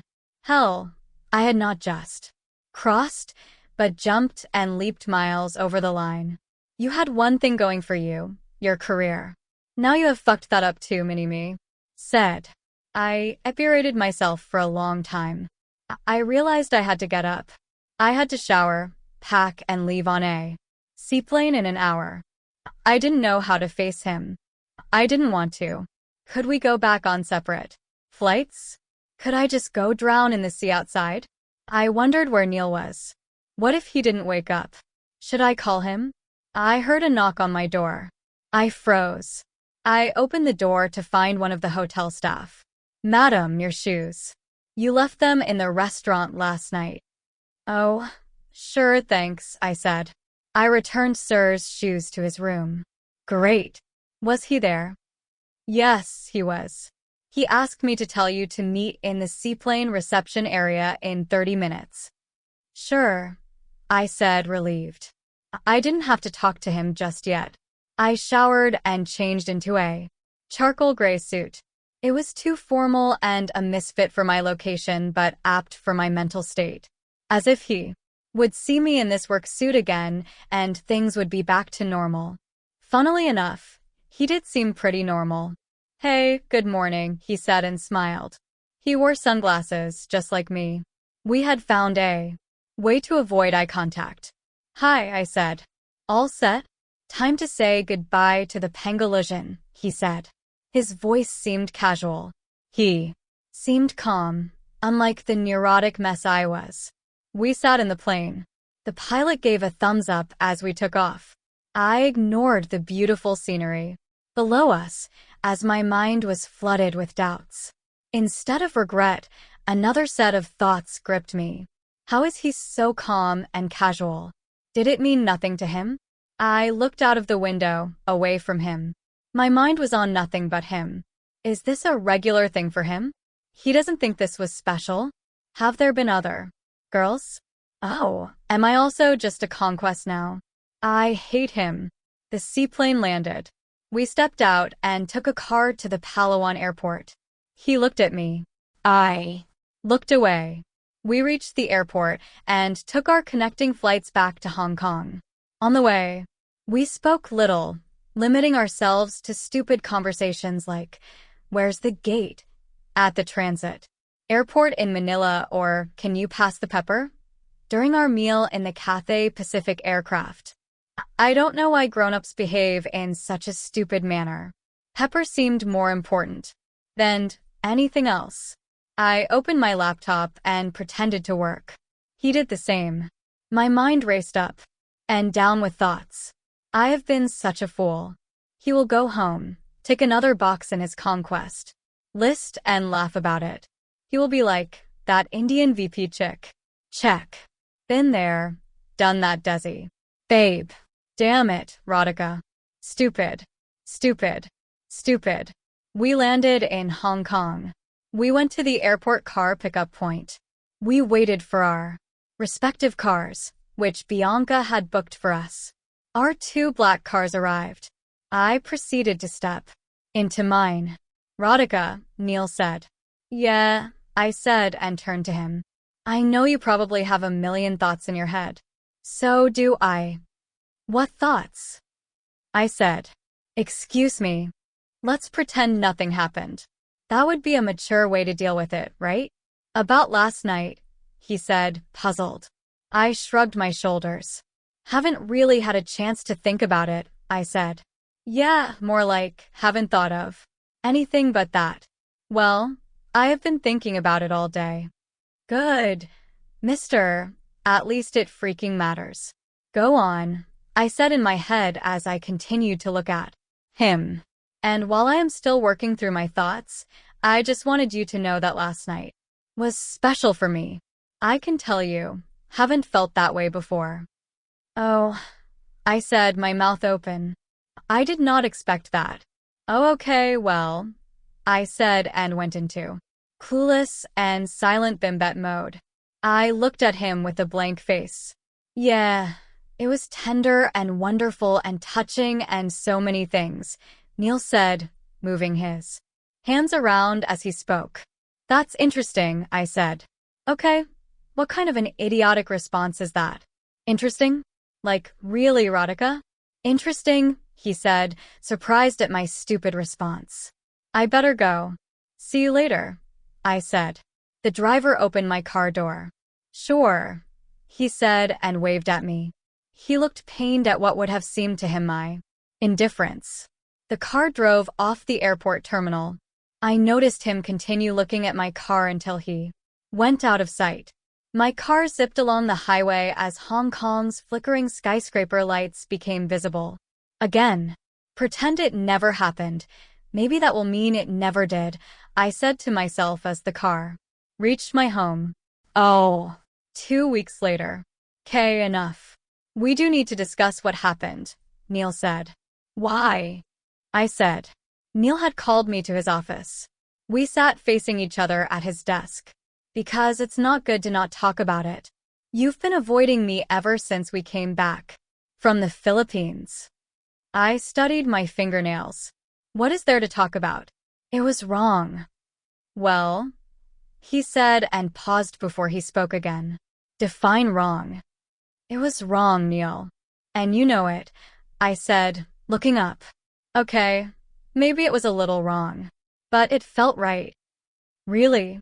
Didn't it? Didn't it feel just right?" "It doesn't matter, Neil." I started counting on my fingers. "I work for you. You are married. You are a dad. I am aware of that. So, then what is this all about? Let it be a one-off." A one-off blunder. And let's move on. He stood up restlessly and walked to the window. Staring into the harbor, he spoke again. I can't call it a blunder. How does one call the most special experience of one's life a blunder? He has a way with words. Be careful, I told myself. Call it what you want. Point is, it was not real. We can put it down to the setting, the drinks, the air. It won't happen again. It won't, I said, my voice as agitated as his was quiet. Neil came back to his seat and sat across from me. He held his chin with his right hand. Okay, calm down, Neil said. I get it. We should focus on work, I said briskly. Fine. We cool then, otherwise. Yeah, I said. So, if there's another deal I want to staff you on, I can? Of course. You are the boss. Even if it is with me? Do you have to staff me in particular? Greenwood wants to buy some more distressed hotels in Korea. They want us to look at some options. They liked your work. So, he left the sentence hanging. Whatever you say, I said. I won't staff you if you don't want to. Should I say you are not available? So, I lose my clients now? I said. Of course not. You are on. The target company is in Seoul. Let's go there soon. I am looking for a sofa. A two-seater, please, I said. Would you like a simple sofa or a sofa bed? The salesperson said. I had come to IKEA, the Swedish furniture store, on the weekend. The huge 20,000 square feet IKEA store is located in Causeway Bay. Sofa bed, I said. At some point, if I had guests from India, I would need to provide a place to sleep. The IKEA salesperson led me to the sofa bed area. There were a dozen models, from Japanese futons to clever snapshot mechanisms. Do you have a color preference? The salesperson said. Not really. How about the steel gray right there? I pointed at one. Oh, that's a bestseller. Comfortable and minimalist, she said. I sat on the sofa to see how it felt. Good, I said. I like it. Hi. Someone waved at me from a distance. I looked up. Neil, I said. He stood at the other corner of the sofa section. Hi, he said again as I walked up to him. Good to see you here. We came for some easy chairs. Here, meet Kusum. Kusum, meet Radhika from my office. An Indian woman, around 40 years old, stood next to him. A 3-year-old boy held one of her fingers. A 7-year-old girl sitting on one of the IKEA sofas played with an iPhone. A 26-year-old girl, or me, wished for an earthquake that would swallow her deep into the bottom of the earth. Radhika, so nice to meet you, Kusum said in an American accent. She extended her hand. Oh, okay, I said as we shook hands. I mean, hi, Kusum. This is Aryan. Aryan, say hi to Radhika Didi, Neil said. Aryan extended his tiny hand as well. I shook it. My heart began to beat fast. And that is Sia. Sia, say hi to Didi, Neil said. Sia waved my way, without looking up from her screen. Not done, Sia, Kusum said in a firm voice. Is that how you greet people? Sia recognized authority. She put the phone aside and came to me with dainty steps. Hello, Didi. How are you? She said, in a rehearsed formal routine. I am fine. Thank you, I said. That's better. Sia, I don't like bad behavior, Kusum said. I guess more than anyone, I was the badly behaved one. I avoided eye contact with Kusum. I did manage a side glance. She was slim, elegant, and had a straight, upright posture. She was wearing a long black dress with a diamond necklace and matching earrings, the ones you see advertised outside the Cartier store in Hong Kong. I noticed a fat solitaire on her ring finger. 3 carats, I guessed. Sorry, Radhika, just training her. She's addicted to the phone, Kusum said and smiled. It's okay, I said, wondering what excuse would allow me the quickest exit. Niels mentioned you, Kasum continued. You recently moved to Hong Kong, right? Yeah, 6 months, I said, wondering what else he had mentioned. We have been meaning to call the team over to our house. It's my fault. Never worked out a date, Kasum said. Not a problem, I said. I spoke as little as possible to exhaust conversation so I could leave. Shopping for home, is it? Neil said. Well, did he have to talk? I felt guilty just being next to him in front of Kasum. I wished I could hide beneath one of the IKEA sofas. Yes. I needed a sofa bed, I said. Where do you put up? Kasum said. Is she going to come kill me? Will she knock me out with that diamond solitaire? Old Peak Road, I said. We are in Repulse Bay. Do come sometime.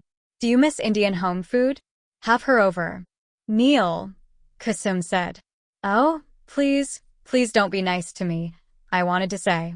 Yeah, why not? You should come, Neil said, his face as blank as mine. Maybe sometime. Anyway, I don't want to impose on your family outing, I said, hoping to escape. What outing? We just came for some errands. Are you by yourself? Kasum said. Yes, I am. Single, alone and loveless. No wonder I borrowed your husband. Yes, I said vaguely. Sunday, so just thought we'll fix up the house. I love your dress, by the way, Kasum said.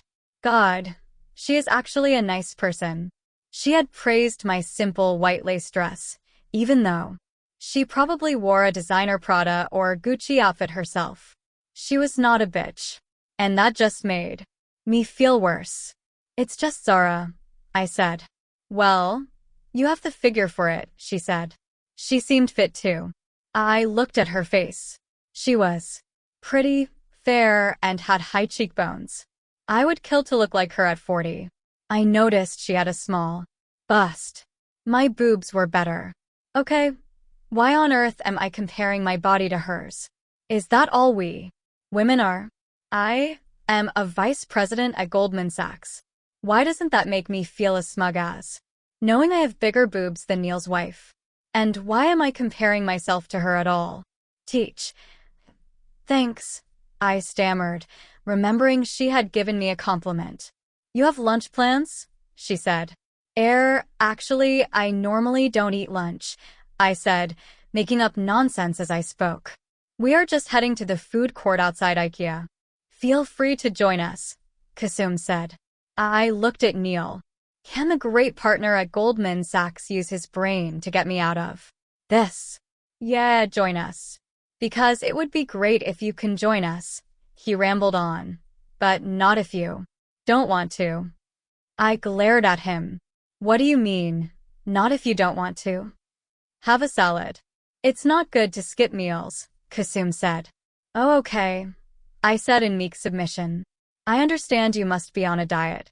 Trust me, I go through the same, Kasum said and smiled at me. So now what? Were we bonding together? Wife and mistress?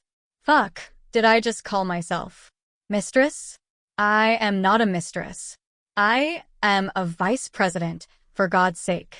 I followed Neil's family out of IKEA and to the food court in a daze. I saw taxis out on the road.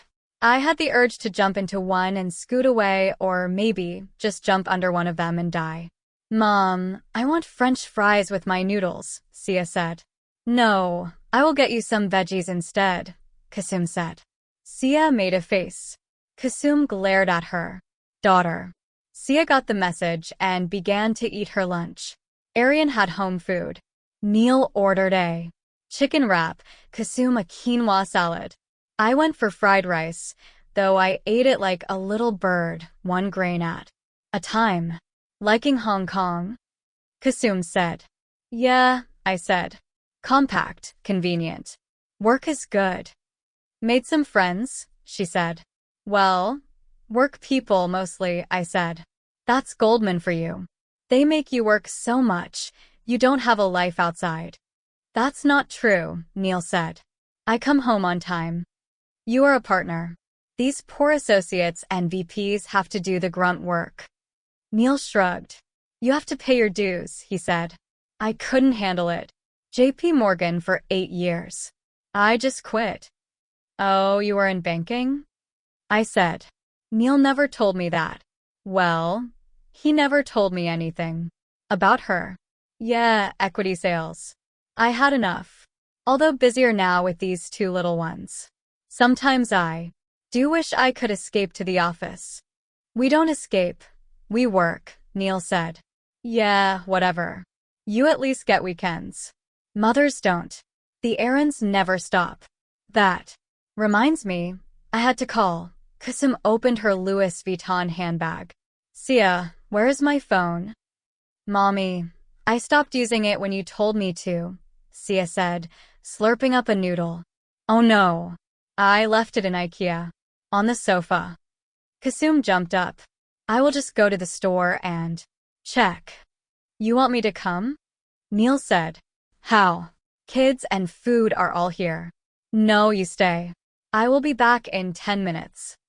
Do you want me to go and check? I said. I'd do anything to get away from this sweet domestic scene. How kind of you to offer. Kusum smiled. Don't worry.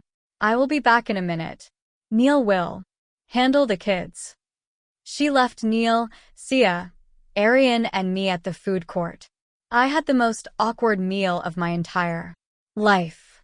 I couldn't talk freely to Neil. Sia might understand, after all. Eat the vegetables too, Sia, Neil said. Sia didn't comply. Neil moved over to her and began to feed her with a spoon. I ate my rice. In silence. Arian ate butterfly-shaped pasta with red sauce from his lunchbox. He smeared the red sauce all over his face and hands. With every bite, Arian looked messier. I could see Neil wanted to attend to his son but had to feed his daughter. Do you mind? He said and gestured to me. I looked around, took a deep breath and slid next to Arian. I took a tissue and wiped his face. Eat slowly, Arian, okay? I said. You feeding me, he said. What? I said. You feeding me, he said again. Neil smiled at me. Really, Neil, this is funny to you? Arian jumped into my lap and handed me his fork. I fed him with one hand and kept a tissue in my other hand to wipe his mouth. I didn't expect to run into you, I said. Well, I had no idea you would be here, Neil said. Sia looked at both of us one after the other, with an innocent expression. We decided not to pursue the topic further. You go to Daddy's office too? Sia said. Yes, I said. How about you? Which class are you in? Grade 3, she said. What's your favorite subject? I said, as Arian took a bite off the fork. Math, she said. Radhika Didi is really good at it, Neil said. He looked at me and smiled, as if he meant not just math. Are you really smart? Sia said. I am okay smart, I said. Enough feedy, Arian said to me, as he felt neglected. No, you have to finish your lunch, Arian, I said. I don't know how I ended up feeding Neil's child. It was awkward, sure. Yet, somehow, seeing Neil taking care of his children made him more real, more human. Is this what it would be like to have a family? I wondered what Neil thought when he saw me feed Arian. His favorite distressed debt analyst could wipe tomato sauce off a toddler's face too. Neil looked at me and smiled. Do I make a good family person, Neil? Found it, Kusum said as she held up her iPhone. She noticed me with Arian. Oh my God, I am so sorry. Arian, you can eat on your own. I like Didi feeding me, he said. Kusum put out a hand for the fork. I surrendered it. She was staking her claim. She wanted her family back. Arian went into his mother's arms. My lap, and even I on the inside, felt empty. I realized I wanted this too. I wanted kids. I wanted messy pasta dishes. I wanted iPhone addicted daughters who had math as their favorite subject. Say thank you to Didi, Kusum said. Arian didn't say thanks. He bent forward and kissed me on my cheek. He had his father's charm. I melted at the little boy's display of love. I wanted to kiss him back. I didn't. I couldn't. How could I? It's somebody else's family. Will I have a son like this one day? Will I ever have kids? I'd better leave, I said. I remembered my part-time help is coming. She doesn't have the keys. Oh, you haven't finished your lunch, Kasum said. I am quite full. Really, thanks so much, I said. Really, she said. We hardly spoke. I am sure we will meet up soon, I said. Of course, Neil said, adding a comment when there was no need to. Bye, Sia. Bye, Arian, I said. Bye, Feedy Didi, Arian said, and everyone laughed. Feedy Didi dashed out of the food court. Or most women, it is that time of the month. For my mother, it is that time of the week. The time when she goes hysterical on the phone and wants one thing more than anything else in the world. My marriage. Not today, Mom, please. Any other day, I said. Why? It's Sunday. It's the only day you are relaxed and can talk properly. I am not relaxed today, I snapped. I opened my laptop and logged onto Facebook. Why? Are you working? No. So, you are at home, right? Did you go to that IKEA shop to get the sofa bed? IKEA. IKEA. Whatever. Did you get a sofa bed? No. I went there this afternoon. I liked one. I didn't get a chance to buy it. Why? Leave it, Mom. I told you. Not a good day. How will we come if you don't have a sofa bed? I'll get it, I promise. Why are you so irritated? Because I know what you are going to say. What? Register your profile. See some boys. Mom, why are you obsessed with me getting married? If I don't care what will happen, you will continue buying sofas alone. Is it even a woman's job to buy furniture? Don't start, Mom, I said. I searched for debut. He had kept his profile private. I don't know why. I wanted to see his profile picture. Maybe he was single again. Okay, listen to just one proposal, she said. See, I knew it. That's the only thing you talk about. Chemists. Chemists. I know what you are thinking. But this is a family with 6 chemist shops in the heart of Delhi. They even have one opposite HMS. Do you know how much business that can do? Mom, you want my husband to sit in a chemist shop. He manages the shops. He doesn't just sit there dishing out strips of Crocin. What's his qualification? I said. You have this hang-up about qualification. Mom, how is education a hang-up? I am an MBA. So, he has done B-Pharm. He is thinking of doing an MBA. She lowered her volume. Through correspondence. Correspondence. You can even do it online these days. Mom, bye. They have a Kothi in Bengali market. The boys' own floor has 4 bedrooms. I don't care. I am not looking for real estate. Talk to him once. Why? Mom, you know I am working abroad. Why would I quit and come for this? What do you want then? NRI? I can look. I don't want anyone. Please leave me alone. What has happened to you today? I have to go. Bye. I ended the call. I saw the Facebook page in front of me. Avinash was still Debu's friend. I could ask him. I called Avinash in New York. Hey, Radhika. Been ages, he said. Yeah. What's up? I said. Just woke up. Sunday morning here. How's Hong Kong? Work. It's good. Busy. Hey, Avinash, can I ask you for a quick favor? Sure. Promise you won't judge me or tell anyone. Sure. I want you to check Debu's profile on Facebook. Really? See. You're judging me, right? This idiotic girl who moved continents but can't move on. No. Wait.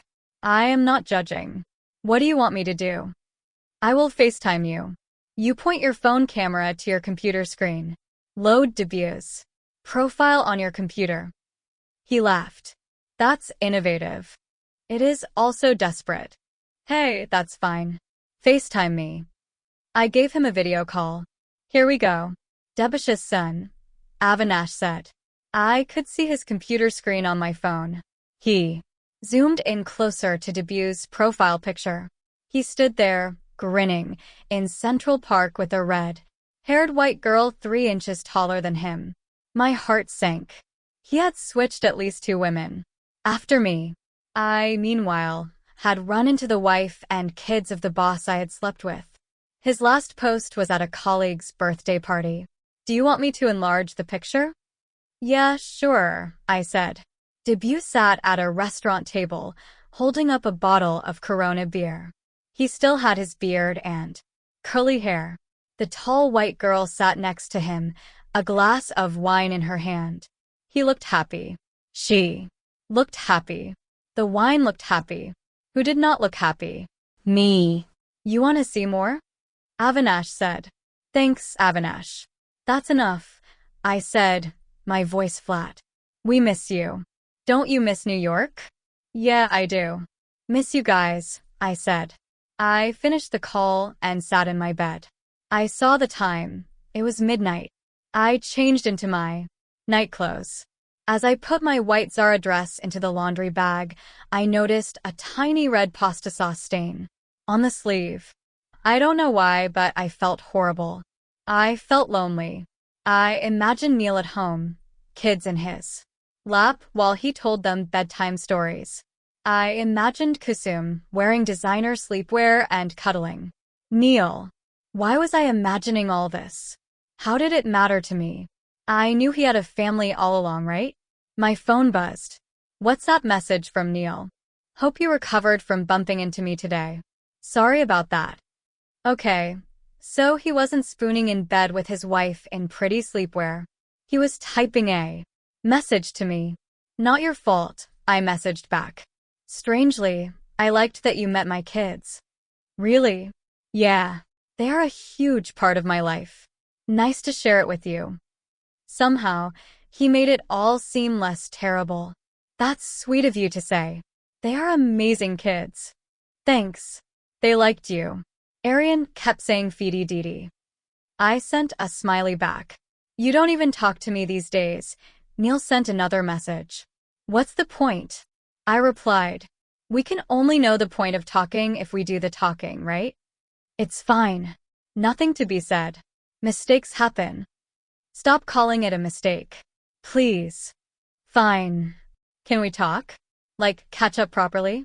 Instead of avoiding each other. I don't know, Neil. I am not in a good place. What happened?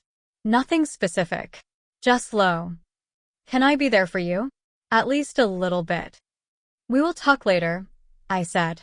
We are going to Seoul next week. Can we catch up then? Sure, I said. Thank you. Just don't avoid me. Can't seem to, as it turns out. Even on weekends, I said. You're funny. Anyway, good night. Good night. By the way, Kusum is really sweet. Thanks, he said. She liked you. Because she doesn't know me, I said. Don't say that. I sent a smiley back. He replied with a long message. Anyway, Kusum is nice. I am not going to say she is a horrible person, Radhika. But she and I just don't share that connection. Not even 1/10 of what you and I have. None, actually. I read the message and didn't reply. What?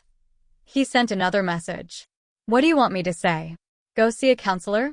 Work on your marriage? What? I typed back. Nothing. I am telling you facts from my side. All I want is for you to admit to some of your feelings. Why? Why do you want to know my feelings? I replied, because even though this is totally wrong, the fact is I love you. Good night, Neil replied. We didn't talk in Seoul. We made love. We made crazy, crazy love. And we did the same when we went on other business trips, 10 more times in the next 3 months. Each time our intimacy felt deeper than before.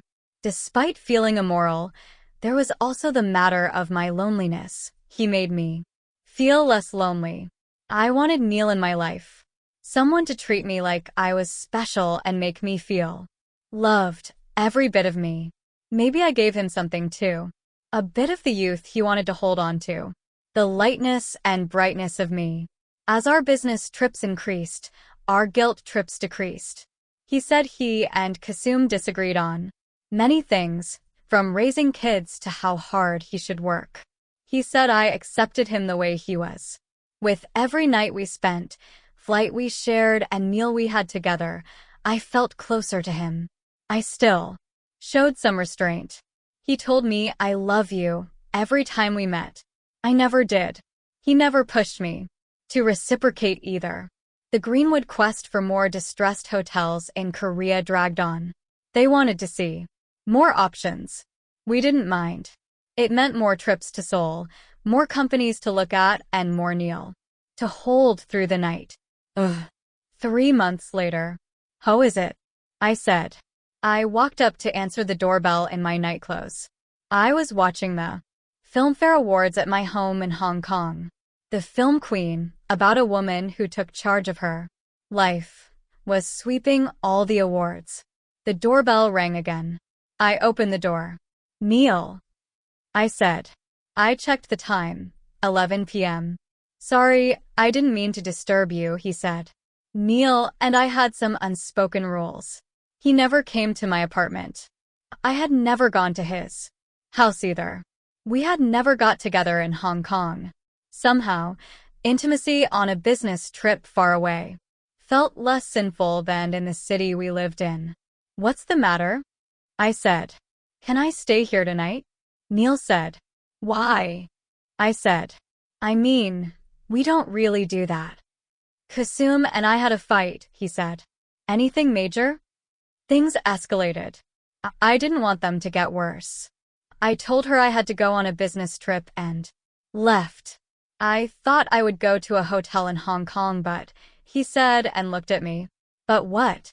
You thought, why pay for a room and be alone when you can get accommodation and sex for free? I thought. Yeah, of course. You can stay here. Come in, I said. Thanks, he said. Hungry? I said. He shook his head. He held me by my shoulders. He kissed me. He smiled. I did not. What am I to you, Neil? A stress ball? To come and play with when you are hassled? No. Not at all, Radhika, he said. He sounded shocked. So, why are you here? Didn't we have this pact that we don't do anything in Hong Kong? Did we? I mean, what's the difference? There is, to me. Business trips feel less wrong. There's also a clear boundary. This is. I don't know what. Why? Because I don't know when you will show up here and when you won't.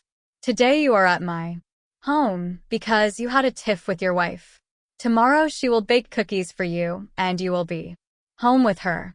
What does that make me? Ms. Standby. He pushed back his hair with an unsteady hand. I just wanted to be out of there. Fresh air. I thought I will come and check if you wanted to be with me. I am sorry if it's fine tonight. I just prefer it outside Hong Kong. Helps me keep my sanity, I said. Are you okay, Radhika? I've never seen you like this, Neil said. Let's go to bed. We lay in bed. I turned off the lights. He put his arm around me. I didn't reciprocate and lay still. I know what you are thinking, he said. What? That this is a booty call. Now that you say it, maybe yes. Maybe that's why you are here. I just wanted to be with you. Let's not do anything tonight. Let me just hold you, he said. I looked at him. Even in the darkness, I could see his eyes. Really? I said. Yeah. Why are you so surprised? You are a guy. We are having an affair. You are okay with not having sex? Of course, Neil said. He kissed my shoulder. We can if you want to, I said. No, not tonight.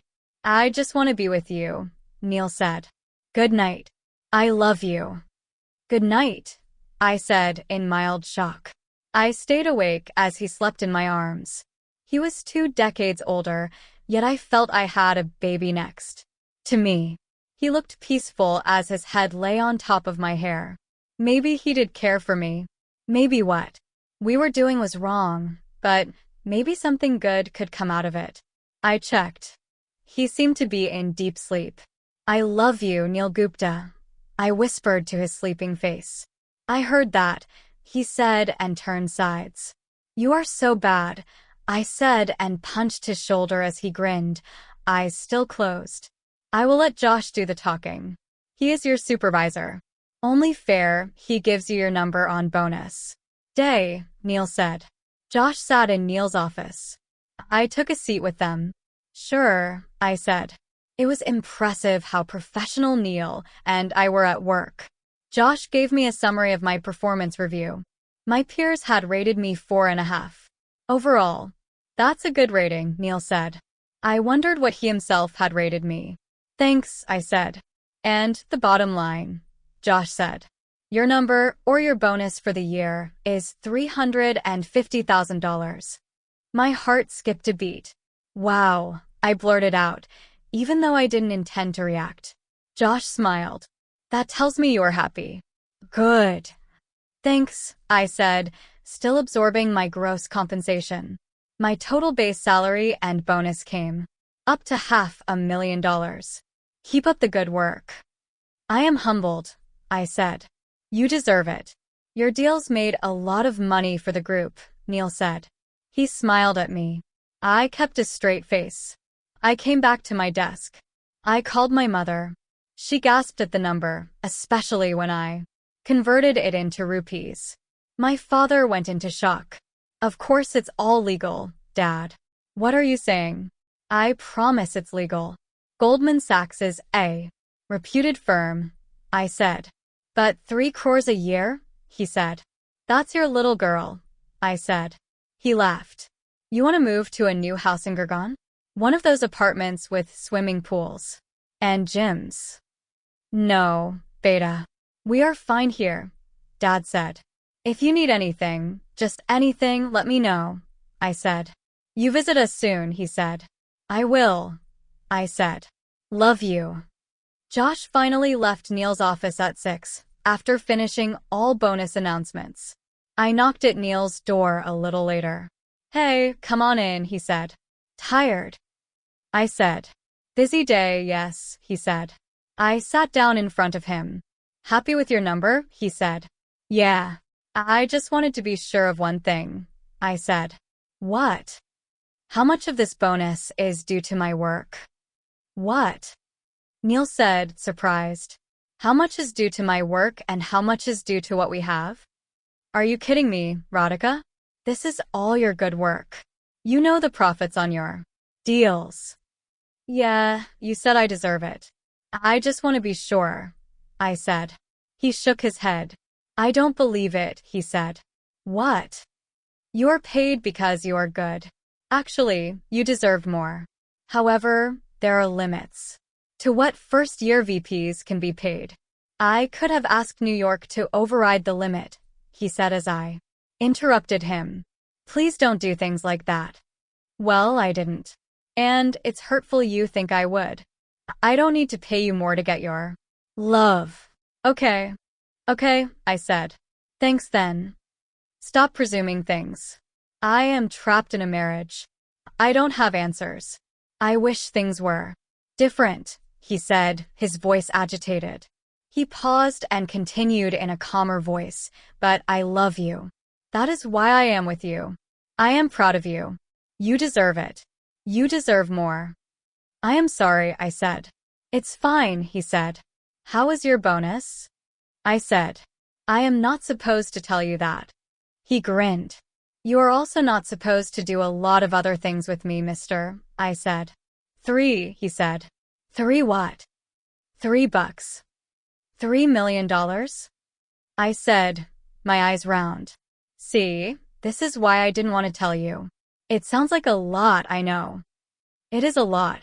You made $3 fucking million in bonus. I said. Somehow, Life has a way of making you feel inadequate about a $350,000 bonus. I told you. You deserve more. Dream bigger, girl. Neil winked at me. You made so much money last year. You are a vice president. What else do you want career-wise? Mom, it's not just career. I am not ready. I had surprised my parents. I had come home for the Chinese New Year 4-day weekend in Hong Kong. Aditi had also come over. Dad, Mom, Aditi and I visited India Gate. We took a walk along the lawns. My mother walked with me. As always, she talked about her favorite topic. You will never be fully ready. It is already hard to get a boy for you. You are too successful. Beta. Is there such a thing? Too successful. For girls there is. What to do? Let's not start again, Mom. I am only here for 4 days. What is the use? At least chat with a few good ones.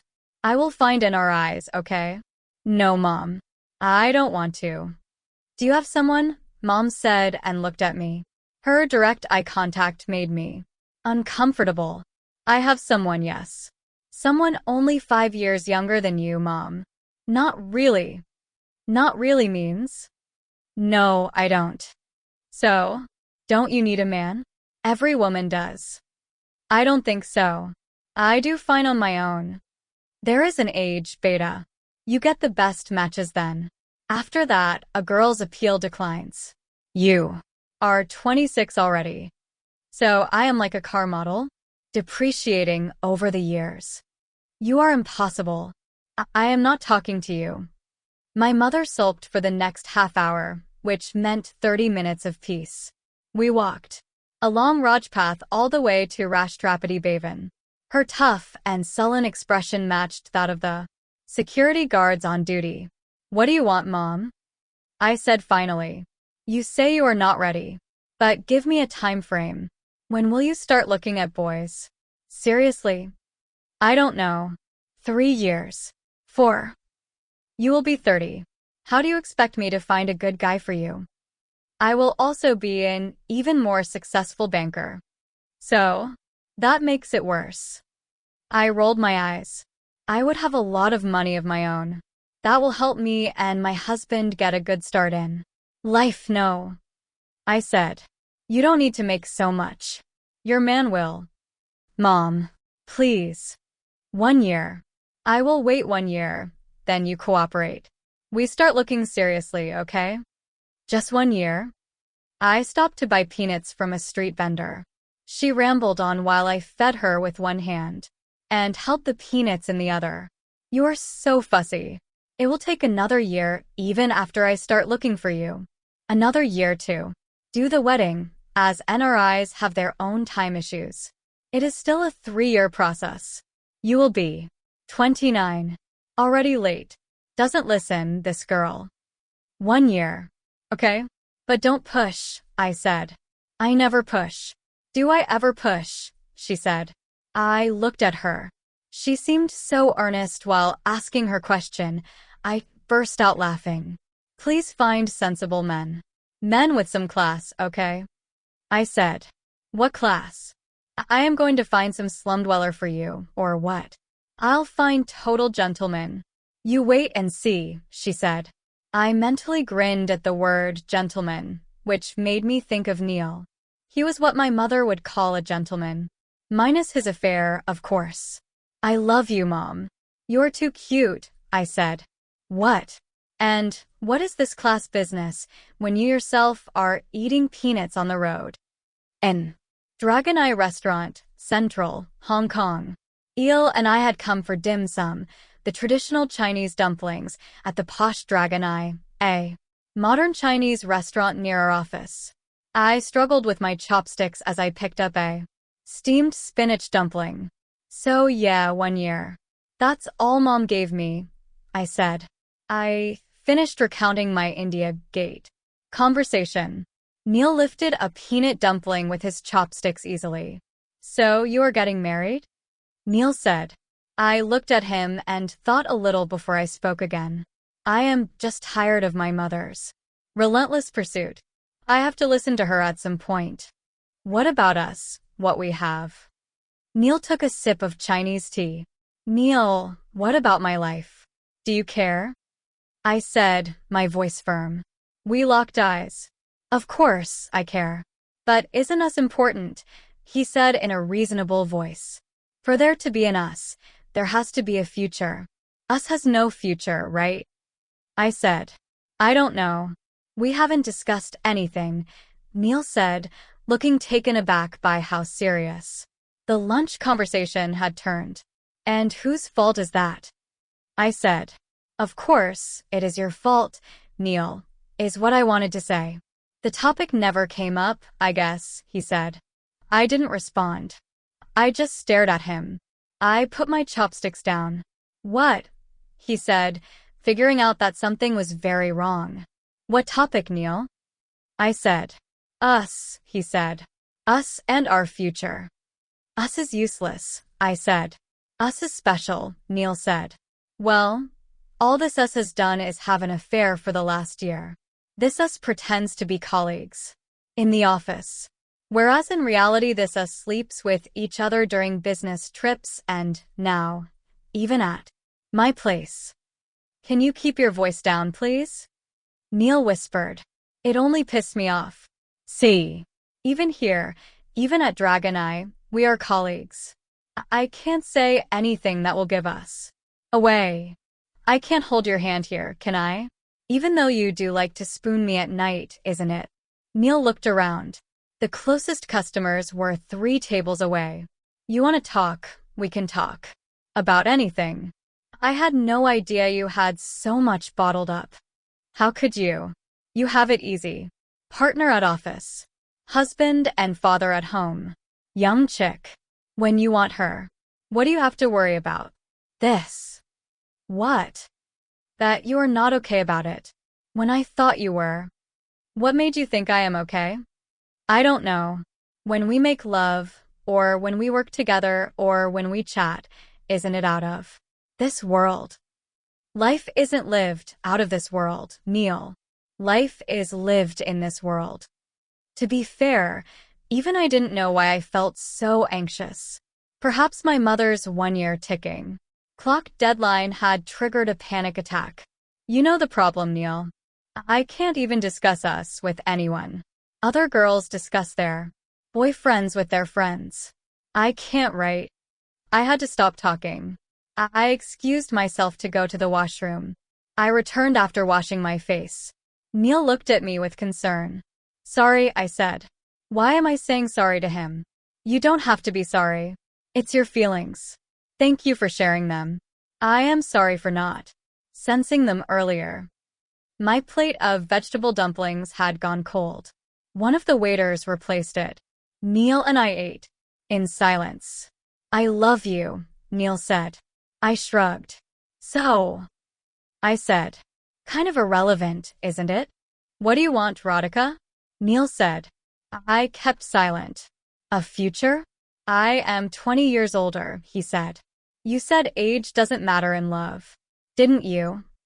I am married. I have kids. So much baggage. Exactly. So, what am I doing with you? Aren't you happy with just what we have?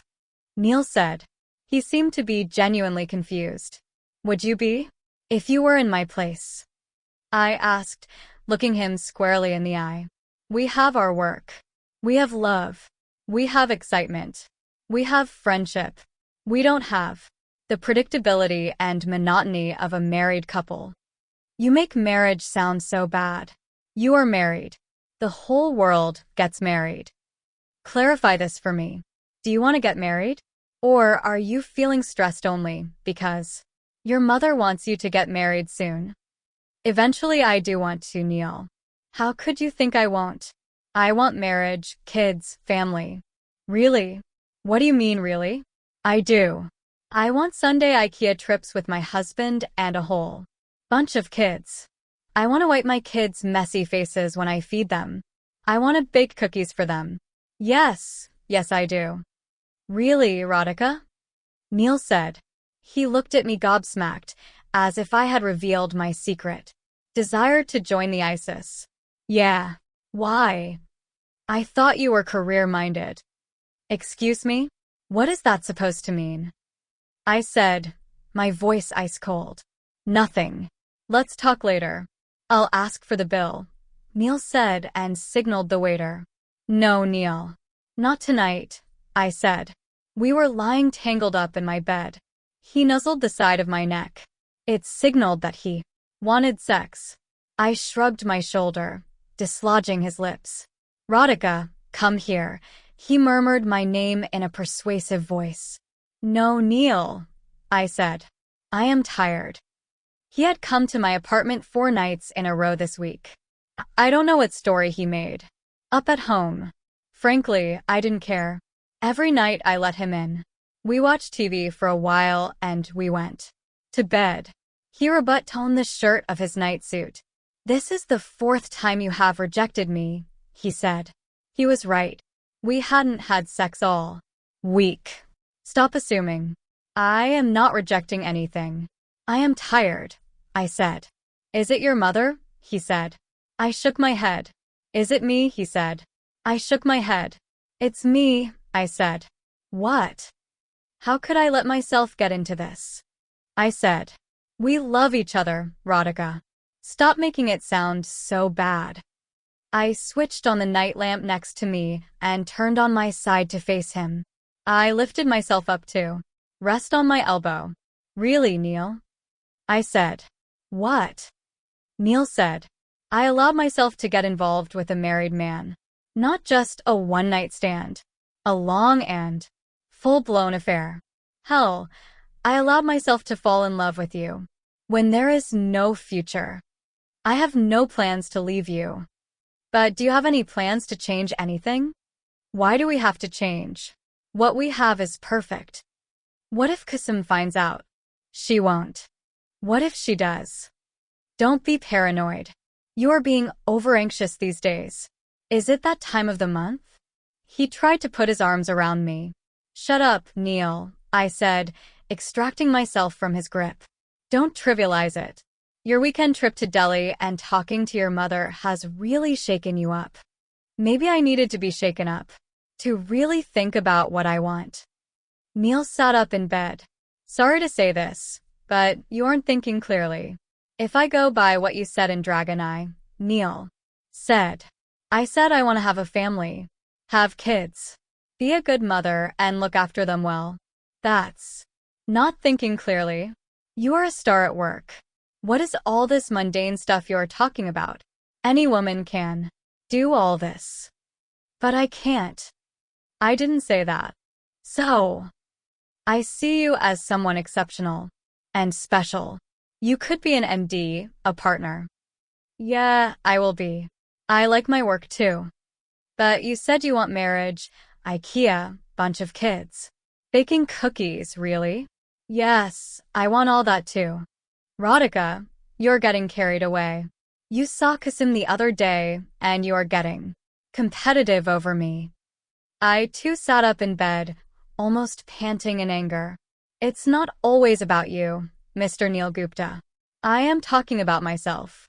My needs. Do you get it? Mr. I am so smart Goldman Sachs partner.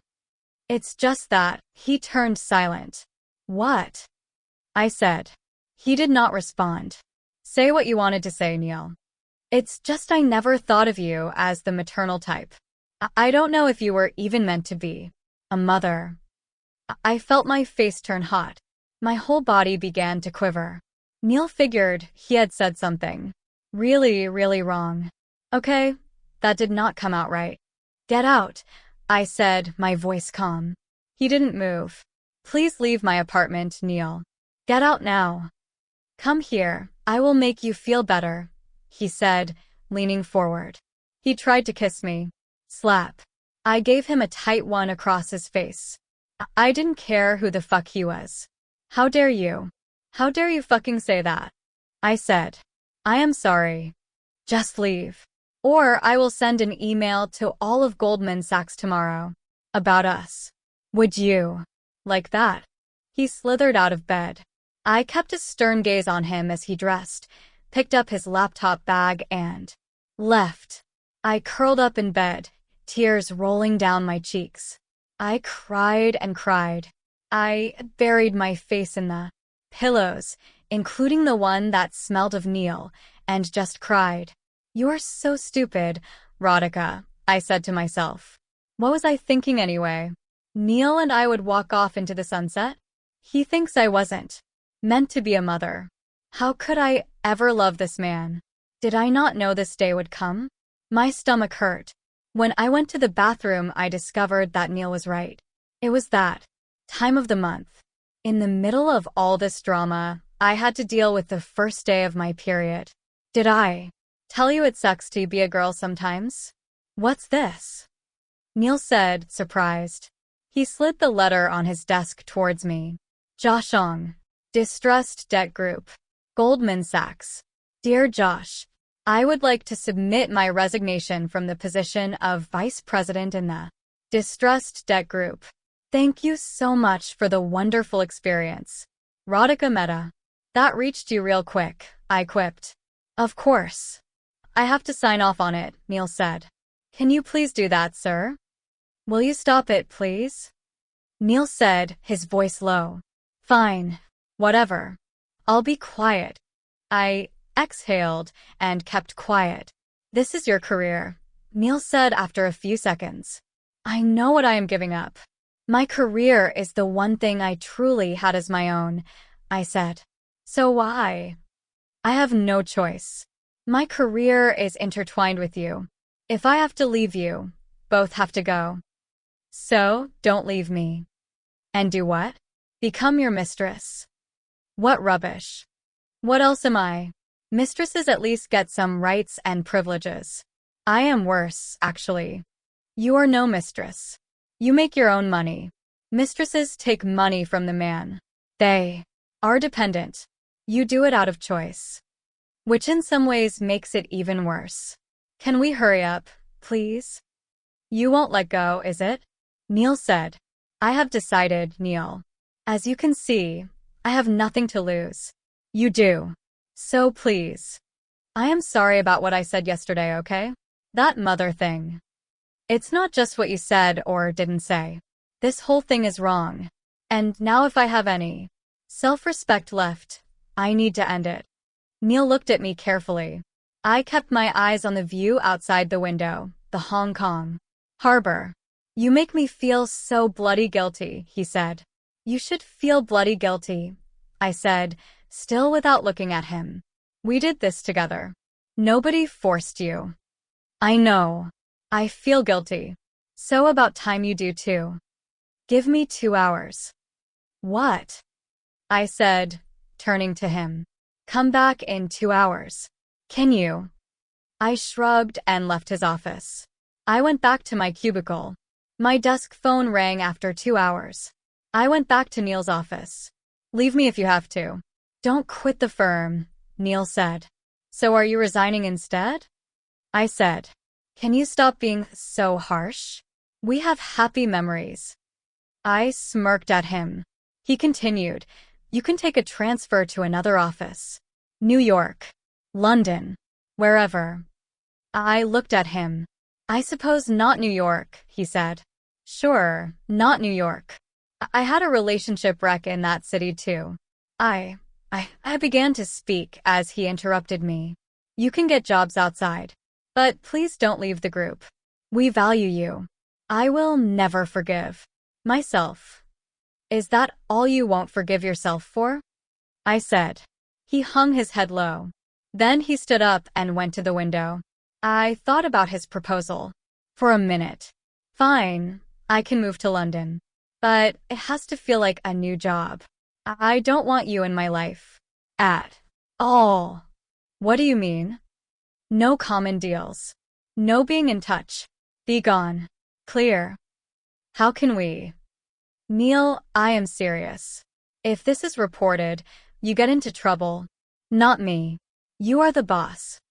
Are you threatening me? I am saying I am serious.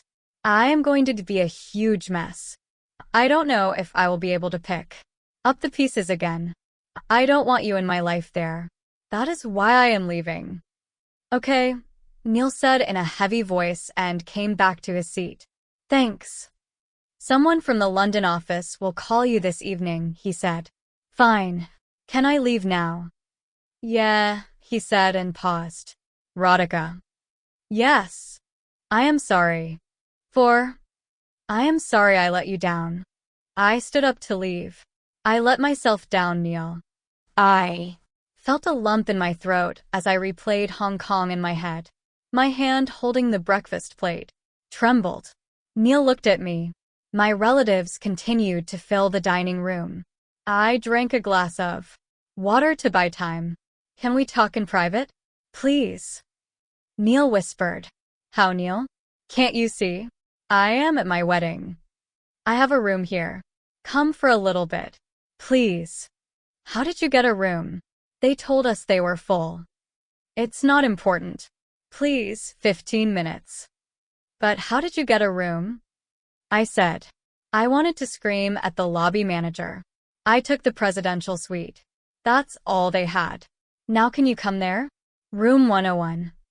Of course, Mr. Partner had to be in the presidential suite. My cousins waved, gesturing me to come back. I need to have breakfast with my cousins. See you in 30 minutes, I said. You said you would leave me alone, I said as he opened the door. I entered his lavish 3,000 square feet presidential suite. I sat on one of the sofas in the suite living room. He didn't respond. He went to the electric kettle at the corner of the room and filled it with water. Tea, he said. Neil, I don't have time. You said you wouldn't bother me. I cut off for a year. Did I ever bother you in London? He said. Would you like some green tea? What is it you wanted to tell me? I said. Can you relax? Neil said. How about a hey, how have you been? Neil, I said. I don't have time for pleasantries. I am just making conversation. Am I allowed to do that while I make a cup of tea? Sure, I said. We haven't caught up in a year. How is London? You know I grew up there, right? I do. So how is it? I just kept looking at him. What? I am not here to talk about London. Give me a minute. I need to bring something from the other room. I nodded. He went into the bedroom. I looked out of the window.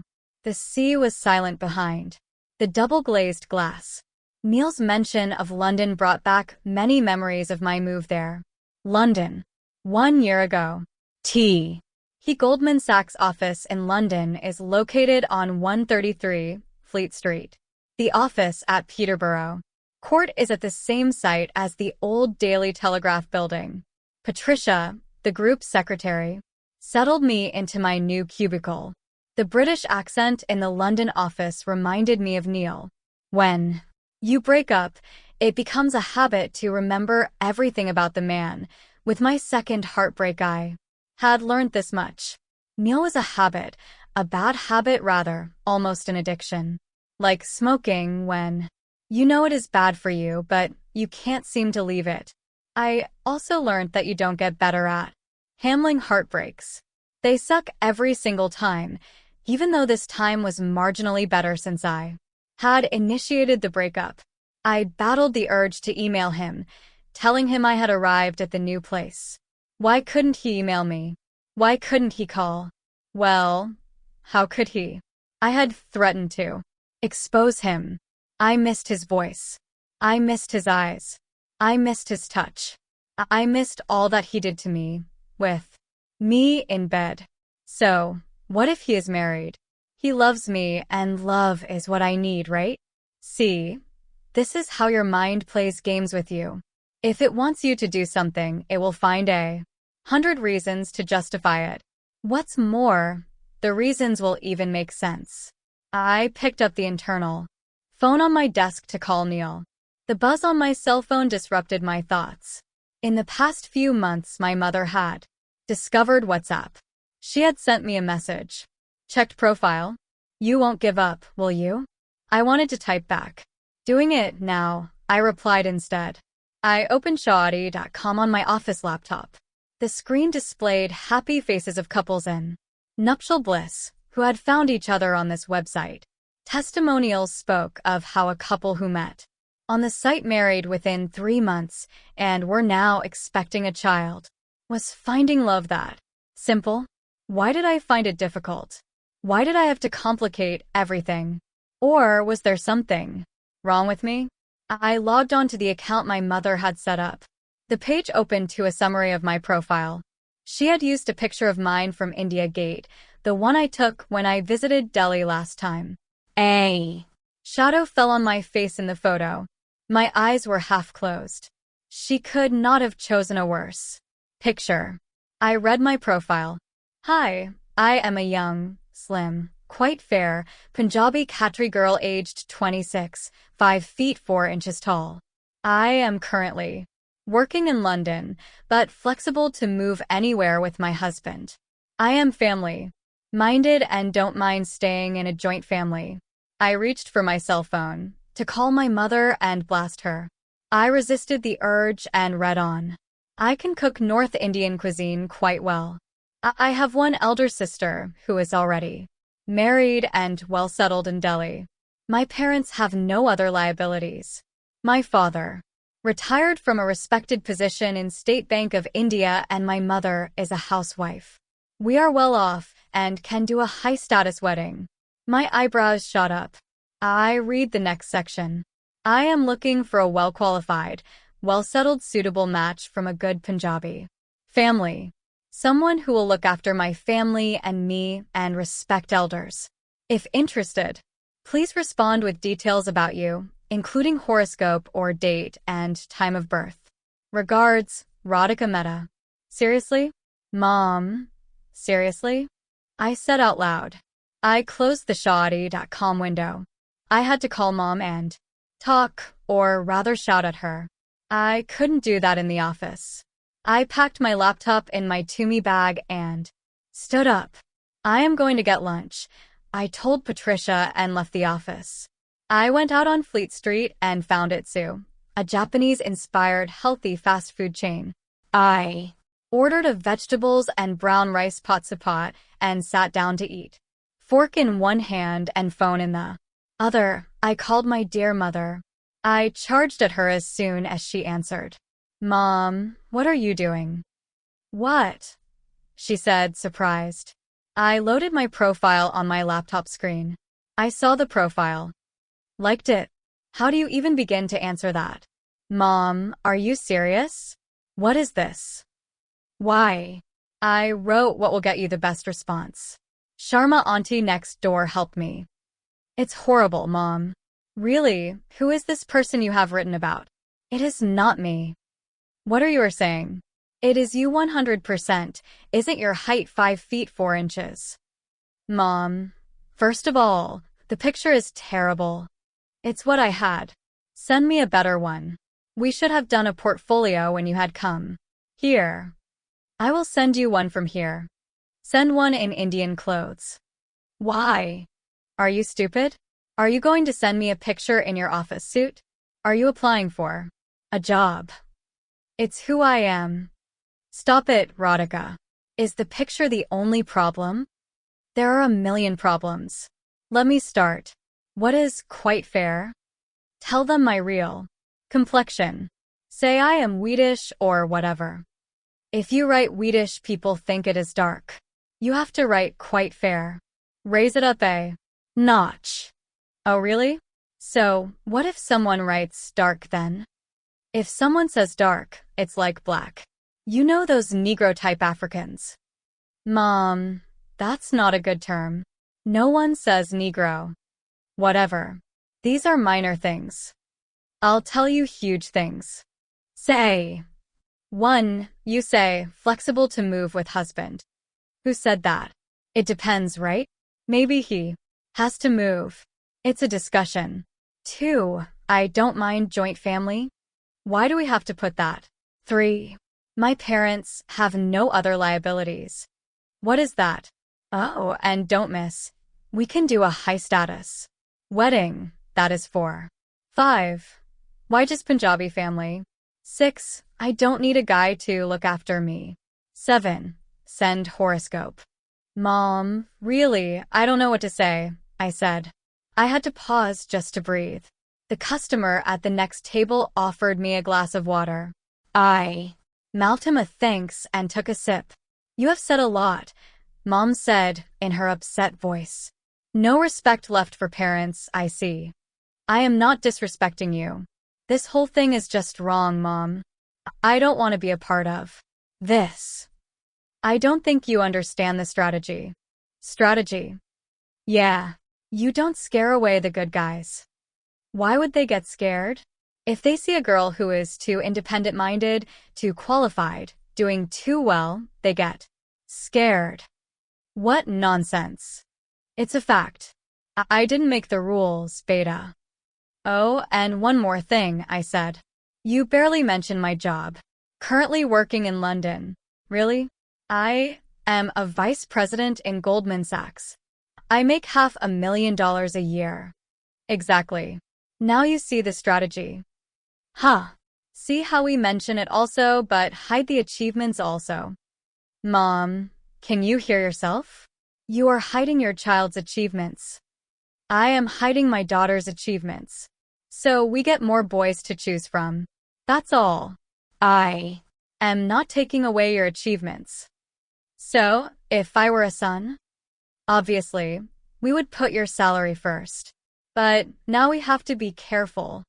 I smacked my forehead. How do I get through to her? I wondered if I had made the biggest mistake of my life. Maybe Neil was right. I was not meant for all this nonsense. I miss Neil. I wanted to call him so bad. Are you there? My mother said. Yeah, I said. My heart ached as I thought of Neil holding me at night. I am coming there, my mother said. Where? London. I am going to spend some time with you. We will do this together. Enough, Mom, I said. She tossed another parantha on my plate. I didn't want a husband. I needed my mother with me in London, so she could cook me hot. Gobi paranthas every Saturday morning for breakfast. Why do you stay in Chelsea? Southall has so many Indians. Better no, she said. Have you seen the park view outside? See how charming this is, I said. But do you get a car in Chutney? In Southall you get it. Sharma auntie told me. You get it here too, I said. I tore open the second parantha. Just stay with me. Forever, I said. See, even you miss having a proper home. Is this even a life? Go to office early. Come back late to an empty house. Mom, I have one of the most wanted jobs in this world. And I have one of the most unwanted jobs, but I love it. Taking care of my family, my mother said and gave me a glass of lassi. She kissed me on the forehead. I hugged her. I love you, Mom. I love you too. Now show me the responses. You have made me wait all week. I had modified my profile on the matrimonial website. I had removed obnoxious bits like husband to take care of me and no liabilities, and added successful career at one of the world's top investment banks. I also mentioned I wanted a secure and easygoing man. Fine, I said. I opened my laptop and logged in. 50 responses, very good, she said excitedly. Open them. Opening, Mom. Be patient. The first query came from a Mohit Ahuja from a business family in Delhi. They owned 3 restaurants. Mohit managed one of them. No, I said. Why? My mother said. They look well off. I don't want to be with someone who runs a family restaurant. What nonsense. Mom, see the qualifications. BA from some random university. No. Next. We continued scanning the responses for the next few hours. This one is ugly. I can't wake up next to a man like that. I reacted to one. Mom came up with one of her wise sayings. There is no such thing as an ugly man. Just to get back at her, I rejected some men due to their looks. Others didn't make it because they had jobs in India where they earned a few lakhs a year. Despite all my feminist leanings, I didn't Want to be with someone who made so much less than me. Why does a woman feel a man's income is more important than hers? Maybe because it is important to men, and very few men are secure enough to just let this issue be. No, Mom. He lives in Bulandshire. Joint family. Family business. No, no, no. I said as my mother showed me another candidate. I was realizing by now that sifting through prospective grooms was harder than valuing distressed assets. You're not doing this properly, my mother said as I rejected a guy because I didn't like his printed Hawaiian shirt. But I hate that shirt. How could he wear it? I laughed. He is a doctor. We are shortlisting him. You can choose his clothes after marriage, Mom said. We finished at 4 in the afternoon, with a short list of 10 potential grooms to be contacted. Further, I'm tired. You want to step out for a coffee? I said. Sure, she said. We walked to a manger cafe near Earl's Court Tube Station. My mother held my hand. We have done something together after a long time, she said. Yeah, bonding over shortlisted grooms, I said and laughed. You wait and see. I will find a prince for you, she said. Ush. Can you see me? I said. I sat at my dining table, facing my laptop. I had a Skype call fixed with Raj Bakshi, a doctor based in Boston, USA. Yeah. It's a little dark though. Can you switch on another light? Raj said. He was 30 years old, had a thin mustache, and wore a light blue shirt. Before I could respond, my mother switched on all the lights in the apartment. Mom, what are you doing here? I whispered to her. Yeah, much better, Raj said. One SEC, Raj, I said and muted him. I bent the laptop screen to cover the camera. What happened? Don't keep him waiting. Talk, Mom said. Mom, if we are doing this my way. I am only trying to help. Thanks. But let me talk to them without you hovering around. My mother made a face and left the room. I resumed the Skype call. Hi, I said. Hello. Must be quite late there. It's midnight, yes. London is 5 hours ahead. Sorry. I just came back from work, he said. You are a doctor, right? Yeah. And what exactly do you do? Your profile said banking. I am in Goldman Sachs. VP in the distressed debt group. Oh, he said and became quiet. So yeah, I said, wondering what to say next. I don't know why I take responsibility for awkward silences. What kind of doctor are you? I said. I am a GP, general practitioner, in the Boston City Hospital, doing my residency. I could never be a doctor. All that blood. I feel faint in hospitals, I said and smiled. It's a part of life, he said, his tone somber. People are dying. Someone needs to save them. Ah, yes. Of course, I said.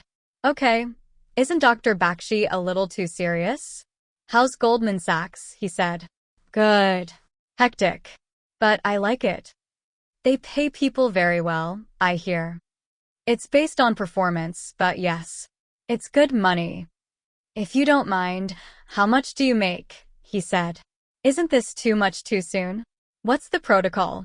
He can ask me all these things in the first call? Can I ask him too? Are we sharing compensation already? I smiled, to lighten his Operation Theater mood. Sure. Why keep it hidden? I make $100,000 a year. Plus benefits, he said. What am I supposed to do? Clap? Okay, I said. And you, he said. I don't know why I didn't feel like telling him. Perhaps I was getting tuned into male pride. I could sense which guy could take it and who could not. We can discuss all this later. So, what do you want to specialize in? Or do you want to specialize at all? I want to be an ophthalmologist. Eye doctor. I know. Good, I said. I had a sinking feeling this wasn't going to work. How do you end calls like this? So how much is your salary again? He said. Okay, he asked for it. Thrice. If you must know, I made $500,000 last year. I heard his chair creak in response. $500,000? He said. Yeah, that's what $500,000 is, I said. I kicked myself for that patronizing comment. Wasn't funny. I had a feeling nothing was funny to Dr. Stuck-Up Bakshi anyway. Okay, he said. Okay? What the fuck is a singular, okay? They should ban this one-word reply in conversations. How am I supposed to take it forward from here? So yeah, what else do you do apart from work? I said. Excuse me, but I have to go. Oh really? What happened? I said. I hate being rejected. Even by boring men doing their residency in Boston. Nothing. Okay, I will tell you. This is not going to work. Your salary is too high. How can you get too high a salary? I mean for me. I mean compared to me. I realized this was a dead end. Why not end it with a bit of fun? Oh, so you mean you are not man enough to handle it? I said. He hung up without saying bye. Oops, strike one I guess. Haha. 3 weeks later we had struck off all the 10 shortlisted names from the list. It's not going to work, Mom, I said. We had come to Dishoom, a quirky modern Indian cafe in Covent Garden. We ordered pav bhaji and masala chai, a rare delicacy in London. I told you not to mention your career too much, she said, upset that I had rejected all 10 suitors. I can't hide who I am, I said. Why can't you be like your sister? Because I am not a Didi. I don't want to be her. We came back home. She came up with another idea. She wanted to upgrade our Shaadi.com membership to the VIP category, where special agents help you get grooms. We have special needs. We need special help, she said. I guess I was special. Specially fucked up. No wonder she needed an army of specialists to trap a man for me. She sat on my bed. I lay next to her and turned the other way. Do whatever you want, Mom, I said. One of my daughters got settled so easily. I just hope and pray God helps us, she muttered to herself and raised her folded hands to the sky. What's with invoking God? Am I some illness? A misfortune? I said, without looking at her. Will you stop being so touchy? It is a fact Aditi's marriage happened so quickly. She has whiter skin, which helps. But she also had a good attitude. You should have an even better attitude. I turned towards her and interrupted her. What do you mean, even better attitude? I should be more subservient? What is that word in ads? Homely? It just means submissive, right? You want me to be more homely? Well, yeah. I am not homely. So maybe I will just stay single.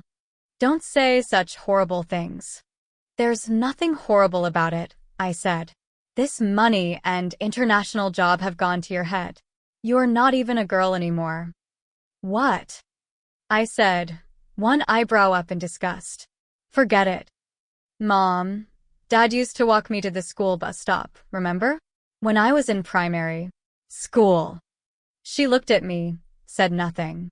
He used to tell me, Beta, when you grow up, you can do whatever you want. The sky is the limit for you. So, why do people tell girls all this? You ask them to achieve things, but when they do, you can't handle it. Why does it become, you are not even a girl anymore? I don't know all that. I never worked. I didn't have choices like yours, she said. Neither did you have the courage, I said. She paused for a second before she spoke again. I don't know. Okay, fine, I don't have courage. Anyway, I think it is better for women if they don't work. Mom, I screamed in exasperation. What? My job means a lot to me. Can you not demean it? Can you not demean me? My mother said. She broke into tears. Her sobs turned into a full-blown crying fest as she mourned the loss of her 10 shortlisted prospective sons-in-law. I looked around. I found a tissue box on the bedside table. I passed it to her. She wiped her tears Do you know how much pain I had to bear when you were born? She said. It's called labor, Mom. I didn't cause it, it is how kids happen. I heard you wanted to abort me, I said. She looked up. Who told you? It's not important how I found out. I heard the doctor goofed up on the sex determination test. He said it would be a boy. My mother looked at me in silence. Those were different times, she whispered. We had a Dee. Your daddy wanted a boy. You did too. Yeah. Sorry, Mom, I came out. You got a raw deal. Don't be stupid. I love you. She hugged me, and after a moment I hugged her back. Then let me be, I said, please. Groom or no groom, doesn't matter. I want you to support me. A tear escaped my eye. I buried my face in Mom's chest. Don't worry. We will go through some more profiles tomorrow. Your Rajkumar will be there. Somewhere, said Mom. 3 weeks later. Why Mother wore her reading glasses. She flicked through the pictures on the Shaadi.com app on my phone. See this. Why haven't you accepted this one? My mother said. We sat in my living room at noon on a Saturday morning, I in blue pajamas, white t-shirt, and she in a salwar kameez. Read it out, Mom, I said, typing on my laptop. What does he do? He works in Facebook, she said, and removed her glasses, surprised. How can you work in Facebook? He does Facebook all day. No, Mom. Facebook is a company. Go on. How old? 28. Height 5 feet 10 inches. I will read his profile. Sure. He wrote it. I said. No. It says written by parent. That's 2 points down. Stop it. Even I had to write it the first time for you, right? I will never forget that. Anyway, go on. My mother read from the phone screen. Our son is an intelligent, humble, and simple boy who is looking for a suitable life partner. He prefers a career woman, someone who is willing to live in the USA. He is a systems engineer at Facebook, where he has worked for the last 5 years. He is based in Menlo Park, San Francisco. He did his engineering in computer science from NIT Nagpur, where he topped his class. He did his master's from MIT in Boston, USA. He is our only child. We are a simple Punjabi family based in Mumbai, originally from West Delhi. We want the right girl above anything else, as she will be our new family member. My mother finished reading and reached for a glass of water. Not bad, well written. Open-minded and honest. Salary. I said and pressed save on my laptop. It says between 150,000 to 175,000 US dollars plus stock options. Is that good? Good. Give me the phone. I saw his profile picture. A lean, tall, and bespectacled man in a beige overcoat stood against the backdrop of the Golden Gate Bridge in San Francisco. He resembled Sundar Pichai, the CEO of Google. Geeks have their own role models, I guess. He is handsome, my mother said. He looks like the student who tells other children to stop talking. Any nonsense you say. I read his name. Brijesh Gulati. Ugh, I said. Ugh. Rejected. I am not marrying someone called Brijesh Gulati. Why? It's a nice name. Gulatis are Punjabis. Don't you know that restaurant on Pandara Road? Exactly. I am not marrying someone whose name resembles a Punjabi restaurant. My mother stared at me. What? I said. What name you want? Amitabh Bachchan? It's not that. It is just that he's just so. I thought of the right word. Typical. I think you are looking for negatives. And you can't find any. So all this name and typical. Nonsense. Tell me one proper thing wrong, my mother said. Exactly. There's nothing wrong with him. But he doesn't have any wow or thrill factor. You are choosing a husband, not taking an amusement park ride for thrills. But love can be thrilling, Mom, I wanted to say. Love can mean passion under the moonlight on remote islands. The thought of that night with Neil made me flinch. Okay, fine, I said in a brisk fashion and chose the accept option. I put my phone aside. 10 minutes later, my phone made a ting sound. I picked it up. I don't believe this. He already sent a hi with his Skype details. Mom, this is desperate. No. This is a good sign. It means God wants both of you to connect, my mother said. It is amazing how mothers can justify any action as divine intervention as long as it suits them. Set up a call, my mother said in her most royal tone. I typed back a message. Skype call fixed for tomorrow, I said to my mother. Hi, I said, as cheerfully as possible. One of the most awkward moments in world history has to be speaking to a shortlisted arranged marriage candidate for the first time. I sat in my living room near my window, on Skype with Brajesh. Good morning, Brajesh said. Or sorry, good afternoon. So, I am Radhika. You already saw my profile. Yes, I found it quite interesting. Really? Which part? I said, to enable more conversation. I like that you have a good career. Investment banking is hectic, though, isn't it? It is. But I am used to it now. I am sure. And what are your interests? He said. I love to travel. I like music. I like exploring whichever city I live in. How about you? I mostly work. But I like watching cricket and Bollywood movies. Really? An Indian software guy who likes watching cricket and Hindi movies? Can it be more stereotypical?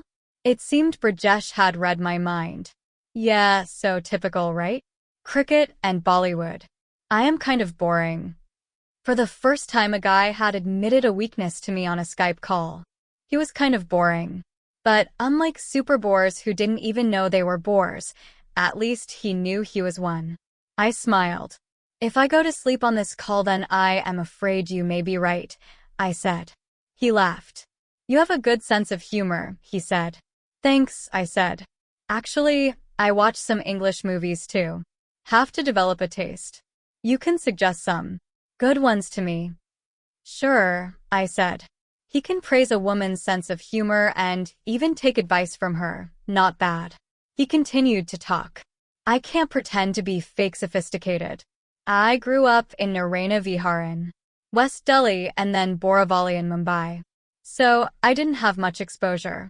But now I want to learn more about the world. Wait a minute. Did you say you grew up in Narayana Vihar? Yeah. Why? It's a small colony in West Delhi. I am from Narayana too, I said, surprised. H Block. That's where my parents live. What? I was in G Block. G, 478. My parents still have a house there. They live in Mumbai. Now, of course. My bedroom door opened. Mom came in. Narayana, she whispered, her face unable to contain her excitement. She had probably had an ear to the door and heard our entire conversation. I shooed her away. I spoke to Brajesh again. This is uncanny. Did you shop from modern stores? Yes. That fat uncle who never had change, he said, and both of us laughed. Anyway, so yes. I wanted someone who has Indian roots, but is better exposed to the world than I am. You have been in New York, Hong Kong, and now London. I felt you could be an asset to me. I wanted to reject him. I wanted one solid reason to do so. I couldn't find it. He talked about meeting up towards the end of the call. I go for work to New York sometimes. It's midway between London and San Francisco. If our calls go well, would it be possible for you to come? Let's see, I said. Skype is good for now. Speak soon. My mother entered the living room the second I disconnected the call. You can't snoop on me, Mom. This is not fair. She came up to me and gave me a hug. Sorry, my beta, she said and kissed my forehead. But what a great boy. And Narayana? See how Sai Baba's blessed us. 1 month later. R. St. Regis Hotels Cafe, New York. Right. I heard his voice as I entered. I turned to look at him. He wore beige chinos and a black turtleneck, perhaps his homage to Steve Jobs. Brajesh, I said. We shook hands. Yeah, good to see you in person, he said, guiding me to a table. The old-world luxury cafe had high ceilings and colonial-era furniture. A saxophone player and a pianist played in one corner. We ordered tea for two. A waiter brought us tea on a tiered silver tray of goodies, scones, jam, clotted cream, cakes, mini cucumber sandwiches, and chocolates. Afternoon tea was a great idea. Everything looks lovely, Brajesh said. He took a few sandwiches and placed them on his plate. Glad you like it, I said. I wore office attire, a gray suit, partly because I had gone to the 85 Broad Street office earlier to meet Jonathan and Craig. Mostly I wore it because my mother had told me not to. She had instructed me to wear a magenta salwar kameez and dangling gold earrings. I told her I wouldn't go to New York looking like I am a part of a Baisakhi celebrations troupe. In fact, I wanted to be as drab and real as possible. Brajesh could see me as I was and reject me if he wanted to. When is your flight back? Brajesh said. 9:30, I said. I have to leave for the airport at 7:30. We had 4.5 hours to decide if we wanted to be together for the rest of our lives. So, who talks first? He said. Usually I do, I said and smiled. Oh, I would actually prefer that. Tell me about yourself. I told him the story of my life from my childhood until now. I covered everything apart from debut and Neil. So I have been in London for 6 months. Parents now would like it if I could settle down. Gosh, doesn't that sound so lame? I said, ending my story. What? The term settle down? He said. Yeah, only in India do we use that phrase. Settle down, like in sedimentation, everything settles down. Don't move anymore. No risk, no excitement. He laughed. Our parents valued security over everything else. In their time jobs were few, so you better grab one and settle down. Else you would be on the road, Brajesh said. So true, I said. Even I have settled down in a job, Brajesh said. Really? You are with Facebook. Isn't it one of the most fun companies to work for? See, that's the thing. Everyone thinks I am in this amazing company. How could I even think of leaving it? Do you like your job? Work is challenging. Money is good. So then, sometimes I wonder, there is so much happening in the tech world. Can't I start something of my own? Of course you can. He looked happy at my encouragement. He told me some more about his life. He grew up in Narayana for the first couple of years, after which his parents moved to Mumbai. His father worked in Indian Oil. Brajesh wanted to get into IIT, but couldn't make it despite 2 tries. He said it was because he was distracted. He joined NIT, topped the class, and went to MIT for higher studies. And then a typical IT job. That's me, Brajesh said. I smiled. We finished our tea. The waiter arrived with the bill. It was 5:30. We had 2 more hours. Let's take a walk in Central Park, I suggested. We entered Central Park on 59th Street, with the Apple Store on my right. The green trees and grass around made us forget we were in one of the busiest cities of the world. I thought of debut. His office was less than a mile away. You seem lost. Work, he said. No, it's just New York brings back memories. We walked in the direction of the Central Park Zoo. Good memories or bad memories? Brajesh said. Mixed, I said. Mostly good, though. We reached the zoo and bought 2 tickets. We saw the highlight, a pair of baby grizzly bears, born just 6 weeks ago. They are so cute, I said, as the two cubs, no bigger than rabbits, slept on their mother's back. You like kids? Rajesh said. My heart beat fast. The kids and mother question had made me lose men in the past. Did he mean, do I like kids in general? Or did he mean, would I like kids with him? My mind went into overdrive, imagining little infants with nerdy glasses, working on Facebook servers. Kids. I came back to reality. Yeah, I do like children. Never thought I would, but at some point I do want to have messy, naughty kids. Me too, he said. We came out of the zoo and walked further north. We reached the famous Bethesda fountain, located at the edge of the lake. We sat on the steps and watched ducks with their ducklings swim in little groups. The sun had dimmed and the water reflected the evening sky. We sat in silence for 5 minutes before I spoke again. Rajesh, we spoke about several things. We didn't talk about our past relationships, I said. Boyfriends and girlfriends, that sort of stuff. Oh, he said. Yes. Should we or not? We don't know each other so well yet, I said. But isn't that the point? Anyway, better to discuss such things. Yeah. So, you've had relationships, I said. He turned his gaze away from the ducks and looked into my eyes. Only one, he said. Oh, the special one. I don't know. It was a long time ago. I told you I was distracted during my IIT preparation. Right. Yeah. She was in my coaching classes. Okay, I said. A girlfriend. I liked her for roughly 2 years. She liked me too. Unfortunately, we expressed our feelings too late. We only dated for 2 months. Meaning? Her father took up a job in Saudi Arabia. She moved there with her family. I am sorry, I said. It's okay, he said and smiled. It was a long time ago. How about you? He said. You have had relationships? Nothing in India.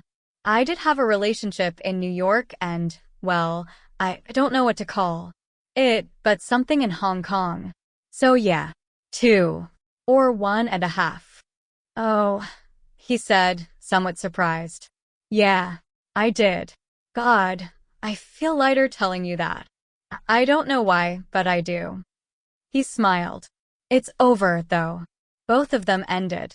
A long time ago, I said. Did it hurt when they ended? He said. Yes, it did, I said and smiled, but I am okay now. He did not probe further. Would you like to know anything more? I said. Not really. Only if and when you want to tell me, he said. We looked at the ducks again. He spoke after a few minutes. So, what do you think about us? Did he want a decision from me? After one afternoon tea and one walk in the park? Is that how arranged marriages work? What should I do? I thought before I spoke. Rajesh, I did like meeting you. But this is such a big decision, right? Of course. Take your time. Go back. Think. Reflect. I will. Should we walk out of the park so I can call an Uber to the airport? I said. You won't get such a good match again and again. He is US-based. You can easily get a transfer to his city. He makes good money. He has shares. You say he is sweet. Really, Beta, I can't find you anything better than this. My mother, back in India now, had called me during my lunch break in the office. But Mom, the Gulatis have called twice. I need time to think. No prince on a horse will come. Certainly not through Shaadi.com. I didn't say I want a prince. So come down to earth. What do you know about men, anyway? Yeah, what do I know, I thought. If I did, I would have made them stick around, right? I remained silent. I liked him. I could say yes. Maybe not an oh my god wow type yes, but at least there's no reason to say no kind of yes. Still, I wanted to be cautious. It's okay, Mom. Whatever. Okay, if you guys like him then yeah, it's a yes. Really? Yeah, I sighed. It's a yes. Aditi's papa, are you there? Mubarak, I heard her scream. It drowned out everything, my voice, reason and doubts. Radhika Mehta, was going to get married. Congratulations, Radhika, I whispered to myself after I hung up the phone. Ash. EY, you are here. Neil's voice brought me back to my present reality. Waves continued to splash on the beach outside. He placed his hand on my shoulder. Come, let's sit and talk. I brushed his hand aside and turned to him. Neil, I need to go. I really should, I said. My cousins would soon start looking for me for Sangeet practice. Give me 5 minutes. I need to tell you something, he said. He had a large brown envelope in his hand. We sat down on the chocolate brown sofa. Let me talk, okay, he said.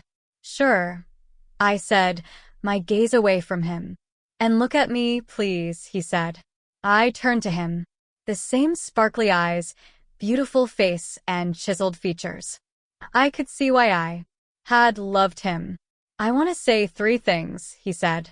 I'm listening, I said. But before that, may I just say one extra thing? You look nice in this white salwar kameez. This? Well, thanks. It's for the Sangeet practice. I have never seen you in Indian clothes. Really? I said. Of course he hadn't. He had only seen me in work clothes or, well, no. Clothes. Indian clothes suit you. You look like a little fairy. I don't know why he talks like this. Worse, I don't know why it still feels so good when he talks like this. You came here for this? To comment on my salwar kameez. No. That is just a side observation. Talk about what you came for. 1. Radhika, I am really, really sorry for how things ended between us. I am just an idiot. A total idiot. Well, we parted ways. I moved to London. End of story, I said and let out a deep breath. Yeah, I never considered that the story could end differently. There were other options. It's history. Leave it, Neil. Well, I can't leave it. Since you left, I have missed you every single day. I can't even bear to pass your cubicle. Every bit of Hong Kong, every business trip reminds me of you.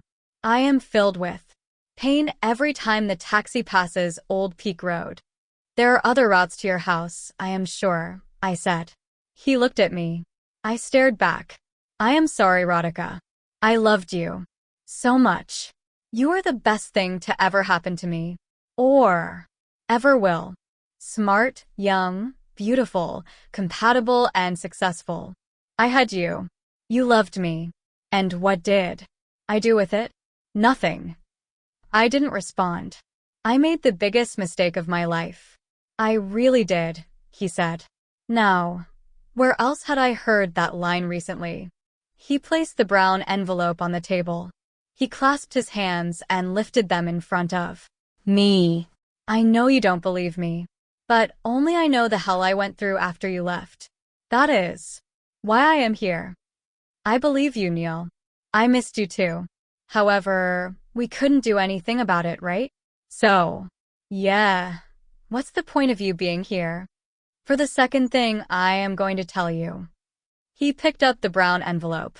He pulled out a set of A4 sized sheets. The first page had a stamp paper. I am leaving Kasum.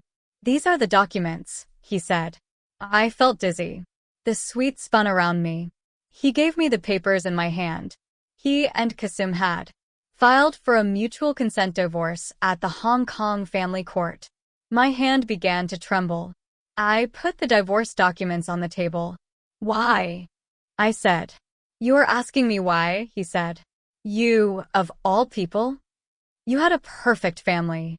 If I did, why did we have what we had? I kept silent. His eyes became wet. What about the kids? We planned to co-parent. Share custody. What did Kasum say? Not happy, of course. However, she gets it. She knew something was amiss in our marriage. We had grown too far apart. What will she do? I said. I don't know why I had such concern for his ex-wife. She will figure it out. Financially, she is more than okay. I gave her half of whatever I had. No. Questions asked. In return, she agreed to co-parenting and mutual consent. I couldn't believe I was discussing a divorce at my wedding venue. Neil continued, I am sorry, I will skip the details. The point is, he said and exhaled, my marriage is over. I am sorry, Neil, I said. It's okay, he said and massaged his temples. It had to happen. Should have happened long ago. I checked my phone. I had missed calls from 2 of my cousins. I hope you're okay. I need to go now. You had something else to say? The third thing. I said. Yes.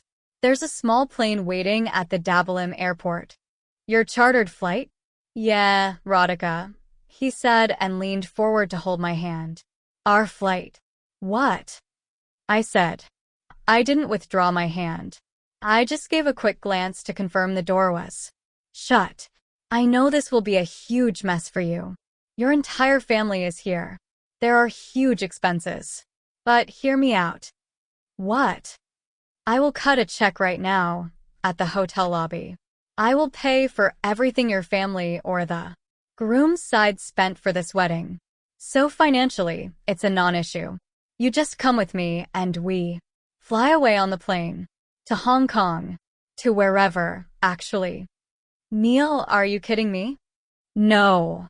I mean it. I have wasted too much time. I have overanalyzed, treated our love like it was a financial deal. It doesn't work like that. You have to do these things from here. He touched his chest to indicate his heart. You want me to elope with you? I said, still absorbing his proposal cum plan. You can talk to your family. I can meet them as well.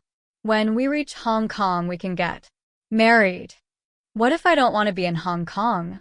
Neil became quiet for a few seconds. It would be nice if we can be there for a while, he finally said. My kids are there. But if it bothers you, we can move to another city. I will commute. See them from time to time. I looked at him searchingly. I knew him well enough to tell he wasn't lying. Neil Gupta, partner at Goldman Sachs, never uttered a word if he didn't mean it. I kept my gaze on him for a minute. Say something, he said. What am I supposed to say? I have to dance to Chidian Kalayan now. What's that? A Bollywood song. For my Sangeet. Wait, that's Punjabi, right? What does it mean? Fair-complexioned wrists, white wrists, actually, I said. Of course, it's India. Has to be white. So you dancing and all? With all those hip moves, he said. I nodded. Both of us laughed. For a moment it felt like old times, when he and I would chat over breakfast at the Goldman Cafe. Look, I don't want to deny us a celebration. We can do a court marriage now in Hong Kong. Later, when the dust settles, we can have our own big fat Indian wedding. One in India and one in London for my folks. I realized he hadn't let go of my hand. He slid off the sofa and knelt down. He lifted my hand and kissed it. My beautiful Indian princess, rather I should say smart, analytically sound and extremely beautiful Indian princess, will you marry me? My heart beat fast. Neil, unattainable crush of most Goldman girls who had met him, the man whom I loved, was in front of me on his knees. Please, princess, say yes, he said. My phone rang. I wanted a disruption to avoid answering Neil. I picked up the call without looking at the caller ID. One SEC Neil, I said. Baby, where are you? Debya's voice on the other side made me jump. Hey, I got to call you back, I said. Okay, listen, I called home and talk to you later, I said and hung up. All fine, Neil said, still on his knees. I nodded. He lifted my hand up again. Radhika Mehta, I love you and will always do. Will you marry me? I pulled my hand back. I smacked my forehead. Fuck, Neil. Really, fuck, I said. What, Radhika? You had to do all this now. Where were you in Hong Kong when I lay silently crying in bed next to you? You were crying? I couldn't hear. Silently crying. And you said I am not the marriage type. What was that? I am not meant to be a mother? I freaked out. I didn't want what we had to end. I couldn't figure out how to keep you. I stood up. How did you figure it out now? I said, or rather screamed, and pointed to the papers. Did you even suggest any such options then? I was the young VP at work you slept with. That's all I could. Be right. I understand you are upset. I didn't treat you right. I came to resign. It didn't matter to you. The best you could do was to arrange a transfer. Wow. Why didn't you shout at me then? Huh, I said, twisting my depada's edge. You could have told me that what I was doing was wrong. You had a family. What am I supposed to say to you? Let's be together. Leave your wife and little kids. I wish you had, he said in a bleak voice. I paced up and down his suite a few times. He sat there, still on his knees. Sit on the sofa, Neil. There is no need to be so dramatic. He complied and sat back on the sofa. Fine. Not dramatic, but be pragmatic, he said. This is so stupid, Neil. Really, I expected better from you. So I acted late. Is that what your anger is about? Go ahead, yell at me. That's not the point. I missed you every day. I didn't contact you, but I did what I had to do with my life. Then I heard about your wedding and it was now or never. So I came here to take you away with me forever. He walked up to me. He held my shoulders with both hands. Neil, just stop, I said. Fine, hit me. Slap me. You did it once. Do it again. As many times as you want. But come with me. I felt his breath on my face. He had Ralph Lauren's Romance on, the same perfume he used to wear when he came to bed with me. Leave me, Neil, I said, even though I didn't make any effort to extract myself from his grip. He held my shoulders tighter. I said, leave me. I said, my voice breaking. I started to cry. Radhika, what is with you and your tear taps? Sure, he said. Enough now. It's okay. I am here now. It's all going to be fine. He placed his hand on the back of my head. He pushed my head forward until my forehead rested on his chest. He didn't try and kiss me. He just patted my head a couple of times. He brought his mouth close to my ear and whispered, I will be here in this room. The pilot is waiting for my instructions. You calm down. Go back and think. It's a lot for you to take in. I will wait until you give the go-ahead. Then we will do what we have to. I nodded. I lifted my head. I need to go. I really do, I said. I raced down the hotel corridor, my mind racing a million times faster than my steps. At the function room entrance, I found Debut. Debut, I said, looking around to ensure nobody saw us. What are you doing here? Baby, I tried calling you so many times. You don't pick up. I couldn't talk to him here. Anyone from my or Brajesh's family could walk in any time. I saw a staff door near the function room. I pushed it open. Debut and I entered the kitchen area of the hotel. You can't land up here like this, I said. I had no choice. I thought you would be at the Sangeet practice. I didn't see you there. A chef next to us fried a kilo of onions on full heat. You went in, I said, aghast. I pretended to be lost. Another guest in the hotel. Never do that again, okay? Sorry. We only have one more day, Radhika. I called to tell you I spoke to my parents. About what? About us. About everything we had. And the situation we are in now. I had a 2-hour call. Debut, I am not exaggerating this. but my head is a big mess and might explode right now. My phone rang. My mother was calling. I have to take this, I said. My mother shouted at me as soon as I picked up the call. Are you mad? Where have you disappeared? Your cousins are looking for you all over the hotel. I am here only, I said. Where? In the toilet. Why are you taking so long? Is your stomach okay? Eat carefully. Don't get loose motions on your wedding day. You need medicine. Mom, I am fine. 2 minutes. Okay, bye. I hung up and looked at Debut. You heard that, I said. See how everyone is looking for me? I am sorry. Anyway, my parents protested a lot, but I convinced them. They want to come. Here. Please, Debut. I just need your decision. I am your first love, Radhika. First and only. You don't even know. This guy you are getting married to. I have more choices now, I wanted to tell him. What do you want me to say? I said instead. I tried to walk past him. He blocked me with his arm. Stop this wedding. Tell your parents. I will come with you. It's now or never. Can I said and paused. Can I think about this, Debia? Really? I have practice now. Yeah, he said and lowered his hand. Thanks, I said. I will love you until the last day of my life, he said from behind me. F. Aukus, Radhika madam. Your feet are not matching the beat, Mickey, the choreographer, said to me. Though he was ticking me off for the 15th time, he had remarkable patience in his voice. In his place, I would have slapped my student.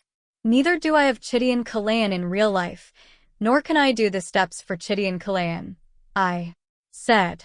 He played the original song with Jacqueline Fernandez on the LED screen behind the stage. My 6 cousins who had to dance with me had mastered each move down pat. I couldn't keep up. Beyond 5 steps. I couldn't hear the lyrics or Mickey's instructions. I only heard the following in my ears. Debut. Neil. Brajesh. Debut. Neil. Brajesh. I heard I love yous in Debut's and Neil's voices. I heard Brajesh saying he wants to go apartment hunting in San Francisco. I heard Neil talking about the waiting plane. I imagined Debut's Bengali parents packing their bags along with their monkey caps and buying rascalatins for their Goa trip. Mickey paused and replayed the song for the 16th time. 1, 2, 3. Radhika madam. Start, he said. Chitty and Kalayan V. Oh Mary Chitty and Kalayan V. Chitty and Kalayan V. Oh Mary White Kalayan V. I tried to dance.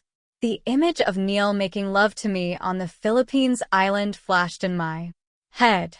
It switched to Debut and me sitting in our Tribeca apartment and watching TV together. I came back to reality and tried to remember the steps. Madam, again you are missing the beat. What is happening? Cut. Restart. 3 more attempts for Radhika, the wobbly-toed bride. Well, turns out I sucked at these attempts too. Finally, Mickey stopped the music. Only Radhika ma'am now. Cousins, please leave stage, he said. He meant business. He played the song again. I came to the middle of the stage. In the first stanza, I had to lift my wrist to my face and move my eyes. Instead, I stood still. My legs felt weak. I dropped to my knees. I sank onto the stage floor and burst into tears. I cried loud enough to make the choreographer come running to me. He feared he would lose his job. Sorry, madam. I am sorry. We don't have to do this dance. It wasn't the dance. It was the thoughts that danced in my head. What on earth was I supposed to do? Madam, I changed song. Romantic song. Ashiki too. Hi. Just walk around looking sad. Easy. Try. I shook my head. My cousins ran up to the stage and surrounded me. What happened, Didi? Sweeta said. Nothing, I said. I am so useless. I can't get these stupid steps. Didi, I can be the center girl, Sweeta said. How can you be the center girl? Are you the bride or what? Idiot, Pinky, another second. Cousin of mine said. My mother came up to us. What is happening? She said to me. I stood up. I gave her a tight hug. I cried again. She patted my back.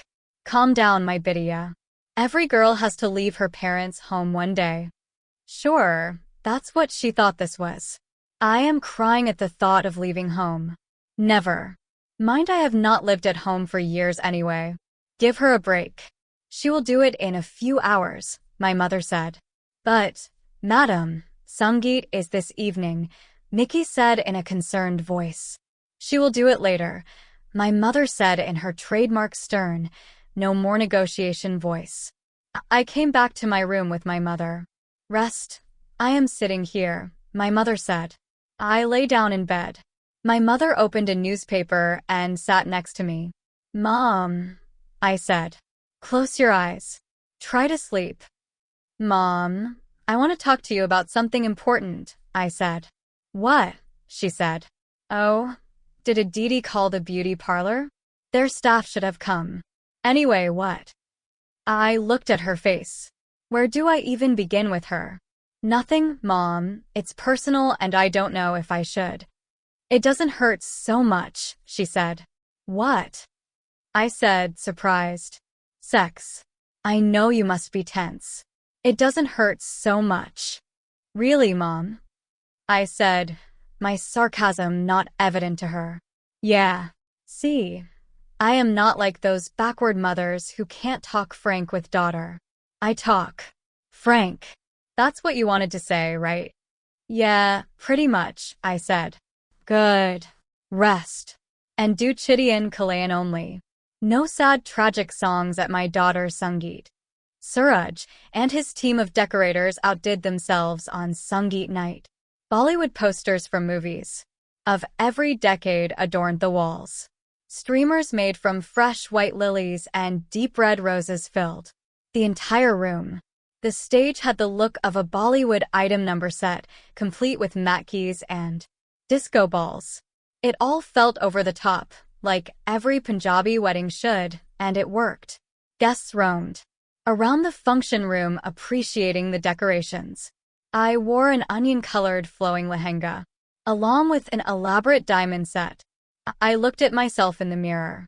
Stunning you look, Didi, Sweeta said. I couldn't recognize myself after the 1-hour makeup session. For a second, I wished Debut and Neil could see me like this. Yeah, that's how I felt on the eve of my wedding, wishing my exes who waited within Bluetooth range could see me dolled up. After a nap in my room, I had gone back for the Sangeet practice. Sometimes the only way to calm your mind is to keep it distracted and busy. I had rehearsed in the afternoon with the doggedness of an Everest climber. I didn't have another financial model to build. I decided to take on Chidian Kalayan instead. You look beautiful, madam. All the best for the stage, Mickey said to me in the evening. Brajesh came up to me. You look, Brajesh said, very nice. Thanks, I said.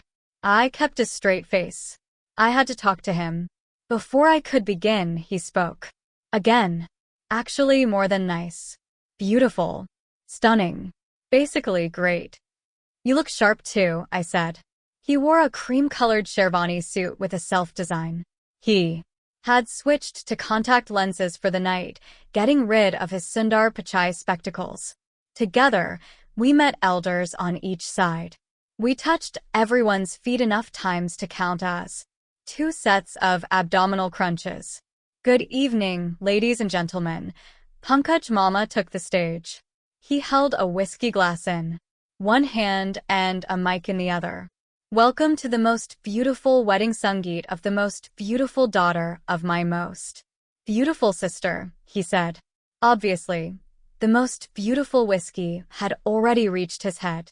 Mickey's troupe performed 2 professional dance numbers first. We sat through them and clapped at the end of each. The highlight of the evening, the ants' dance performance, came next. Now we have the Mammas and Buas on either side performing to London Thamakta, Pankaj," Mama announced to thundering applause. He did a little jig on stage himself in anticipation. 8 ants took to the stage. The LED screen showed a London backdrop with the picture of Big Ben. Each ant had enough gold on her to make the down payment for an apartment in London. The stage creaked as everyone took initial positions. The song began. Richter scale 9-level pandemonium rocked the stage. The antis matched the original steps for 15 seconds. After that, every Punjabi ant's head, limb, and torso seemed to have a mind of its own. 2 ants banged into each other. Another one had her bangles tangled up in someone else's hair. But they continued to dance. The crowd roared. "2 Ganti Big Ben D. Pura London Thamakta." If the British had seen this tribute to London, they would never have colonized us. Choreographer Mickey's mouth fell open. He covered his face with his hands, wondering if he had chosen the wrong profession.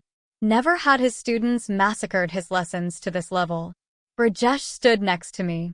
He looked at me and grinned. I hid a smile. After all, they were my ants. I checked my phone. It had 2 messages each from Neil and Debut. I didn't open them. Instead, I placed my phone in a Didi's handbag. "Your turn is coming soon," a Didi said. "Didi, I don't feel like it," I said. "What?" "Your cousins are already backstage. They have waited for this moment since they came to Goa," she said. "All the best," Brajesh said as the time came for me to go backstage. "Can you get me a drink, Brajesh?" I said. "Huh? Yeah, sure. What do you want?" "Anything." "Whiskey." "Sure," I said. He returned from the bar with a large peg of Black Label. I chugged it in one shot. "Take it easy. Don't be tense. It's just a dance," Brajesh said. "It's not the dance. We have to talk," I said. Pinky came and tugged at my lehenga. I had to go. "We'll talk later," I said. "What?" "Sure." "Hey, Rocket," Brajesh said. On my way backstage, my mother stopped me. "What were you doing?" she said. "What?" I said. "I saw you. You asked Brajesh for whiskey and drank it like a cheap bar girl. In front of him." "So," I said, confidence soaring after the whiskey shot. "I wanted to loosen up before the dance. Do you have any brains? Your in-laws are watching you. What will they think? They're Bahu. Drinks like a jungly beauty." "Mom." My would-be husband gave me the drink. "If he doesn't have a problem, what's their problem?" My mother gave me a dirty look. Pinky pulled my hand. "My suggestion, Mom, is go get a drink for yourself. You need it," I said to my mother as I left the function room. I survived the stage. I did not let my choreographer down. I remembered all my steps. I nailed Chitty and Kalayan, even though I found it more challenging than foreclosing the assets of a distressed Chinese factory. The audience cheered. Mickey kept repeating 1, 2, 3, 4 and turn round and 1, 2, 3, 4 from behind the stage.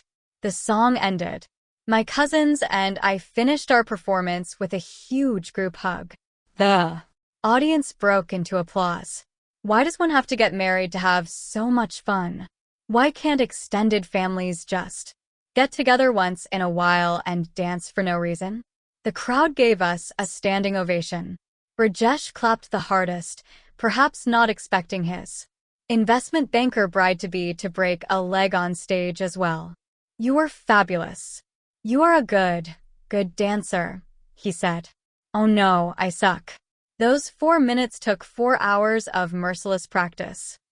"I couldn't do that even with 4 months of training," he said. A waiter with drinks passed us. I stopped him and gave Brajesh a glass of whiskey. "Drink up," I said. "Are you sure? We still have to meet so many people." "You will need it. We need to talk," I said. "What?" Before I could answer, lights dimmed in the function room. A DJ took over. The stage now became a free-for-all dance floor. In Punjabi weddings, this means first the kids take over the floor. Then their elder teen cousins come and kick them off the stage. Next, all the uncles get drunk and shove the teenagers off. Finally, the uncles get so drunk that they even drag their wives, or the aunties, onto the stage. Brajesh and I also danced to a few songs. Brajesh was right. He couldn't dance. Imagine Bill Gates or Mark Zuckerberg trying to do Bhangra. You get the idea. After 3 songs, I whispered in Brajesh's ear, "Brajesh, let's step out and talk." Wires felt a sense of relief as the DJ's music faded out as we left the function room. We came out to the Marriott Garden, dark and silent at night. The December air had a mild chill to it, and I rubbed my hands together. "Where are we going?" Brajesh said. "Out of sight," I said. I found a palm tree with a bench underneath it. We sat down, adjacent to each other, facing the sea. "Isn't it nice to just breathe?" I said. "It is, but they will look for us," Brajesh said. "A search party will be sent soon." It's all a bit crazy. This whole jingbang of 2 clans. Getting too much now, I said. "Don't worry. In 2 days all the guests will be gone. Just you and me then." "Yeah," I said. I wondered how and where to start. He continued to talk. "And soon we will be on a plane to Bali," he said. "Yeah, Brajesh, about that," I said. He ignored me and continued to talk, all excited. "And once we get back from Bali to SF, I have lined up apartment viewings that weekend. Hope that's okay." "Brajesh, I can't do this," I said. "What? Too hectic?" "Okay, we can see apartments later. It's just that my current apartment is too small and I am not talking about the apartment hunt. Then, this. Whatever is going on. I am sorry. I can't do this." "What? Relatives? They are getting on my nerves too. How many more feet do we have to touch?" I held his shoulder. I turned him towards me. "Brajesh, I cannot get married," I said. "What?" he said in genuine confusion. "Sorry, beg your pardon?" "You heard me." He looked at me and laughed. "What?" I said. "You're so funny. Sweet also." He pulled my cheek. "Sweet?" I said. "What is so sweet about me leaving him high and dry at the altar?" "You are nervous. And so like a little child, you're saying I can't do this. It's sweet only." "It's not," I said as he interrupted me. "I am scared too. I live alone. Now I will have this other person living with me for the rest of my life. It petrifies me." "It does." "Yes. And this is just too soon." "Too soon?" "We have planned this for months. We planned the event for months. However, we decided so soon." "You said yes." I said yes. We had to reach a decision, right? "Brajesh, can you please trust me? I can't do this." He smiled again. He placed an arm around my shoulder. "From now on, your fears are mine and mine are yours. So be scared or whatever. I am with you." I got off the bench. I turned around to face him. "Brajesh, I don't think you are getting me. It is not nervousness. There's stuff I need to deal with, and my head is a huge squishy mess." "I am sorry to hear that. But," he paused. "But what?" "But 200 people are dancing inside to celebrate us coming together. A mood swing cannot dictate our decision now." "It's not a mood swing, Brajesh." "What is it then? Something you want to tell me?" "It's my past. I still have to come to terms with it." He paused to look at me, wondering what I meant. "We all do. It happens over time. It's about my future too. About what I want." Brajesh's phone rang. He smiled. "There, the search party is out," he said and picked up the phone. "Yeah, Dad. I am here. Stepped out for some air." "Yeah?" "Radhika is with me. Just chatting, Dad." "Okay, we are coming." He ended the call and turned at me. "The elders are leaving. They want to bless the couple before they go to bed, he said and smiled. Sorry, Brajesh, we have to go now. Listen, Radhika, I am no expert on women. Maybe this is how all women think the night before their wedding. Not all. Maybe in arranged marriages they do. We still don't know each other. Can I suggest something? What? Go to your room. Rest. Please sleep. All these guests and huge celebrations are bothering you. Well, I only chose to have a grand wedding like this. Exactly. So maybe your doubts are just irrational last-minute fears. Sleep on it. You will feel better. Let's go now, he said. But, I said. Dad's calling again, Brajesh said as he picked up his phone. I took my phone back from Aditi's bag when I got to my room. I checked the time. 2 a.m. I hadn't unlocked my phone to read my messages yet. Message. Notifications flooded my phone home screen. They read like this. Debut. Hey baby, what's up? Debut. Is there anything I can do to help? Can I talk to anyone on your side? Debut. 5 more messages. Neil, in my room. Here if you need me. Neil. When can we talk? Neil, you around?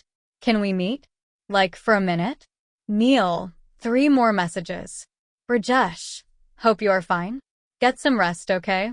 Brajesh. It's all going to be okay. Stay calm. How am I supposed to stay calm? A dozen messages from 3 different men every hour. And I have a wedding tomorrow. Mine. I have no clue with whom. How am I supposed to stay calm? Aditi slept next to me. She woke up for water and noticed the lit phone screen in my hand. Sleep, you idiot. You will have dark circles in all your wedding pictures. Yeah, that should be my biggest concern.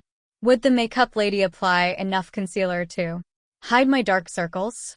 Why can't I be like other girls? Why am I not thinking about how my lehenga looked on me tonight? Why am I not worried about my nails? Why am I thinking about my dark life rather than my dark circles? Ting.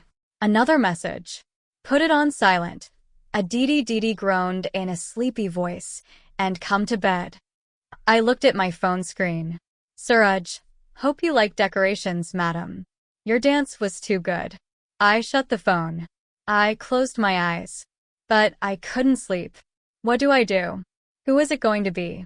Debut, Neil or Brajesh? Oh, Radhika the Great. Distressed analyst. How do you analyze your way out of this distress situation?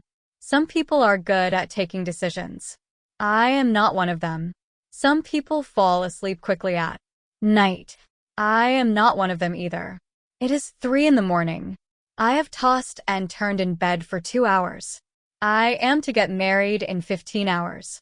We have over 200 guests in the hotel here to attend my grand destination wedding. Everyone is excited. It is the first destination wedding in the Mehta family. I am the bride. I should get my beauty sleep. I can't. The last thing I care about right now is beauty.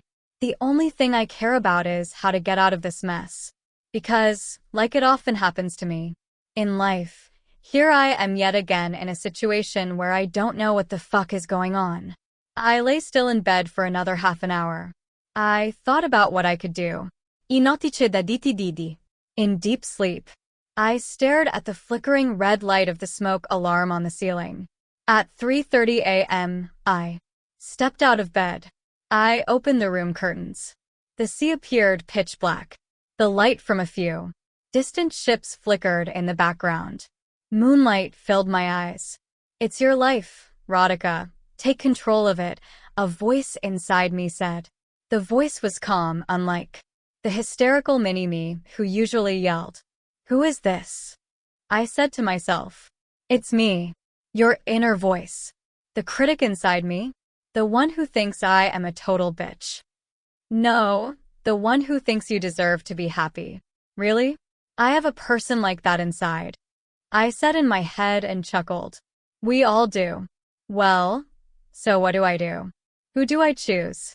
Stay still, Radhika. Stay still. The answers will come. I did exactly that. I sat still for half an hour, almost in meditation. I kept my eyes fixed on the dark sea outside. Slowly, a weight lifted off me. I knew what I had to do. I took out my phone. I sent an identical message to Debut, Neil, and Brajesh. You there? Debut replied first, in a few seconds. Yes, baby, trying to sleep but can't. Meet me for breakfast. 5 a.m. hotel coffee shop, I answered. Oh really?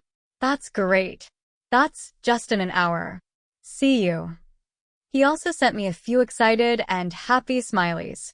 Thanks, I replied, see you. Neil responded after 10 minutes. Yes, am here, he said. I copy-pasted a line from Debut's chat to Neil. Meet me for breakfast. 5 a.m. hotel coffee shop, I sent to him. Okay, sure, Neil said. Rajesh replied at 4:30. Hey, good morning. You are up early. Did you get some rest? He said. I am okay. Good. What's up? I copy-pasted the line from Debut's chat with one modification on the time. Meet me for breakfast. 5:30 a.m. hotel coffee shop. Really? So early. Can you? Please. Of course. See you. I put my phone aside. I let out a big breath. Aditi woke up. What are you doing on the sofa? Fixing my life, I said. What? Nothing. Just going for a shower, I said and went into the bathroom. I reached the coffee shop at 5 a.m. Neil and Debut had already arrived. They sat at separate tables, unaware of their common link through me. Debut wore a light blue kurta and pajama that along with his beard and spectacles made him look like a communist intellectual. Neil wore a crisp dark blue shirt with a button-down collar and a well-ironed pair of beige shorts. I wore a simple light blue cheek and salwar kameez. It felt 10 times more comfortable and lighter than the wedding fineries I had worn all week. For Indigo Airlines, crew members occupied another table, sipping coffee before their early morning flight. Apart from them, the coffee shop had no other customers. The coffee shop was open on the side, facing the sea. Daylight had just broken. The sky had streaks of pink in it. The morning breeze felt cool in my hair, still wet after the shower. Neil and Debut stood up at their respective tables as I entered the coffee shop. They walked towards me from 2 different directions. Hey, Debut said. Hi there, you look fresh, Neil said. Neil and Debut looked at each other, surprised and confused. Good morning. Debut, this is Neil. Neil, this is Debut, I said. Good morning, Debut said, as he tried to figure out the situation. Hi, Neil said to Debut. Let's get some breakfast, I said. I sat down at one of the sea-facing tables. Both of them froze where they stood. Come, both of you, I said and smiled. They sat down hesitantly. The waiter arrived to take the order. I will have a cappuccino and brown bread toast, with peanut butter and honey. How about you guys? I said. Debut and Neil looked at each other. Black coffee. Porridge, please, Neil said. That orange juice, Debut said. The waiter left. I continued to smile, enjoying their confused state. Is he a friend? Neil said, asking about Debut. Yeah, you could say that, I said. You want to introduce me properly? Debut said, clearing his throat. Of course I will. Yeah, because sorry, Debut, I don't know you, and so it is all a bit confusing and surprising. Neil was saying when I cut him off. Both of you are my exes. My past lovers, I said. If there were prizes for priceless expressions, Neil and Debut could both share a Nobel. Sorry, I don't understand, Neil said. I am an ex, but who is he? Debut. My boyfriend in New York, remember? Oh, that guy, Neil said. Neil is your ex too? Sorry, when was this? Debut said. Hong Kong. Oh, Debut said and became silent. He studied Neil openly. Yeah, he's older, Debut. Much older, I said. Neil's married too. Debut realized I had caught him staring at Neil and took his gaze away from him. I was. Not now, Neil corrected me. So Debut's come to attend your wedding? That's nice. He's not come to attend it. He's come to marry me. He wants to sit in the groom's place. Right. Here, in Goa. What? Neil said. I thought things ended badly for you guys. Debut's the same guy who made. You leave New York, right? Yeah, I said. Change of heart now. Just like you. I guess it takes a while for people to realize my worth. I turned to Debut. And, Debut, Neil is here to stop the wedding too. His style is a bit different. It involves chartered planes. Debut's eyes popped open. You see, he is rich. Something you always had a problem with. Debut stuttered as he struggled to string a sentence. I have no problem with. Someone who is rich. Who said I did? Neil interjected. Radhika, I didn't mean to display my wealth. It just seemed like the best option. Neil, it doesn't matter. But understand the situation, guys. Both of you are here to stop my wedding, which is in a few hours. Not only that, you want me to marry you instead. As you can imagine, you have put me in quite a predicament. The waiter arrived with our food. As he served us, Neil and Debut shifted in their seats, avoided eye contact with each other. I leisurely spread peanut butter on my toast. I saw the unease on their faces. Debut spoke after the waiter left. Sorry, Radhika. I didn't realize you have another ex-boyfriend here. Was this gentleman even a boyfriend, actually? He is so much older and married. Not married anymore. And my name is Neil Gupta, Neil said, loosening the collar of his shirt. Yeah, whatever. But, Radhika, I thought you and I are meeting here alone. In any case, you need to come with me. Why? You forgot how you treated her? She had to leave the country for you, Neil said. Even for you, Neil, I said. Neil looked at me with a stumped expression. Radhika, I said sorry. I never disrespected you. I may have had some confusion. But now I don't. I am only human. Debut interrupted Neil. Mr. Neil, find someone your own age. It's the connection that matters, not the age. And sorry to say, I seem fitter than you, Neil said. I couldn't believe the discussion. I had to make an effort not to grin. For a few seconds I relished these two men fighting over me.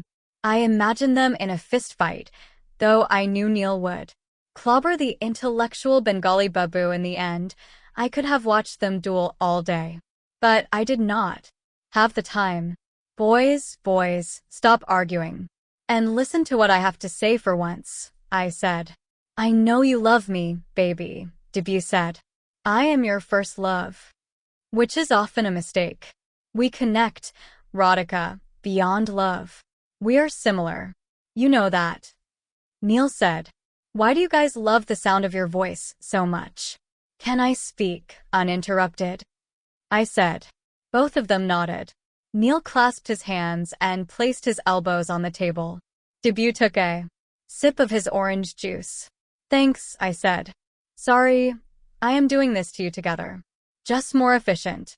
Also, maybe you can learn something from each other.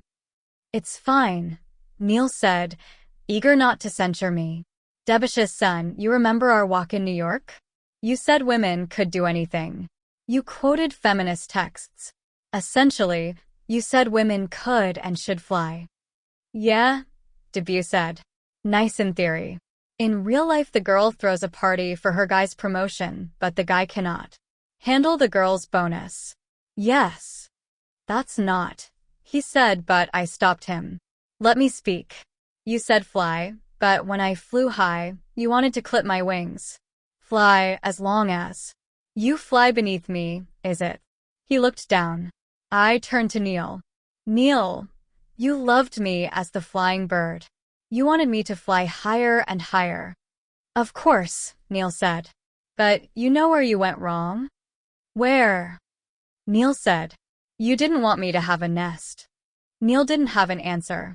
Neil, I said. I believe in equal rights. You know that, right? Neil said. Did you realize that perhaps I did not want to fool around? Perhaps equal rights means giving women the same rights, not the same things. Equal rights to get what they want, rather than equal rights to the same things men want. I noticed Debut scratch his head as he also heard and tried to figure out what I said. Meaning? Neil said. What do you want? Career? Home? Debut said. I am really confused. Yeah. What do you want? Choose whatever you like, Radhika, Neil said.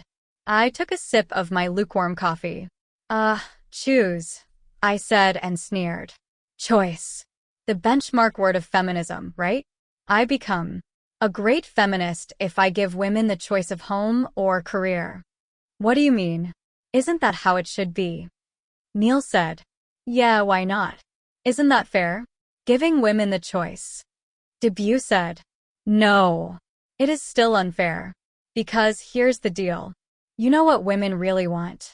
We don't want to choose. We want to fly, and we also want a beautiful nest. We want both. Do male birds tell female birds to choose? Hey honey, choose. Either fly or sit in the nest. I don't get it. Really, Debut said. Even Neil looked confused. From a man's perspective, men want a career, right? In general? Yeah, Debut said. Men want sex, right? No judgment, but they want sex, right? Yeah, Neil said. I collected my thoughts before I spoke again. Let's say, in the name of male rights, men are given a choice. Come on, guys, choose. You want a career? Go for it. Just give up sex. Oh, you want sex? Just worship women all day and give up your career dreams. So choose. We are giving you equal rights. Choose now. Sex or career. Sorry, but that is a ridiculous choice to make, Neil said. Exactly, Neil. It is indeed a ridiculous choice. Just as ridiculous as the choice given to women, fly or nest. You want and get both. But a woman must choose. I had 3 sips of coffee before Neil had something to say. I get it. Women want everything. To have a lovely home and be a great mother. To also have a chance to shine in their careers, Neil said. Not all, maybe, but for many, yes, I said. How is it practically possible? Career means long office hours. Home means kids. Responsibilities, Debut said. Exactly. Have you thought why it's not practical? I said. Why? Debut said. Because men designed this world. They decided office timings, 9 to 6, 5 days a week. Women weren't in the workforce then. They are now. These office timings work well for men. They don't work for mothers, for instance. What are we going to do about it? We as in us 3? Debut said. No. We as in the whole world, I said. When will we say, let's rejig this to ensure it works? For women? Forget rejig. When will we even acknowledge the issue? I paused to catch my breath, then leaned forward as if to listen to them. Debut finished his orange juice in one quick swallow. You have a point. Conceded. I didn't realize your strong need to have a family too. That is why I made a mess last time, Neil said. I imposed my notion of motherhood on you. Ignored your desire to have a good career. Alongside. But forgive me and come with me. I will support you, Debut said. No, I said, my voice coming from somewhere deep within me. You are making the right choice with me, Radhika, Neil said. No, Neil, not with you either. What? He said. I checked the time. It was 5:28. I am not coming with you, or with you. There are fundamental things about both of you that won't change. Debut, you say you will be supportive, but the fact that you couldn't handle even a bit of my success means it's an intrinsic part of you. You can't change that. And I plan to be a lot more successful than what you saw. So, sorry, no. But Radhika, debut began. I placed a finger on my lips to shush him right there. And Neil, you are amazing, no doubt. The chartered plane, tempting, of course. Now with the divorce and everything, I know you love me too. But you know what? You love only half of me. My other half is Kasum, the woman you left. You want a party girl. Someone young who allows you to cling on to your youth. The same youth you work so hard in the gym for. Well, I won't be this young girl forever. I don't know what Neil Gupta will do with me then. He likes Radhika, his young vice president, but will he like Radhika, the diaper-changing wife and mom? Of course, sure. I am not going to compromise and settle for less. I have made up my mind. Thank you for listening. Now, no more lectures.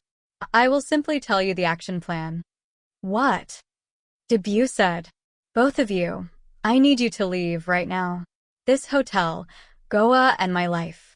You will not bother me, my family, or my guests. No messages, no calls. You are my past, but guess what? I am done with my past. So please, I said. I pointed to the exit. But, Debut said, I am saying fuck off in the nicest way possible. Please do appreciate that. And do fuck off, I said. Debut and Neil looked at each other. They looked at me once more and stood up to leave. In silence, they walked out of the restaurant. Together. Out of my life. Rajesh entered the coffee shop just as they left. He came up to me. He wore gray workout clothes. He noticed the used crockery and cutlery on the table. Good morning, wife-to-be, he said. These people? They came to see you. Good morning, Rajesh, come. We need to talk, I said. He saw my serious expression and sat opposite me looking a little baffled. Yes, sure, he said. By the way, white suits you. Thanks. Rajesh ordered a plain dosa and coffee. Feeling better from last night? Rajesh said after the waiter left. Sort of. We always feel more anxious at night, Rajesh said. Don't worry. Remember, whatever happens in life, eventually it is all going to be okay. You really believe that? I said. Yes. Good. So, Rajesh, I thought about it all night. This just doesn't seem right. I can't get married to you today. What? He said. Are you serious? Some nervousness is understandable, but I am going to inform my parents now. After that, I will talk to your parents. What? Unless you can talk to them first. I prefer that. Put the blame on me. Radhika. I ignored him and continued. I will settle all bills. Nothing needs to be paid from your family's side. I am so sorry for this and... Rajesh interrupted me. Who the hell do you think you are? Rajesh said in an out-of-character high pitch. I looked at him, surprised. I am sorry. I can understand you are upset, I said after a pause. You understand? That's it. My entire extended family is here. They have celebrated with us for a week. The morning of the wedding, what do I tell them? The bride says no. She has cold feet. It's all my fault. I accept that. Everyone is here, Radhika. Everyone. I know. The waiter arrived with Brajesh's dosa and coffee. Brajesh left them untouched. Can I ask why? Brajesh said, his voice under control again. Tears rolled down my cheeks in response. Why, Radhika? Those guys who you saw leave. They are my past. My exes. He looked back at the restaurant exit. It's okay. They are gone, I said. You invited them? I shook my head.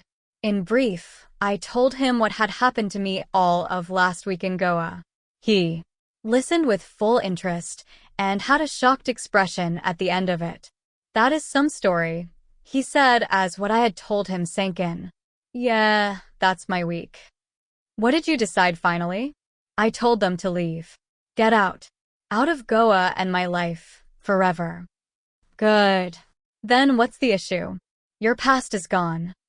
But I am not in the present either. I am nowhere, really. I need to find myself. Find yourself, he said, a bit of sarcasm in his voice. You have told me you had two relationships. As long as they are in the past, I don't care. No? Brijesh. This wedding stands cancelled. I am sorry, I said and stood up. He looked at me. He could see from my expression that I offered no scope for negotiation. He remained silent. I turned around and left the coffee shop. My room in Goa resembled a funeral scene. Despite the five-star luxury and the gold around my aunt's necks, people had a somber expression. I had communicated my decision. My mother had displayed her hysteria. Dad sat stone-faced, unable, as usual, to react to any conflict situation. My aunts had gathered around my mother, offering fake sympathy and condolences. I could sense their glee. I was providing family gossip for months. Kamla Bua had still not given up. Rajesh said anything to you? Be honest, Kamla Bua said. I told you several times, he has nothing to do with it. He is quite sweet. So, what is the problem, you mad girl? My mother screeched at the top of her voice. She came and stood in front of me. Slap. Before she could deliver another slap, Kamla Bua held her down. I didn't react. No, Aparna, no. Keep control. Sai Baba will make it all okay, Kamla Bua said to my mother. What will be okay? We are ruined. Look at her, still glaring at me. There's no need to hit me, Mom, I said, my face red as I fought back tears. So, what should I do to cure you of your madness? Look at Aditi. In third year of college, she was engaged, married after a simple graduation. I am not Aditi. This is what happens when you educate girls too much, Kamla Bua said in a low, consoling voice. It's her father's fault, my mother snapped. He never said no to anything.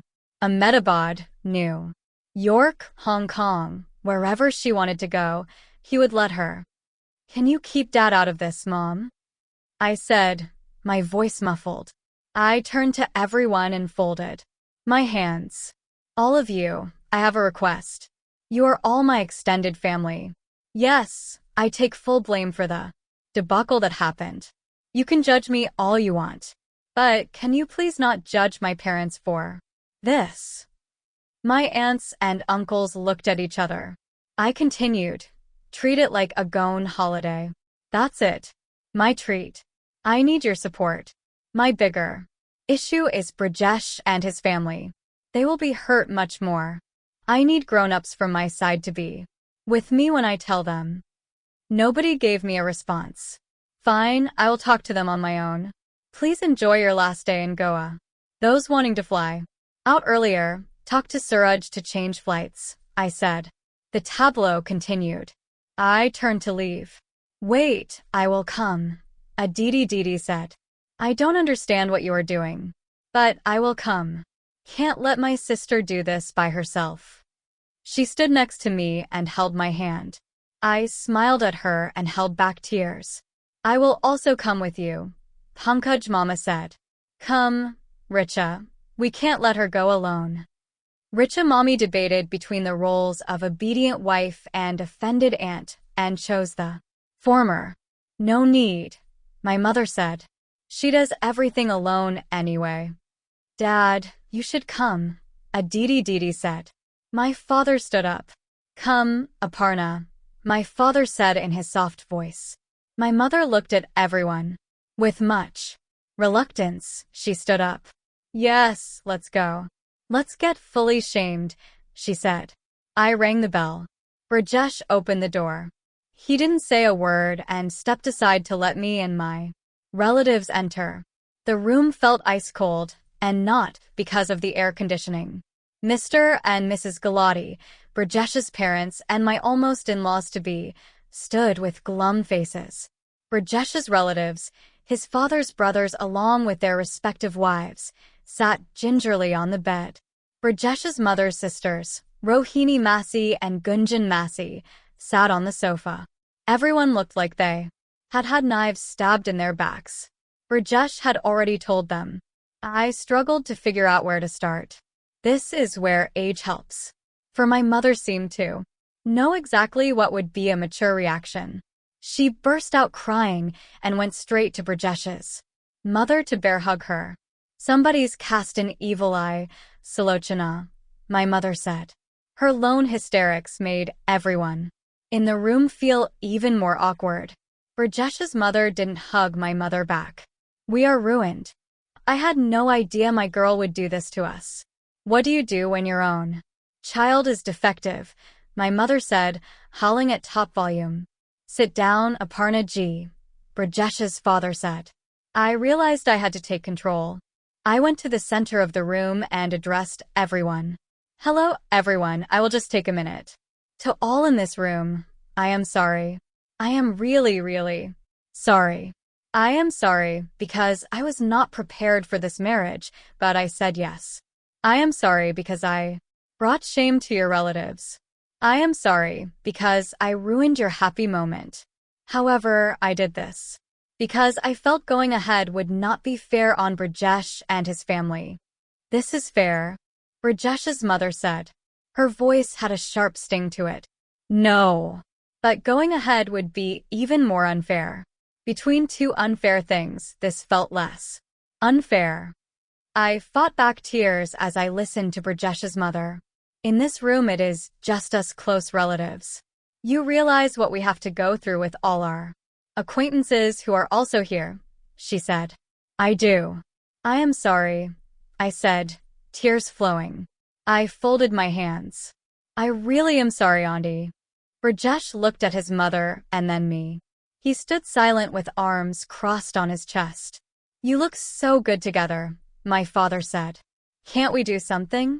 I shook my head. Our relatives are here. The arrangements are all done. We can still end this drama, Radhika. Brajesh's mother said. Nobody will know. The marriage can still happen. No, Auntie, I am sorry, I said. What kind of a girl is this? Brajesh's mother said. I told you. I have a defective piece. My other daughter is golden. Such a nice, good Bahushi. Is, my mother said. Enough, Aparna Auntie, Brajesh said. Everyone in the room looked at him, surprised. She may regret her decision to marry me. It doesn't make her defective. Through my tears, I looked at Brajesh. Despite what I had done to him, Mr. IT guy could still actually stand up for me. It only made me feel worse. And, Mom, she has made up her mind. We may not like it, but she has, Brajesh said. But, Beta, all arrangements are in place and everyone is here and, Brajesh's mother said. Mom, we can't get married just because it is convenient, Brajesh said. I gestured a thanks to Brajesh. He nodded. He handed me a box of tissues to wipe my tears. His kindness, even at this moment, killed me. All of you are still our guests, my father said with folded hands. And from my daughters' side, I say sorry. I could not see my father grovel. I wanted to leave so I could cry freely. Suraj will help you if you need anything. All your bills will be settled. Thank you, I said and ran out of Brajesh's room. The Galatis and Mehtas checked out of the Goa hotel at noon the next day. Both sets of families avoided eye contact. Things had indeed changed from the Sangeet night 2 days ago when people could not take enough group selfies. The Mumbai flight for the Galatis left earlier than ours. They took their places inside the bus. Brajesh, 1 second, I said, as he put on his backpack to leave the hotel lobby. Yeah, he said, his voice curt. Can we talk for 2 minutes? Really? Why? He said. I kept quiet. He took a deep breath. All right, he said. But not here, in full view of everyone. Meet me on the beach in 5. Thanks for supporting me in front of the elders yesterday, I said. We walked on the Marriott beach one final time. I don't like raised voices or insulting people, especially in public, Rajesh said. You had every right to insult me too. You can now. We are not even in public. He looked at me for a second. He shook his head and gave a sad smile. I guess I never understood women anyway. I thought I did a little bit. Clearly, I still have a long way to go, he said. You understand people and you understand kindness. You are a good guy, Rajesh. I am the one who is messed up. I need clarity. Hope you find it. What do you plan to do anyway? For now, I will go back to work. Maybe apply for some visas. Then take a long vacation. Maybe one of those round-the-world tickets. The ones that let you fly in one direction. Just keep going. Well, the world is round. So you can't keep going. You will eventually have to come back home. Come back to reality. That's true, unfortunately, I said. Bye then, Rajesh said. Bye, Rajesh. You aren't coming back to the hotel? He said as he turned to leave. I will. I just want to watch these waves for a few more minutes, I said and looked into the horizon. 3 months later. El Albergue Hotel. Sat in the cafe and sipped my coffee. The tiny blue trains to Machu Picchu came and went at regular intervals. I downloaded my trip photos from my phone into my laptop as a backup. My laptop flashed the date, March 23rd, with a reminder saying, Message B. It had been 3 months since the Goa fiasco. Despite the reminder, I found it difficult to gather the courage to message him. I flipped through every picture from my trip to distract myself. In the past month, I had started eastwards from London. I visited Berlin, Cairo, Beijing, and Sydney before taking a flight to Lima in Peru, South America. From Lima, I landed up in Ollantay Tambo, or simply Ollantay, the base point to visit the famous ruins of Machu Picchu. I stayed at the historic and charming El Albergue Hotel, located right at the mini train station that one uses to visit Machu Picchu. 1 hour and 2 cappuccinos later, I took out my phone. Radhika, just do it. What's the worst that will happen? I sent a WhatsApp message to Rajesh. Hi. I waited for another half an hour until the blue ticks appeared. He had read my message. He didn't respond. My heart sank. This was all a bad idea anyway. Hi. What's up? He typed back a few minutes later. Today would have been 3 months of our almost wedding anniversary. I replied. He sent a smiley. Sorry again, I replied. Hey, all part of life. How are you doing? Good. Traveling. Took that trip I told you about. Round the world. Yes. Reached full circle yet? Almost. I still have 2 more flights to go. Cool. Where are you now? Peru. Came to see Machu Picchu. Nice. Where are you right now? I said. At work. No such luck like you. Rajesh, I wanted to ask you something. Sure. My next stop is San Francisco. I am there in 3 days. Oh, cool. Yeah. Was wondering if you want to meet for a coffee?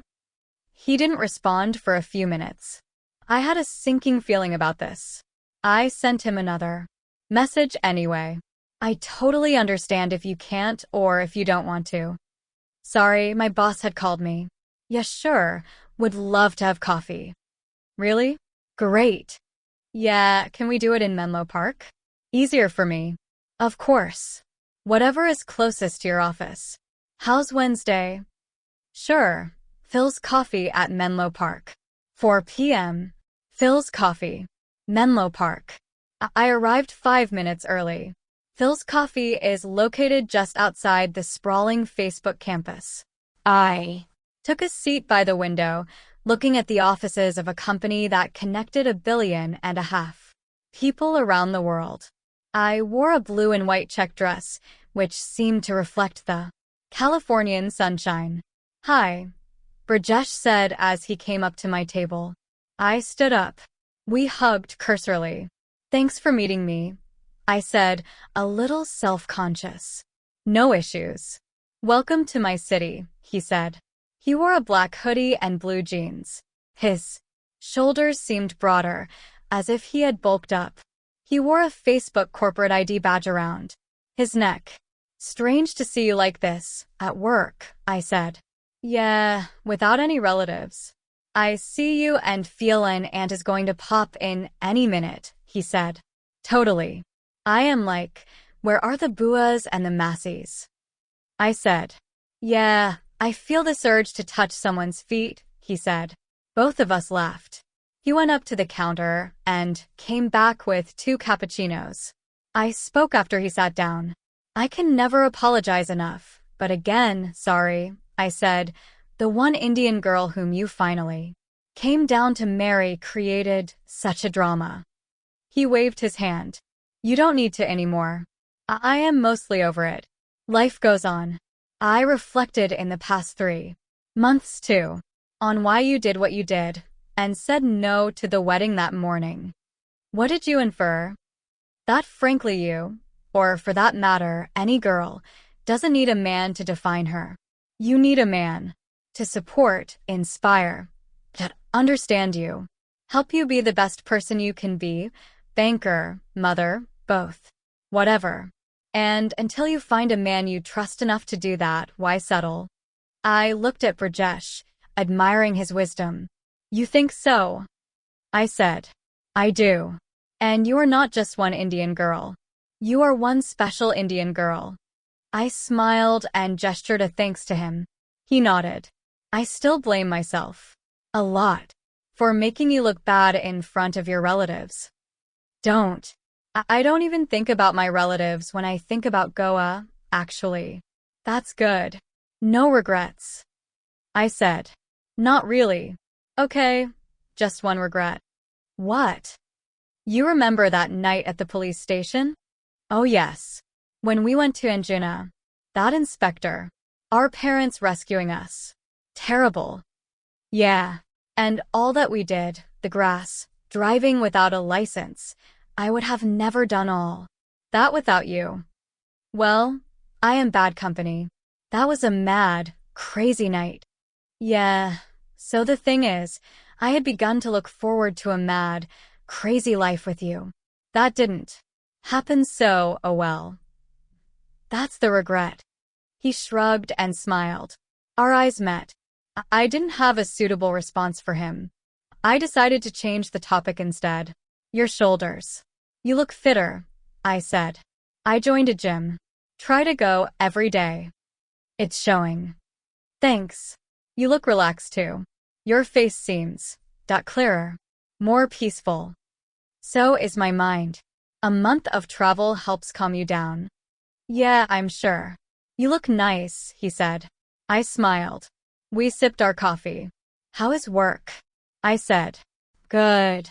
But my business idea is taking shape. A service provider for developing Internet of Things or IoT apps. IoT is the next big thing. A company that helps make IoT apps has scope." "Of course it does. Just that I need this formal business plan to raise money from VCs. It is a pain. They want financial models and projections and whatnot." "I could help if you want," I said. "Really? It's what I do on a daily basis," I said and smiled. "Oh yeah, of course. I will need to understand the business and turn it into a spreadsheet full of numbers. I do it all the time. I will share the details with you. How long are you here for?" "I have 5 more days of vacation left. I could make a quick model in the next couple of days." "You would? That would be amazing. Can we work on it over the weekend?" "No problem," I said. We sipped our coffee in silence for a minute before he spoke again. "Also, if you are here this weekend, there's an Arijit Singh concert." "Oh, cool. I like him," I said. He had simply informed me about the concert. I couldn't assume. He had asked me to go to it with him. Yeah, so, he said and took another sip of his coffee. A sliver of foam stuck above his lips. I pointed to his lip. What? He said. I opened the camera on my phone and turned it into selfie mode. I showed him his face and smiled. Oh no, he said, embarrassed. He wiped his foam mustache with a tissue. I gathered the courage to ask him a question. Rajesh, would you like to come to the Arijit Singh concert with me? I said, my heart beating fast. I had to be prepared for any response, including a bitter, biting rejection. Of course, that is what I meant. You will be helping me with the business, so we could go together to the concert later, right? He said. I would love that. To go to the concert with you? I said. Yeah, I would love to spend more time with you too. Our eyes met again, this time for longer. He took another sip of his coffee. It created an even bigger foam mustache. He also had some foam stuck to the tip of his nose. I showed him his face in my phone's camera again. He smiled. I smiled. We looked at each other for a few seconds. Then we laughed. And then we laughed some more.